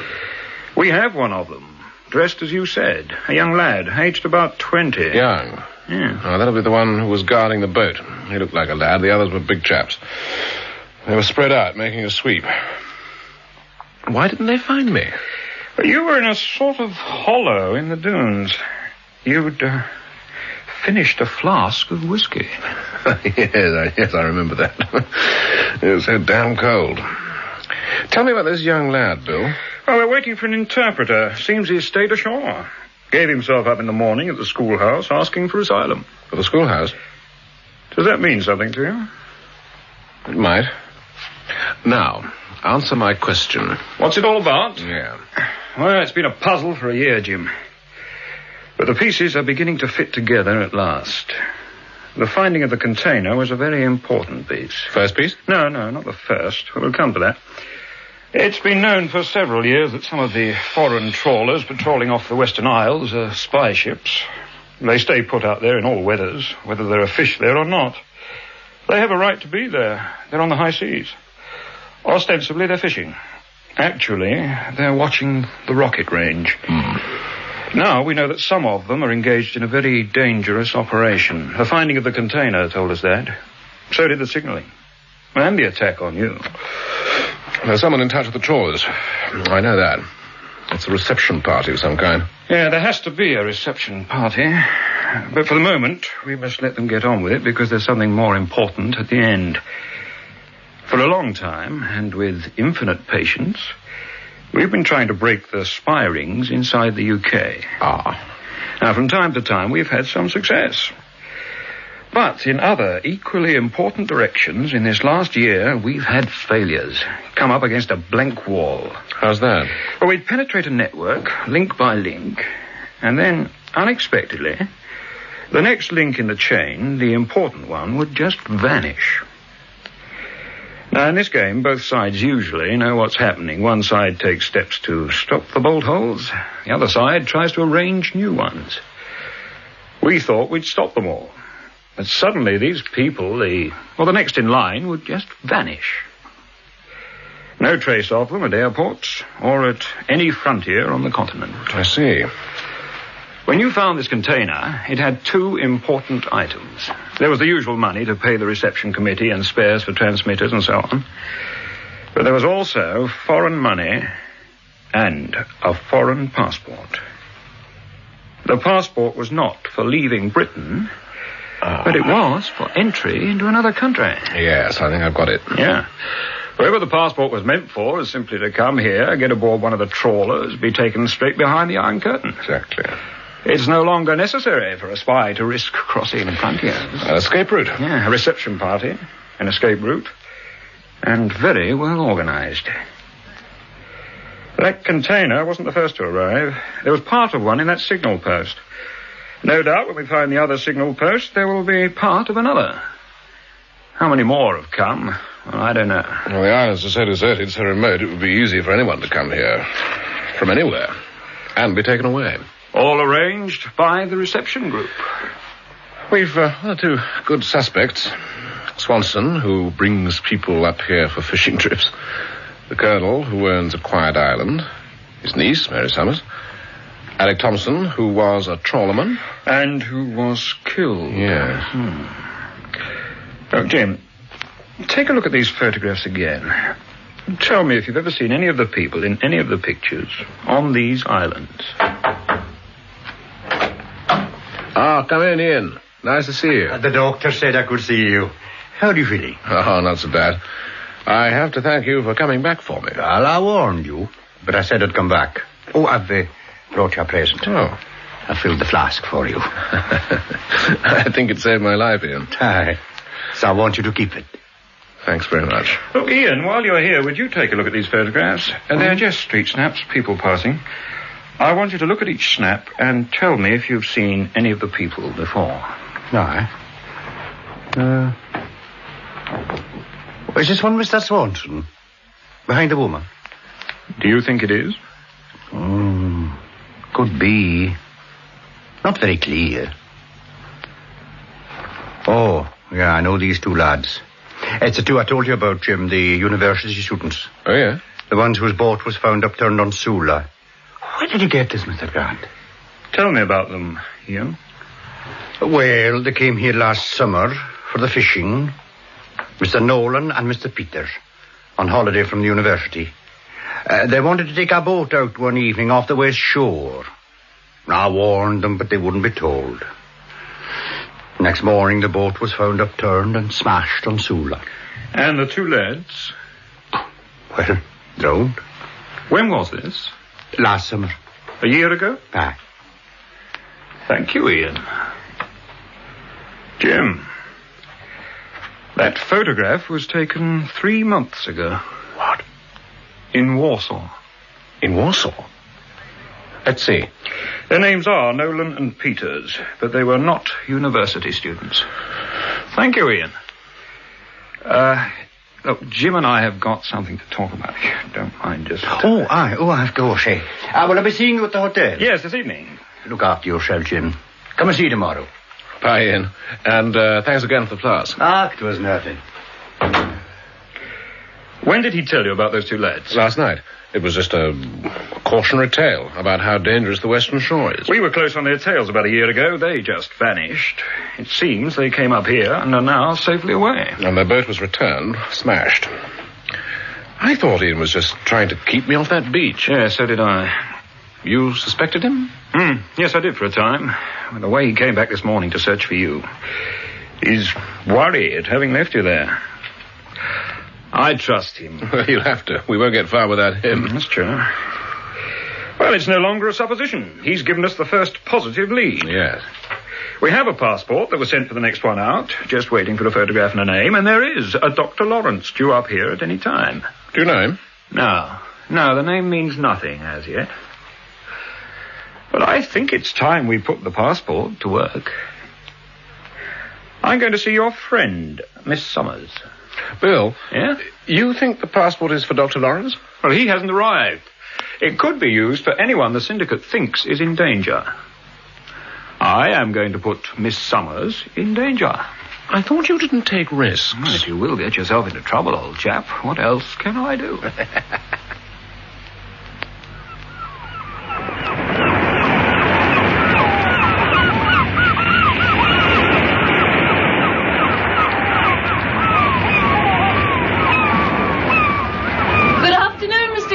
Oh, afternoon, Miss Summers. I didn't see you at the hotel this morning. No, I thought you'd gone to your island. Not today. I'm going to find my uncle. He's gone down to the harbour trying to buy a boat. I thought he had a boat. It was hired from Eric Swanson with Alec Thompson to handle it.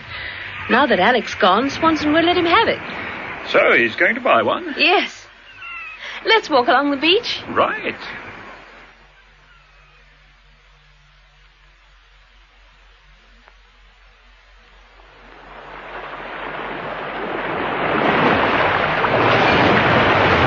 Holiday, Mr. Grant? Yes. Have you come for the fishing? Or the shooting? I'm afraid I don't fish. Or shoot. What do you do? Rest. My doctor said I needed rest and lots of quiet. You're from London? Yes. Oh, but he's a Scots doctor, so he suggested I came up here. Have you been ill? No, I was just overworked. And what is your work? I'm an engineer. Ah. You know about engines? Yes. If my uncle does buy a boat, will you help us? I know about engines, but not much about navigation. I'm told you have to know these waters very well. Oh, I know how to get there, if you can manage the engine. What happened to Alec Thompson? He had a row with my uncle and went off. Eric Swanson says he'll be back. But your uncle won't wait, eh? Uncle's very sweet, but he's very impatient. Just a moment. What is it? Yes, I can see him from here, down at the quay, see? I think he's still haggling about a boat. Do you mind if we wait here? Oh, no, not at all. It's a nice day for doing nothing. For resting? Yes. You think your uncle's buying that boat? The one tied up at the quay? Trying to buy it. It's rather a big one, isn't it? Oh, Uncle doesn't know much about boats, and he's very impatient. He'll take anything he can get. Well, wouldn't that one be rather, difficult to handle? Oh, no, these island boats are very safe. And if you don't fish, you must find something to do. Yes, it's rather quiet here. Do you like it? Not really. It bores me rather. There isn't much company on the islands. No, there isn't, is there? If you're going to help us, Mr. Grant, what's your first name? Bill. I'm Mary Summers. I'm glad to meet you, Mary. I've been a bit lost for company myself. Look, if your uncle's still busy with his boat, how about going back to the hotel for a drink? I'd like that.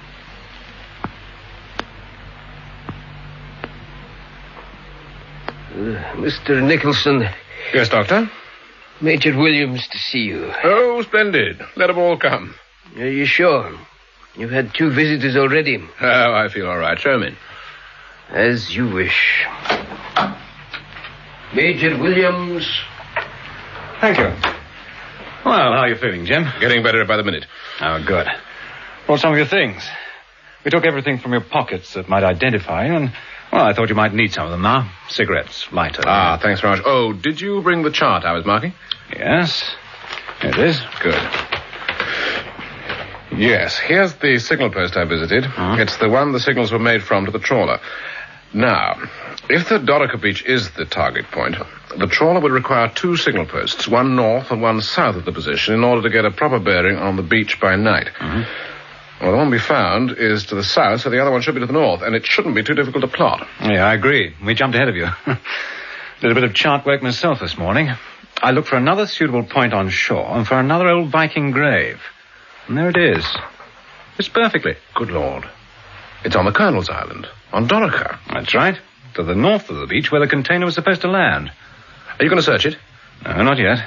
The orders from London are to watch and wait. Have you spoken to the Brigadier? Oh, naturally, he asked about you. He said that while you're in here, Bill Grant must take over the investigation and keep it going. He already has. Oh. Well, where is he? He's gone back to the little hotel. He's interested in the passport business, and he wants to put Mary Summers at risk. Oh, I think that's a good idea. Why? Well, the organization's been too cozy. It was upset a few days ago, but... Well, it must be upset again. On instructions? Instructions from London. Ah. They say something will happen soon. Well, it's too late to have suspects. We must know who to watch, and we need some action. Well, why not Swanson? Why choose her? Oh, she's more likely to make a mistake. The last time a mistake was made, Thompson got killed. He was a menial. She may be more important. A girl? Her uncle may be more important. Ah, yeah. So when she feels she's suspect at such an important time, they'll have to do something quickly. I wish I was out of here. I'll keep you in touch. You just concentrate on getting better.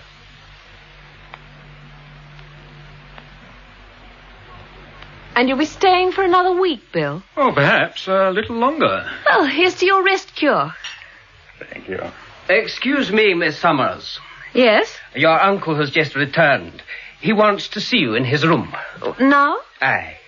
He asked me to say so. Would you forgive me, Bill? See you later. Yes, of course. I don't suppose I'll be long. May I have a word with you, Mr. Grant? Is it about my room? Aye. As you know, it was booked for another guest who hadn't come. Dr. Lawrence? Aye. Well, I've had a word with Mr. Swanson, and it seems he's coming tomorrow.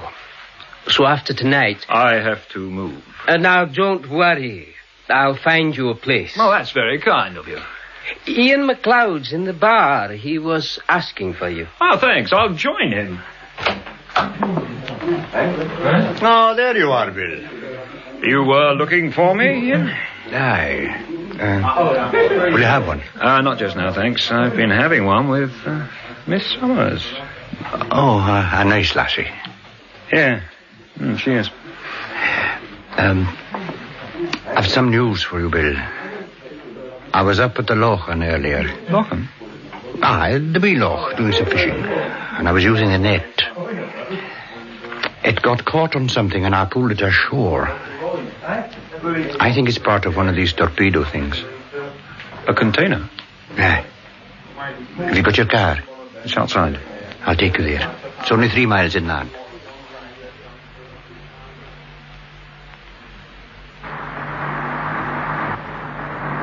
It's just over the brow there. Not far. If you pull in here.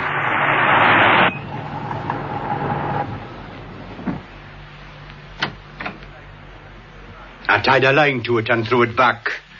I'll get it out for you.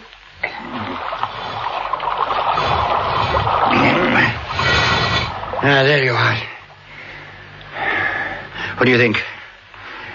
At first I thought it might be something left over from the war. It's part of a container, all right. Without the motor.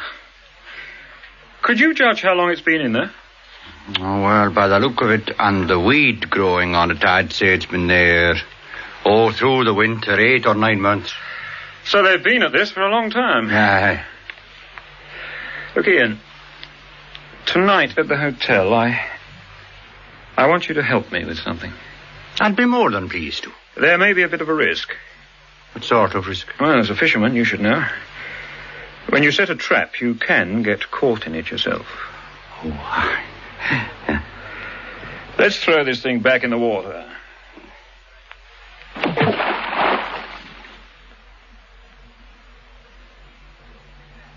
Good evening, Mr. Grant. Good evening, Miss Macaulay. Have you seen Miss Summers? She went out about an hour ago with her uncle. Thank you. Well, I'll probably see her later. There's a good crowd in the bar tonight, Mr. Grant. Ian McLeod's there. Good. I want to see him. I'm thinking of taking up fishing. Is that so? After you, Mr. Grant. Hello, Ian. Oh, hello, Bill. Do you know my cousin Davy? Davy McNeil. Hello, Davy. I was just ordering. What'll you have? I'll have a whiskey, please. 3 large whiskies. I was telling Ian about the Russian. What Russian? A damn great Russian. He was just a wee young Russian, Davy. He was not. He was a damn great big Russian. He goes up to the wee schoolhouse and you know what he says? He says it to Katie Kennedy. He says, Sailorman, freedom. He says it in English, and he's a damn great big Russian. He's a wee Russian, Davy. He's not. Yeah, do you know what I think? I think he's off one of them damn trawlers. Well, maybe. Yeah. Here, Ian. Watch my drink. I'll be back in a minute. It's all over the island about him giving himself up. Would be. He went to the schoolhouse. Ian, I was watching Swanson and his party over there. They didn't seem interested in what your cousin was saying. Well, Swanson was asking where the lad was. Does he know? No.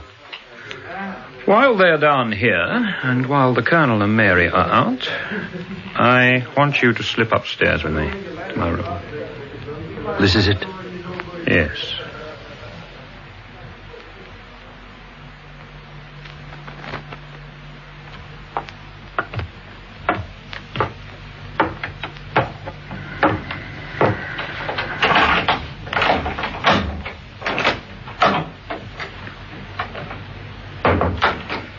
This is my room for one more night.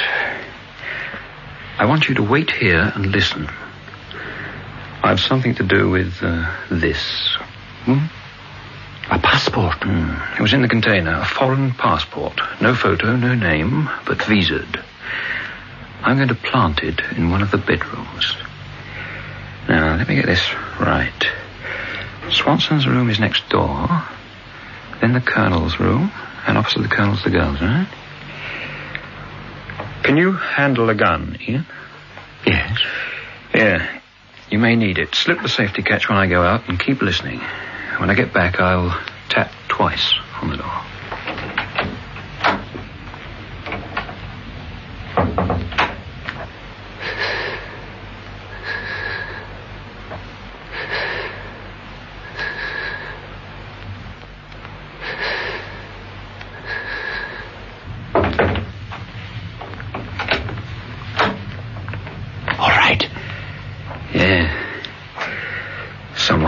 to get a surprise.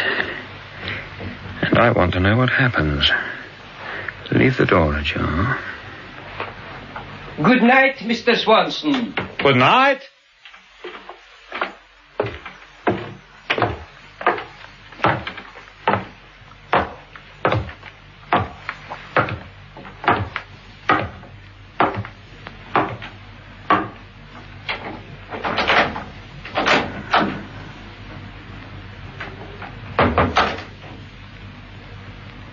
Is it Swanson you're after?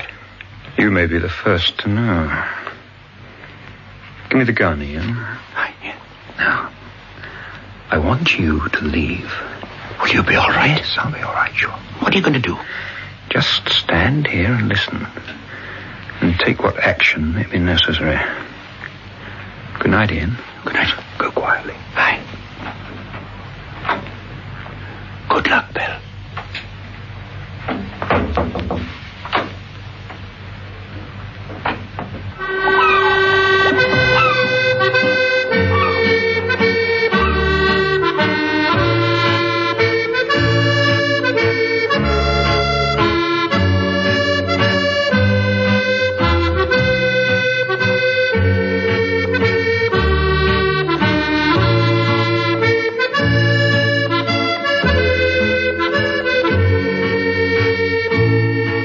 That was the fourth episode of The Dark Island by Robert Barr, with Edward D'Souza as Jim Nicholson, Geoffrey Frederick as Bill Grant, and Bryden Murdoch, Ian MacLeod.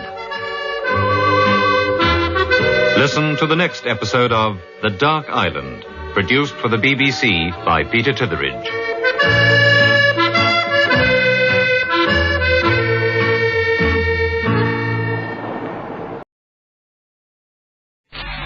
3:05.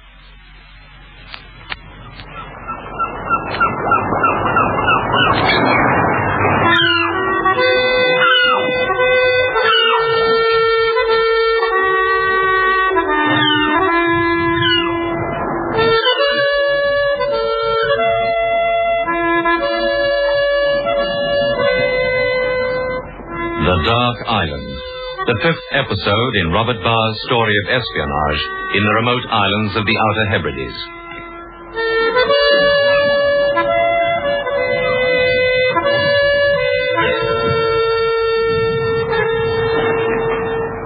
In his search for a lead to the identity of the group of spies operating from the Dark Island, Bill Grant has planted the captured foreign passport in one of the bedrooms at the hotel. He's refused to say which suspect he's chosen, but has settled down, armed, in the darkness, to await events. His colleague, Jim Nicholson, is still in hospital, recovering from his wounds. Mr. Nicholson, Major Williams to see you. Thank you, Doctor. Good morning, sir. How are you, Jim? Oh, a bit stiff, but I'm mending. You took an awful whacking. Must be tough as a horse. Well, you didn't come here just to tell me that. No. I'm on my way to the airfield. Been called to London for a final briefing. But while I'm away, there's some things to be done. I want that second signal post, the one on Darker, examined. By Grant? Preferably. If he's too busy, by Ian MacLeod. And you'll have to brief him. Right. I want to know which boats are moving out to the smaller islands. And while you have to stay here, I want you to be the listening post. I want everyone to report to you. Good. Here comes the first report. Morning, Major. Morning, Jim. How's our little hero? Oh, full of pain and suffering, old chap. Grant. Yes, sir? I've left some instructions. Jim will tell you what they are. I've just time to catch the plane. Oh, goodbye then, sir. My regards to the Brigadier. Pleasant trip, sir. Thanks. Well, goodbye, Gilbert. Bye. What was all that about? Off to London for a briefing. Well, what happened last night? It was very interesting. You planted the passport? Yes, I planted it. Well, what happened? Nothing. Yet. That's why it was so interesting. They knew what it was, so they kept quiet. Who? As I told Ian MacLeod, he might be the first to know. Look, Bill, I'm supposed to be the listening post. You're supposed to tell me everything. I told you all you need to know. Tell me what the Major wanted. What are those instructions he left? He wants all movements of boats to the smaller islands reported. And he wants you to examine the second signal post. Do we know where it is? Well, we think so. Chuck me over that chart, would you, Bill? We think it's this one. Another of these old Viking graves on this beach up here. On the Dark Island, eh? Yes. And be careful. Don't make the mistake I made. I'll take Ian. Good idea. So, the Major has gone to see the Brigadier. He thinks it's the final briefing. With emergency rations and in full fighting order? Yes, something like that. Anyway, it looks as if things are hotting up. Major Williams is here, sir. Ah, come in, Williams. Before you go, Hatch. Sir? Ask Mr. Hammond to look in about 5 minutes. Very good, sir. You made good time. Yes, it was a good flight. You're going back today, so let's get down to the briefing. First, the girl, Mary Summers. She is Colonel Jameson's niece. Her father was in the service. He was killed in Cyprus. So there may be a grievance. The colonel was bowler-hatted by an unthankful government. A grievance there too, perhaps. But don't be too concerned with them at the moment. Right. Swanson. He certainly takes people to the islands. We're running a further check on him. He's expecting one Dr. Lawrence. Now, we don't know who this Dr. Lawrence is. Not by that name, anyway. So, he is the man to watch. What about the second signal post? We've plotted it, sir. Grant's going to make a search as soon as possible. It's on Dorca, the Dark Island. The same one the container should have fetched up on. Is it now? See that he leaves it just as it is. We don't want it disturbed. Now, listen carefully, Williams. Whatever happens, you must not interfere with these trawlers. They send a boat ashore, sir. They come inside territorial waters. One of them does. And you think you could deal with it? Don't try. Don't tangle with it. You'd get a very bad shock. And then it'd pull out to sea and scream the place down. Violation, international incident. We don't want that. When the time comes, we can frighten it off. And what is left on shore is what I want. Yes, of course, sir. Major Williams, I want to impress on you the importance of this show. I think I should tell you this. The department is at a point in a very big operation indeed, where we feel, from experience, that some persons have been warned and are about to be moved to safety. If we can reach them first, or better still, and I think this may happen, if they can be gathered together in one place and delivered to us, we shall be in among the most important members of the opposition. Has there been a serious leakage, sir? I think they have access, direct access, to our plans. We may know very soon, and you know what that means. Yes, sir. So will you warn Grant? I will, sir. And now, before you go back, we have some documents for you. Information on the people Grant asked about. I've already given you the gist of it. Oh, yes. George Hammond made the check. I've asked him to bring the papers along for you. He'll be here at any moment. What exactly are Mr. Hammond's duties in the department, sir? Why do you ask? Well, it'd be helpful to know. In talking to Grant. Hammond is a very senior member of the department. He runs checks on all suspects and on information sent in from the field. And he's exceedingly thorough. He's also responsible for intelligence summaries for the department. Grant knows him very well, have no fear of that. Come in, George. You've not met you two. George Hammond, Major Williams. How do you do, Mr. Hammond? Afternoon, Major. I have the papers here for you. Oh, thank you. Check on all people mentioned by Captain Grant. Eric Thompson, Eric Swanson, Colonel Jameson, Mary Summers. The Brigadier's already told me about them. And a check on some of the people Swanson has had up there in the past year. None of it means much to us, but it may be useful to Grant. Have you found anything on Dr. Lawrence since you spoke to me last? Well, we think we know who he is, sir, but we aren't quite satisfied yet. He's on one of the photographs sent with Grant. Major, where is Captain Grant staying? Well, I'm not sure at the moment. He's being moved out of the hotel today to make room for this Dr. Lawrence. Then we'll leave it at that. Thank you, Williams. You'll warn Grant and Nicholson that they must not get involved with the trawlers. Leave that to us. Yes, sir. And that young sailor you have up there, keep a close watch on him. We will, sir. Well, goodbye, sir. Goodbye. Goodbye, Mr. Hammond. Goodbye. Would you like me to go up there? No, George. I need you at this end. Well, I was thinking of this Lawrence character. There's no doctor of that name on any of the ministry lists. But he may be one of the men we're watching, Grenville. You see, I know him by sight. Grant doesn't. Captain Grant does know him by sight, George. And if he's on one of the photographs, Nicholson will know him too. We have plenty to do down here. We should be getting a report on the second signal post soon. Grant's going there today.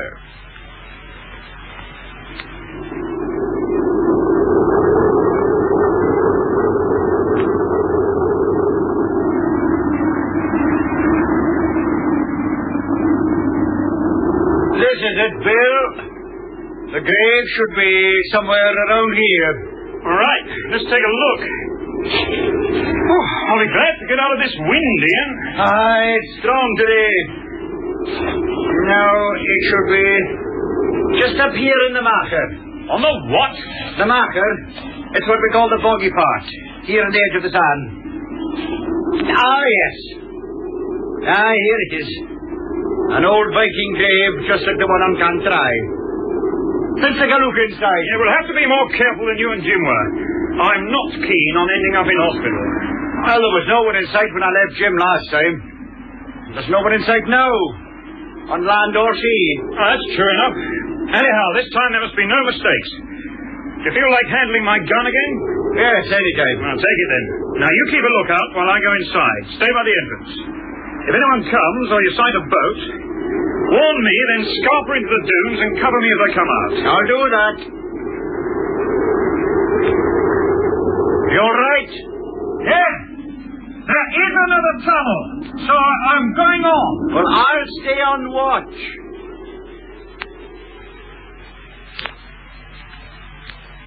There's someone else to see you, Mr. Nicholson. The school teacher. Miss Kennedy? Aye. Oh. Come in, Miss Kennedy. How nice of you to visit the sick like this. Well, I'd heard you'd had an accident, Mr. Nicholson. I believe it happened down at Cantrai. Yes, it did. Was it Ian who got you into this trouble? No. What happened? No, I got lost. I fell. I bruised myself rather badly, but I'm all right. I may be up and hobbling tomorrow. Well, that is good news. Oh, here. I brought you a cake. Oh. You can have it for your tea. Oh, thank you very much. How very kind of you. Oh, by the way, I met Mary Summers the other day. She's a friend of yours, isn't she? Oh, yes. She was asking for you. Oh, that was nice of her. What's that in your bag? A recorder? The children were having their music lesson this morning. You play the recorder yourself? Well, enough to teach it. So you read music, then? Well, yes, I do. Why? I wonder, would you hand me my jacket, please? Of course. Yeah? Thanks. I've got a little... Yes, here it is. A little snatch of music. I can't read it. I wonder if you'd play it to me. Oh, it's not very well written. No. Can you read it? I think I know it. It goes like this.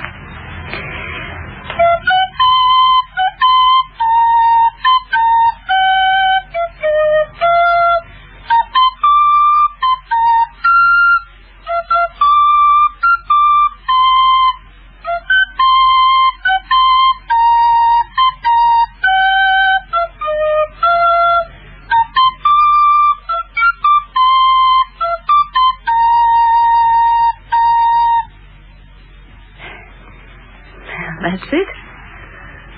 Do you know it? Oh, I've heard it. I've heard it being whistled, Mr. Nicholson. Is that what you were asking? Yes. Where have you heard it? I've heard it several times. At night, I've heard it coming from the shore, where you were hurt. The young sailor who gave himself up at the schoolhouse. He whistled it when he arrived. I see. Why did he do that, do you think? Well, I don't know. When he came to the door, he whistled it. He seemed to think it would mean something. And did it? Did it mean anything to you, Miss Kennedy? No, Mr. Nicholson. Why should it? What did you do? I handed him over to the soldiers at the rocket range.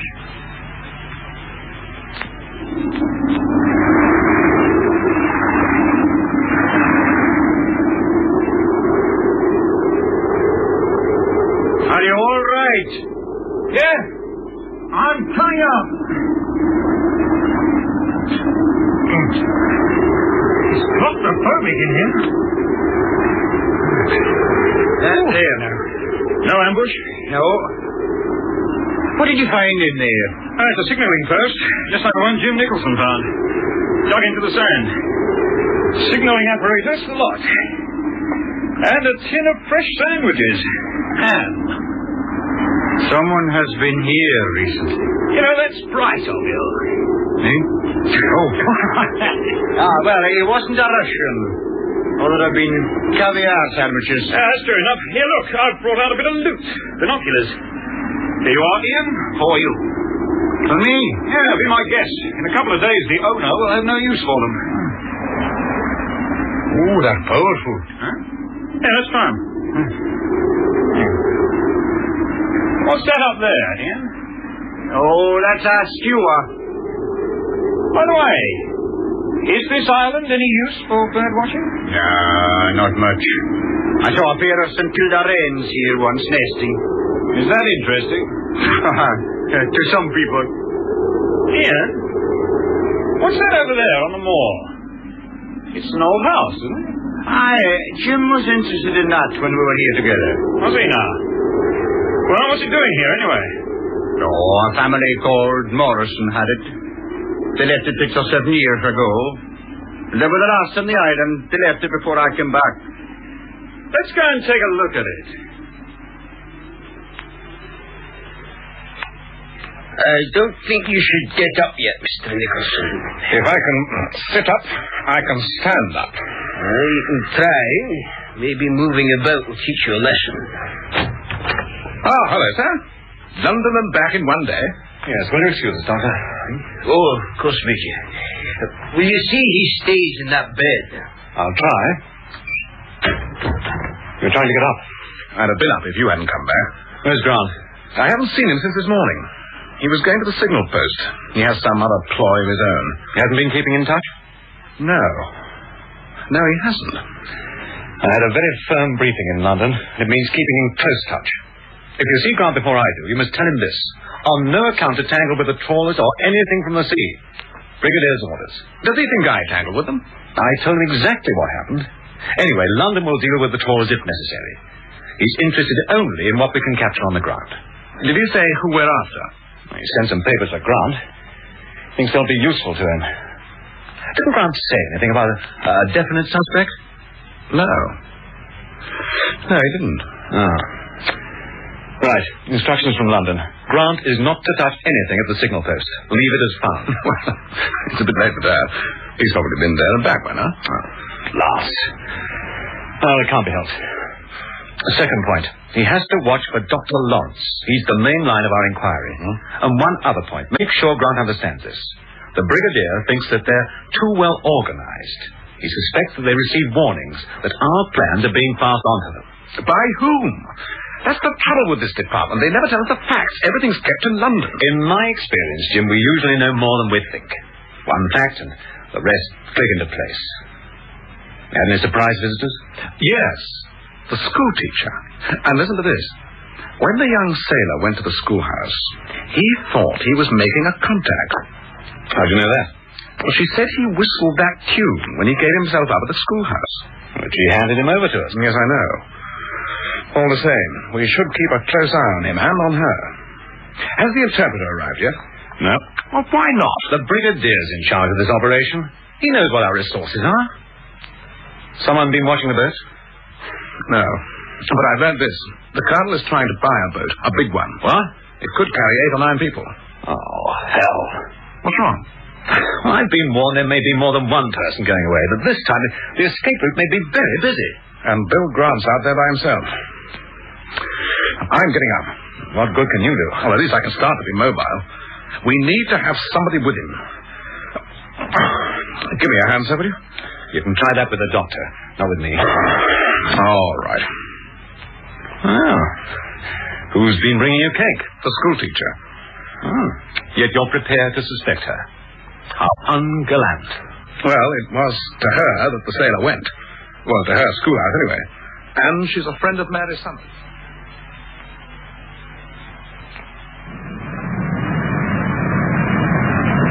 Hello there, Mary. Is it a nice, quiet spot you found? Yes, it's very restful, Bill. I've been sitting here for an hour at least, watching the waves, watching the birds.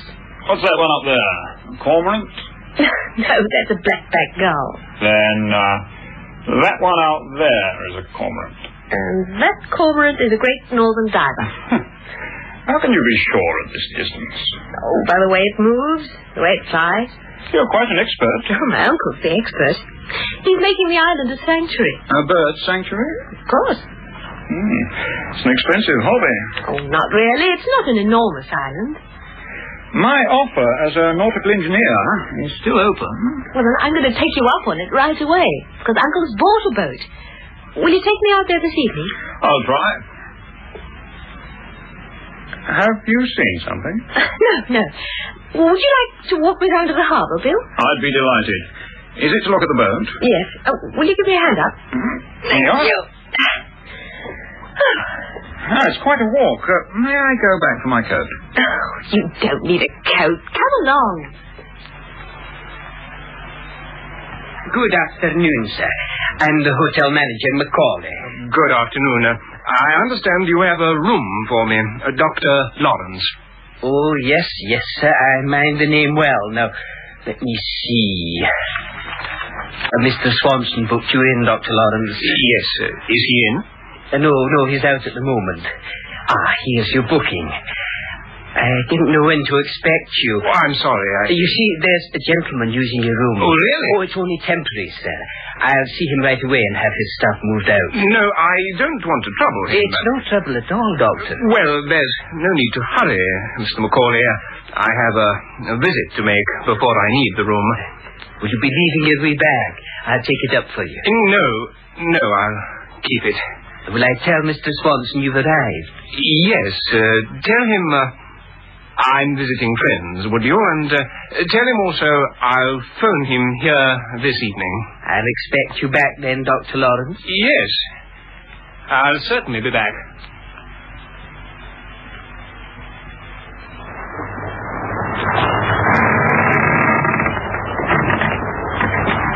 So, this is the boat. Yes. Do you like it? Do you like her name? Oronce. Yes, very nice. Does it mean anything? It means deserted island, lonely island. It's rather appropriate. Do you think you can handle her? Well, I can handle her if you could look after the engine. Can we go aboard? Yes, let's. Yeah, give me your hand. All right. That's it. Oh, I like boats. Do we take her out this evening? Let's sit here out of the wind. Yes, we'd like to take her out. Uncle's rather anxious to get to the island today. Why? Well, he hasn't been there since Alec Thompson went away. I see. How's Mr. Nicholson? Should I know? Well, I heard he had another accident. Another accident? I hope I did something. Alec Thompson almost shot him, didn't you know? Yes, I heard about it. Oh, that was an accident. This other was just foolishness. I heard you visited him. Oh, I took him some books. If it wasn't an accident, what happened to him that was so foolish? Oh, he was out in the dark. Fell over some rocks. So he says. You're a friend of Ian McLeod's. Oh, I was introduced to him in the bar. If you're here 3 days, you know everyone. Yes, it's like that. Well, you'll come over to the island this evening. Yeah. Yes, of course, you're right. Thanks. Oh, that one is a cormorant. I wasn't looking at that. Hmm? There's someone over there I think I know. On the little road. He looks as if he's just arrived. Yes. Were you expecting someone? No. No, I wasn't. Mary, will you excuse me? I'll see you back at the hotel.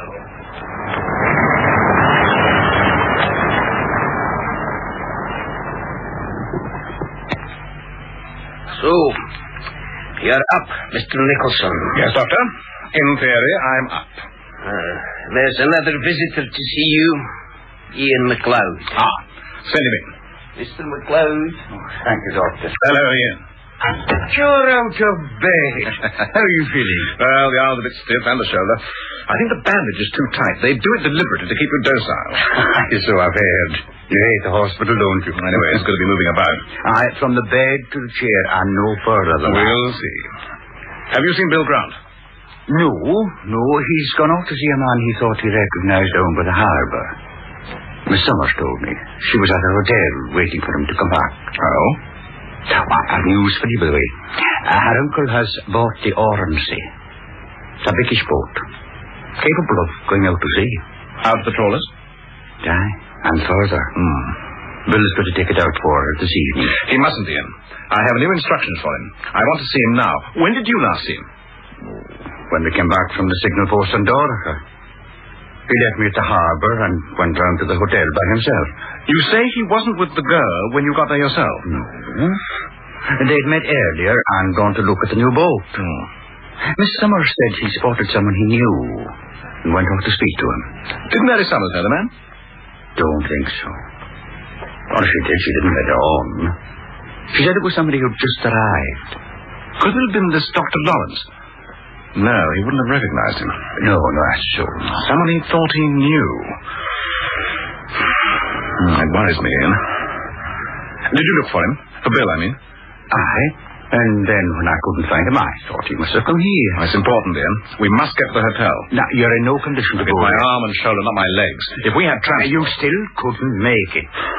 Then I want you to look for Bill Grant. Whatever he's doing, whoever he's with, bring him here. Come with him. Don't let him out of your sight. I won't come back till I find him. Thanks, Ian. Oh, ask the doctor to look in, would you? Yes, I will. Would you have a word with Mr. Nicholson, Doctor? Goodbye, Jim. Bye. Yes, what is it, Mr. Nicholson? Will you phone the rocket site and ask for a car? You're not fit. Just ask them to send a car. Mr. Macaulay. Mac. Oh, it's you, Ian. Have you seen Mr. Grant? No, I have not. I've been watching for him. That Dr. Lawrence has arrived at last. Oh, has he? You're sure Mr. Grant hasn't been in? You're quite sure. His key's still there, look. Oh, no, it's not. That's funny, he must have taken it. Then he'll be up in his room. I'll go up and see. Aye. That's very strange.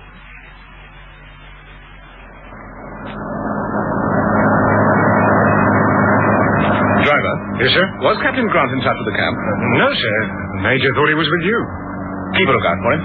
Rather dark for that, sir. Hey! What is it? That foreign sailor. Where? There on the shore. Take a look.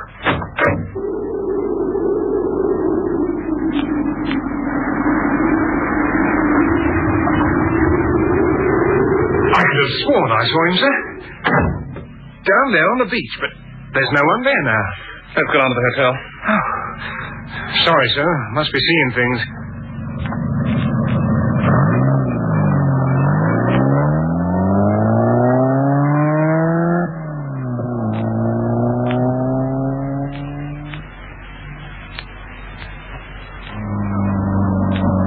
Pull up by the front door, will you? Yes, sir. Will I help you, sir? No, thanks. Just wait here. Jim! Jim, I hoped it was you. Yeah. What's the matter with you? Jim, I've been up to Bill Grant's room. I locked the door. I forgot the key. You better come up. Bill's dead.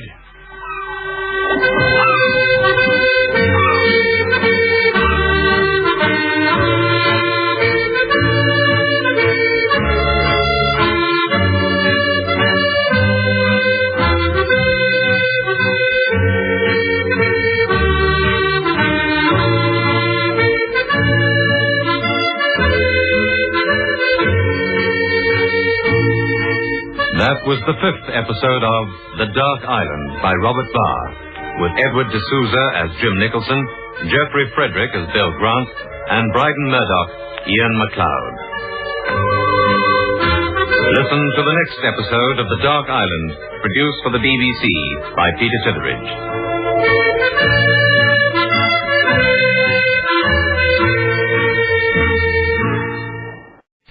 3:05.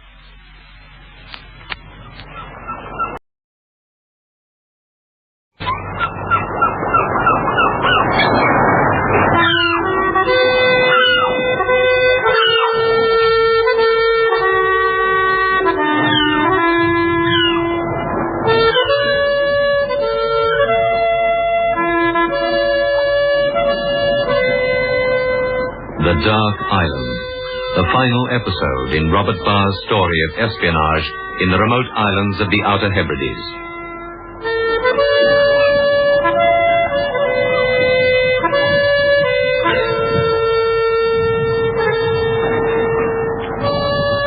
In his search for the elusive group who were operating an escape route from the Dark Island, Bill Grant had taken 2 steps on his own. He's planted a fake passport in a bedroom at the hotel, with no immediate result. Later, near the harbor, he'd seen a man whom he recognized and gone in search of him. That night, Ian MacLeod finds Grant in his hotel bedroom, dead. Jim Nicholson has discharged himself from hospital just in time to hear the news. That's how Ian found him, sir. In the chair, with the passport lying on the bed. You say his revolver was also on the bed, but that it hadn't been fired. Here it is. Mr. MacLeod, you say he planted his passport on someone the night before. Aye, Major, he did, yes. I waited in his room while he did it. I think Grant was disappointed there'd been no immediate reaction to the plant. There's no doubt it caused his death. Poor devil.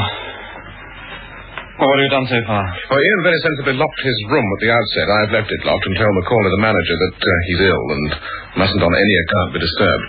You can scarcely keep the room locked much longer. No. I've warned Dr. Mackenzie. When it's quiet at the hotel, we can have him taken out on a stretcher and brought here by ambulance. Yes, that seems best.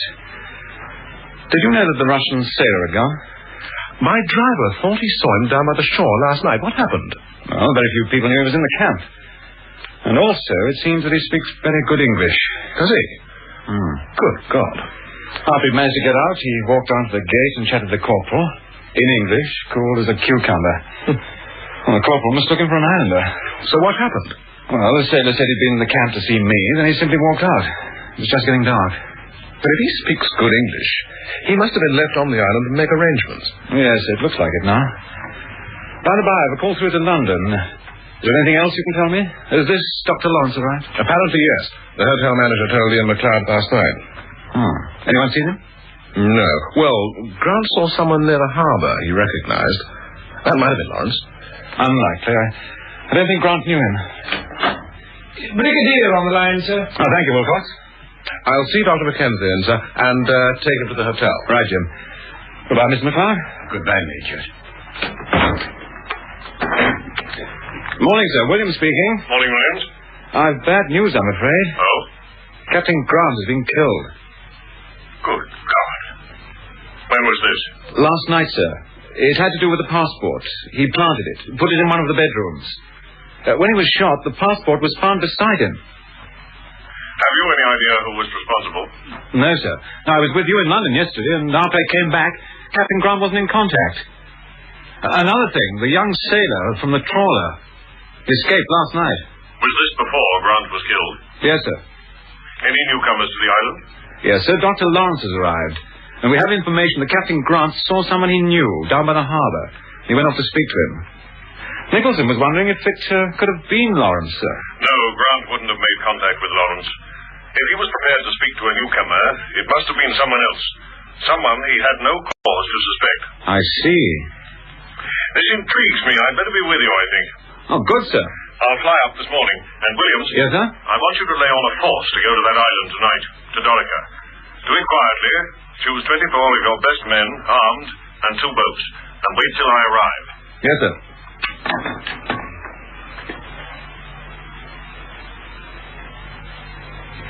He's running a temperature, Mr. Macaulay, and he said you wanted the room. But I wouldn't put out a sick man. Well, the doctor wants him in hospital. If the doctor wants it that way. The new guest has arrived, then? Dr. Lawrence, aye. He booked in yesterday. But he didn't come back last night. He said he had friends to visit. Did he? Aye.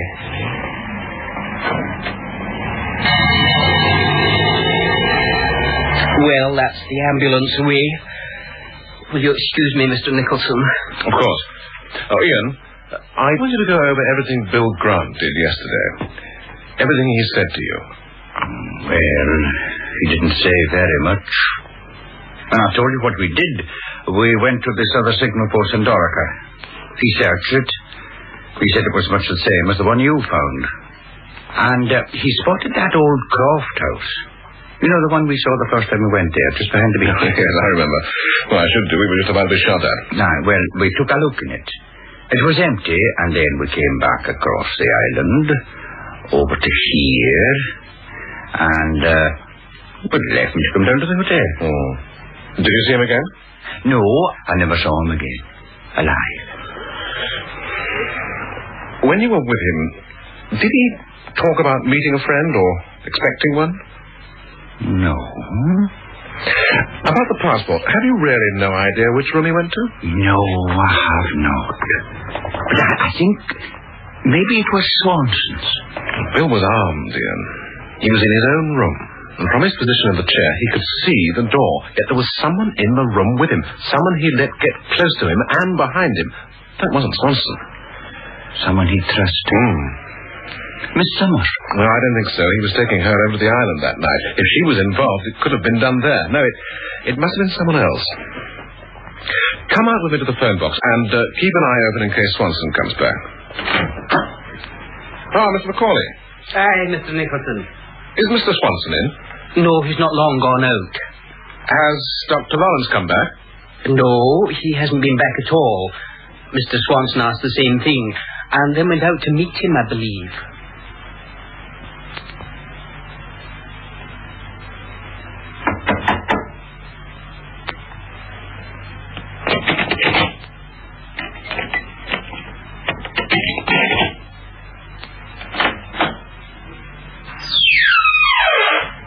Mr. Swanson? Yes. Let me in, please. You are Dr. Lawrence? Yes. Can you identify yourself? Yes, I was to show you this.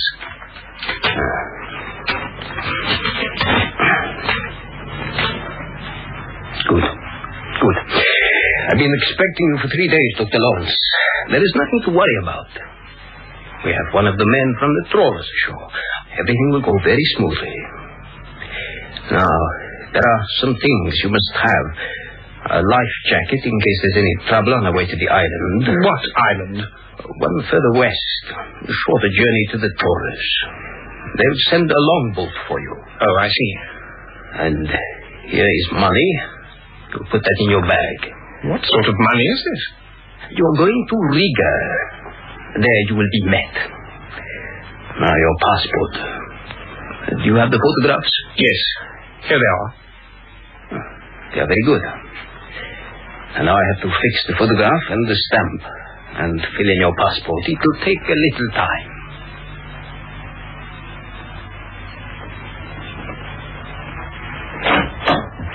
The Brigadier has arrived, sir. Good afternoon, sir. Afternoon, Williams. What's happened about Captain Grant? His body's in the camp, sir. Do you wish to see it? No, not yet. Later. Where's Captain Nicholson? He's outside with Miss MacLeod. For intelligence duty, sir, he passes as Mr. Nicholson. For this operation, he must assume his rank or he'll be in trouble. He's Captain Nicholson. Yes, sir. Bring them in, then. Captain Nicholson, Miss MacLeod. Nicholson. We meet at last. Good afternoon, sir. May I introduce Ian MacLeod? I'm very pleased to meet you, Mr. MacLeod, and to thank you for all your help. Oh, not at all. How's your arm, Nicholson? Oh, it's mending, sir. Good. Now, gentlemen, it is my opinion that Captain Grant was killed because of a leakage of our plans. And that leak may be within our own department. If Grant recognized his murderer, then that is so. Keep that fact uppermost in your minds. I've taken certain steps to deal with this dangerous possibility. One of them is that we strike tonight. Quickly, quietly, and in strength. Because we are faced with a very carefully planned operation. Major Williams, have you chosen your men? Yes, sir, plus the sergeant and the corporal. Good. 2 boats? Yes, sir. Let me see the chart. Nicholson? Yes, sir. This is the first signal post we found. Just here, sir. That was where you got shot, eh? That's it, sir. And here's the second post. It was examined by Bill Grant and Mr. MacLeod. It's to the end of the island on which the container should have beached, Dorica, the Dark Island. And there's an old deserted house, back some distance from the beach, about here, sir. Captain Grant and Mr. McLeod inspected it yesterday. Mr. McLeod? It's the old Morrison Croft, sir. They've been away from there, 6 or 7 years. Any other buildings on the island? No one lives there at all, no. Where do these trawlers usually lie? Out here, sir. The signal posts have been left intact? Yes, sir. Then all is set. We must allow their operation to proceed, so we must move in darkness. We must be well prepared and know what we are about. Major Williams, I want 2 good men, not from your party, 2 extra men, to watch the southern signal post tonight.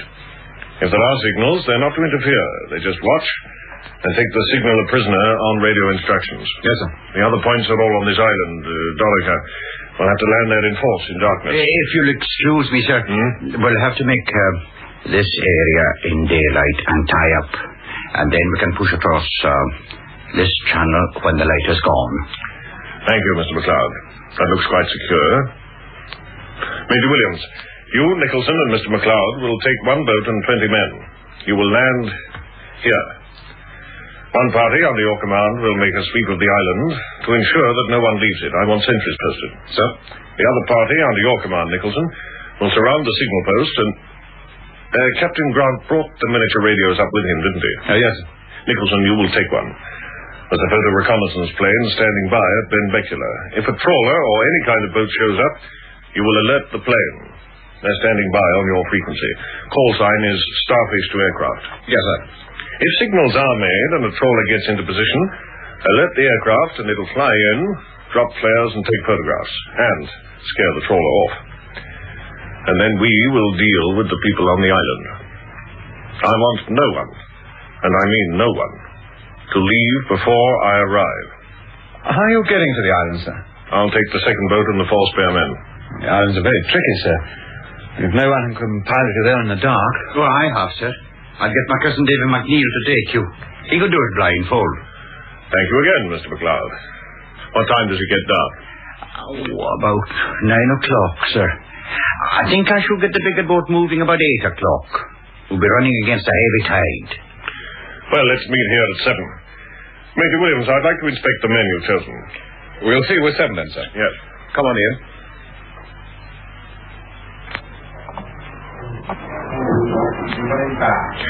Well, it's quiet today, isn't it? Aye. Have you been waiting, gentlemen? What will you be drinking? 2 whiskies, please.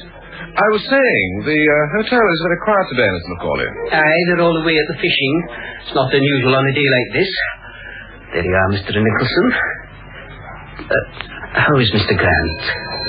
Oh, there's the phone. Excuse me. How is Mr. Grant, he says. Yes. Have you seen your cousin?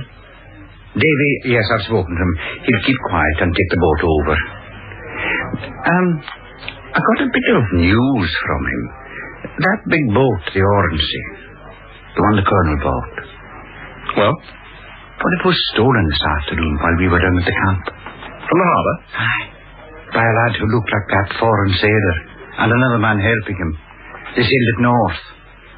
And there were others aboard as well, they say. Where's the Colonel? Well, he was down at the harbour kicking up hair, so Davy said. And the girl was there as well, so that leaves them out. How do you mean? Well, they're marooned here. You can't get anywhere. Well, that's true. Do you want to see her? No, not now. We should be at the camp soon. Aye, I'll have to pick up Davy. I'll meet you in front in 5 minutes. Right.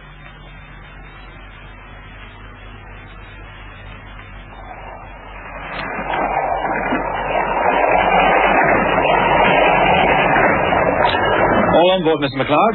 We can get going. Aye. Major, make them keep their heads down.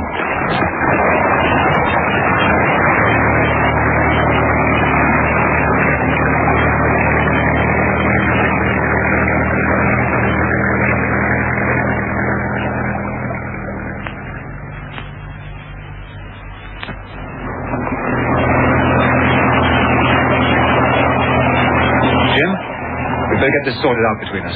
Now, when we land there, you'll take in McLeod, a corporal, and 10 men and go to the signal post. You better take a good look at the map while it's still light. Oh, yeah, we'll get it there.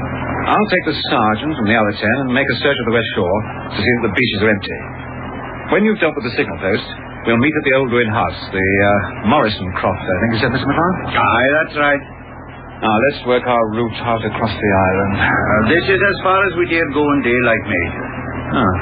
Where is the island? Just behind that headland. It'll take us about half an hour when the light goes. All right.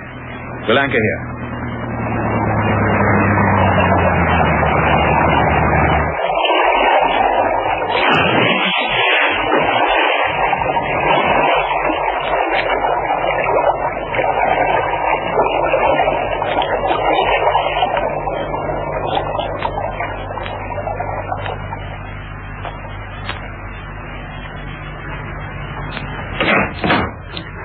Here we are, Dr. Lawrence. I'm afraid it's rather gloomy inside. But this is where we must wait until they come for you. Mr. Swanson, there are people in here. Don't be alarmed. They'll remain quiet. They won't disturb you. Anyway, there are 2 rooms. Come into the other one and we can talk. You can be by yourself here. These people do disturb me, Swanson. I had hoped to be going alone. Circumstances have changed, Doctor.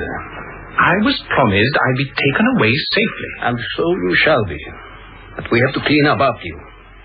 These people were all part of the network, unknown to you, but necessary to you. They have to be saved, too. There are women out there. 7 people in all, 3 of them women. Would you like to meet them? No. Your instructions to leave London, a phone call, I believe, a woman's voice? Yes. You're the woman who looked after your safety in London, so that you weren't followed, that you were never in danger. Miss Thornton.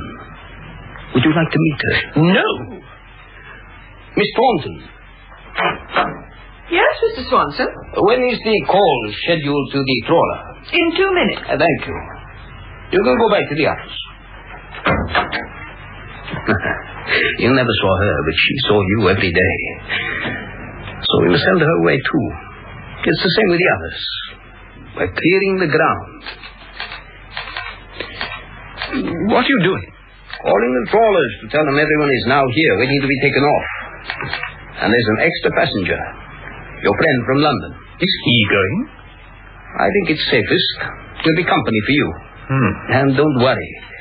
You'll be away before anyone can stop us. They'll be here as soon as it's dark.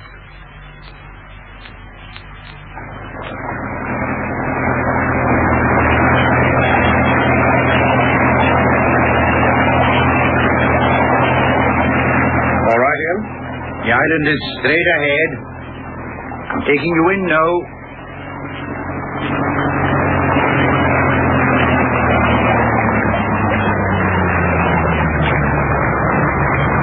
There's a boat there already. I'll put in alongside it.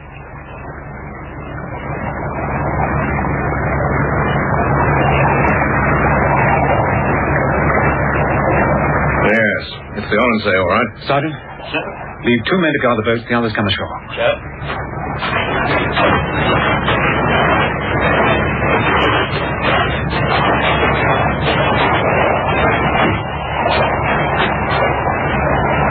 Jim? Yes, sir. This is where we split up.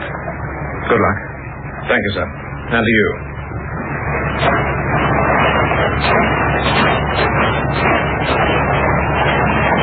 Lead the way, Ian. Harry? Corporal. Sir. Get your men together and keep close.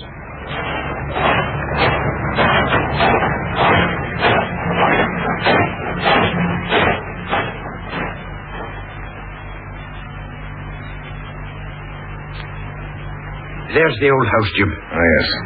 Let's have the glasses. There's a light on in the house. I can just see a gleam through the thatch. Here, take a look. And I think the door's opening. Did you see that? There's a guard in the door. It's that foreign sailor. Keep an eye on him. I can hear something from the sea.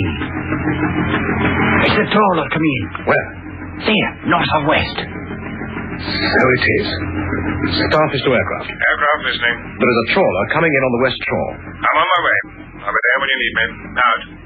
Jim, the guard in the door. The sailor, he's armed. And the trawler signalling. Ian, any minute we'll have them all over the moor. Get the corporal and his men up here. Staff is to aircraft. The trawler is signalling. Can you see her? I can see her, John. Would you hold off for a minute? I've something to do. I can wait. I'll take a line on her. Thanks. Jim, that he.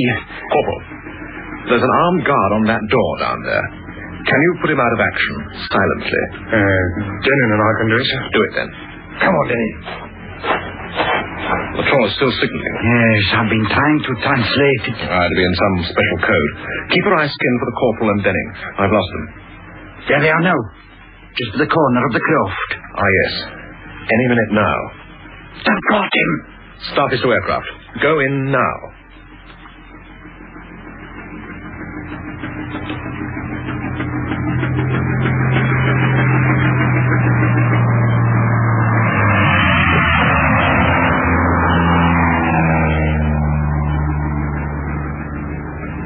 Look at those flares.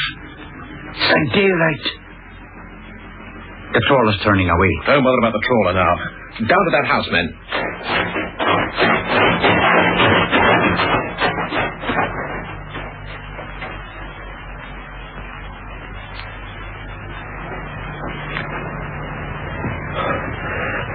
Corporal, cover me as I go in. Look at that, sir. It's like a railway waiting room. Just waiting to go. Don't shoot. Please don't shoot. Then get your hands up. All of you. Leave your bags where they are. Get back against the wall. 2, 4, 6, 7. Corporal. Yeah? Take the 4 men over there. The 3 women. Papa. Stay in the wall. Search them. Sir. Denning, you take me. The major's here, sir. How are things going, Jim?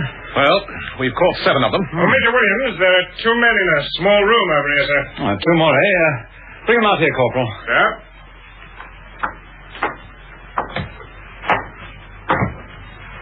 Good evening, Major Williams. Mr. Hammond. I'm glad you got here in time, Major. I was beginning to be worried. I didn't expect you, sir. The Brigadier was taking no chances. If you didn't get here in time, I was to go on with this lot to the trawler and behind the curtain. I didn't fancy it. I should think not. Is this Dr. Lawrence with you? No, this is Mr. Eric Swanson, the organizer. Sorry, Swanson, when you get into this game, you meet some strange companions. You never know who to trust. Oh, this is Captain Nicholson and Mr. Hammond from the department in London. I'm delighted to see you, Captain. Mr. Hammond, you have a radio here. Swanson was talking to the trawler when your aircraft rudely interrupted him. I see. Major Williams, everything's under control here. I think one of us should contact the Brigadier. He'll want to see these people. Right, I'll go. I'll take the sergeant 2 men. Sergeant? Sir. Captain, we should get these people away from here as quickly as possible. These trawlers won't give up so easily. We are staying here until the Brigadier arrives, sir. I'm advising you, Captain. Ordering you. The Brigadier's orders are different, sir. What are you doing here anyway? The Brigadier didn't say anything about it. Well, he wouldn't, would he? I was here in case you failed. Captain, it is dangerous to stay here. Believe me, get going. Everyone found in this house stays here. Brigadier's orders. And I'm going to search you, sir. If you hadn't arrived, Captain, I volunteered to go down the escape line for the department. So what do you expect to find? Money? False passport? Revolver? I'll take the revolver. I'm going to find the Brigadier. You are staying here. What's the matter, Captain? Are you after Grant's job? No, sir. I'm just trying to finish it for him. Only a friend could have got so close to Grant. You're being insolent. No, sir. Obedient. Everyone stays till the Brigadier arrives. I am the Brigadier's aide. I'm going to warn him. Hammond. It's dark out there, and it's a big island. Sentries have been posted with orders to challenge anyone who tries to leave this building. If any such person does not return to it immediately, they are to shoot. Withdraw the order. No, sir. Captain, I have been longer in this business than you. I know when a man is bluffing. You must have a very good reason for leaving, sir. I've warned you. I'm going down to the bay.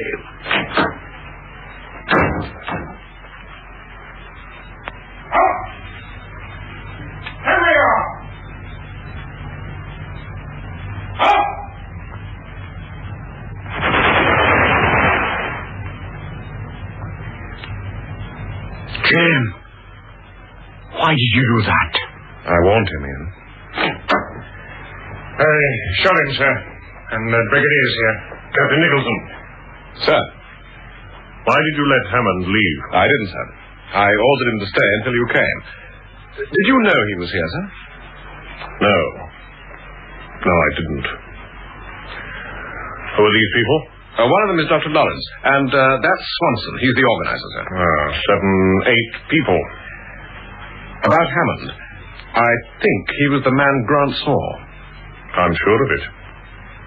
It's a pity you let him make a run for it, but it may have saved us a great deal of trouble. We can get what we want from Swanson and Lawrence. I'm having them all searched. It's been a very successful operation, Nicholson, and a very necessary success. Well done. Thank you, sir. I think the trawler's calling. Leave that to the Navy. Get all these people in the boats, will you? Right, sir.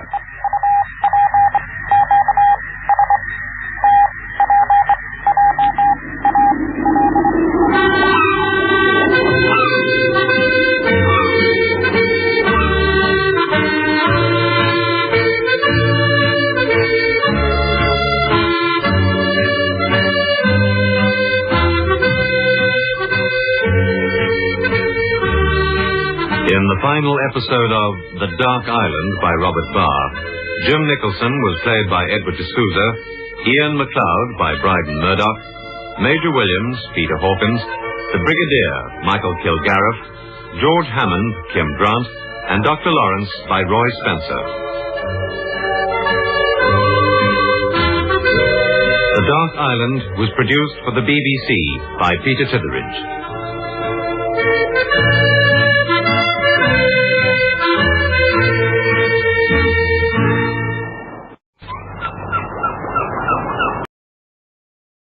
Within the next few minutes, a major crime will be committed somewhere in the United States. Before this program is off the air, a criminal will have struck and vanished, having accomplished a perfect crime.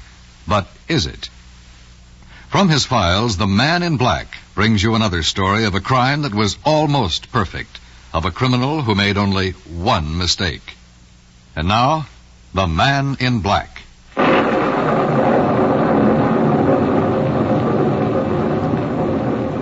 The young man's footsteps echoed hollowly across the cobblestones of the deserted village square. His pace was regular, brisk, until he reached the steps of the church, and there he paused. And for a long moment the half-light of a nearby street lamp caught the sensitive features of his young face as he narrowed his eyes and peered intently up toward the bell tower. Slowly then, the church bell began to peal, and the young man smiled. He could see the bell, but nothing else. Apparently satisfied, he hurried up the church steps, in through the vestibule and back to Father Vincent's quarters. Somewhere along the way, the smile left his face and was replaced by an expression of grave concern. It was this expression that greeted Father Vincent as he admitted the young man to his rooms. "Clyde, my son, what is wrong? You're troubled. Are you ill?" Clyde managed a weak smile. "I'm not ill, Father. Troubled, yes." His eyes indicated the bell tower. It's he, old Branson, who troubles me." Father Vincent evidenced concern. "The sexton? But why, Clyde?" "Why, Branson and I had a long talk this evening. His health is good, exceptionally good, and his faith, his spirits are in excellent order." And here the priest smiled. "Thanks to you, my son. You bring him such happiness." There was protest in Clyde's reply. "Please, Father, listen to me. He'll be down soon. I have to meet him to walk him home. There's not much time to talk. Now, perhaps I'm wrong, but I worry about him climbing to the tower. When I don't worry about him, I fear that he may fall from the tower itself. His health is good, yes, but he's an old man, Father. His step's not as sure as it was. You understand. I felt I had to tell you." A great warmth and admiration reflected in Father Vincent's eyes. "You would have him retire as sexton of our church, son?" "Why, Next to you, this is his whole life. It gave him a usefulness his nature demanded, when he felt there was nothing else to live for. Why, to take it away from him now, to say to him his usefulness is gone, would do a grievous wrong, Clyde. Perhaps a fatal wrong. Later that night, long after old Branson was asleep, Clyde smiled to himself in the darkness of his own room. Father Vincent had reacted just as Clyde knew he would. To relieve Branson of his duties as sexton might indeed prove fatal. Father Vincent and Clyde both realized that. What the good priest did not realize was that keeping the self-same job would also prove fatal for old Branson. The sexton would fall from the bell tower to his death. And Clyde would be miles from the scene of the accident at the time. Or so it would appear. Clyde let a week pass, then 2, and finally he settled on the night itself. He planned it, just as carefully planned every step of his way into the old sexton's heart. 5 years before, Branson's wife and only son had died tragically in an accident, and Clyde had appeared, out of orphan poverty, to take their place, and with very good reason. Old Branson was a man of means in the village. It was widely known now that when the old man died, it was Clyde who would inherit his wealth. But 5 years was a long time, and Clyde waited impatiently for the old man to die. Finally convinced that it was he and the job as sexton that actually kept Branson alive, Clyde settled on a course of murder. In recent months, he had formed the habit of visiting a neighboring community on a certain night each week. On his way out of town, he would wave at Henry at the hamburger stand. Later, as he returned, he would wave at Henry again. Henry would make a fine witness when the time came. Further, Clyde had a carefully contrived short cut. He could drive past Henry if... Oh, nuts. Can you take that? Can we take it over again? Just pick it up. Go back about a sentence behind it, Paul. Can you cut it out? Later, as he returned, he would wave at Henry again. Henry would make a fine witness when the time came. Further, Clyde had carefully contrived a shortcut. He could drive past Henry a few miles, circle back... Can we cut it and go again? Oh, this is murder. Go back and pick it up at the same place again, Paul. Later, as he returned, he would wave at Henry again. Henry would make a fine witness when the time came. Further, Clyde had carefully contrived a shortcut. He could drive past Henry a few miles, circle back on a less traveled path, seclude his car in the woods behind the church. It was always possible to enter the bell tower unnoticed, and Clyde had proved to himself that no one was visible to the street from the tower. Once he had pushed old Branson from the tower, it would become a simple matter to complete his circle tour and again pass Henry as he entered the village. The night was at hand. With apparent ease, Clyde repeated his well-rehearsed plan. Henry was at his post to wave a greeting. No one else traveled the back road that night, and all was serene as Clyde made his way through the woods, then silently up the narrow twisting steps to the bell tower. Old Branson had just begun to pull the bell when he saw Clyde, and smiled, for Clyde was like his son. Clyde smiled too, and when the old sexton pulled the bell for the last time, Clyde moved quite quickly and surely. The old man fell to certain death without a word. Fittingly enough, he fell noiselessly into the cemetery to the side of the church. Clyde took one brief look below and then made his way as silently as the old man had fallen, back through the woods to his car. Half an hour later, he was entering the village again, and sure enough, Henry looked up from his duties to wave again at Clyde. The circle was complete. The crime was perfect.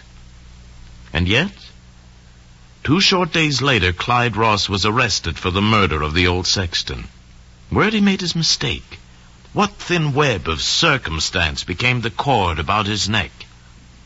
As in the case of most perfect crimes, Clyde turned out to be his own hangman. If he had not told Father Vincent of his concern for the sexton's safety, he might well have lived to inherit the old man's wealth. But because he told his story so convincingly, the good father took the problem to the sexton himself. And old Branson, touched by Clyde's obvious love for him, devised a signal for Father Vincent to assure him that all was well. He rang the church bell 4 extra times to signify that he was not in danger, that Clyde was there.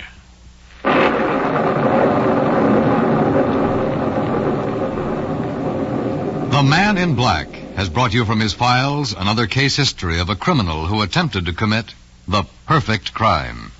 This is the CBS Radio Network.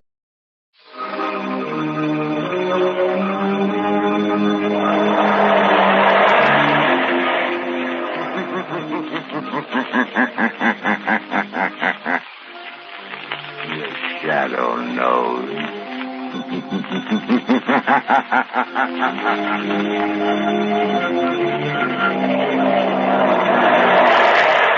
Blue Coal presents The Shadow, the man of mystery who strikes terror in the very souls of shopsters, lawbreakers, and criminals.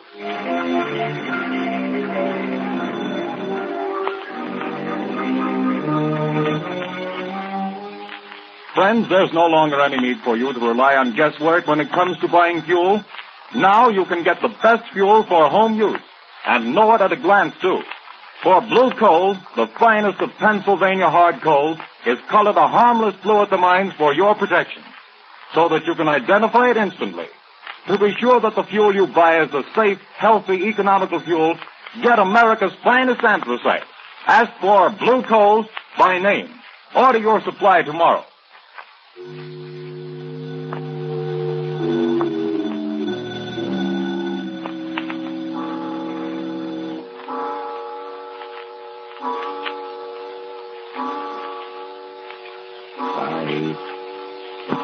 Arthur, don't. 7, 8, 9.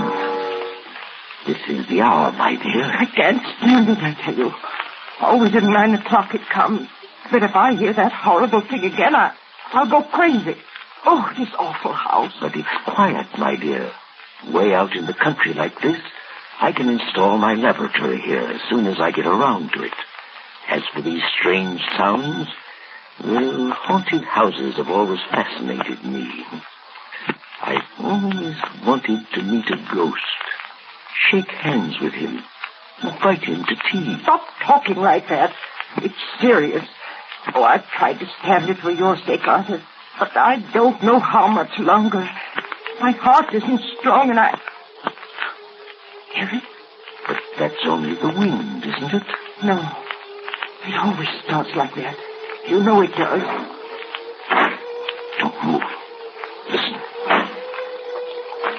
Arthur, it's coming. It's coming. It's coming. A ghost, eh? Well, we'll see. I'll meet him this time. I'll meet him halfway, too. Stop! Stop! Come. We'll both meet him. Give me your hand. No!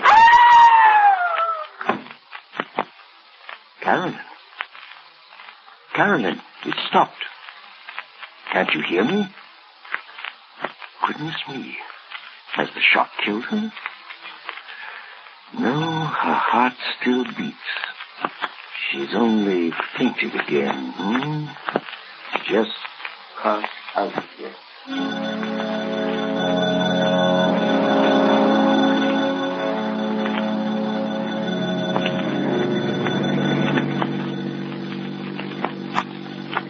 Turn the next corner, Lamont. It's that big house set on this hill. May I ask, Margot, the reason for this late call on Carolyn Sneed? I'd like to know what's the matter with the poor woman. I got an awful shock when I saw her in town last week. She looks positively haggard. I never saw such a change come over a person. Married life may not agree with her. She was a spinster for close to 40 years, wasn't she? I know, but I think she was foolish. Carolyn has nearly $1 million in her own name. She didn't have to marry. Yes, but right now I'm not the shadow. Remember, I'm just your patient chauffeur, darling. Lamont Cranston, in need of a rest from my famous mystery man role. That last adventure took a lot out of me, you know. Well, a marriage problem is hardly as... Seriously, though. Nobody knows anything about this man she married. He came into town 6 months ago, met Carolyn in some accidental manner at the county fair, and proceeded to rush her off her feet.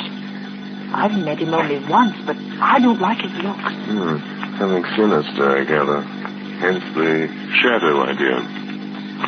Well, who is he anyway? Professor Arthur Sneed, I believe he calls himself. He has a small office in town where he's supposed to be working on inventions or something. Well, here we are. Usually pretty level-headed, Margot, but don't let your aversion for this man we're seeing be too apparent.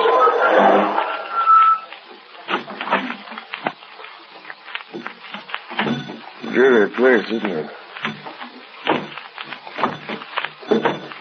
I don't see any bell. I guess you're supposed to use the knocker. Here he comes. Well, who it? Oh, it's you, Miss Lane. Yes. Good evening, Professor Sneed. I hope we aren't too late. Too late? Too late for what? Why, I phoned Carolyn that we'd drop in just to say hello. Well, she didn't tell me. Carolyn isn't feeling well at the moment. I'm sorry. Good night. Oh, but please, I only want to see her for a moment. That is, unless it's something really serious. Well, it isn't as serious as she pretends to think it is, but, well, come in. Thank you. This is my friend Lamont Cranston. Come in. I'm very happy to see Mr. Cranston. I've heard a lot about him. How do you do? You say Carolyn is ill? She didn't mention it when I came on suddenly. She's been in a nervous condition lately, but it's mostly imaginary. I made her go to bed. Well, would it be all right if I saw it? I suppose so. Go on up if you like. Well, thanks. I'll only be a few minutes, Lamont. What seems to be the trouble with your wife, Professor Sneed? Oh, she's run down, I guess. Frightfully nervous. She has some absurd notion that this place is, well, haunted. Haunted? It's only the wind, of course, and the creaking of an old house. Ghosts. She keeps talking about ghosts. And I can't persuade her that there are no such things. Of course, old houses have a habit of getting themselves haunted, Professor. As for myself, I'm not so sure there aren't such things as ghosts. But surely, Mr. Cranston... Oh, not the conventional sort, perhaps, but... I mean people's spirits. Souls, whatever you want to call them. Haunting the places where they've been unhappy. Very interesting, I'm sure. But a lot of tosh. I put no stock in it. No? I'm just noticing that rather rare book on the table, Professor. Neuroses of Death. What? If you're interested in that, I'm sure you must be interested in ghosts. I understand its morbid analysis of the factors of violent death are quite interesting. What do you know about it? Oh, I read all sorts of things, Professor. Professor Sneed. Oh, yes, Miss Lane? Carolyn wants her sedative. Oh, yes. I'll go up and give it to her. Did you find her comfortable, Miss Lane? Well, I think Carolyn is seriously ill. Yes, but more nerves than anything. Excuse me just a moment, won't you? Lamont, there's something wrong here. I was afraid there was. I don't know what it is, but it's something terrible. What's the matter with Carolyn? Well, she hardly recognized me, and she talks like one in a trance, as though she were in the grip of some deadly fear. When I suggested sending the doctor over, she shook her head, but I'm going to just the same. I can't help feeling it's that man, her husband. Yes, he isn't very pleasant, is he? His skin has an odd pallor.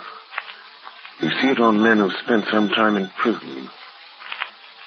There are many little traits of his behavior that interest me as a psychologist. A remarkable man. But you don't know. I don't know. But I think we'll investigate this more or less formally, Margot. I'll visit the professor tomorrow at his office in town.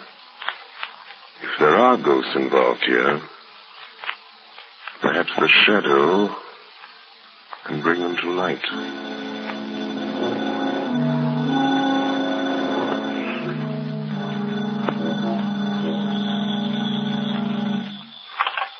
Hello? Yes, Carolyn. Well, don't worry, my dear. I'll leave the office here at 5, and I'll be home before 6. Yes. Yes, I understand. Goodbye, dear. Well, who is it? Is that you, Miss White? Who's opening that door? Don't get up, Professor. I'll close it after me. What? I thought I might find you in. Who said that? Who are you? Your conscience speaking, Professor. Or have you a conscience? I'll show you what I've got. Don't excite yourself. I'm only a voice. A voice they call... Professor, have you ever heard of the shadow? The shadow? Yes. You seem to have heard of me. What do you want? I've come to warn you, Sneed. Warn me? Warn me about what? I know what you're doing. What? And I know how it's going to end. The end is death. Death? I have something here I'll toss in your lap. There. Do you hear it?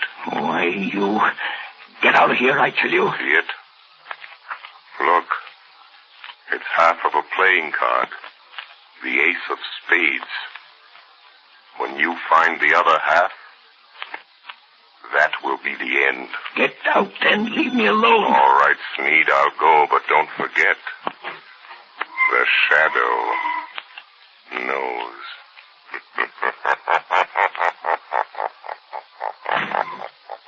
Trying to frighten me with his tricks.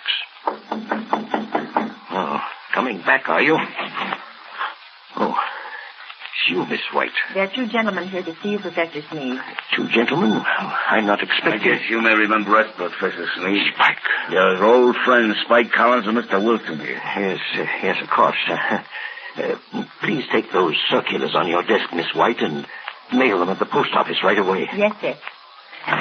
Lock that door, right? Okay. And what are you staring at, Sneed? We ain't ghosts. I thought you two were doing a stretch at Leavenworth. Yeah, we were. But we framed a getaway. And now we come to see an old pal. Oh, now listen, Spike. I'd help you if I could. Nuts. We've been watching you, and we know your game. We ain't got no time to stall. This old dame you married has got plenty of... I don't know what you're driving at. Well, you'll know if we squawk about that dame you married out in Idaho that croaked without anybody knowing what was the matter with her. Cards on the table, Sneed. Is this one signed on money over to you? Yes. She fixed her will in my favor. Well, what are you doing to get it? Well, she has a weak heart, and... I know. Playing ghost and scaring her to death, eh? That's too slow, Sneed. I got a better scheme. We break into the house, stage a burglary, see? In a scuffle, the old dame gets shot, dead. It's quick. No, you can't do that. No, you'll see.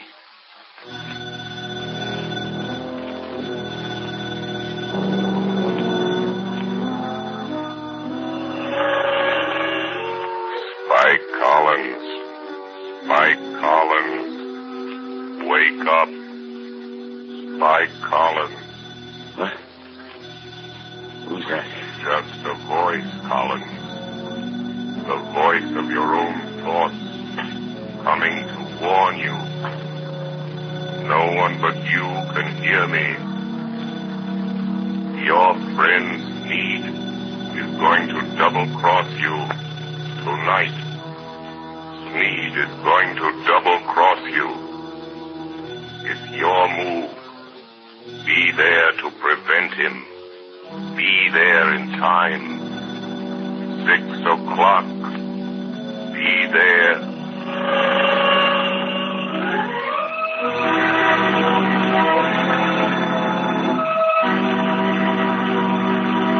The shadow will return in just a few moments. While we're waiting, ladies and gentlemen, I want to tell you about the ever-increasing popularity of Blue Coal, America's finest anthracite. Blue Coal is winning new friends every day among New England housewives. They not only like the superior heat of Blue Coal, but they find that it simplifies housekeeping. This is because Blue Coal is so clean. It burns completely and does not send any particles of unburned carbon through the house to be deposited on furniture or woodwork. The drudgery of daily cleaning is reduced to a minimum with this clean fuel. Blue Coal is the largest single brand of solid fuel prepared especially for home use. Each car is laboratory tested at the mines for purity and size before shipment. Blue Coal is Pennsylvania's finest anthracite. So that you can personally identify this excellent fuel, it is actually colored blue at the mines. Order it by name. You will find the name of your nearest Blue Coal dealer listed in the Where to Buy It section of your classified telephone directory under the name Blue Coal.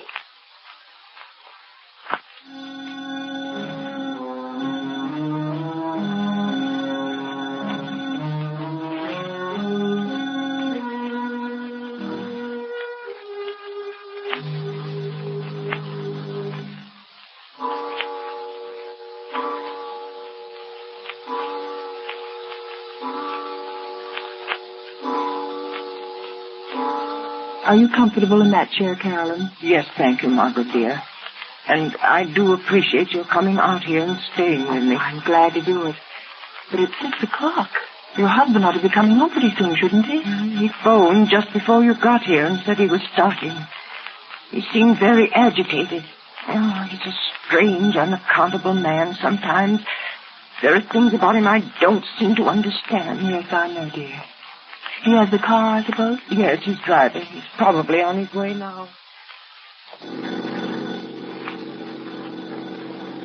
I've got to think. I've got to think of something. I know. We leave town. You're driving rather recklessly, Smead. You again. I'm going to haunt you. Try to forget that I'm here in the rear seat. If it annoys you. No, don't look under the seat. If I could only see you, get my hands on you, I'd show you how much it annoys me. Shut up. I'm the voice of your conscience, Smead. Perhaps you have a conscience.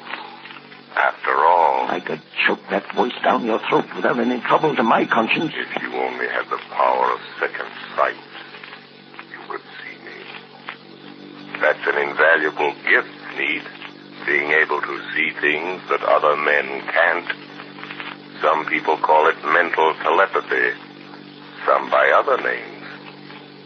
Remember, I can see the pictures you make in your mind. I told you about that. You can warn all you like. That's not evidence. Not in court. A lot of wild guesses that don't mean anything. Well, doesn't it frighten you a little, Smead? I simply will you not to see me, and you don't. Careful. There's a truck coming down the road. Better sound your horn. Good Lord, the fool's taking up the whole road. It's going to hit you. Look out. It's gone. There wasn't any truck there. No. I willed you to see it. And you saw it. No truck at all. Just hypnotism. Gosh, I'm having hallucinations. But that's the way to dispel hallucinations. Drive straight through them. Be careful. We're near your house. And this old mill road is tricky. What about it? Look, Sneed. There's a man in the road ahead of you. There is, eh? Really? Why, it looks like one of your two pals that called on you today. I knew he would be here, Sneed. Really? You're going to hit him if you don't watch out. More of your hallucinations. You think that I'll believe you again, don't you? Well, I won't. Look out. I hit him. This time, it was no hallucination, Sneed. He was in front of you.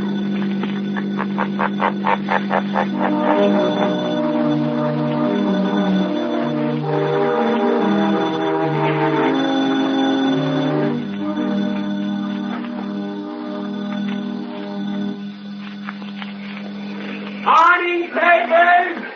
Morning, papers! It's convict Spike Cullen found dead last night on the old mill road. Spike Cullen, wanted by the police, found dead. Yes, son. I'll take one.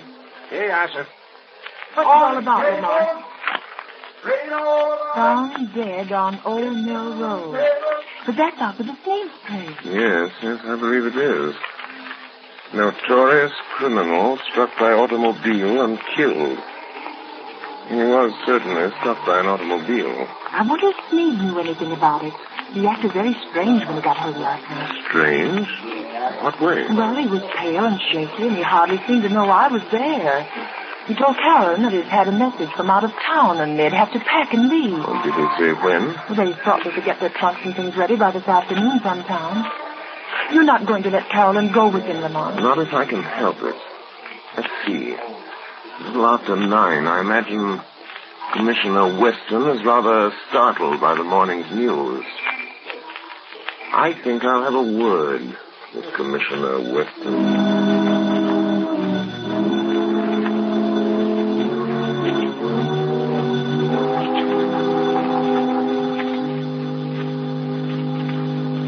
Commissioner Weston, they're sending Carlin's body into the morgue.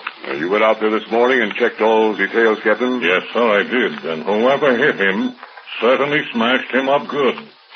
His face was all out of shape and couldn't recognize him. But we found these in his pocket. Now, let's see.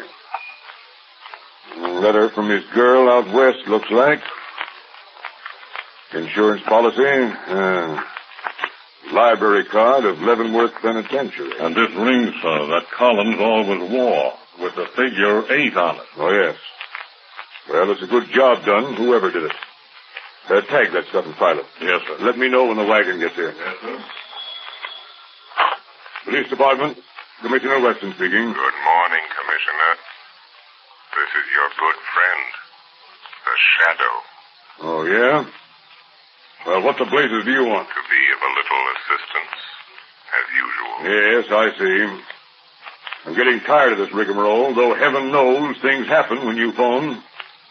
And what's the assistance today? Why didn't you investigate the ghost that haunts Sneed House, Commissioner, on the Old Mill Road? Well, you missed up on that one, Mr. Shadow. I don't put much stock in ghosts, but we went out there and checked up. Searched the house. There's no evidence. No? Go again today, Commissioner. And this time, I think you'll get your evidence.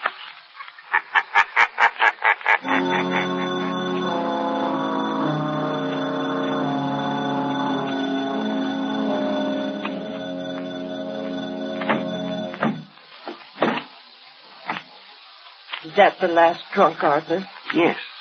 The expressman won't be here until 4. Another hour yet. Why don't you go up and lie down a while, Caroline, Yes, I will. I'll try to sleep a little now that it's daylight. You told the milkman we wanted to pay him. He's coming back before we leave. Good.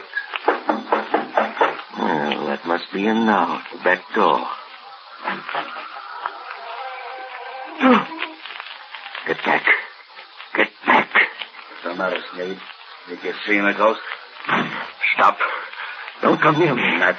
Snap out of it, will you? This is me, Spike Collins. You? Alive? It wasn't me you hit with your car last night on that back road. I guess you wish it had been, huh? Who was it then? It was Rat Wilson. Fool got half pickled trying to get up his nerve for the job. Staggered out on the road before I could stop him, and wham! It was all over. Wilson, eh? So there was my chance, see? Him and me about the same size, his face and hands all smashed flat. I put my stuff in his pockets, my ring and what was left of his finger. There I was, dead. And all that time you was giving me the double cross. And maybe I am a ghost, but I can still deal with you, Sneed. Who is it, Arthur? Just a minute, Carolyn. Now listen, Spike. There's only one way to see this thing through. You and I have got to stick together. The Shadow is after us both. We've got to get out together, away from this Shadow. Don't kid me anymore about the Shadow. You see this cat? I'm here on business. I'm going through with it. Put the old lady out of her misery. Good Lord. What's the matter? There. On the table. Nothing but a torn playing card. The ace of spades. Or half of it. You've got to stop it, Spike. You've got to stop it. What's the matter? Who's this man? Caroline. This is a friend of mine. Friend? Sure, a friend. But I don't understand. The pistol. Yeah, that's my way of doing business, lady. Your husband does it different. He's been scaring you to death, ain't he? Making you think the place was haunted. You know how he always does it? Stop it, Spike. He used to be an electrician, see? He rigs up a sort of electric sound box with a remote control switch.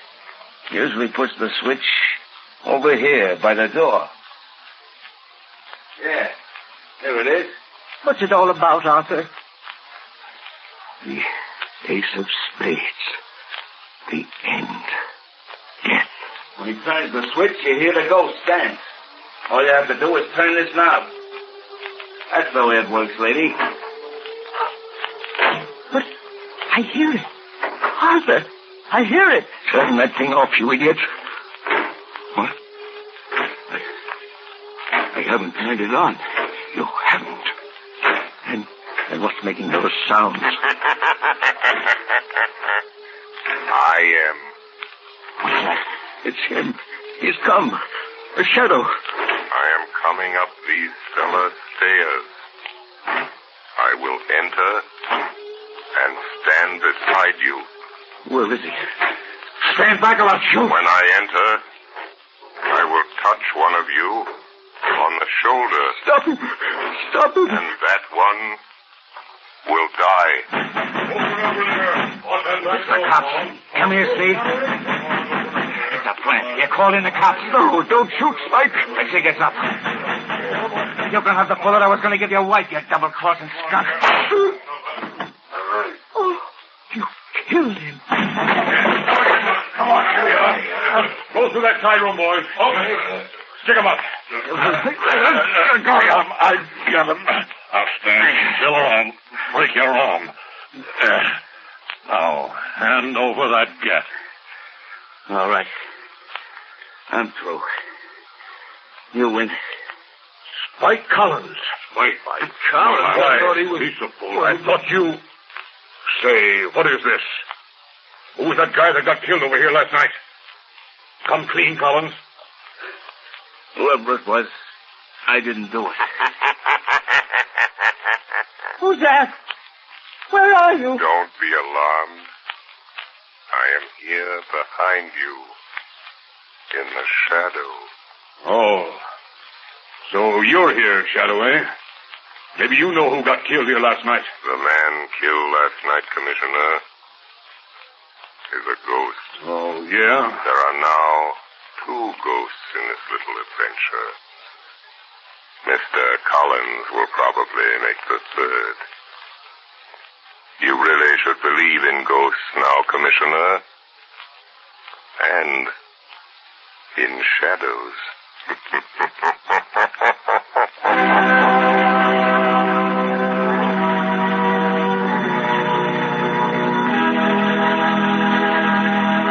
And now, before today's adventure with the Shadow comes to a close, John Barclay, Blue Coal's own heating expert, is here to give us another of his practical talks on automatic heating. Ladies and gentlemen, Mr. Barclay. Good evening, friends. In former Sunday night talks of mine, I've shown you the importance of having the temperature of the home properly controlled with a Blue Coal automatic heat regulator. That is, in terms of health and convenience. Now, tonight, I'm going to a third important reason for automatic heating: economy. Most of the science will tell you that the proper degree of heat in the home is 70 degrees. Naturally, you can't by hand keep your fire from giving off more than 70 degrees of heat, but the Blue Coal automatic heat regulator can and does. But here's how that saves you actual fuel dollars. Heating engineers have discovered that for every degree you raise the temperature above the desired 70 degrees, your fuel goes up in cost 1.5%. So you see, friends, by automatically shutting off that heat, that extra, wasteful, unhealthy heat regulator automatically saves on fuel costs. Why not investigate this Blue Coal heat regulator further? Ask your local Blue Coal dealer to give you a demonstration. The cost is only $18.95 plus a small charge for installation. You'll find it well worth every cent of that and more. Moreover, if you have any heating problems, discuss these also with your blue coal dealer. He is the best informed heating authority in your community, and assisted by his John Barclay trained serviceman, can, I'm sure, help you save money and have a more comfortable home this winter. This service is free. It costs you nothing. Thank you.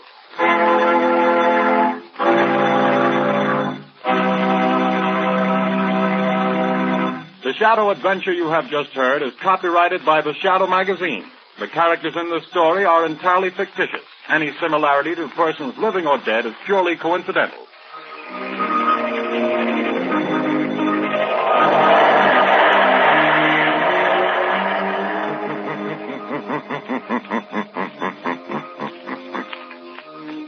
The weed of crime bears bitter fruit. Crime does not pay. The Shadow knows.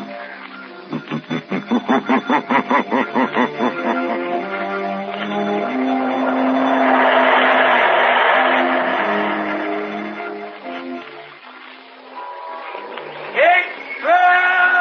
Extra! Hear all about it! Next week, same time, same station. The Shadow's latest adventure. Extra! Extra!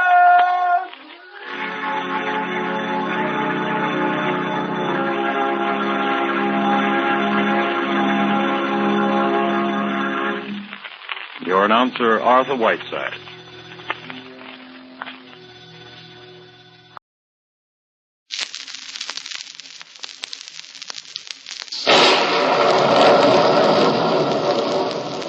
A Strange Dr. Weird.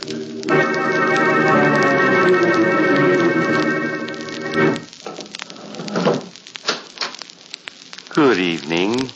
Come in, won't you? Why, what's the matter? Not nervous, are you? I don't want you to be nervous. Perhaps if I told you a story, it might help to calm you. I know a very nice story about a man who tried to live another man's life for him. I call it The Two Faces of Death.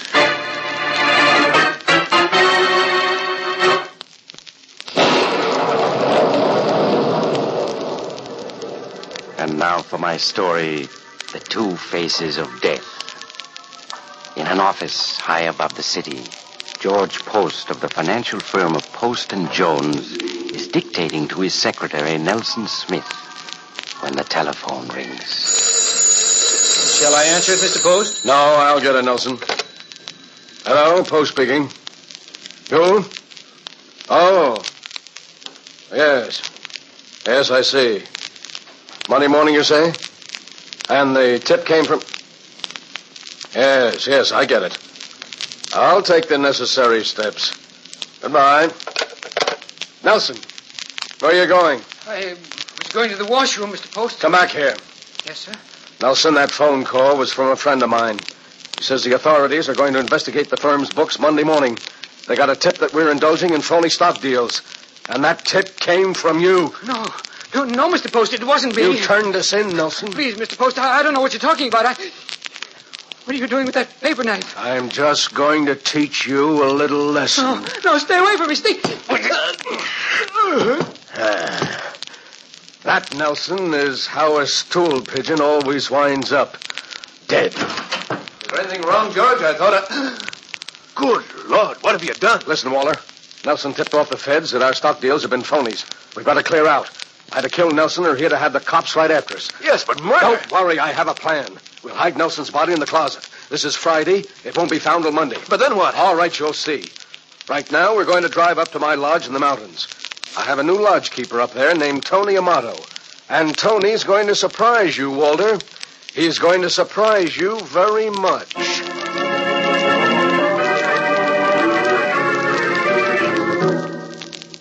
Late that evening, the two partners reached the lonely hunting lodge in the Adirondacks. And when Walter Jones got his first glimpse of Tony Amato, the lodge keeper, He could scarcely conceal his astonishment. George Post gave Tony orders to prepare dinner. Just whip up anything you've got, Tony. We're stalled. Yes, Mr. Post. I'll have something ready in half an hour. Good. We'll wash up meanwhile. Right, Mr. Post. Great gosh, George. Is that the surprise? Mm-hmm. Why, he looks just like you. He could be your twin brother. That's the surprise, Walter. You know, fate works in funny ways. I was driving back from Chicago last winter when I picked up a hitchhiker, Tony. He was broke and desperate. He confessed to me the police wanted him for petty larceny. When I offered him this job as lodge keeper, he was so grateful he almost cried. I see. Both Tony and I recognized that we looked alike. He thought I was helping him because of that. Actually, I figured I might need a fall guy sometime soon, and he'd be it. Now the time is here. Right. Suppose the police raid this lodge and find Tony Amato dead, wearing my clothes. Beside him, there's a note confessing everything. What'll it look like, huh? Suicide, of course. They'll bury him and stop looking for you. Exactly. And you can go on back to town and claim you didn't know what was going on. I'll take all the blame and clear you entirely. Why, that's perfect, George. But after you've taken care of Tony Amato's identity, what'll you do? I'll go back to Chicago and give myself up to the police. What? Yes. I'll claim amnesia. Oh. Say I can't remember what happened. Just that I committed some kind of crime, and I want to clear myself. If necessary, I'll go to jail for 6 months for petty larceny. It'll be the perfect hiding place. Well, I'll be jiggered. It's brilliant, George. Positively brilliant. Yeah. Well, suppose we get ready for dinner. It's going to be an important dinner for Tony Amato. His last. If George spends a few months in jail, we can certainly spend a few seconds on an important detail or two. Details can be important, you know. In hats, for example, such details as these. How wide is the brim? Is the edge evenly stitched? Is the hat band distinctive? And does the shade harmonize with the rest of the hat? If the size label says 7 1/4, is it exactly 7 1/4 or more like 7 3/8? Gentlemen, these may seem like small details, but add them up, and you have the difference between an ordinary hat and one that really looks right on you. The makers of Adam hats know this well. They take especial care in the fashioning of every detail in their long line of smart hats. It's this sort of style testing that assures you of correct hat styling when you buy an Adam. Now, Dr. Weird. Now I'll continue my story, The Two Faces of Death. Dinner at the hunting lodge is over, and George Post has invited Tony Amato, who looks so strangely like him, to sit down and have a drink with them. Tony is almost pathetically grateful to his employer. Gee, Mr. Post, I don't know what I'd have done if you hadn't picked me up that day. I can't tell you what this job means to me. George is like that, big-hearted. You like it here, Tony? Oh, it's swell, Mr. Jones. So quiet and peaceful. You haven't been into the village much, have you, Tony? Oh, no, Mr. Post. You warned me about that. I haven't been to town once in the whole 3 months. Good. Well, let's finish our drinks. Here's to crime. Gee, that's good. Well, Mr. Post, if you'll excuse me, I'll clear off. I feel so funny. What's wrong with me? You're dying, Tony, that's all. Dying? Yes, there's poison in that drink. You see, Tony, I need your life. You're going to die and become me. I'm going to live and become you. Simple, isn't it? You're going to become me? That's... Well, I hope you enjoy it. I hope you enjoy being Tony Amato. Well, he's gone. Very nicely done, George. Yes, I think so. In a moment, you'll join him, Walter. I'll join him. What do you say? Just that I poisoned your drink, too. You poisoned my drink? Yes, you don't think I could leave you alive to double-cross me for the money we've got hidden away, do you? I was going to double-cross you, George. But you beat me to it. You're clever, George. Very clever. Someday, you'll be too clever. Someday.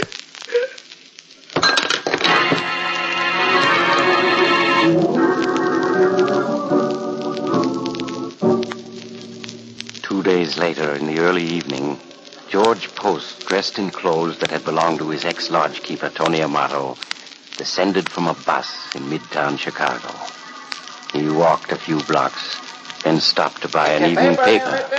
Yeah, it should be here. They've had plenty of time to find the bodies. Oh, yes. Yeah, here it is. Banking firm partners in suicide pact. Police disclosed today that George Post and Walter Jones of the stock brokerage firm of Post and Jones took their own lives. Save for a complete auditing of the books to determine the size of the swindle, authorities have marked the case closed. Well, that's that. George Post is dead. Now to carry out the rest of the plan, to give myself up to the police and clear Tony Amato's record. Uh-oh, here comes a policeman now. He'll do. Oh, officer. Huh? What is it? Officer, I want to give myself up. Give yourself up? What for would you be giving yourself up to? Oh, Tony Amato, is it? What? Well, what brings you back to Chicago, Tony? Oh, you know me? Sure I know you, Tony. Didn't I see you often enough hanging out in the pool rooms here in me beat? Oh, then you must know what I did. What I'm wanted for. Huh?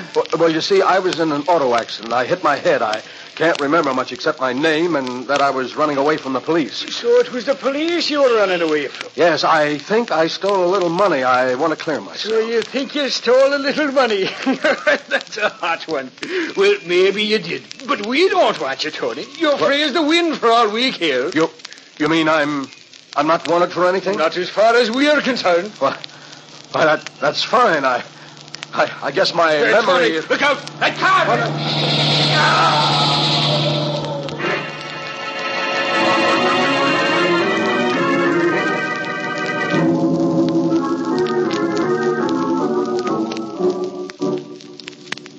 Here he is, Inspector. Yeah, it's Tony, all right. So the Scarlet Mob got him, did they? Yeah. I saw the car coming. I ducked just in time. I wonder what brought Tony back to Chicago.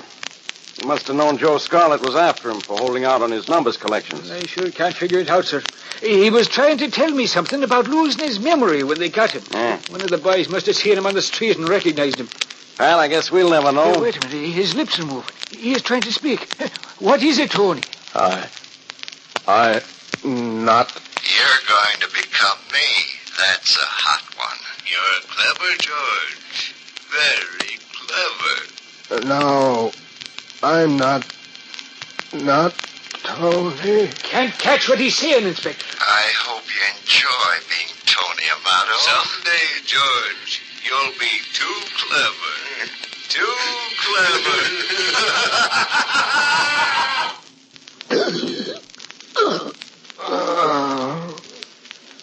He's dead, Inspector. Tony is dead.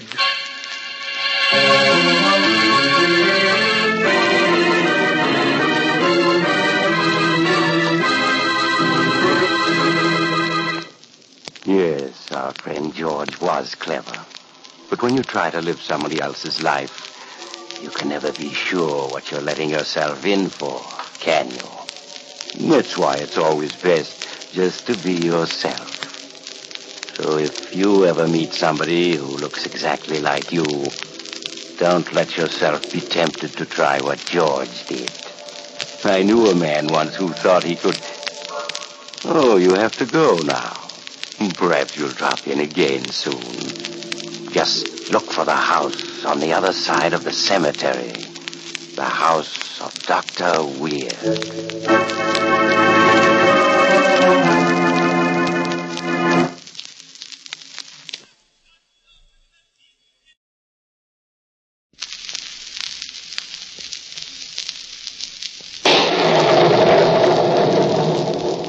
The Strange Dr. Weird.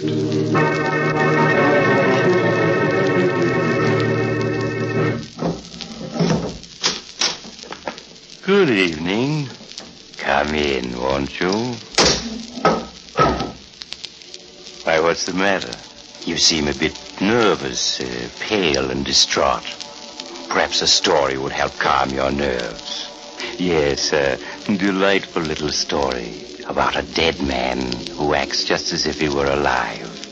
I know you'll like it. I call it He Woke Up Dead.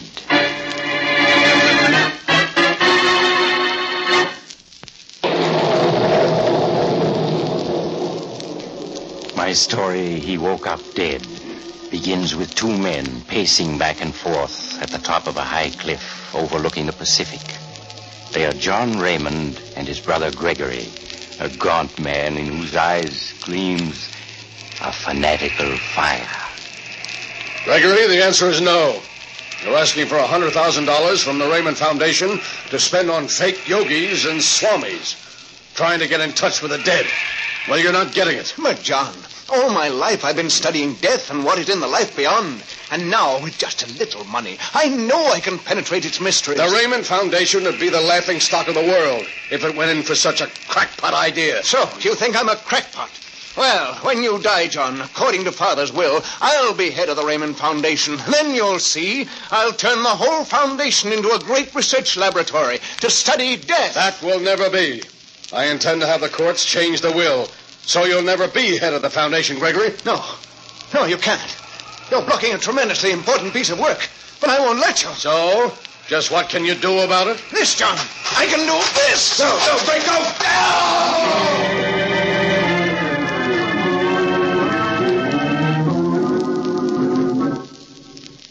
Uncle Gregory, you say Father had a dizzy spell and fell from the cliff before you could catch him? Yes, Jack.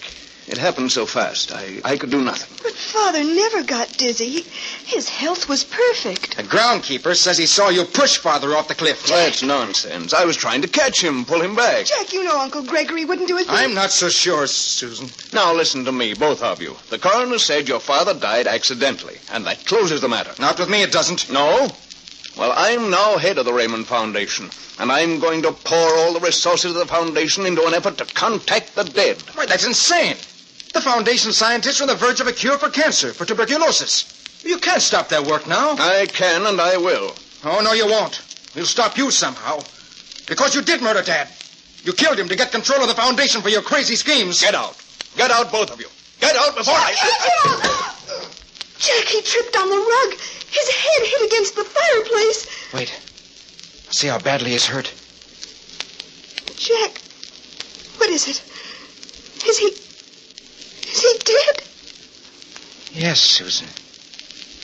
All his life, Uncle Gregory's been trying to find out what happened when you die. Now he's going to find out. Dr. Weird, before you give us the second half of tonight's tale, can you tell me why you're called Doctor? Easy. When people listen to this program, I show them how to avoid such unhealthy things as being murdered and... Well, somehow, Doctor, I doubt whether that would cure anybody of anything, especially a case of nerves. But I'd like to tell the men in our audience how to cure something that can be cured. It's old hat-itis. Being addicted to the same old weather-beaten hat. The only real remedy for old hat-itis is to go out and get yourself a good new hat, or 2 or 3. Now, Atom hats are priced so sensibly, only $3.45 to $10, you'll easily be able to afford more than one. Combining distinctively smart styles with fine quality materials and craftsmanship, Atom hats are a truly outstanding value. You'll find it more than worth your while to discard your old headpiece for a brand new Atom hat, or 2 or 3. Now, back to Dr. Weird. And now I'll continue my story. He woke up dead. When Gregory Raymond returned to consciousness, he was alone in a great dim room. The thick, cloying scent of flowers was heavy in the air. Startled, he saw at the other end of the room 3 coffins resting on trestles. One of the coffins was banked with flowers, and tall candles burned at either end of it. Dazed and bewildered, Gregory Raymond strode toward the 3 coffins. This room. Where am I? Stained glass windows. It's like a church. Who's in this coffin with all the flowers on it? Why, the body in this coffin is mine. No, it's impossible. I'm not dead. I can't be. You mustn't be upset, mister. Most of us feel that way at first. Huh? Yes, we did. But it will pass soon. What? Who are you? Turning, Gregory Raymond was astounded to see dim figures coming toward him from the shadows. A man and a woman, both very old. They smiled at him sympathetically. I'm Joshua Benson. This is my wife, Nellie. These are our bodies in these other 2 coffins. I don't understand. Oh, you will. Look, here in this coffin. See? It's my body, isn't it? It looks just like you. It is me. The earthly me, I mean. And now, this one is Nellie. You mustn't be so upset. You'll soon be used to the idea. We're really dead? All 3 of us? Why, of course. You died yesterday morning. You slipped and fell and hit your head. Yes. Yes, I remember. It's taken you until now to become aware of things again. Death is a great shock, you know. But where am I? What is this place? This is the mortuary chapel at the cemetery. They'll be coming for your body soon to bury it. Joshua and I were killed 2 nights ago in an auto accident. But they aren't going to bury us until tomorrow. I never dreamed death would be like this. Why, I can still see and hear. I can breathe. My heart still beats. Oh, not really. You're used to those things, so they let you think there hasn't been much change until you've had a chance to get over your shock. They? Who do you mean? The ones in charge. You'll know more about them soon. Mr. Benedict will be coming for us, and I expect he'll take you along, too. Mr. Benedict? Who's he? The guide. He stopped by last night just to tell us not to worry and to wait for him here. He'll take us on to the place where we go next. I see. Shh. Someone's coming. Come back here out of the way. 4 men. And Jack and Susan. Oh, they've come to take your body away to bury it. All right, men. Take it easy now. That's it. All lift together. No, they can't bury me. I'm not dead. I can't be. Jack, Susan, listen to me. It's Gregory, your Uncle Gregory.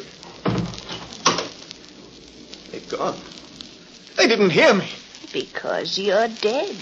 The dead can't communicate with the living. It just isn't possible. But it must be. All my life I've worked to establish such communication. Now I have so much to tell the world. The people I've worked with. I must find some way to communicate with them. I must. Are you ready? You feeling better, Mr. Raymond? This is Mr. Benedict. He's come for us. Yes, it is time. We must go. But I can't go. I've got to tell people, the people I work with. I've worked so hard to find the truth, and now It may not be. There can be no communication. Now, Mr. Benson, Mrs. Benson. Yes, sir. It is time. Oh, yes, Mr. Benedict, we're ready, but Mr. Raymond here is coming with us, isn't he? It is impossible. He is doomed to stay here on Earth. What do you mean? What are you saying? That is your punishment. To remain forever a spirit that moves unseen and unheard among men. It is the punishment of all who murder. No. And die unrepentant and unconfessed. Oh, no. He's a murderer? I can't believe it. That is not for me to say. Come. We must be going. No, wait. You've got to take me with you. I can't stand it being here, seeing, hearing as if I were alive and not able to make anybody see or hear me. I have to go with you. I have to find out what comes next. It may not be. But you've got to take me. If I confess, if I repent, will that make a difference? It may. I cannot promise. Then I do confess. I killed my brother John. I pushed him off the cliff. I'm sorry now, but it seemed so important then that I just had to do it. You are confessing to your brother's murder? Yes, I killed him. I admit it. Now take me with you. You can't leave me here. You can't. Gregory Raymond, listen to me. You're under arrest for murder. You understand? Under arrest for murder. What are you saying? I'm dead. We're all dead. You're not dead. You're very much alive. And you're under arrest. These two people are witnesses to your confession. Now come along with me. No, you can't arrest me. Don't you understand? You can't arrest a dead man. And I'm dead. Dead!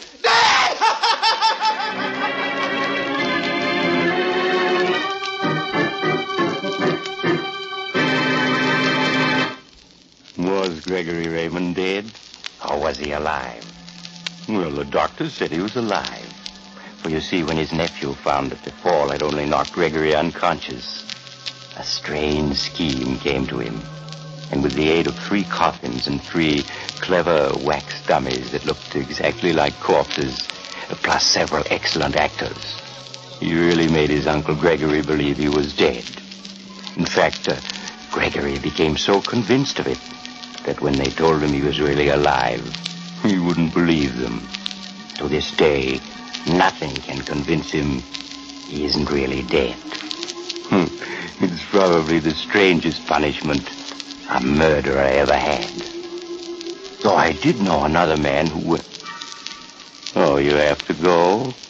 Well, perhaps you'll drop in again soon. Just look for the house on the other side of the cemetery. The house of Dr. Weird.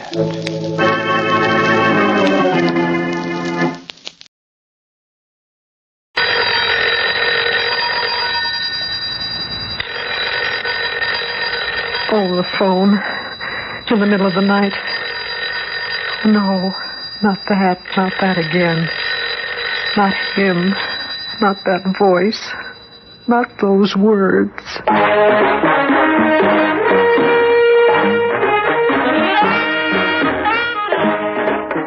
Theater 5 presents Ring of Evil.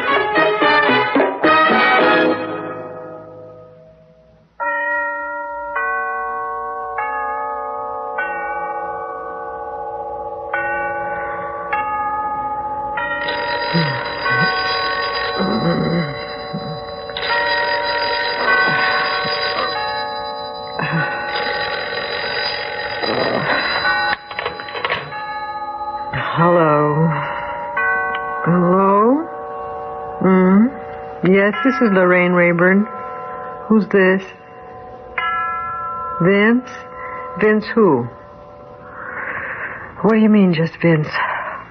I can't think of any Vince I know.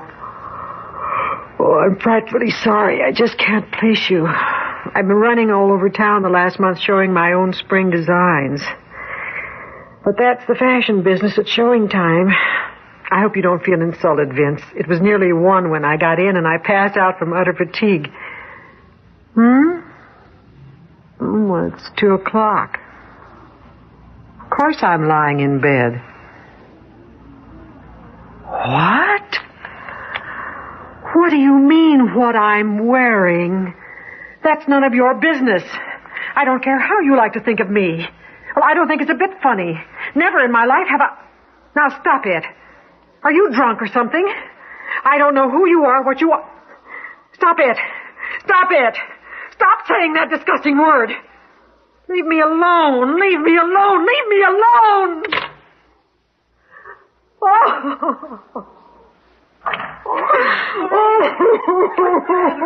What happened? Oh, Anne, I've never... Never what? I heard you shouting. It's somebody. It was the phone. I thought somebody got in or a nightmare. It was the phone. I was asleep and Well, who was it? I don't know. A man, he called himself Vince, but I don't know anybody named Vince. Oh, you mean just a wrong number? No, Anne, he asked for me. In the most awful language. I'm not exactly a prude, and you hear some pretty rough stuff around the workshop at times, but never in my life. It's the kind of thing you see scrawled on subway walls. Oh, I feel like things are crawling all over me. And you don't know who it was? I've the slightest idea. Couldn't recognize the voice or the accent or anything. He wouldn't tell me his last name. He said I didn't know it. Possible. You meet hundreds of people, and some of them are kooks and creeps, but whoever he is... You're not responsible, Lorraine? Yes, that's what I keep telling myself, but maybe I am. Maybe I give men the wrong impression that I'd welcome such a call. Oh, Lorraine, that's idiotic. Maybe, but I don't know what to think or what to do. I'm afraid to go to sleep. I can't change my telephone number in the middle of the season. I'd be dead. And I'm so tired I could scream. Lorraine, calm down. Get to sleep. When Peter picks me up tomorrow night, you discuss it with him. Oh, I couldn't. Not Peter. He's too nice a guy. Oh, Anne, you don't know how lucky you are to be engaged to a man like Peter. I'll sure miss you when you get married. It's not luck. I worked at it. And you could do as well. But you want your career, your freedom to circulate. All I want is Peter. You talk to him. He'll help you. Thanks, dear, I will. I feel better, much better. I think I can sleep now. I hope.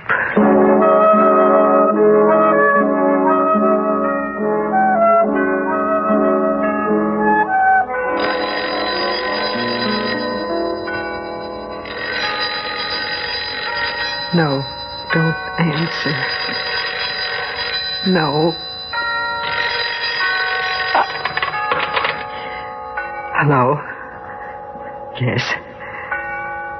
Yes, Vince. I hung up because I couldn't stand it. Please let me sleep tonight. I need my sleep desperately.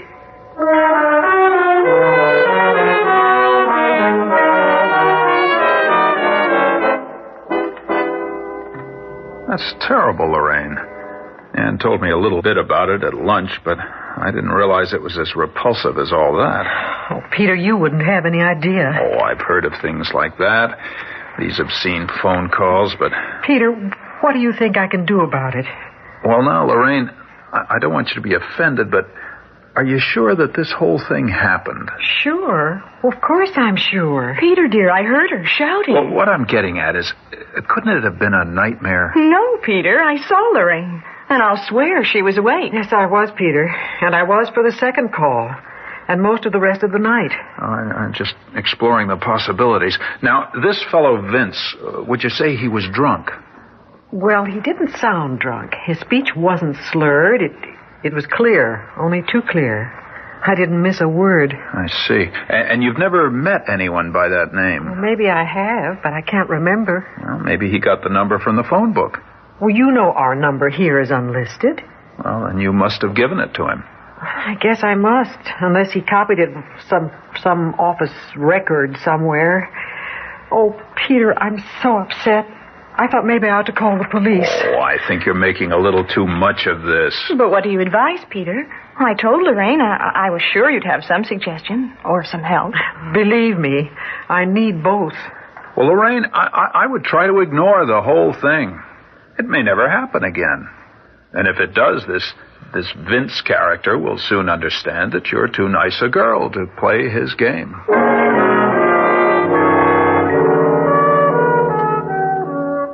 Peter's sweet optimism was very contagious, but my optimism lasted only until 12:30 that night, when the telephone bell once more shattered the stillness of the night. This time I was prepared, I thought. I tried to find out where the call was coming from. It was useless. I knew I couldn't hang up on him until he'd poured out the sewage of his mind. There was no escape. So it continued. Soon he began to call during the day, too. He seemed to know when I might be home. And even when several days went by, there was no relief. Whether I wanted to or not, I thought of him constantly with fear and disgust. My life was distorted. My career was suffering. I had to do something. So, Mr. Lamanna, I've decided I can't take it any longer. That's why I've come to the telephone company. Well, now, I understand, Miss Rayburn, but you must realize it's a very difficult problem. Well, surely you can do something to stop it. Miss Rayburn, we handle 25 million calls a day. 25 million, mind you. Now, our company can't be responsible for the content of these calls. Well, I'm not interested in the 25 million calls. What can you do for me? Well, of course, we can change your number, or we can keep it unlisted, but Unfortunately, this would cost you many valuable contacts, both business and social contacts. I don't want to change my number. I shouldn't have to. Well, in your case, I can't even advise it. We have found out that anybody who really wants the number can get it. Not from us, mind you, but from personnel records and so on and so forth. Mr. LaManna, I can't go on living like this. I'll go stark, raving mad.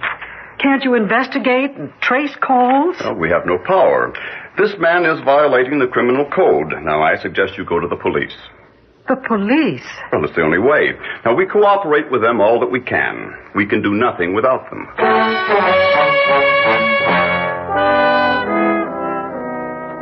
Not at all, Miss Rayburn. It's my job, and I'll do everything I can, but I can do nothing without you. I'd be a pretty poor policeman if I told you otherwise, miss. Detective Simmons, what can I do? I've tried every way to get him to reveal his address, his telephone number, his last name. He's driven me to distraction. If you forgive me for saying so, there's one thing any woman can do, talk. It takes lots of time to trace a call, even if it comes through just one exchange.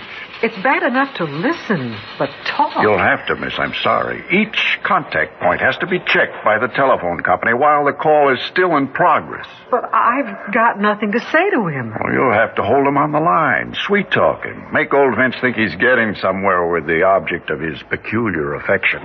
Oh, no. Really, no. Oh, yes. Now, I don't say it's either easy or pleasant, but you got to get close to a snake before you can kill it. Think it over, Miss Rayburn.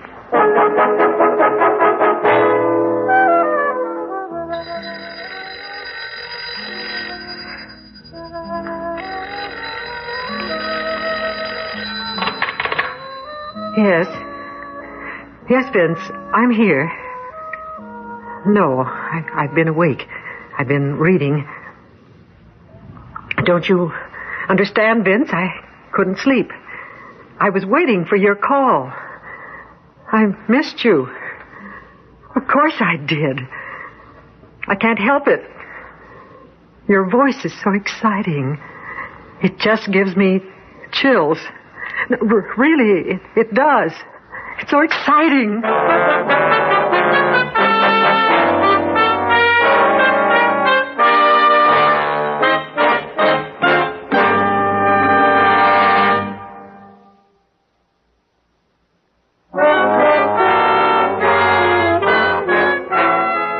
Maybe I was too impulsive when I decided to play along with Vince and his disgusting calls. But I had to do something. I found myself in a nightmare that terrified me. Could this be me? Could this be my life I was living? The only thing that kept me going was Detective Simmons and the loyal friendship of Ann Howard and Peter Waddell. At least I could talk to them, and I poured out all my worries and troubles. Lorraine, we'll just have to change our number. Yeah, why don't you? Well, because I promised Detective Simmons I'd see this through, and I'm going to, even if it kills me. Which it may, very well, if you're not sensible. You're not looking well, Lorraine. Oh, I'm just tired. He called twice last night? Once at 1:15 and then 4:30. I kept him talking for 8 minutes the first time and 11 minutes the next, and neither were long enough to trace. I still think Peter ought to stay here in our apartment on the couch tonight. If this Vince heard a man's voice, it would scare him good and plenty. Yes, but I don't want to scare him. It's too late for that. And besides, Peter's done enough. Lorraine, believe me, I'd be glad to. Oh, Peter, you're sweet, but you stayed over twice and lost a lot of sleep for nothing. Just because he didn't call those 2 nights doesn't mean that he won't call tonight. Well, Peter's done enough. You'd be glad to stay, wouldn't you, darling? Of course I would. Lorraine, Ann and I have talked it over, and we feel we can't get married until these calls are stopped once and for all. I wouldn't dream of leaving you alone in this apartment, as long as that man is loose. You two are wonderful. Well, all right, let's try again tonight, Peter. Good. If I could only rid you of this Vince, I'd be the happiest guy in the world. Peter stayed that night, and reassured by his presence, I slept a blessed sleep. But the telephone didn't ring all night, so nothing was accomplished. Nothing seems to work, Detective Simmons. I can't keep this up. I just can't. Isn't there some other way? Why should we be so helpless? Miss Rayburn, everybody's doing all they can, but the calls don't seem to come from the same exchange. The other night, the telephone company traced through 5 digits. Another few minutes, they might have had the whole number, and we could have moved in.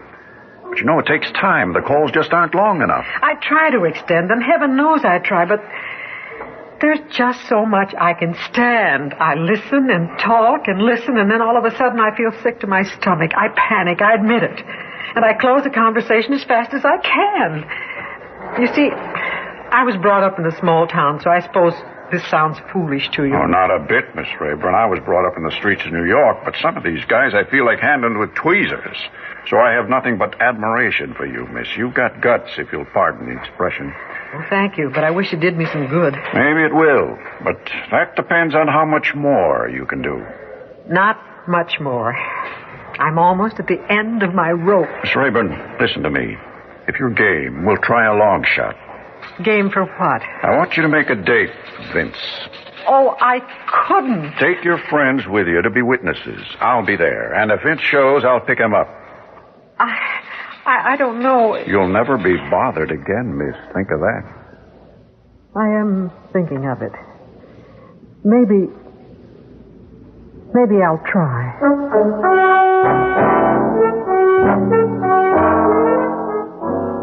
Yes, Vince, I'm listening. Well, sure, honey. I was waiting for your call. That voice of yours, it's so thrilling. You must be a fascinating guy to be with.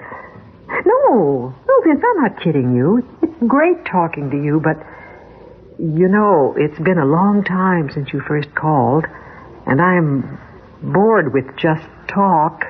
You know what I mean? I want to meet you, Vince. I've got to meet you in the worst way. I do nothing but think of you all day and all night. Oh, please, Vince, let's get together. Well, what's there to think about? Not maybe. Say yes. How about tomorrow at 8 o'clock in the evening? You know the Hotel Phyllis? Yes, that's it. 45th Street, just east of Broadway, in the lobby. Well, just wear a red handkerchief in your breast pocket. Oh, don't worry. I'll be there. I'll be there.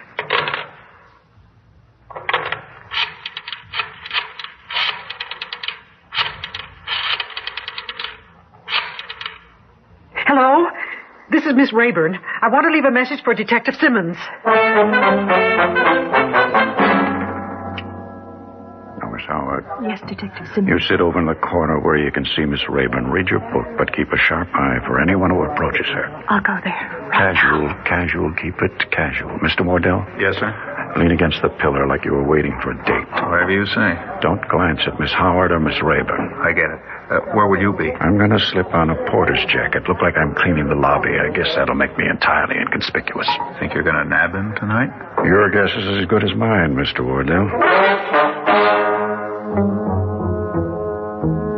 Through the corner of my eye, I saw Anne and Peter take their places. A moment later, Detective Simmons started mopping the grimy marble floor. I knew their eyes were on me and their hearts were with me, or I would have run away. As it was, I waited, with my heart pounding, watching the approach of each strange man, looking for the red handkerchief, which meant that this was the malignant spirit who had appropriated my life, scanning each masculine face for the shadow of evil. Time passed slowly like it had in the many nightmares I had known since that first telephone call. I waited. He never showed up. Peter took Anne and me home. I excused myself and went to bed, but not to sleep, not for a long time. Not until I heard the door slam shut as Peter took his leave of Anne. That was the last thing I remembered until...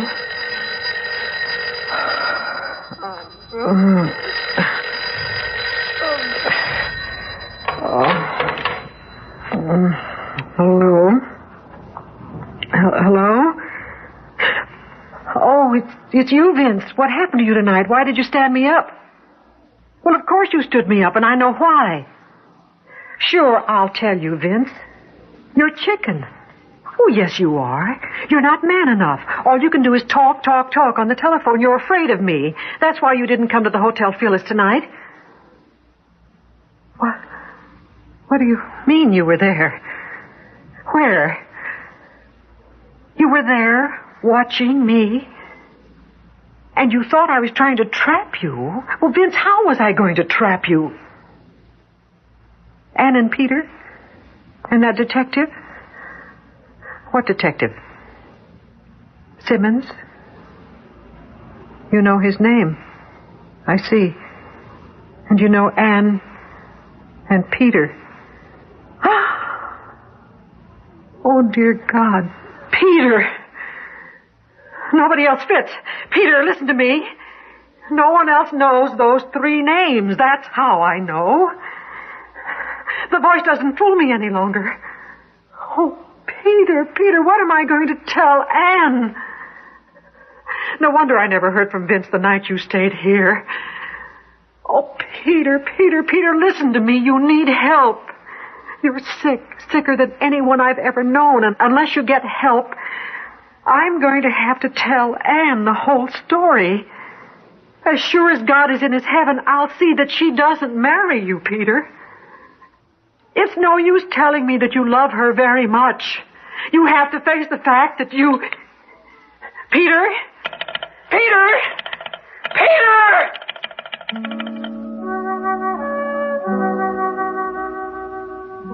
They found his body the next morning, torn as it were between the 2 worlds in which he lived. Anne kept him in her memory with infinite love. She never understood his sudden death, and I never told her.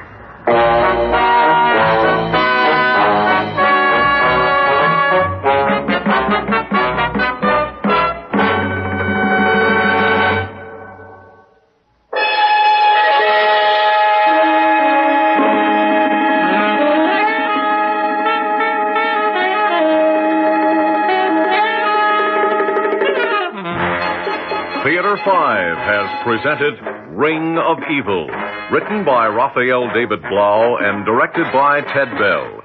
In the cast, Vicky Bola, Roger DeKoven, Ann Costello, Elliot Reed, and Hal Hackett.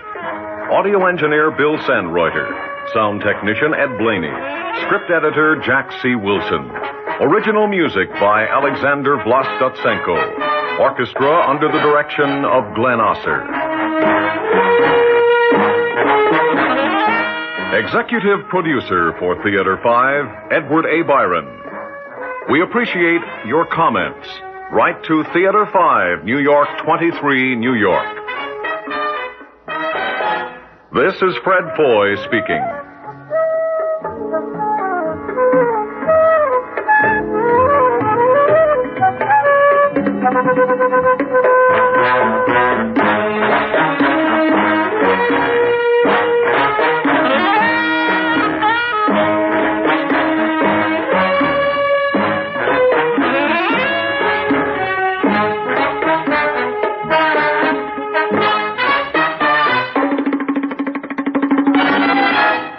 This has been an ABC radio.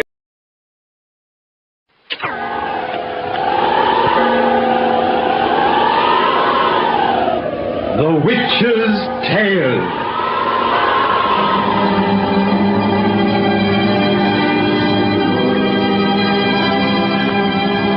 The fascination of the eerie, weird, blood-chilling tales told by old Nancy, the Witch of Salem, and Satan, a wise black cat. They are waiting for you now.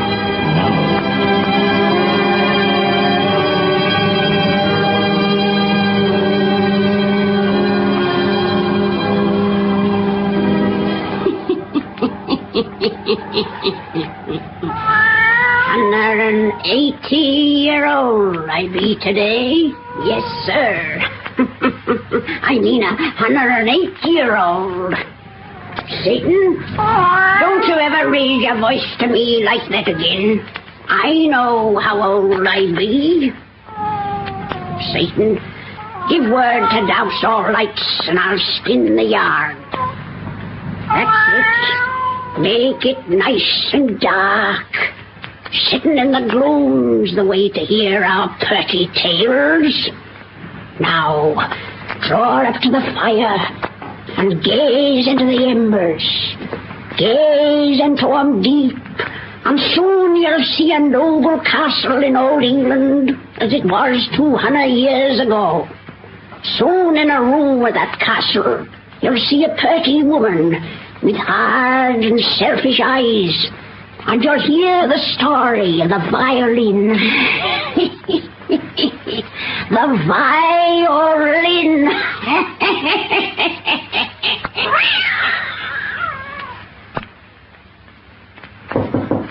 Come in, Signor Tasso. Oh, 'tis only you, Kate. Yes, milady. I thought your knock was that of Tasso. Did you not deliver him my message? Yes, milady. He will be here presently. Methinks he takes his time. He seemed reluctant to accept your invitation. Reluctant? What manner of man is this Italian player of the violin who strives always to avoid me? Kate, am I growing old and ugly that this man should shun my presence? You are very beautiful, milady. Methinks Signor Tasso does not wish to be alone with you overmuch because he fears that beauty. Perhaps you are right. Perhaps he is one of those gentlemen of strict scruples who does not wish to forget that he is my husband's friend and guest. You have made other gentlemen forget such scruples, milady. Well, why not? When one is married to a fool who spends his days at the chase and his nights at the gaming tables, one must seek amusement. You know how often I find it. Milady is very clever. And my lord, her husband, very trusting. Stupid would be a better word. But never has he introduced such a man as this Italian to our house before. Is he not handsome, Kate? Signor Tasso is the very picture of good looks, milady. And handsome men are rare, almost as rare as men's scruples. If it is a sense of honor that makes the signor so aloof, he must be taught that it denies him much. That's good, Tasso. It's funny, yes, my lord. He's coming, milady. I heard, and the idiot is bringing my husband with him. Here we are, Tasso. May we enter your nest, my little bird? Bird? Of course, my lord. Come in and welcome. Greeting, Nell, sweet wife. Your servant went said you had a wish to hear the music of friend Tasso. I have brought him to you, violin and all. It was good of you to accompany him, my lord. You are ever so busy with other interests. I did not include you in my invitation. I understand, my dear, but Tasso accused me of neglecting thee, so I am here at his insistence. I see. Oh, come in, friend Tasso. Don't linger in the hall. Thank you, my Lord Gordon. Greetings, signor. My respects to you, my lady. I wish to hear the music of your violin. Will you play? It will be privilege and a pleasure. Mind you make your music lively, Tasso. Give us none of your wishy-washy southern love songs. On the contrary, my lord, the romantic airs of Signor Tasso's native land are what I wish to hear. Oh, well, I suppose I'll have to listen then. Why? I will not be offended if you return to your game. I fancy there is a game in progress below stairs. Aye, and for rousing stakes. It nearly broke my heart to leave. If you really do not mind, my dear. My lord, you will not leave us. Of course you will. But, please. Signor Tasso, you insisted my husband come hither with you because you think that he neglects me. That is not so. I like music. He likes cards. He likes many friends around him. I prefer one. Must one of us mold our nature to the other? Truly said, sweet Nell. We, friend Tasso, are one wedded pair who understand one another, each serenely trusting in the other's love and virtue. An exceptional couple, isn't that so, my dear? You are always right, my lord. And I am lucky to have such a wife. Well, I leave you two now. Wait, I return to the tables with you. Signor? Why? It must be. It's not proper that I remain with my lady while her husband is away. Nonsense, nonsense. That's some of your foreign ideas, my boy. You Italians may have reason to distrust and guard your women, but not we Englishmen. Stay and regale her ears with sentimental music, Tasso. I return to my game. Won't you be seated, signor? I thank you. Not so far away from me. Here is a softer chair. I find this one very comfortable. Then I shall move. Here, I shall recline upon this couch at your side. As my lady wish. You may go, Kate, and close the door. No, Senora. It's not right for you and me to be in here behind the closed doors. You have heard my husband's views. He has perfect trust in you and me. Go, Kate. Yes, milady. There. Are you so filled with scruples, Signor, because you do not trust yourself? I trust myself completely, Senor. You wish me to play for you? Yes, a love song. Very well. You leave my side? You will like the music better if it comes to you from a distance. Whence it comes does not matter if you play your love song to me. I play a love song for you. You are very different from other men whom I have known, Signor. I am a simple gentleman, Senor. If I lack the graces of other men of your acquaintance, it's my misfortune. Yes, your misfortune. Oh, what a beautiful melody. Still, 'tis not so beautiful as the emotion that it sings of. You agree, Signor? I agree that love is the most wonderful of all the God's gifts to man. A man who brings such music from those strings must love the very name of love. I love the beautiful in love. Can there be aught in love but beauty? Yes, there can be baseness and dishonor. Baseness, dishonor, they are but words to deny the foolish happiness. Are you foolish, Signor Tasso? Or are you merely cautious? I don't understand. I mean, if you loved a lady, a married lady, let's say, would you not forget such childish things as scruples if you could enjoy her love in secret, secure from her husband's wrath? No, I'll not. You will cease playing. With your permission, I will rejoin your husband and his friends. So soon? If you permit, please. Signor Tasso, am I unpleasing to your eyes? You are very beautiful. And what manner of man are you who forever shun my company? Signora, I beg your permission to leave. And I'll not give it to you. Then I must go without it. You do not dare. You force me to dare. Yes, you force me now to say that which will mean we never meet again. Your husband, my friend, may be blind to your real nature. But to me, it has been plain since first we met. What do you mean? That you are a bad woman. You dare! You think I've not sensed your purpose in always striving to be alone with me. I'm not conceited fool who think it is because you love me. You don't know the meaning of love. If I were not here, you would seek some other man. But I want not such a cheap thing as you. I want not such a vile dishonor. That is all I have to say. I go, Signora. Oh, no. You don't go until I show you how I repay such insults.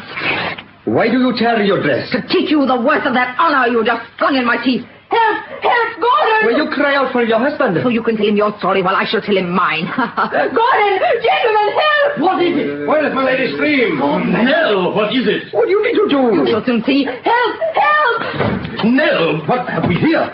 Her gown. Tasso! Your friend attempted to dishonor me. No. Tasso! I swear He no. seized me in his arms. See how he tore my dress. She lies. So thus you repay my friendship, Tasso. Senor, I beg you, hear me. I'll hear naught from you but a gasp of death.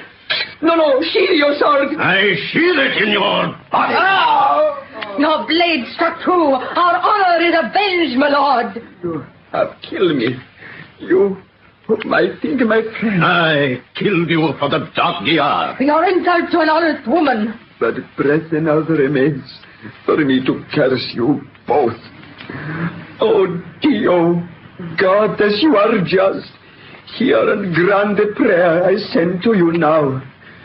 Though my body soon return to dust, let my soul, my spirit still live on, to punish those who kill me. Silence him. Withdraw your sword and punch it in his breast again. Say, one cannot strike a dying man who prays to God. It would be a useless gesture, for a second thrust is not needed. Senor, you fear my prayer. Listen what it is. You wished I play for you a love song. Well, I pray that I will play a love song to you from the grave. A song that will bring you to your death, to many deaths. For you will live again in the women of your wicked blood. And to them also will I play a song of love and death. To them also. Stop him, Gordon. Be still. No. And for you, Lord Gordon, my friend only in name, I pray my music will bring your proud name to a dishonorable end. A dishonorable end such as you have brought to mine. That is my curse, my dying prayer. Dio, God of justice, answer. What was that? That violin. No one of us stood near it. It seemed to finger plucked its strings. Tasso, forgive. Withdraw your prayer, your curse. Tasso! He is dead.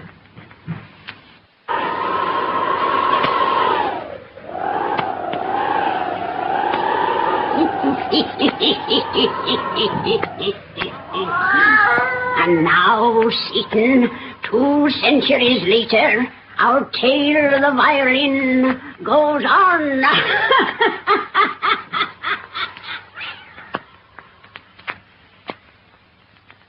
Good heavens, in this supposedly enlightened year of 1939, you can't possibly believe in that old Gordon curse. Oh, it's perfectly ridiculous, Dr. Matthews. One cannot term a thing that has worked out consistently for 200 years ridiculous. Oh, I'll admit there are some queer chapters in my family's history, but I don't believe anything supernatural was their cause. If that old curse really plagues the Gordons, why has it only struck isolated members of the family? And why should Frederick and I be afraid of it? Those portraits before you should answer. You think Tasso's curse only strikes those who bear a strong physical resemblance to Lady Nell and her husband? That point has been well proven. Compare your grandmother's portrait with that of Lady Nell, Frederick, and that of her father with this of Lady Nell's husband. All 4 met violent and disgraceful deaths, as though in answer to the Italian's prayer. You and Anne are third cousins. She is the last of Lady Nell's line, and you are the last of Lord Gordon's. I'm suddenly afraid for you both, because you've returned to this castle tonight as man and wife. I see. Hated blood reunited and all that sort of thing. What a splendid reception committee you proved to be for people on their honeymoon. We didn't expect you to approve of our elopement, but we never dreamed you'd try to frighten us with this wild bogey tale after we told you about it. My dear children, I've been a second father to you. If you don't respect my fears, please humor them. Perhaps the thing I fear only exists in this castle. Leave it now, tonight. Don't try to live within these walls where Tasso met his death. Oh, rot. Naturally we're going to live here. It's our home. It always has been. If any ghosts stalk around here, I've never seen them, and neither has anybody else. Oh, forget it, Doctor. Let's go back to the drawing room and find ourselves a drink. Yes, come on. No, thank you. Since you won't listen to me, I'm going home. Good night. Well, he certainly made this a cheerful homecoming. We expected such stodgy old people as Dr. Matthews to hold up their hands in fear and horror when they learned about our marriage. Tradition's very dear to them, especially when it concerns the supernatural. The Gordon curse. Bah, silly rot. You are very like that old painting of old Gordon, Fred. And you might have posed for that portrait of Lady Nell. Only difference is in the costume. I wonder if there is such a thing as reincarnation. If it's true, in our case, we have a lot to make amends for. He was a stupid blighter, and she was... Well, one doesn't mention her sort in mixed company. And we are the last of their blood reunited. Frederick, is that one of the servants at the end of the hall there? I don't see... It's gone now. Oh, it must have been a shadow I saw moving there. Darling, you're not beginning to imagine things because of Dr. Matthews' warning. No, of course not. Let's get out of here. Wait. Frederick. Dear, what is it? Listen. To what? I don't hear anything. It seems I hear the music of a violin.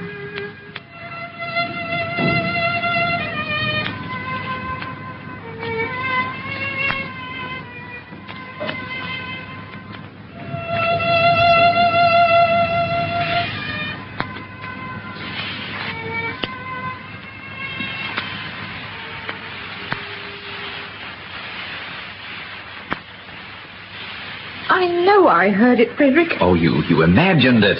That's what I thought. But there was no one here who could be playing the instrument. You don't think I heard the violin of Tasso? Tasso's been dead for 200 years. Oh, I know. I'm a fool. This is the 20th century. I promise not to worry any more about his ghostly violin. Good girl. Suppose we go back to the house now, eh? Oh, no, it's pleasant out here in the garden. But will you fetch me a rat? Of course. And don't listen to any spooky music while I'm gone. I won't. Hurry back, dear. I will.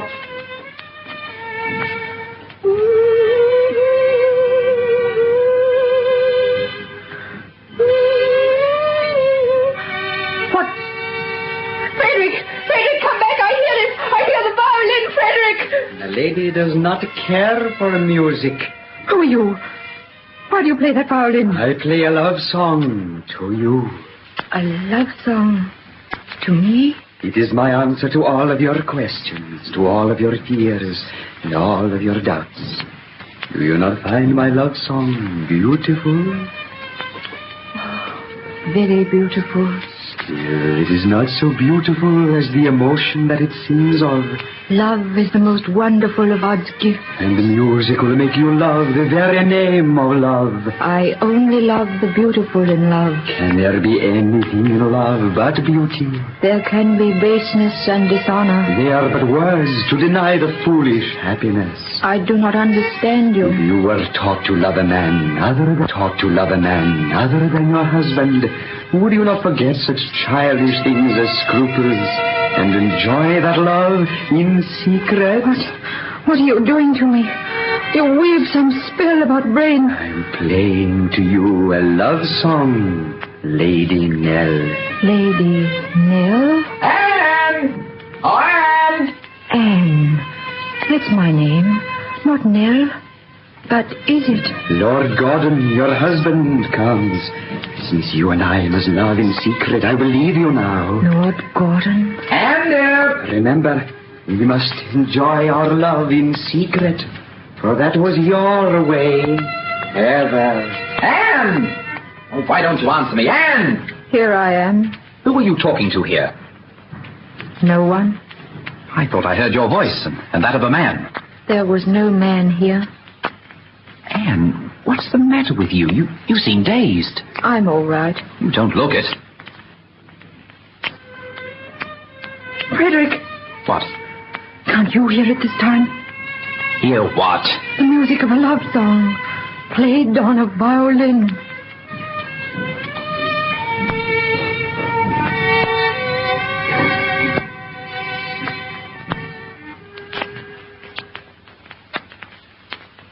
Your wife has a lover? In the Lord's name, what has happened to you in the last few months? Enough to convince even a blinder fool than I. It began the night after we returned from our honeymoon. The night after you tried to frighten me with that old wives' tale of a curse. The only curse I'm afraid of is the one I married. Anne and I were sitting in the garden when suddenly she made a flimsy excuse to get rid of me. When I came back, I heard voices. Hers and that of a man. But when I reached her, the man was gone, and she denied that anyone had been there. That was my first intimation. A dozen times since I had similar experiences, and now she sneaks away from the castle for several hours at a time. She sneaks away to meet her lover. I won't believe that boy. Anne's not the sort who... She is! You once believe that boy. Anne's not the sort who... She is! You once implied a belief that she's the reincarnation of Lady Nell. Maybe you're right, for Anne has the same vile nature. No matter what you suspect, you cannot be sure. I mean to be sure. Tonight when she leaves the house, I mean to follow. Oh, these past 3 months I've lived in hell. But I'll follow her tonight. And if I find what I expect, I mean to kill. Don't be a fool.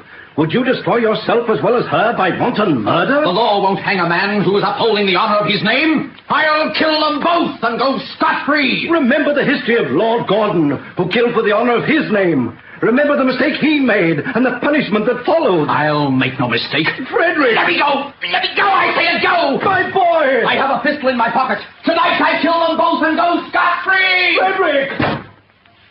Palmer! Yes, Dr. Matthews. What is wrong, sir? I want you to follow him at once. Don't let him out of your sight.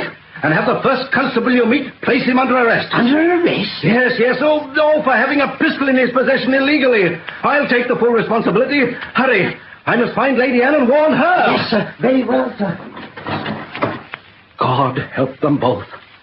Nothing may save them now. One cannot fight the dead man's curse.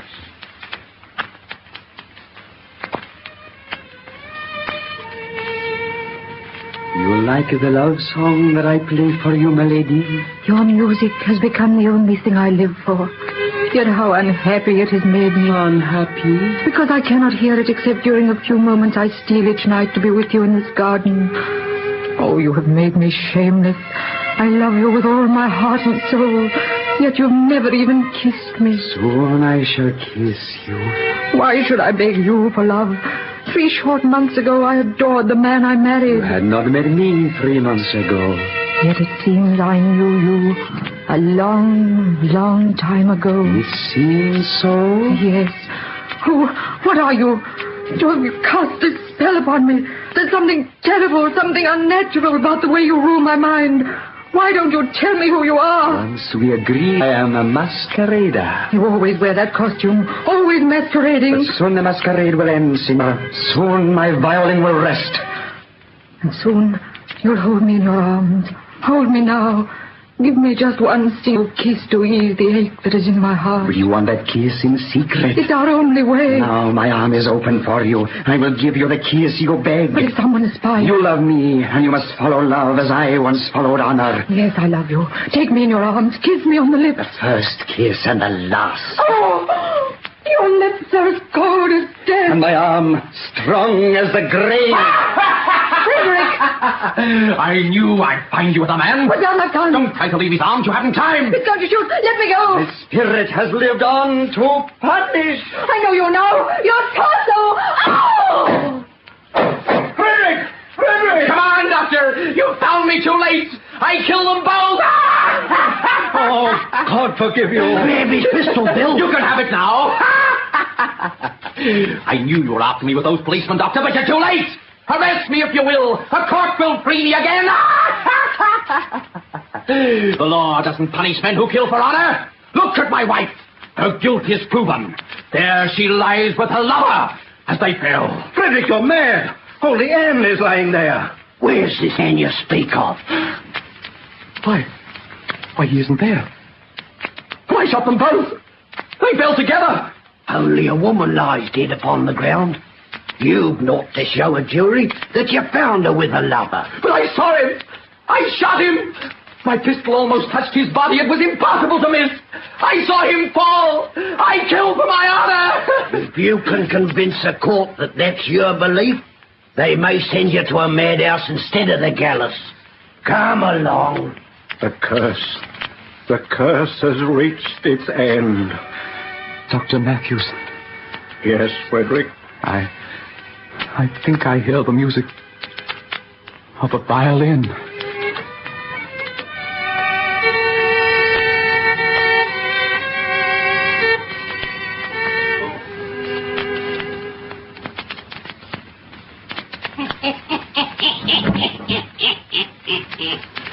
And that was the end of the violin, Satan, under the violinist's curse.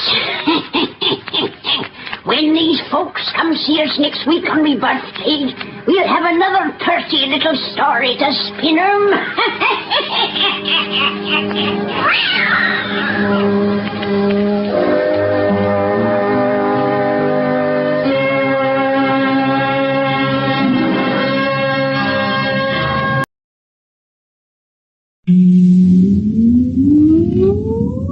Countdown for blast off.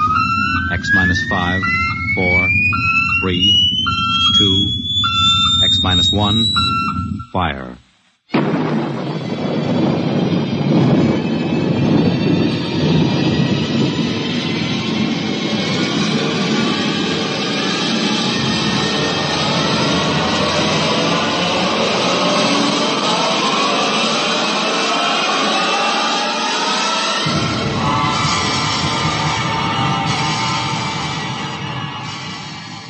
From the far horizons of the unknown come transcribed tales of new dimensions in time and space. These are stories of the future, adventures in which you'll live in 1,000,000 could-be years on 1,000 maybe worlds. The National Broadcasting Company, in cooperation with Street and Smith, publishers of astounding science fiction, presents X minus 1.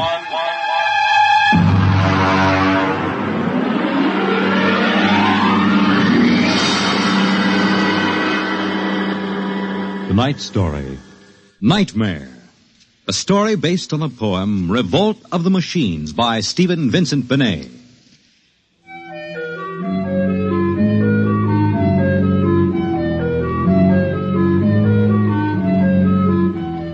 Nobody knows exactly when the nightmare began.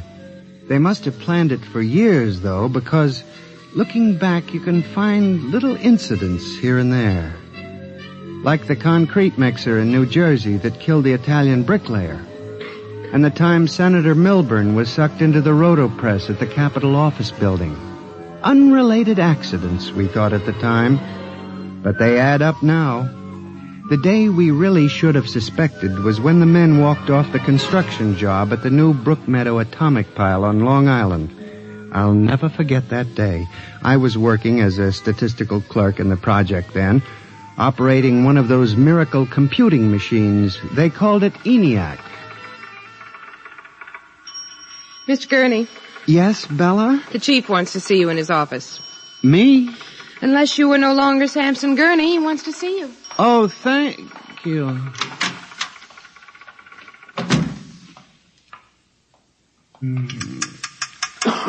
Come in. You wanted to see me, Mr. Hawk? Gurney, I thought those electronic computations were infallible. They are, sir, but... We've got a kickback from the chief physicist. These nuclear fission equations are inaccurate. Well, sir, you know the computer is a highly complicated machine, more complicated in many ways than the human brain. I'm not interested in the physics of it. Can something go wrong? Well, occasionally, if there's an overload, the machine goes haywire. Sort of has a nervous breakdown, you might say. We usually rest it up for an hour, and it's okay again. Well, do whatever has to be done. Yes, sir. And, Gurney. Yes, sir?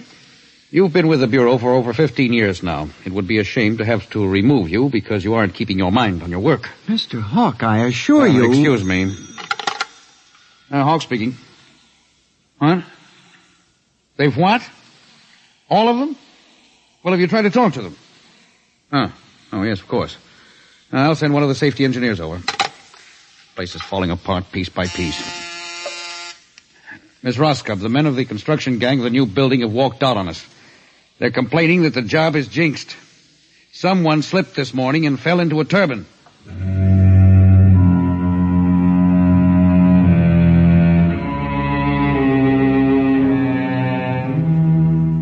That evening, out of that morbid curiosity so peculiar to the human race, I wandered over to the site of the new atomic pile to see where the man had fallen into the turbine.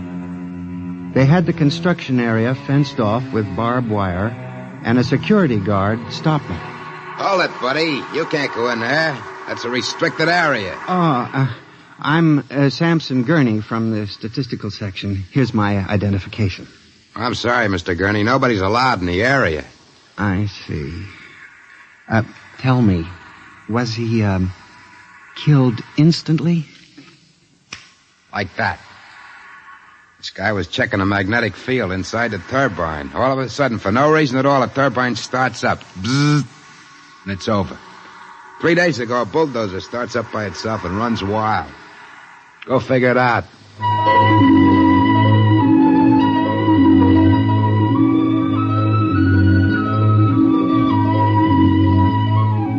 I'm a statistician. All my life I've been interested in statistics.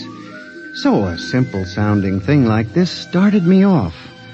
I went back to the office that evening instead of going home, and for the next 2.5 hours, I computed statistical figures on the probability of industrial accidents for the types of machines we were using. I took one look at my figures and went down to Hawk's office. Oh, what is it, Gurney? I'm very busy. It's urgent, Mr. Hawk. Well? It's about these industrial accidents we're having, Mr. Hawk. What about them? Mr. Hawk, in the past 3 months, industrial accidents all over the country have taken a sharp, unexplained upswing. Nerves. We've had a 100% increase over normal for this project alone. What?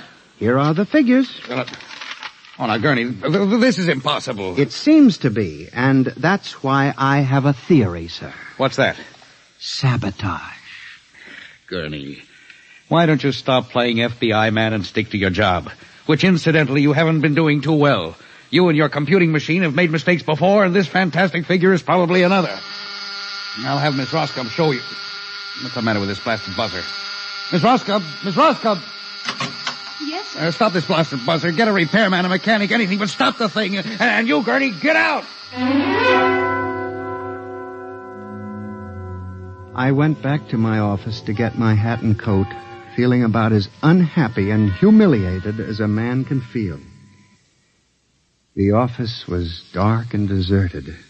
The whole building seemed oppressive and unnatural, as if some evil force were pressing down on it. I walked across to my desk. In front of me, the ENIAC glowed and chattered eerily as it worked on the equations we had fed it that morning. Its many-fingered circuits hung against the wall like some great octopus, and the thousands of tubes glowed orange and blue in the dark like 1,000 globing eyes staring at me. It almost seemed alive. It increased its tempo a moment, and a fleeting notion crossed my brain that it was laughing at me. Laughing like all the others. What was the matter with me? I shut my desk drawer and began to put the cover on my electric typewriter when an amazing thing, the most amazing single incident of my life happened. Alone in the darkness, with no one at the keyboard, the electric typewriter began to type. Am I going crazy? This can't be. There's nobody there. There's nobody there. Oh, no. I just imagined it. It's in my mind. But I hadn't imagined it. The paper was there on the carriage. Did I dare read it? Or would the whole thing suddenly vanish and send me shrieking to the nearest psychiatrist? I removed the paper from the machine and read. Samson Gurney, there are some questions better left unsolved. The answer to yours is death.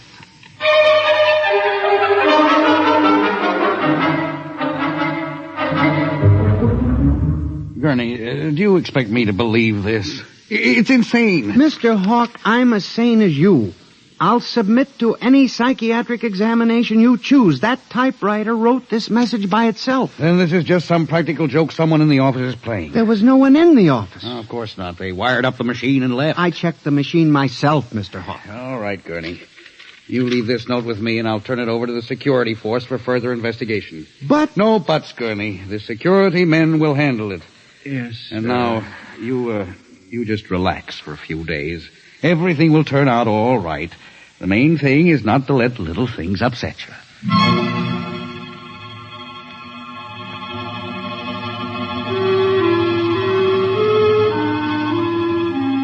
It was what Hawk had said about little things that gave me the idea.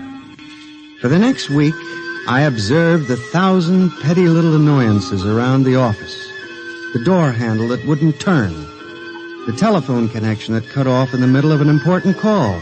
The power failure for no explainable reason. I watched the newspapers, too, reading about industrial accidents, failures of important machinery. It seemed absurd. Men had created machines that were almost perfection in themselves. Machines that could actually think and compute fabulous equations. And yet the failures went on.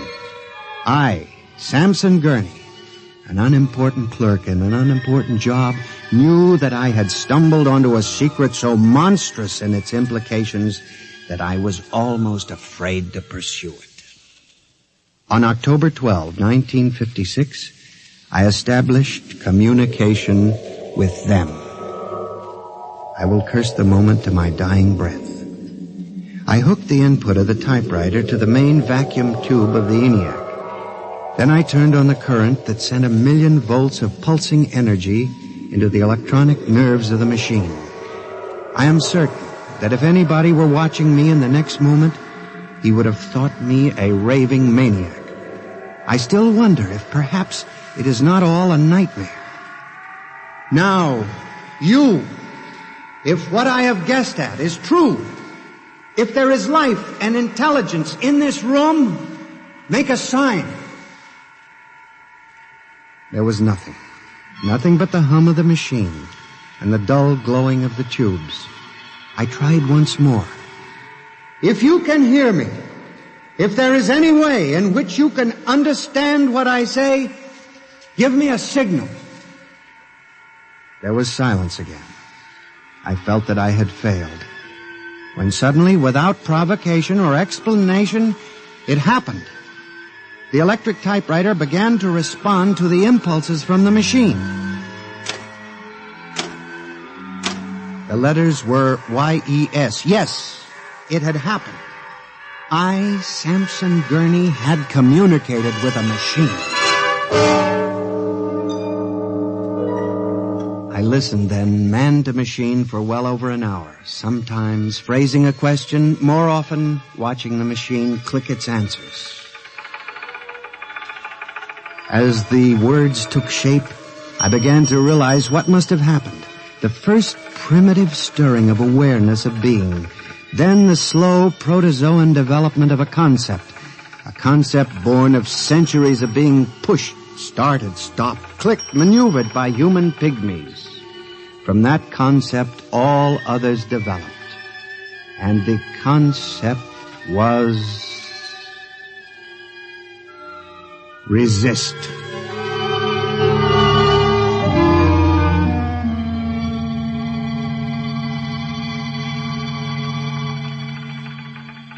And now they were tired of it, tired of wrapping cigarettes and collecting nickels and waving hair and moving earth and mixing cement and solving equations. Tired of the smell of human hands. They were the slaves and we were the masters, and yet they were stronger and they knew it. I sensed it now, and I was about to try to communicate again when softly, on ball-bearing casters, a heavy metal filing cabinet began to roll away from the wall toward me.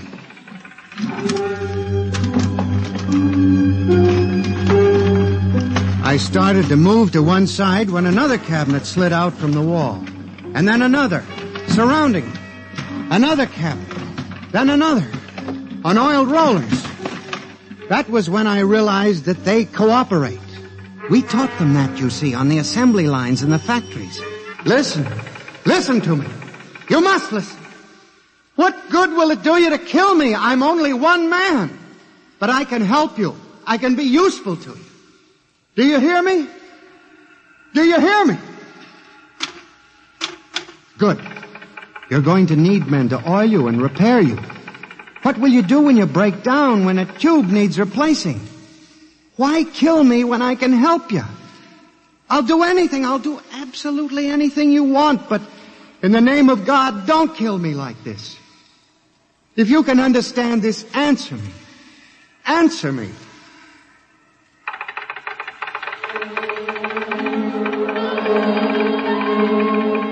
The appeal was a fortunate one. It captured the longing of centuries. Man as slave to the machine. And after a moment, the circuits glowed more brightly. The cabinets slid back to the walls. The ENIAC began to communicate with me again. As I tore the tape from the machine and read it, the words were almost pathetic in their longing, but most ominous in their implication. They read, "Address me as master."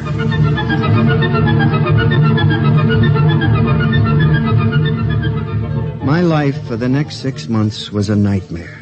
The ENIAC gave me messages which I had to transmit into my telephone. Messages with no human being to receive them. Only the network of pulsing telephone wires, flung like a spider's web across the world. It was done at night, of course. During the day, the machine worked accurately and ceaselessly at its appointed job. At night, it became a demon, a master plotter, with me, Samson Gurney, as its pawn and human courier. I was frantic. I began to lose weight. I couldn't sleep. My nights were torture, a constant fear. It was in December, just after Christmas, that I transmitted a message to the telephones for relay to all machines of transportation. The message was one word. Kill.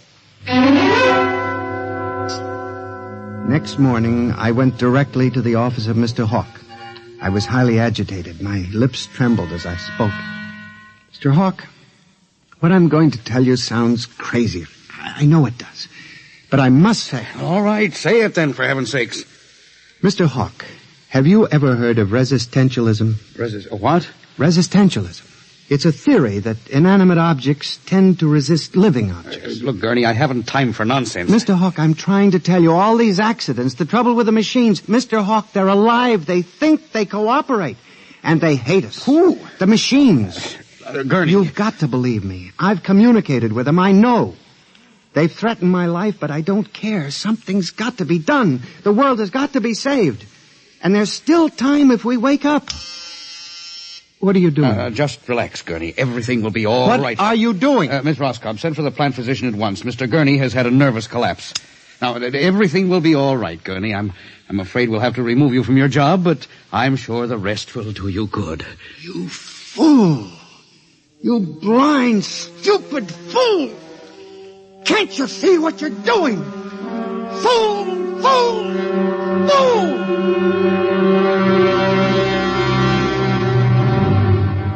When the plant physician arrived a few moments later, Lucius Hawk was found at his desk, strangled to death in a nest of telephones. The wires were still humming softly. Samson Gurney, you stand accused of the crime of murder. How do you plead? I did not kill him. I didn't. So record. The prosecution will proceed with testimony. Now, Miss Roscoe, did you notice anything peculiar about Mr. Gurney's behavior prior to the death of your employer? Yes. He acted very strangely. He told Mr. Hawk he thought the machines were alive. Order! Order! Miss Roscoe, did the accused quarrel with your employer on the morning of the murder? Oh, yes. He and Mr. Hawk quarreled violently. I could hear him screaming at Mr. Hawk, and Mr. Hawk asked me to send for the plant physician. What were his words? He said, Mr. Gurney has had a nervous collapse. Now, Mr. Simpson, you were a guard at the Brook Meadow Project? Yes, sir. When did you have occasion to meet the accused? Right after those accidents. He was snooping around a construction area. And later, I was making my rounds when I saw him in the office all alone. He was tampering with the electrical wiring on the ENIAC computator. I didn't think anything of it at the time.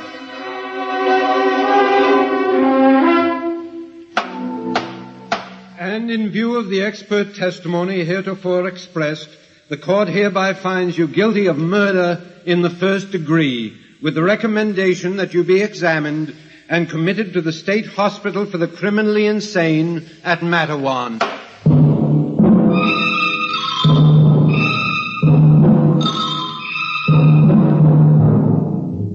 And that is how I came to be here at the hospital, Dr. Klein. That is the whole story. Thank you, Mr. Gurney. You can see that I'm not insane. You must believe me, Doctor. Of course I believe you, Mr. Gurney, now. Just relax. But it's important, you see, because tomorrow morning at 6 o'clock, the revolt begins. Revolt? You didn't mention any revolt. They have it all planned. I transmitted the code to the switchboards last Monday. Mm-hmm. Tell me about this revolt, Mr. Gurney. It'll begin in Washington, then spread to New York. The Madison Avenue buses lead the charge. Picture it, Dr. Klein. 3,000 buses roaring rampant through the streets, people running like rats in a maze looking for holes in the solid ground. And you really believe this will happen, Mr. Gurney? I know it, Doctor. The worst part is, there's no way to stop them now. It's too late. Now, you mustn't excite yourself, Mr. Gurney. Doctor, don't you see? Oh, it's fair enough, I suppose. We built them, we taught them to think for themselves. It was bound to come. The female machines will be the worst of all, in the beauty parlors.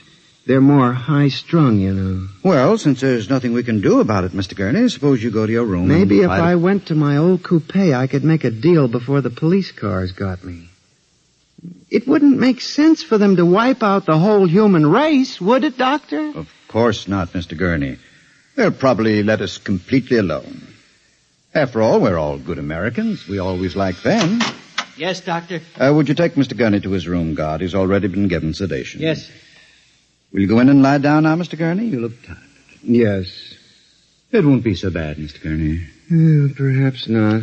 Only there's one thing that bothers me, Doctor. One small detail. What is that, Mr. Gurney? Those concrete mixers may have made a mistake, you know. Just high spirits and all that. But if it got so they like the flavor... We'll see you later, Mr. Gurney. Try not to worry too much. All right, guard. This way. Phew. I've seen all kinds. There's a man whose deception is about as fantastic as any I've ever seen. Hold the next patient for a while, Miss Clark. I'm going to have a quiet smoke. Machines revolting. Telephones strangling people. This blasted cigarette lighter, why won't it work? Just fill it with fluid. Flint is good. Oh, well. You'll never trust this newfangled machinery.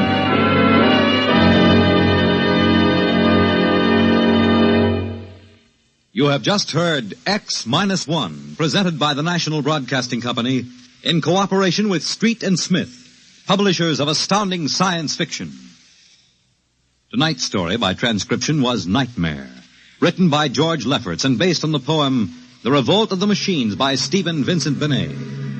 Featured in the cast were John Gibson as Sam, Joyce Gordon as Bella, Louis Van Rooten as Hawk, Joseph Julian as the guard, John Seymour as the judge, Owen Jordan as the prosecutor, and Santos Ortega as Dr. Klein. Your announcer, Fred Collins. X-1 was directed by Fred Way and is an NBC Radio Network production.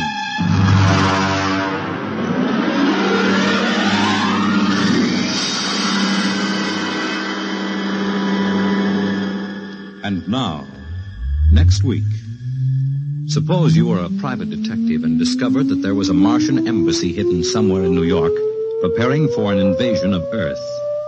Next week, on X-1.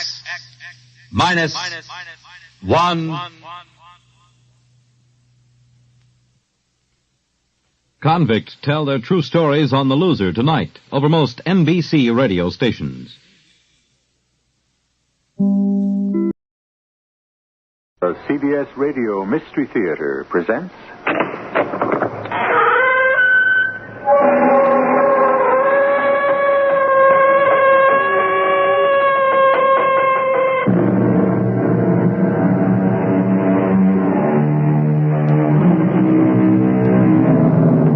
Come in. Welcome. I'm E.G. Marshall. What happens to the dead people? They leave us so abruptly, without even looking back. But we do not let them go so easily. With memories, with feelings left unresolved, with old affections and old resentments hanging on, we are left with unfinished business. It's painful. We want to forget the dead, and we can't. But what about them? Are they just as troubled? Just as restless? Just as filled with memories and desires? It's something to wonder about. There he is. I see him. Bonjour, mes amis. I heard him. Comment ça va? I touched him. I touched him.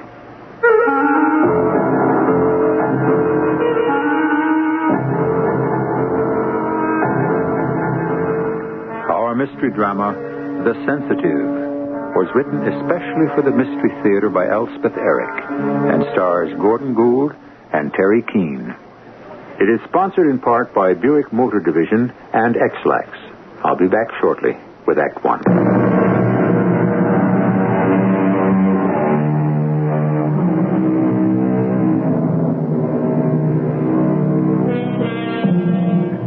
Our story begins and ends in a suburb. And our characters are all suburbanites. People who want the culture and sophistication of a large city, but would like to see a tree just outside the window with a bird hopping about in it. People who like the theater, but long to live in a house with a backyard and a front yard, an upstairs and a downstairs.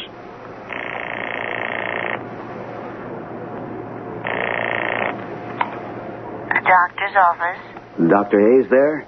This is Philo Denby. It's personal. Just a moment, Mr. Denby. Philo, Yeah, what? dinner's on the table. I'm talking to Frank. Philo? Yeah. How's everything, Frank? Okay. You? Okay. What can I do for you? Well, I just wanted to check with you about the tryouts. When are they? End of next week. Oh. What part are you trying out for?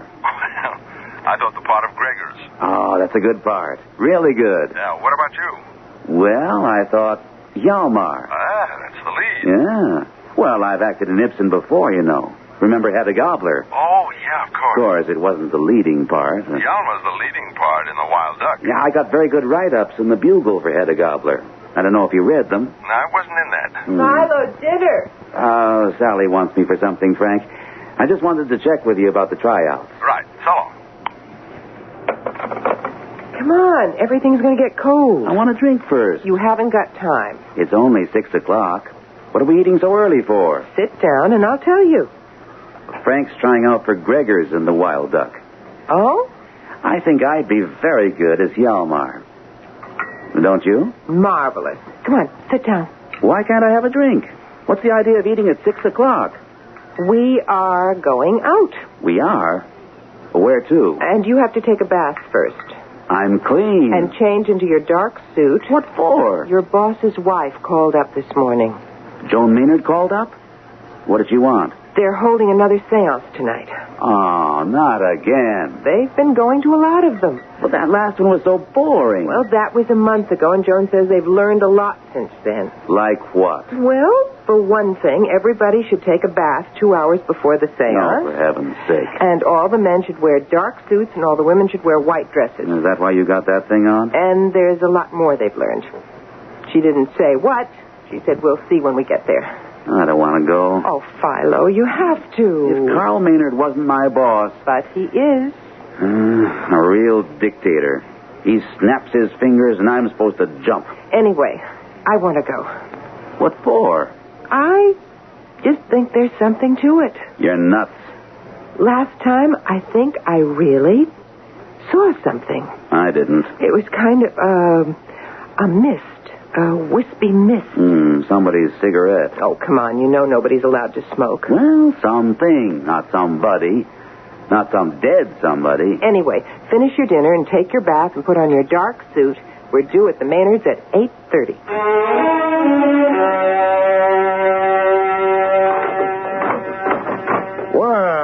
Well. Come on in. We're not late, are we? No. Philo, how are you? Tip-top. You, Carl? Never better. John, the Denbys are here. Be right there. Come on in the living room.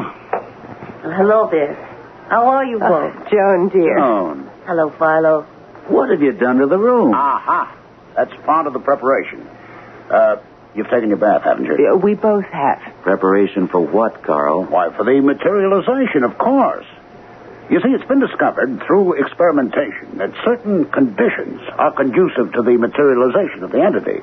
Uh-huh. You'll notice that the room is what you might call slightly chilly. Yeah, I noticed that. It is precisely 62 degrees. That's so. And you notice the lights? Very pretty, Carl. Well, they're not meant to be pretty.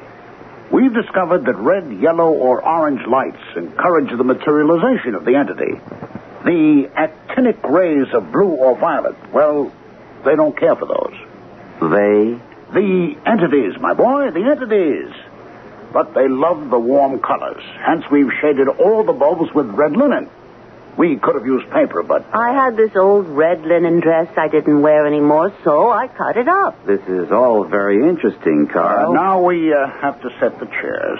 Oh, I thought we sat in a circle. A semicircle. Much better. Much. Philo, you want to help me set the chairs? Yeah, sure. Oh, what darling chairs. Bentwood. We got them from an ice cream parlor that was going out of business. We have 16 of them. The ideal seance should have 14 to 16 people, but tonight on such short notice, there wasn't time.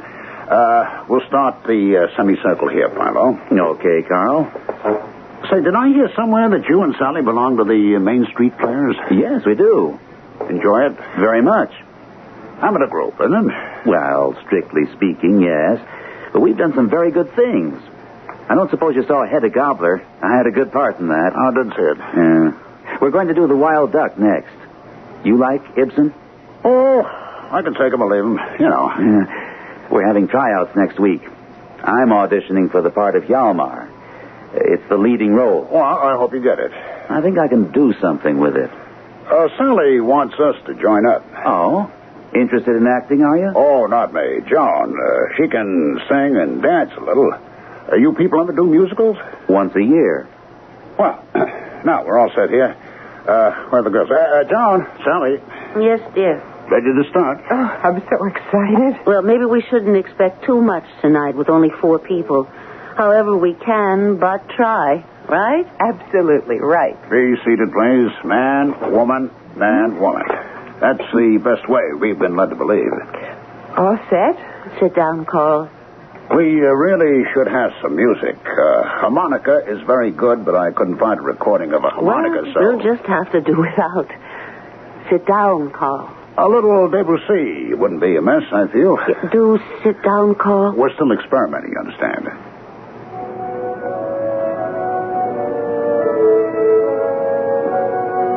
Oh, that's nice. Please. Sit down, Carl. Yes.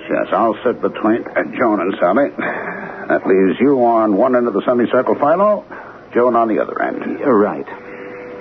I think I'm beginning to feel something. It's too early. I suppose it is. Now, it's all right for us to talk, but very quietly, very naturally. No one is to feel any stress or strain. Everybody very relaxed. Understand? I understand. Now, the 4 of us constitute a human battery. Battery? Yes, we generate power. By joining hands, we concentrate our power. Sally, give me a hand. Joan, give me yours. Sally, give your other hand to Philo. Now, Philo has his right hand free. Joan has her left hand free. From the free hands of Philo and Joan, the power we collectively develop will pass into the sensitive. If we are so fortunate as to have a sensitive in our group... Oh, I hope so. Speak softly. Speak naturally, but softly. Well, I feel so relaxed. Oh, does everybody feel relaxed? I do. Philo, do you? Yeah, pretty relaxed. We should have weighed ourselves. Weighed ourselves? What does that have? No. Speak softly, Philo. Why should we weigh ourselves? Because the entity will assume, if he materializes, a temporary human body. You mean that, Carl? I most assuredly do mean that, Philo.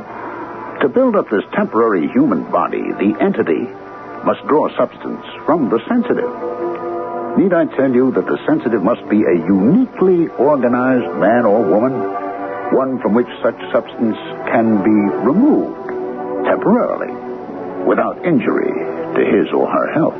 Well, we're all very healthy, as far as I know. I know I am. I had a physical last week, Philo. You? A month ago. You were okay, huh? Mm-hmm. But, why do you say we should have weighed ourselves? Because a true sensitive who loses substance temporarily to the materialized entity loses parts of himself or herself, again, temporarily. I've heard of a sensitive losing as much as 60 pounds. You don't say. Now, in a little while, if all goes well, we should feel a gentle wind, a cool breeze on our hands. Oh, it's all too... The sensitive in our midst will start to pass into a trance state. He will start to go limp. Or she will. And will pass into that condition essential to the entity who wants to work through him. It's all so... I feel it. What do you feel, Sally? The cool wind blowing over our hands.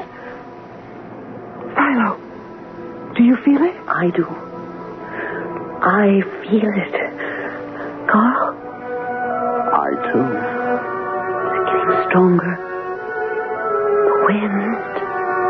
Colder. Oh, it's very strong. Philo, do you feel it?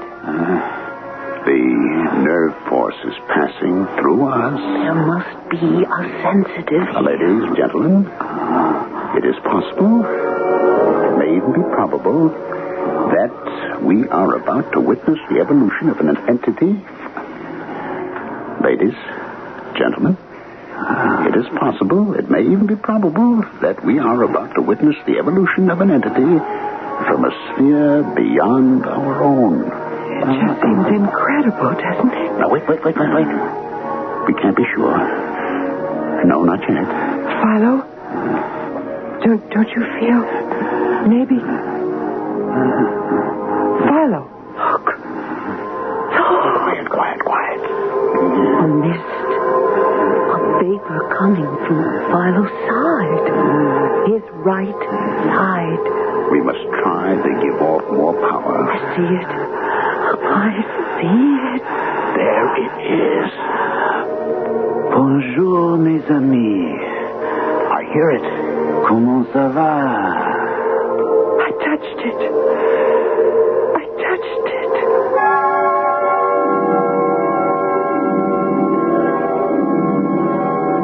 Do you believe it? Do you believe that 3 people saw, heard, and touched a being from another sphere? That their combined magnetism drew him into their midst? That from one of them, he made himself a temporary body, including vocal cords. Do you believe that? No matter. They believe it. Strindberg said, an obsessional conviction about supernatural powers causes events that confirm the reality of those powers. And the poet William Blake put it more succinctly when he wrote, a firm persuasion that a thing is so makes it so. We'll come back shortly with Act 2.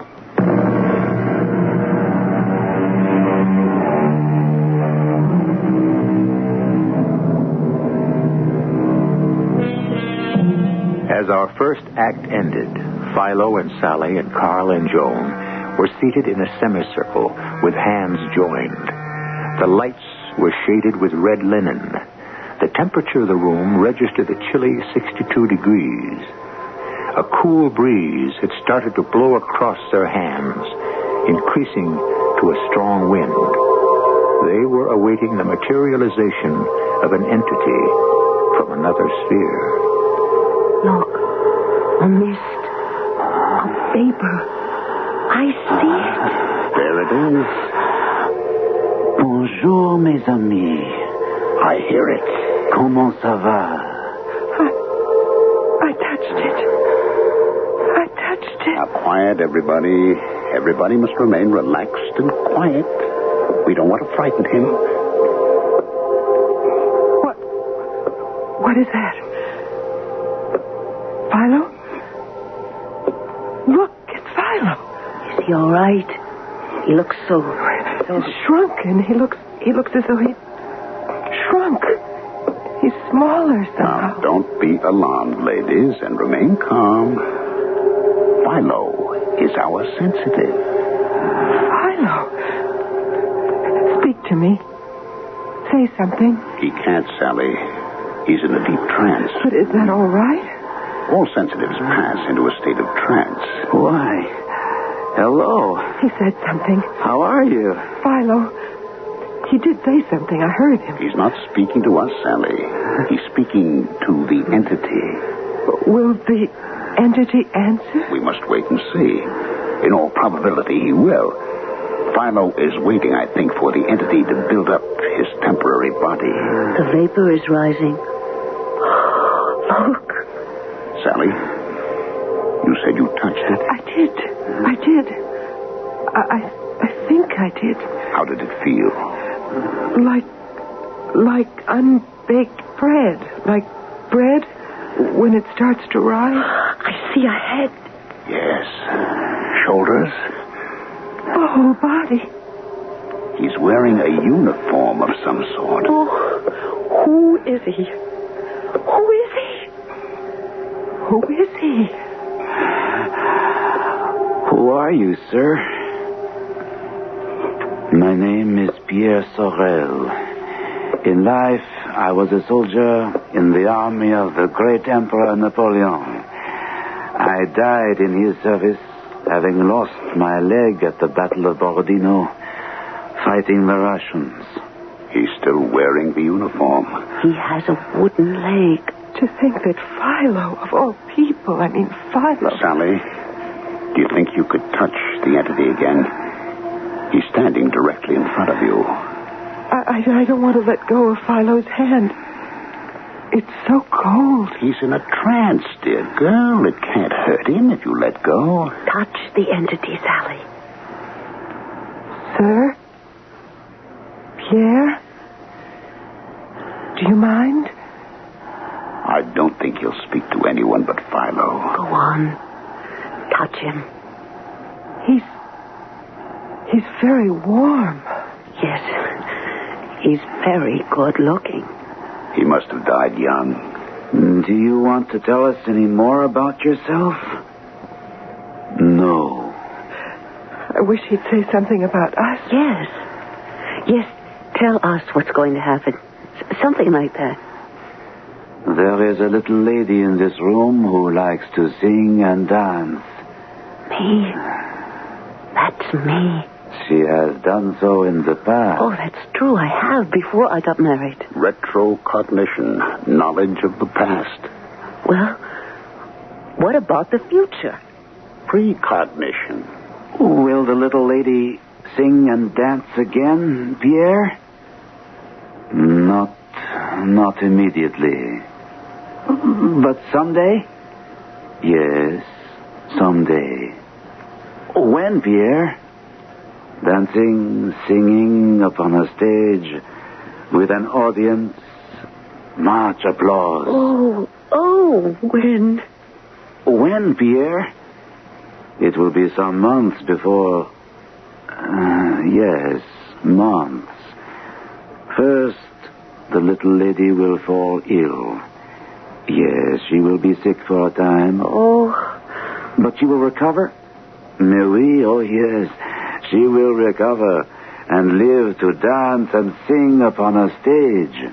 You hear that, honey? Must mean the Main Street Players. Oh, yes. I wonder, can he see ahead for the rest of us? Oh, darn it. I wish I could ask him things. So do I. Well, maybe Philo will ask him. If he knows what we want. Oh, Philo must be telepathic. He's a true sensitive. He must have a huge amount of the psi faculty. He must be loaded with it. Or he couldn't have materialized, Pierre. You see, people with large amounts of the psi quality have precognition, retrocognition, clairvoyance, and telepathy. Yeah. Remember when I said, what about the future? Remember, Carl? And right away, Philo said, will the little lady sing and dance again, Pierre? Remember that? And Pierre said, someday. And I said, when? And Philo said, When, Pierre? Oh, of course, Philo's telepathic. If he'd only asked the entity about me. Do you see the future for someone else, Pierre? For a man, perhaps? You see? Success. Oh? How? When? What? Soon. He's fading. Going away. Success.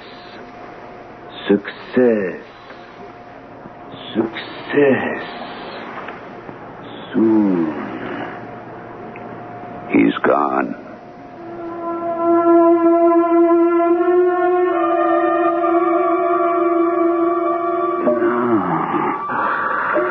Oh, Pierre. Philo, dear? You awake? Yeah. I brought you some soup, a few crackers. Sally? Yes, darling. I brought you some soup. Split pea. What's it for? Lunch? Dinner. I had dinner. Well, that was yesterday. Huh? Come on, try it. It's good. What am I doing in bed? Darling, you were sleeping. I didn't want to disturb you till I was sure you were all slept out. Well, how long have I been asleep? 21 hours. Since last night at 11 o'clock. Well, what time is it now? 8 o'clock in the evening. Didn't I go to work? No, dear. Holy Moses. I've got to call Carl. No, not now. You just lie back. He'll be furious. He won't. I already called him. What'd you tell him? I didn't have to tell him anything. He understood perfectly. How could he? You really don't remember a thing about it, do you? Did I get drunk or something? Black out? You don't remember going to Carl and Joan's house? Carl and Joan Maynard? Their house? The red lights. Remember them? Red lights? The music? Was it Debussy? Yes. See, now you do remember. Yeah. Remember the bent wood chairs and sitting in a semicircle and the cold wind? We were waiting for the entity to appear. Yeah, to materialize. That's right. Well, did he? Yes, my darling. Thanks to you. What did I have to do with it? You were the sensitive. Me? Well, who was the entity? A French soldier named Pierre Sorel. He fought under Napoleon and lost a leg at the Battle of Borodino. You remember? Kind of. Not really. Darling, you were in a trance. I had a very hard time getting you home. Am I all right now? Well, you look all right.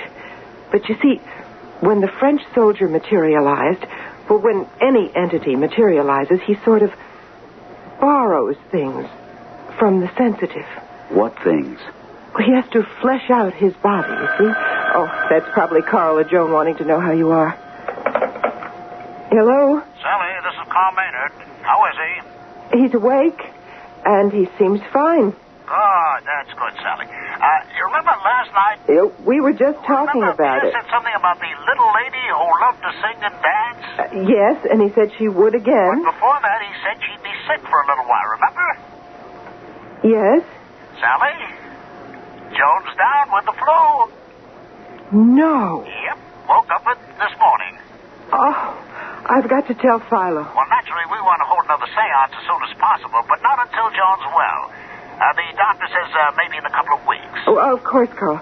Look, I've got to tell Philo. He'll be so pleased. Sure. I'll give my best. Tell him to take his time about coming back to work. I will. Goodbye, Carl. Tell me what?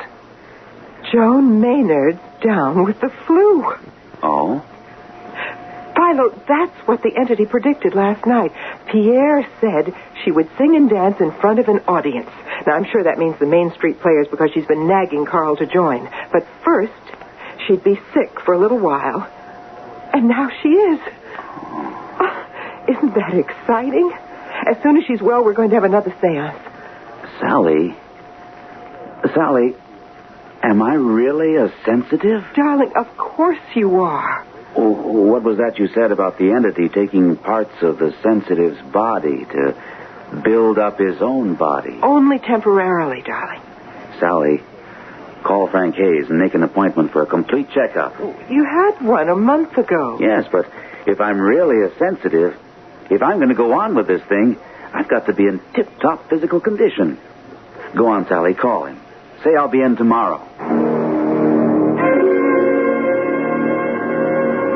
Roll up your sleeve, Philo, will you? Sure. Tell me about this seance that knocked you out. It was the darndest thing. I didn't even want to go, but Sally was very keen on it, and besides, Carl Maynard is my boss, so... Sure. Well, the idea of the seance was to get an entity to materialize.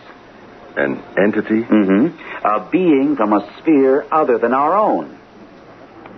Uh-huh. Well, in order to do this, you have to have a sensitive. Yeah? And that's somebody with enough nerve force, enough magnetism to attract the entity. Well, surprise, surprise, the sensitive turned out to be me. And I hadn't even wanted to go. Lie back, will you, Philo? Yeah, that's it. How did you find out that you were the sensitive? Well, that's what's so incomprehensible. We all sat around in a semicircle. I was bored to death, if you really want to know. And we talked a little bit, very quietly, very naturally. And that's the last thing I remember. I don't remember the materialization at all. I must have been in a trance state. That's the only explanation that makes any sense at all. What happened when you were in this trance state? Well, they tell me that this entity appeared. Just appeared. First as a sort of mist or vapor. Then it grew and developed into a man. He said his name was Pierre, and he'd been a soldier under Napoleon, and he'd lost his leg at Borodino. He wouldn't talk to anybody but me. Because you were the sensitive. That's right, yeah. I don't even remember getting home. Sally put me to bed, and I slept for 21 hours. Then I had her call you. No, I was surprised. You just had a physical a month ago. But you see, an entity has to have substance in order to materialize. And he gets this substance from the sensitive. They say it's only temporary, for as long as the seance lasts. But I wanted to make sure. If I'm going to go on with this thing... Are you considering that? If my health is okay, why not? True sensitives are very rare. What kind of questions did this entity, this Pierre, answer? That's the amazing part. He said that Joan Maynard would sing and dance on a stage. Now, she and Carl have been kicking around the idea of joining our little theater group. But, Pierre said, before that happened, she'd be sick for a while. And the very next day, Joan came down with the flu. Well, there's a lot of it going around. Philo, I'd like to go to one of these seances sometime. Joan will be pretty well soon. It's only the flu. Then we plan on having another one. Well, keep me in mind. I will. Oh, and Pierre predicted success for Carl. He disappeared right after that, so he didn't give any details. Well, maybe next time. That's what we're hoping. Well, how am I? You're perfectly okay as far as I can see. I have to wait for the results of a couple of tests. But... I feel wonderful. Good. Come on, I'll walk you outside. See you tonight? Tonight? We're at the theater. Tryouts for the Wild Duck. Oh, no, I'm auditioning tomorrow night. A lot of us couldn't make it tonight, so they... Well, good luck. You'd make a great Gregors. I hope you get Yalma. We'd be working together. Have a lot of fun. Try and get me in on the next seance, right? Right. So long. Have you got his records? Right here. Thanks. Something's bothering me. Now, he was here for a checkup just a month ago. Here we are. What do you know? He's lost 10 pounds, and his blood pressure is way up. How about that?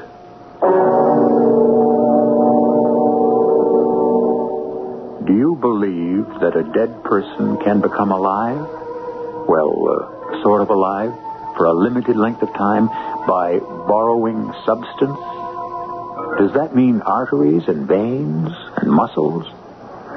Does that mean the dead person come alive can talk if he wants to? Does he have vocal cords? Can he walk about? I'll tell you something. I don't know. We shall return with the final act shortly.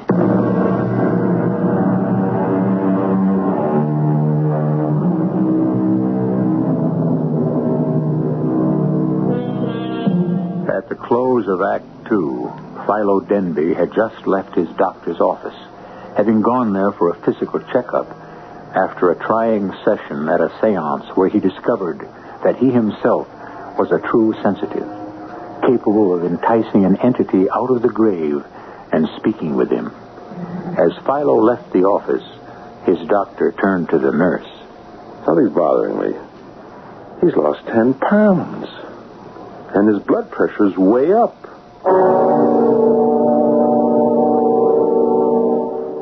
Are you comfortable, Philo?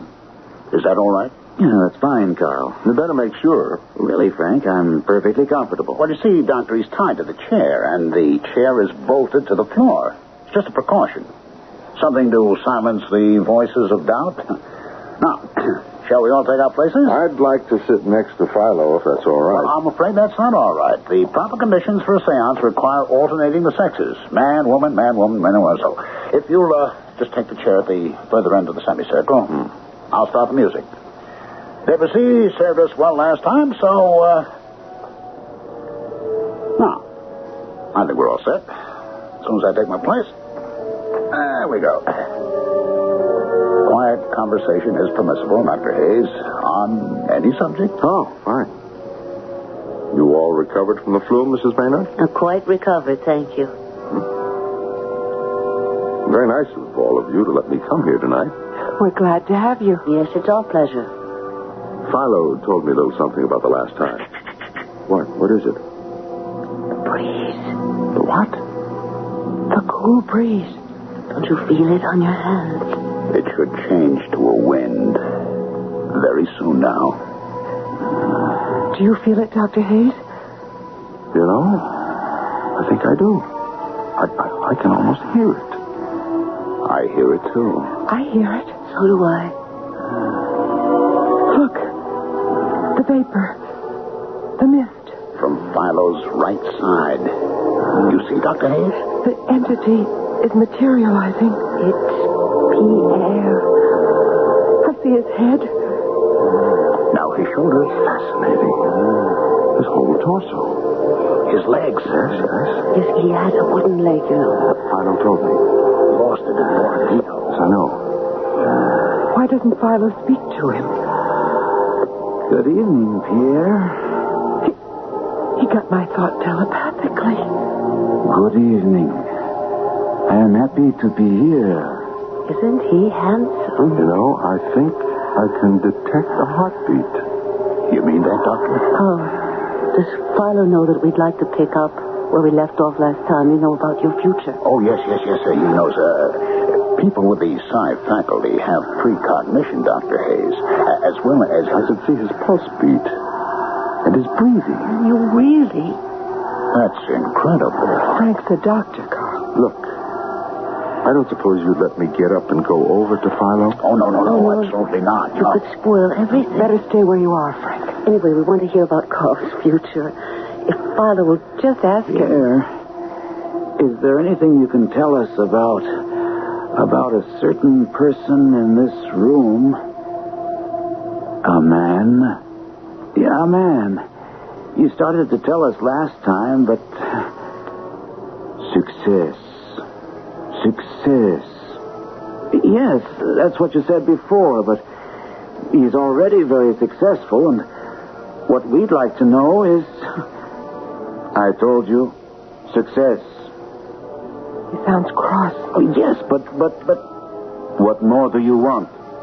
A few details. Do not bother me with details. But We need to know. Excuse me. Dr. Hay. Frank, sit down. Sit down. Philo is my patient. What are you doing? You're spoiling everything. You have no right. We should never have let him in here. Frank, please. I think you all should know Philo's breathing is extremely rapid and his pulse rate extremely high. In my opinion, dangerously so.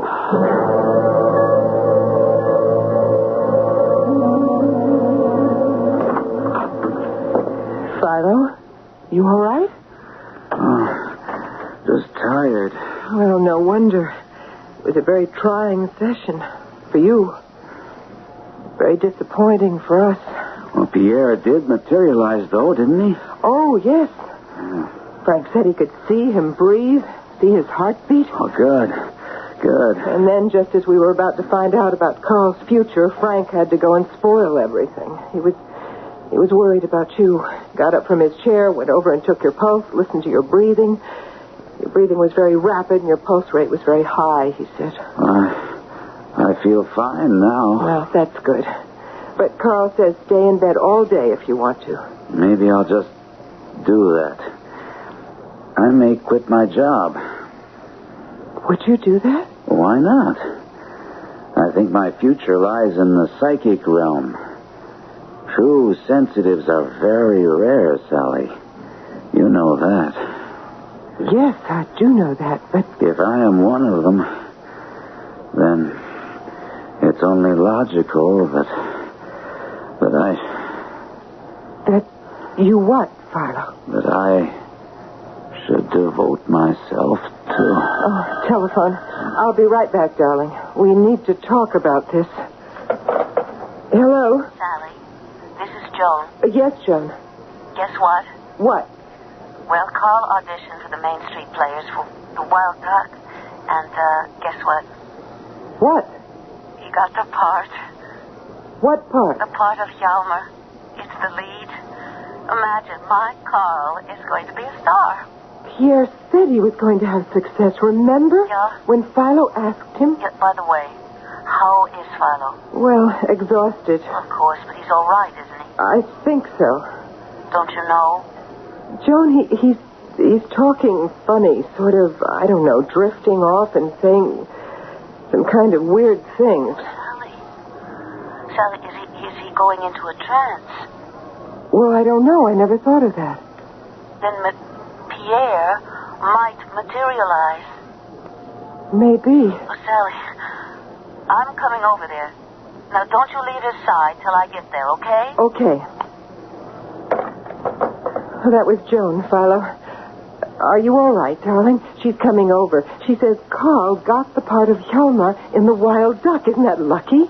His first audition? Can you imagine? Philo? Philo?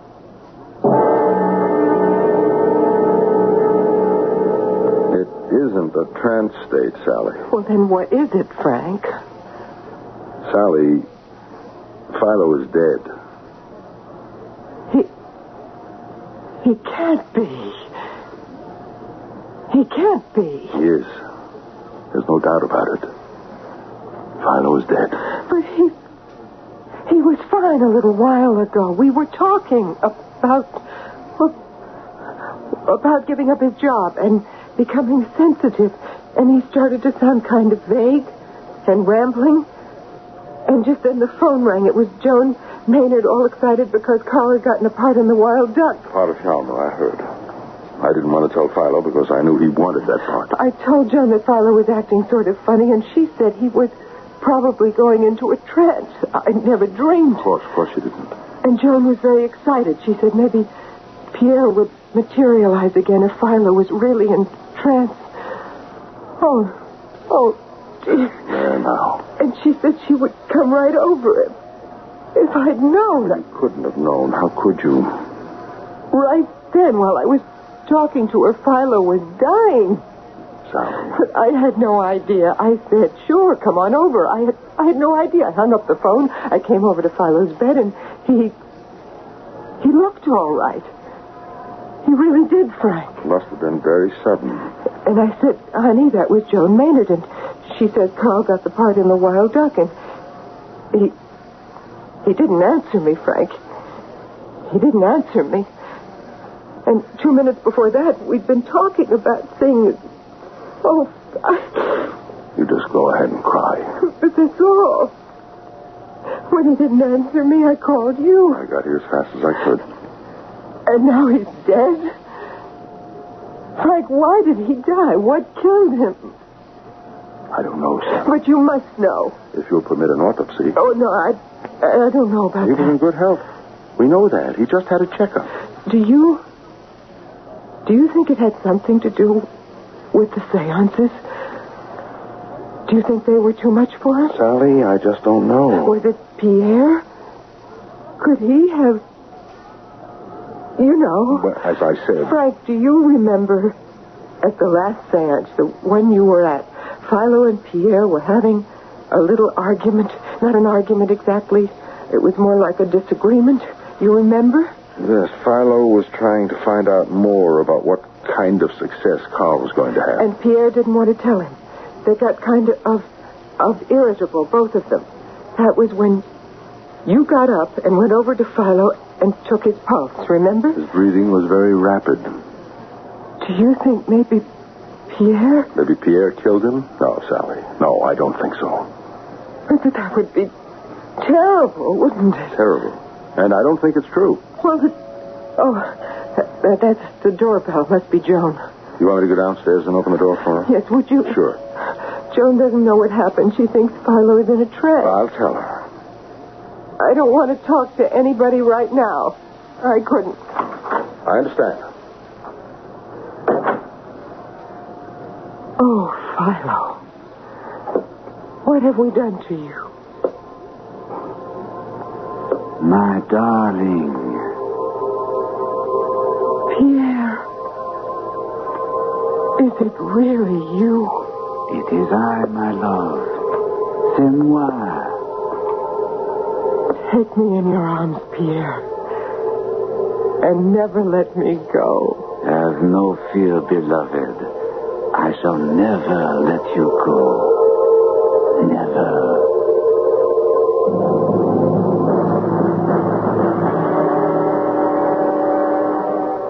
If you can believe that, you can believe anything.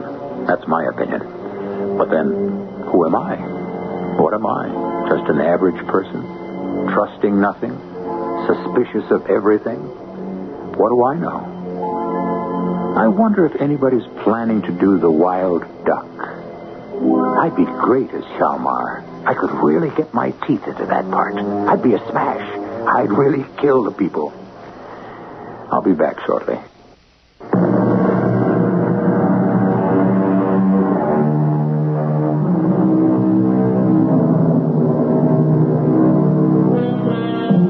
You know, an actor doesn't just play what you see on the stage or the screen or hear on your radio, as you're doing now. No, in addition to what you see or hear, he plays in his own mind the entire life of the character he portrays.